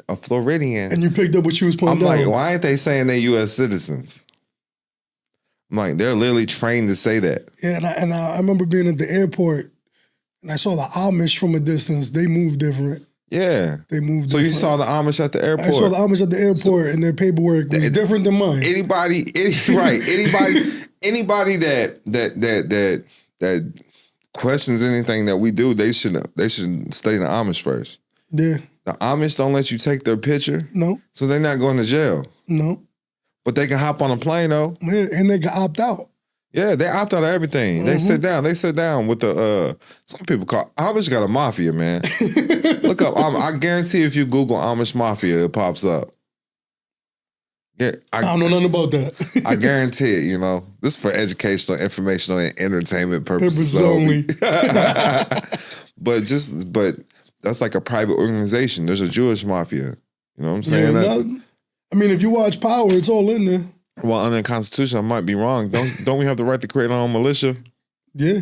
Ain't that a right? Yeah. Not if you're a U.S. citizen. Hey, you've been incarcerated too, right? Yes, You shared that story. 3 or more black people on the yard. That's gang activities. Actually, I remember walking the yard, and there was about 4 of us, and a CO came, and he was there for the ride, so I didn't really know him, but the other gentleman knew him. And walking, and he picks his pants up, and he goes, "You guys getting the gang back together?" And everybody just started laughing. I was like, "Oh, so what you're saying makes sense." Right. Yeah. You can't. You got. I put it together with sometimes with the stuff you say. The way I pick it up, I correlate it to my life. Because if prosperity is your divine birthright, it's your path you got to get through. So you got to correlate it to yourself. So you know the story of how your family came from Dominican Republic over here? Not in depth, but I know my father's, and I know a little bit about my mother's side. How many generations? Been to America. Ooh. So. Your grandpa was here? No. My grandfather, really. Yeah, your grandfather, he came over and opened a business. My father was 14. With nothing? He started in Florida. I have no clue. I know how my dad did it. My dad, how he did it was, my dad was 14 years old living on a bench in New York, in Bayside, Queens. He left home young. And they first were in Florida, but when he was in New York, my grandfather was here in Rhode Island already, had his restaurant set up. And he had called my dad for some help. My dad never went back home where he was working at, the guy saw him sleeping at work, gave him keys to the place, to a place up the street for him to stay at, because he caught him sleeping at work. And my father was like a real hard worker. So like if there was paint missing on the wall or something, the owner of the place would take him to like a hardware store and tell the person at the register to let him get whatever he wants. My dad would repaint that guy's whole business, shine everything. My dad, he worked hard his whole life since he was a child. And when my grandfather had called him down for help, he kind of threw my dad the keys and was like, run it. And my dad didn't want it like that. My dad told him no at first, but he said, we're going to do something different. We're going to get it on paper. And you're going to give me basically a loan. Right. That's lit. You're basically going to give me a loan on it. So I'm going to work it off. So my grandfather let him work it off. And he paid my grandfather, I believe, like $22,000. That's lit. And my mother was working with my godmother at Carolina's restaurant. And Carolina, my grandfather started together at first. And she went down the street and opened up her spot. That's where my mom was originally working at. And my father was working with my mom's sister at my place. Now she works with my mother. But yeah. That's lit. So you got family history. So that needs to be protected by a trust. For sure. A family trust at that. For sure. It's generations in. Yeah, I've been on my dad about it. Yeah. And my mom. Cause I'm getting them woke. Yeah, because you're getting a lot of people, like, awakening a lot of people where you're at. Yeah. Which is crazy. Yeah, I sat down, I did a podcast with a fellow that I was also incarcerated with, Benny Blades. He was running for mayor. That's lit. And he saw what we were talking about with the living trust and all that. And he DM'd me about it. I had your information, but certain things I was like, I don't know if I could give it to him. So I downloaded the app on Amazon, and I told him when I get back, I'm gonna sit down and help him with his paperwork. Well, in my school, not here to advertise right now, but you got your own stuff going on. So this over here is my work hat from work. I keep it with me from working with my dad. Been open since 1985. That's lit. Yeah. This is Equity's joint, from what I hear. No, we was looking to open up another one. They want to open up another one. Okay. But, shout out to Shagaru. But this is really good. Shout out to Shagaru. They in Las Vegas. And they're a vegan restaurant. This is my clothing line. So I took my family lineage, GP, and I put general principles on it. Then on the bottom here is Dare to Be Creative, which is the name of the book that I got coming out. That's lit. And there's the I, because God sees everything you're doing. Damn. Right? And these are the 4 principles. Dream, trust, believe, create. So, me, I don't really dream much when I go to sleep. But I have dreams and visions every day, right? Right. So I took the 4 last letters of my last name, which is DTBC, because it's 4 different last names of my family, and I remixed it. And I added my own twist to it. And that's what I do at my father's restaurant. I added basically everything from my life to my brand. And dream, trust, believe, create is you have a dream, trust the process, trust in yourself, believe in your creator, and then create the dream. That's what's up. That's what's up. And you're connected to the hood too, correct? Yeah, Where you from? we are in the south side of Prov. Shout out to a couple people in the music industry in the south side of Prov. So that's what I'm getting at. So like, cause you know, like you with the public persona that I do put out there with Don Kilam. Cause I just want to tell y'all, man, everybody is royalty. If you over here in America, you got a social security number, they took your birthright, you're royalty. Your lineage is royalty. I don't care your shade, creed, color, all that. So they owe you. Yeah, they owe you. Because, like, if I go to the Dominican Republic, there's Dominicans that look like me, right? Light skin. Yeah, for sure. Mexicans, I Puerto Ricans. got family look just like you. There's no white and black anywhere else except America, right? But in a public persona, we be uplifting the black man, let them know. Because they took their royal, they don't know their, they feel, they do not feel empowered. Like, they think they came from slavery, yo. Yeah, they tell them they're like 1/5 of a man or something. Black history starts with slavery. What about the black queens and queens? Y'all forgot about them? Nefertiti, Sheba, Mansa Musa. Like, come on, man. Like the girl that was in the project, she's like, oh my gosh, I was never taught that. I said, because the two men you rocking with, rather you live off Massa. You speaking game. Okay. You paying Massa. They use your social security trust to pay you. I never let nobody label me low income. Why would you put that title on me? Or what they call it, a fixed income. Fixed income. Why would I allow you to fix my income? That is a status. Why am I even letting you even play with my income? It's my income. Right. I don't even make an income. I ain't make an income. I take fringe benefits and stipends. Credits. Credits, right. I took a loan from the business. That's how I move. Yeah, you take a loan against yourself. Take a loan from the business. I always owe the business. Always. That's the setup for sure. So, what I wanted to get at though is, so being in the area, like obviously your dad didn't have nothing. No, and my mom didn't either. My mom was 10 kids, and they were beefing over one plantain at dinner time. And the man of the house really got the most food because he had to go work. So the kids kind of like, damn, that's deep, bro. It was scarce. Damn, that's deep. On my mother's side, it was real scarce, and there's 10 of them. So imagine two parents having to feed 10 kids. Right. But the man got to eat the most because he got to go to work. Right. Damn, that's deep. So he got to watch his kids go hungry, but he got to come back and put food on the table. Damn, that's deep. That's deep. But with that being said, tell us some of the people that you ran into, like some of the celebrities. So I ran into a couple people. I did a few meet and greets and all that. So I met Lauryn Hill. That's lit. I actually wrote her a poem and got the chance to give it to her. I took a 4-hour Uber ride with my cousin all the way to New York. We went to Barclays.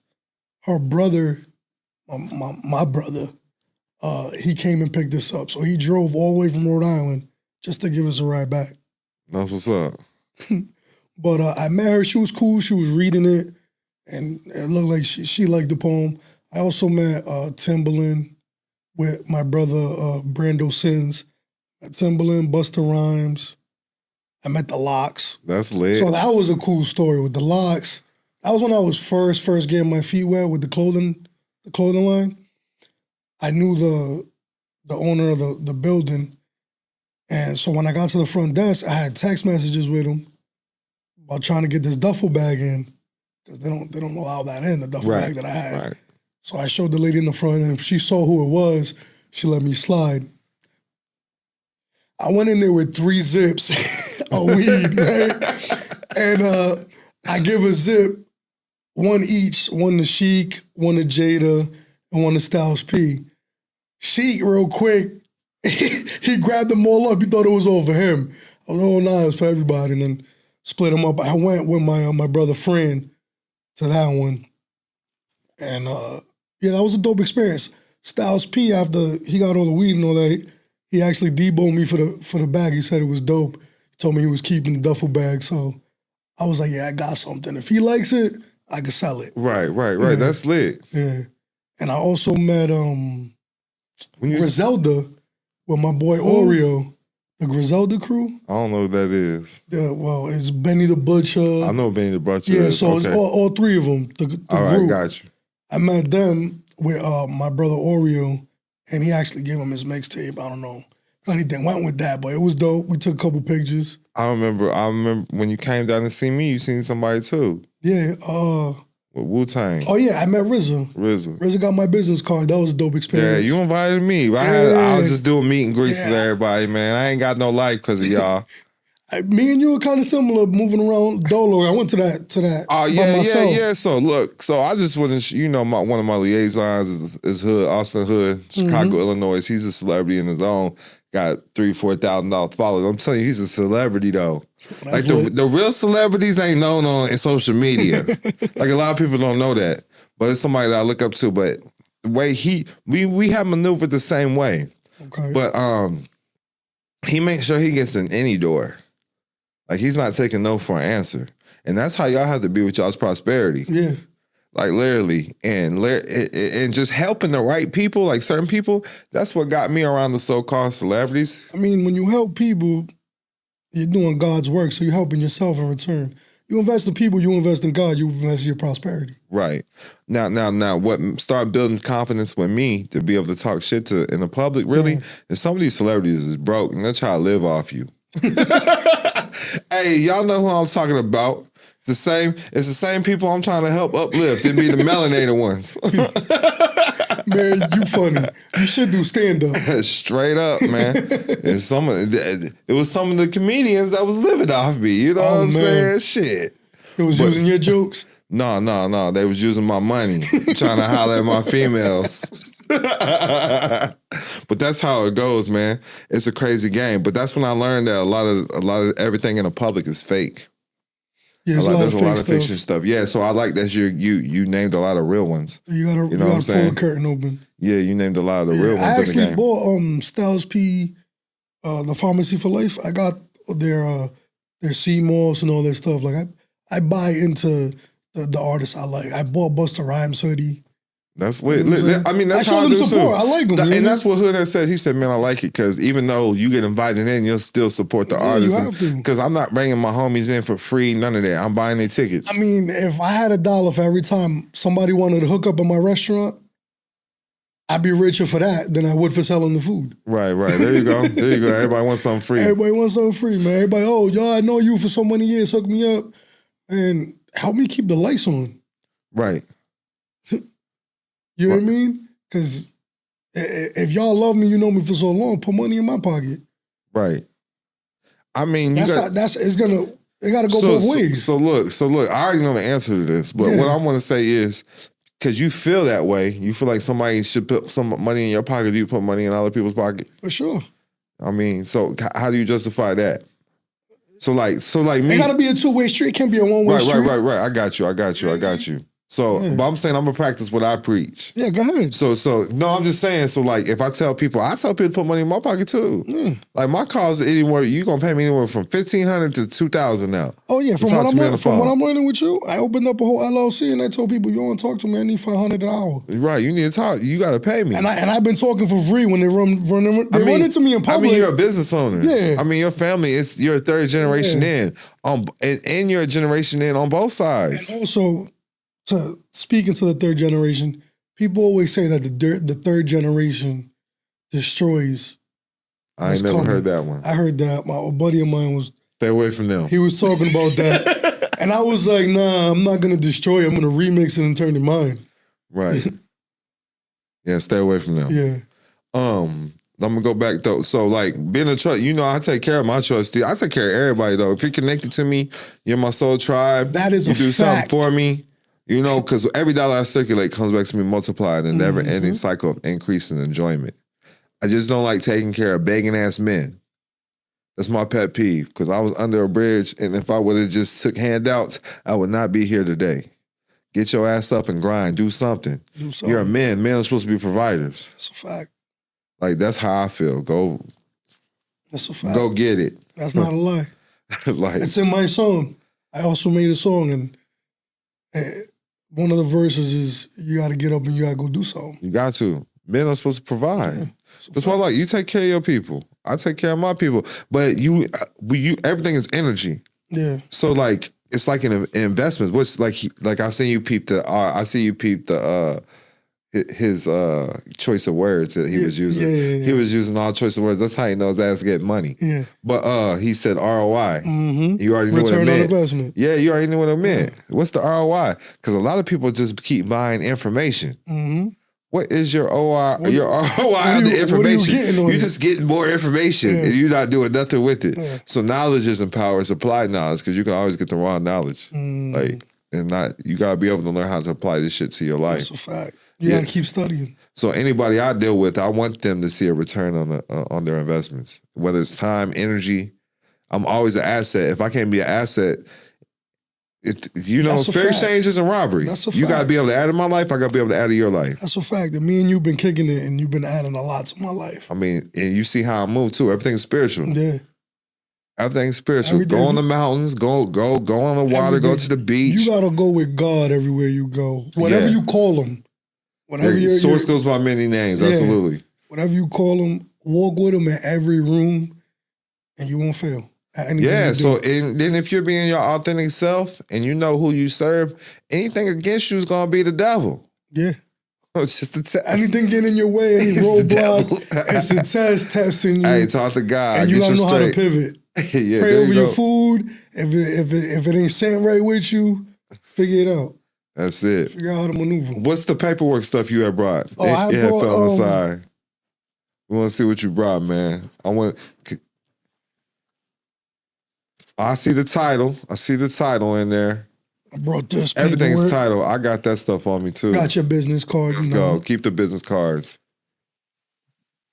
But this is the prestige title.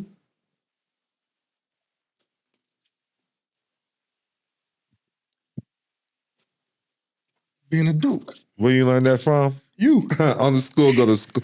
SKOOL.com/DONKILAM. Type in. School.com/Don Kilam. Tap in. I actually use this. So he's a duke. In America, they cannot give you titles of nobility, so they give you titles of slavery, like Mr. and Mrs. No. These are slave titles to control your ass. That's a fact. Come here, Mister. They even call you that in the courtroom, Mr. Delgado. Yeah, and they did. They did. They definitely did call me that. Even in school. So I actually Even in used school, they somebody. call you I that made them a public school. baroness, and it helped them with their court case because you can become a baroness on there too. Yeah.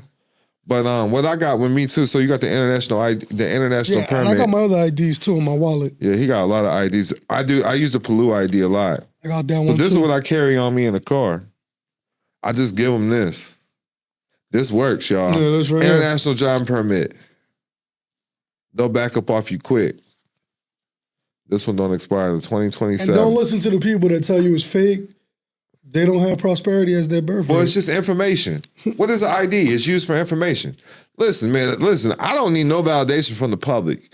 And this is my podcast, so I can say what I want. If you're not rocking with me, fuck you. I didn't ask you to rock with me anyways, pussy. But that's how I feel. Straight up. Who the government pays to talk to me. The fuck is wrong with y'all? I don't give a fuck. Am I lying? No, you're not. Man, how long dude say he was working for the federal government last night? Ooh, like 25 years. Come on, man. retirement. Listen, come on. Yeah. I don't give a fuck who you are. I know what I'm doing is right. Motherfuckers come to me, hey, this is what I got going on. Matter of fact, I do work for the federal government. You dig what I'm saying? So they're telling you everything you know is correct. Everything. You know what I mean? You want to do it your way, dog. Yeah. This is a world passport. This works too. Most Def did get caught up in Africa with this I saw though. that. But Barack Obama even has one of these. I can't make this up. I know a couple people that have that. Fact check that. Barack Obama has one of these. Fact check me. Why would Barack Obama have one if it's illegal? Wasn't he the president? Mm-hmm. That means he's a worldly citizen, if you want to call it. He's of the earth. It comes with birth certificates and everything. So I need y'all to understand. I'm gonna show y'all how fake y'all are and how scam you are if you think the shit I'm doing is fake. Break it down. In the Bible, if you're in America, mostly you was raised on the Christianity, especially if you're so-called American or U.S. citizen, I was right? raised Catholic, but yeah. You know what I'm saying? Like, they trust in God more than you. That's why they get ahead and they out here killing people. It says, in God we trust, right on the Can't money. look at the money. Hey, look at the money, man. That's a trust. Read it. Their notes come from a real trust. It's all symbolized. They put your assets in the trust, and they call it the in God we trust, because you don't trust in God. Because if you trust in God, you wouldn't have made a covenant and signed that birth certificate. Because a birth certificate proves who your maker is. Like, it's not hard. Are you That's 6 deep. pounds, 7 ounces? Why are you still identifying with a certified copy? Nah, if you look at my ID, it's a different identification. Like, different. So, like, this right here, I got a whole, they give you, that's what I like about the world government. They give you a whole birth certificate. Oh, that's dope. They give you a birth certificate. It's stamped and everything and raised. That's dope. But we make our own. We're not gonna make our own. Because you can only control what you create. Yeah, you can only control what you create. You didn't create it, you don't control it. That's absolutely correct. So also, like, we use the Palu IDs, right? Yeah, for sure. That makes you a foreigner, correct? Yes, it does. Well, being Dominican would be foreign too as well, right? Yes, it would. So what do you think Amish would be? Would they be foreign too? Yeah. Foreign to the system? For sure, foreign to the system. It's against their commandments. So a covenant, a lot of people don't understand, a covenant cannot, because the government can't interfere with a private contract. So they can't go against the covenant with God. That's like a private contract with you and God. Church versus the state. A lot of people don't understand And this. if you create your own covenants, you control what your relationship with God. Tell us about the bank account that you because I had some issues. Let's just keep All it right, real. so I had let's some break this individual down. accounts Yeah. moving too much money on individual accounts. They shut down some accounts. Yeah, they did some things to my brother Right. here. So he had called me. Actually, I don't know if it was a phone call or what, but we spoke, and he needed to open up an account. And he sent me 3 pieces of paperwork. It was the mission statement, the bylaws, Banking resolutions. the banking resolutions. Now, did anything have any codes, statutes? No. It You was talking about more- the Holy Bible? Yes, it was on a religious basis, because the government can't interfere with what you believe in. So I went and I created a trust with this automated thing that I bought on Amazon. I typed it up. It was real plug and play, and I went to the bank. Dirty. I'm in flip flops and ball shorts. I don't recommend you do that. You look professional, but I went in there being me. Right. I went in there just being me. I was fresh from work, rushing really to get it done, because you called. I was like, let me just get this done. So I walk in, I sit down with the guys. I'm cracking jokes and all that. And when they come with the trust, they didn't know where it lied in their system, where it could fit into. So they basically walked me through it. Let's say it wasn't a scam. No. They walked me through it. They were just like, is this registered with the state? You said no. No, it's not. Unincorporated. It's an unincorporated association. So they put it down as a social club. That's how they could identify it in their system. So they just did what worked for me. Right. Because they work for me anyway. Right. That's why when I walked in. People go in there scared. Yeah, and you can't go up in there scared. And they stamped everything too. I got my own debit card? Yeah, they notarized it. You got your own debit card without your social. I didn't give them no social. Did I show up? Nope. I show my ID? You weren't even there. I showed them my ID? None of that. It was funny, the banker, when he was asking for your information, he asked me for the social. I said he doesn't have one. He took a piece of paper and a pen, wrote down some numbers, and he was like, oh, that's fine. And they printed the bank card and gave it to me right there. That's how it works, man. Quick. You got California. For everybody like debating on what do I do first? What's my first step? There's no order. It's what do you want to do? Figure that out. Right, get a plan. Figure that out. Get a vision first. Yeah. Put the dream together. Right, that's it. What's in your head? What are your goals? What are you trying to put together? And then get around people that fit your goals or fit your vision. Yeah. A lot of people just hang around people you need to hang around people that are already where you want to be. Listen, I used to hang around with people sitting in the car smoking weed all day doing nothing. And the only thing we had in common is that we were smoking weed. When I stopped smoking weed, life started to change. That's what's up. Life started to change. Well, I smoke weed still. Well, cannabis, the flower. Yeah. But I sit in the car, I smoke weed, I still work. I mean, I'm not going to say I haven't dabbled back into it before, but I just noticed when I was heavy into that. Right.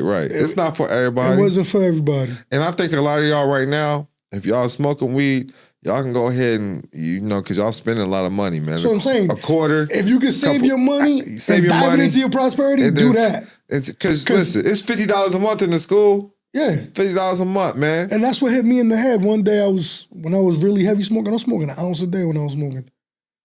And I'm like, bro, I'm smoking I think we're between 200 to 400 out here. I'm smoking my money in the air. Like, just think of what I could be putting that towards. Right. My sister got kids. I'm smoking money. I'm bugging out. I feel you. That makes sense. That makes sense. Unless it's a write-off, it's part of your persona. Yeah.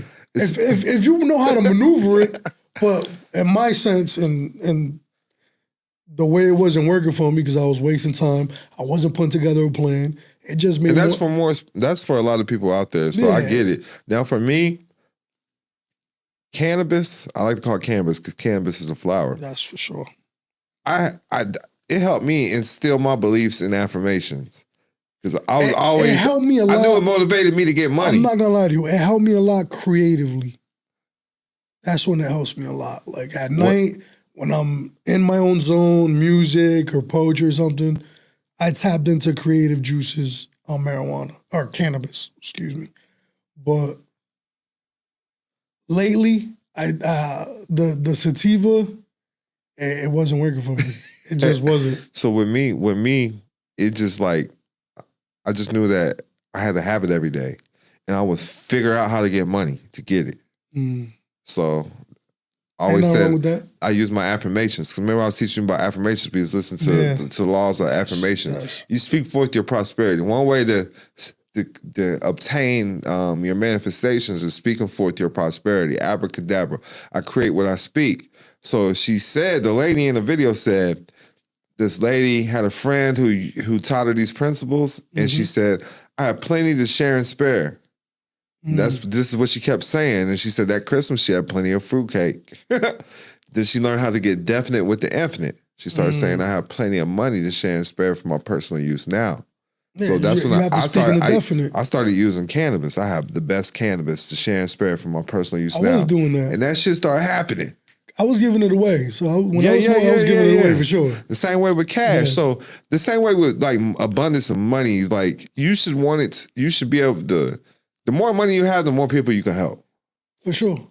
So you should. That's always been my goal. So like I have a cousin and we always used to have this debate, right? Of, if you hit the lottery, what would you do with it? And he plays the lottery every day. Still to this day, he plays lottery. But we would talk about it, and I would tell him, like, all the people that I would help.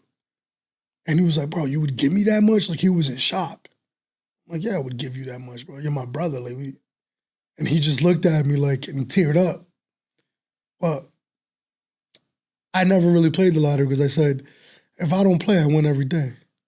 Damn. I don't know if that's deep, but if I don't play, I win every day. Because you didn't lose. You know what I mean? So, lottery, you got to make your own lottery. I feel like I won the lottery when I discovered Don Kilam. Exactly. Like Don Kilam was my lottery. But it's like, we understand these different people that's within us, and I just learned how to name them and direct them. Because like I was telling you, you're not the same person. Say I go to the gas station. I'm not the same person that I am at the gas station than I would be with my mom or my dad. If you go with that, then you go by all my nicknames. So all my nicknames growing up, one was Gordo, which was because of my size, right? That was also a prison nickname. Manny, shorter for Manuel. Then me and my cousins, we had this thing where we spun our names. So my name would be Wynam. So Dane's name would be Yed. Steven's name would be Navets. Like we'd flip our names backwards. My mom had bought me a Manny Fresh chain.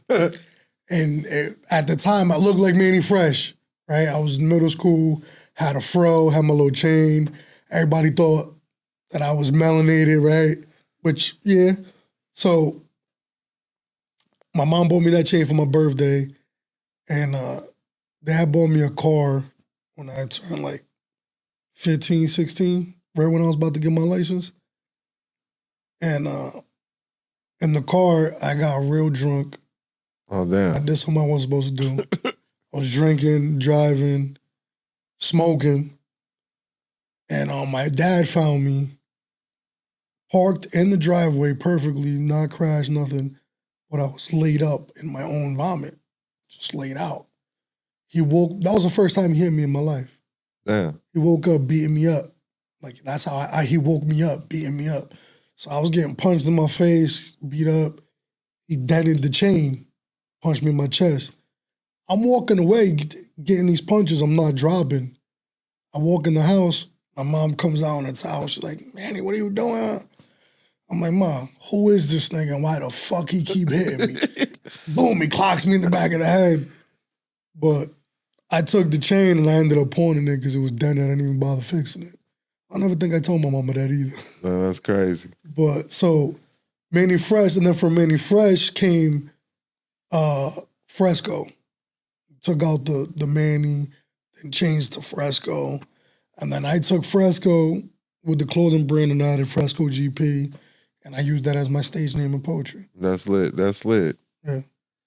And I be seeing you doing your thing on poetry. That's how I knew you were spiritual. Yeah, and shout shit. out to Vlad, shout out to TDN, shout out to all the poetry scenes down there in Rhode Island. And I told you that's how I got my start in the public, just showing up to stuff like that. Yeah. People playing like instruments and stuff, and Yeah. then people just doing freestyling to the instruments and things like that. And that's how I got over my like fears and phobias of public speaking. Yeah, so it was funny because in school, I had like a phobia of public speaking, but I was a class clown too. So it was like, if it was an assignment, I was scared. But if I was horsing around, it didn't make a difference to me. There was a school event one time, and this is when I knew I wanted to be on stage. The first time. The second time, shout out to Rudy when it came to poetry, but the first time, it was in high school, there was like a rock band or something on stage. And me and Scarlett, she was my prom date at the time, we're on stage and we're rocking out. I'm doing this air guitar thing. And I grab my, at the end, I grab down, the whole school starts laughing. Like teachers are laughing at me, everybody's laughing at me. But the high that I felt before that part, I was like, bro, I could be up here. This is cool. Right, that's lit. This is cool. That's lit. So the first time we did meet, it was in Vegas, right? You came down to Vegas? Yeah, I came down to Vegas. All right. How'd you think about that event? What'd you think about that? That event was dope, and then we got to like hang out with you and really get to know you. When I had brunch That was a with pretty you. good turnout too. Yeah, That it bitch was was. nice. It was dope. Yeah. It was dope. There was a lot of people there too. Yeah, then I had the 2-day private event. Yep. The next, that was dope. yeah, we had dinner.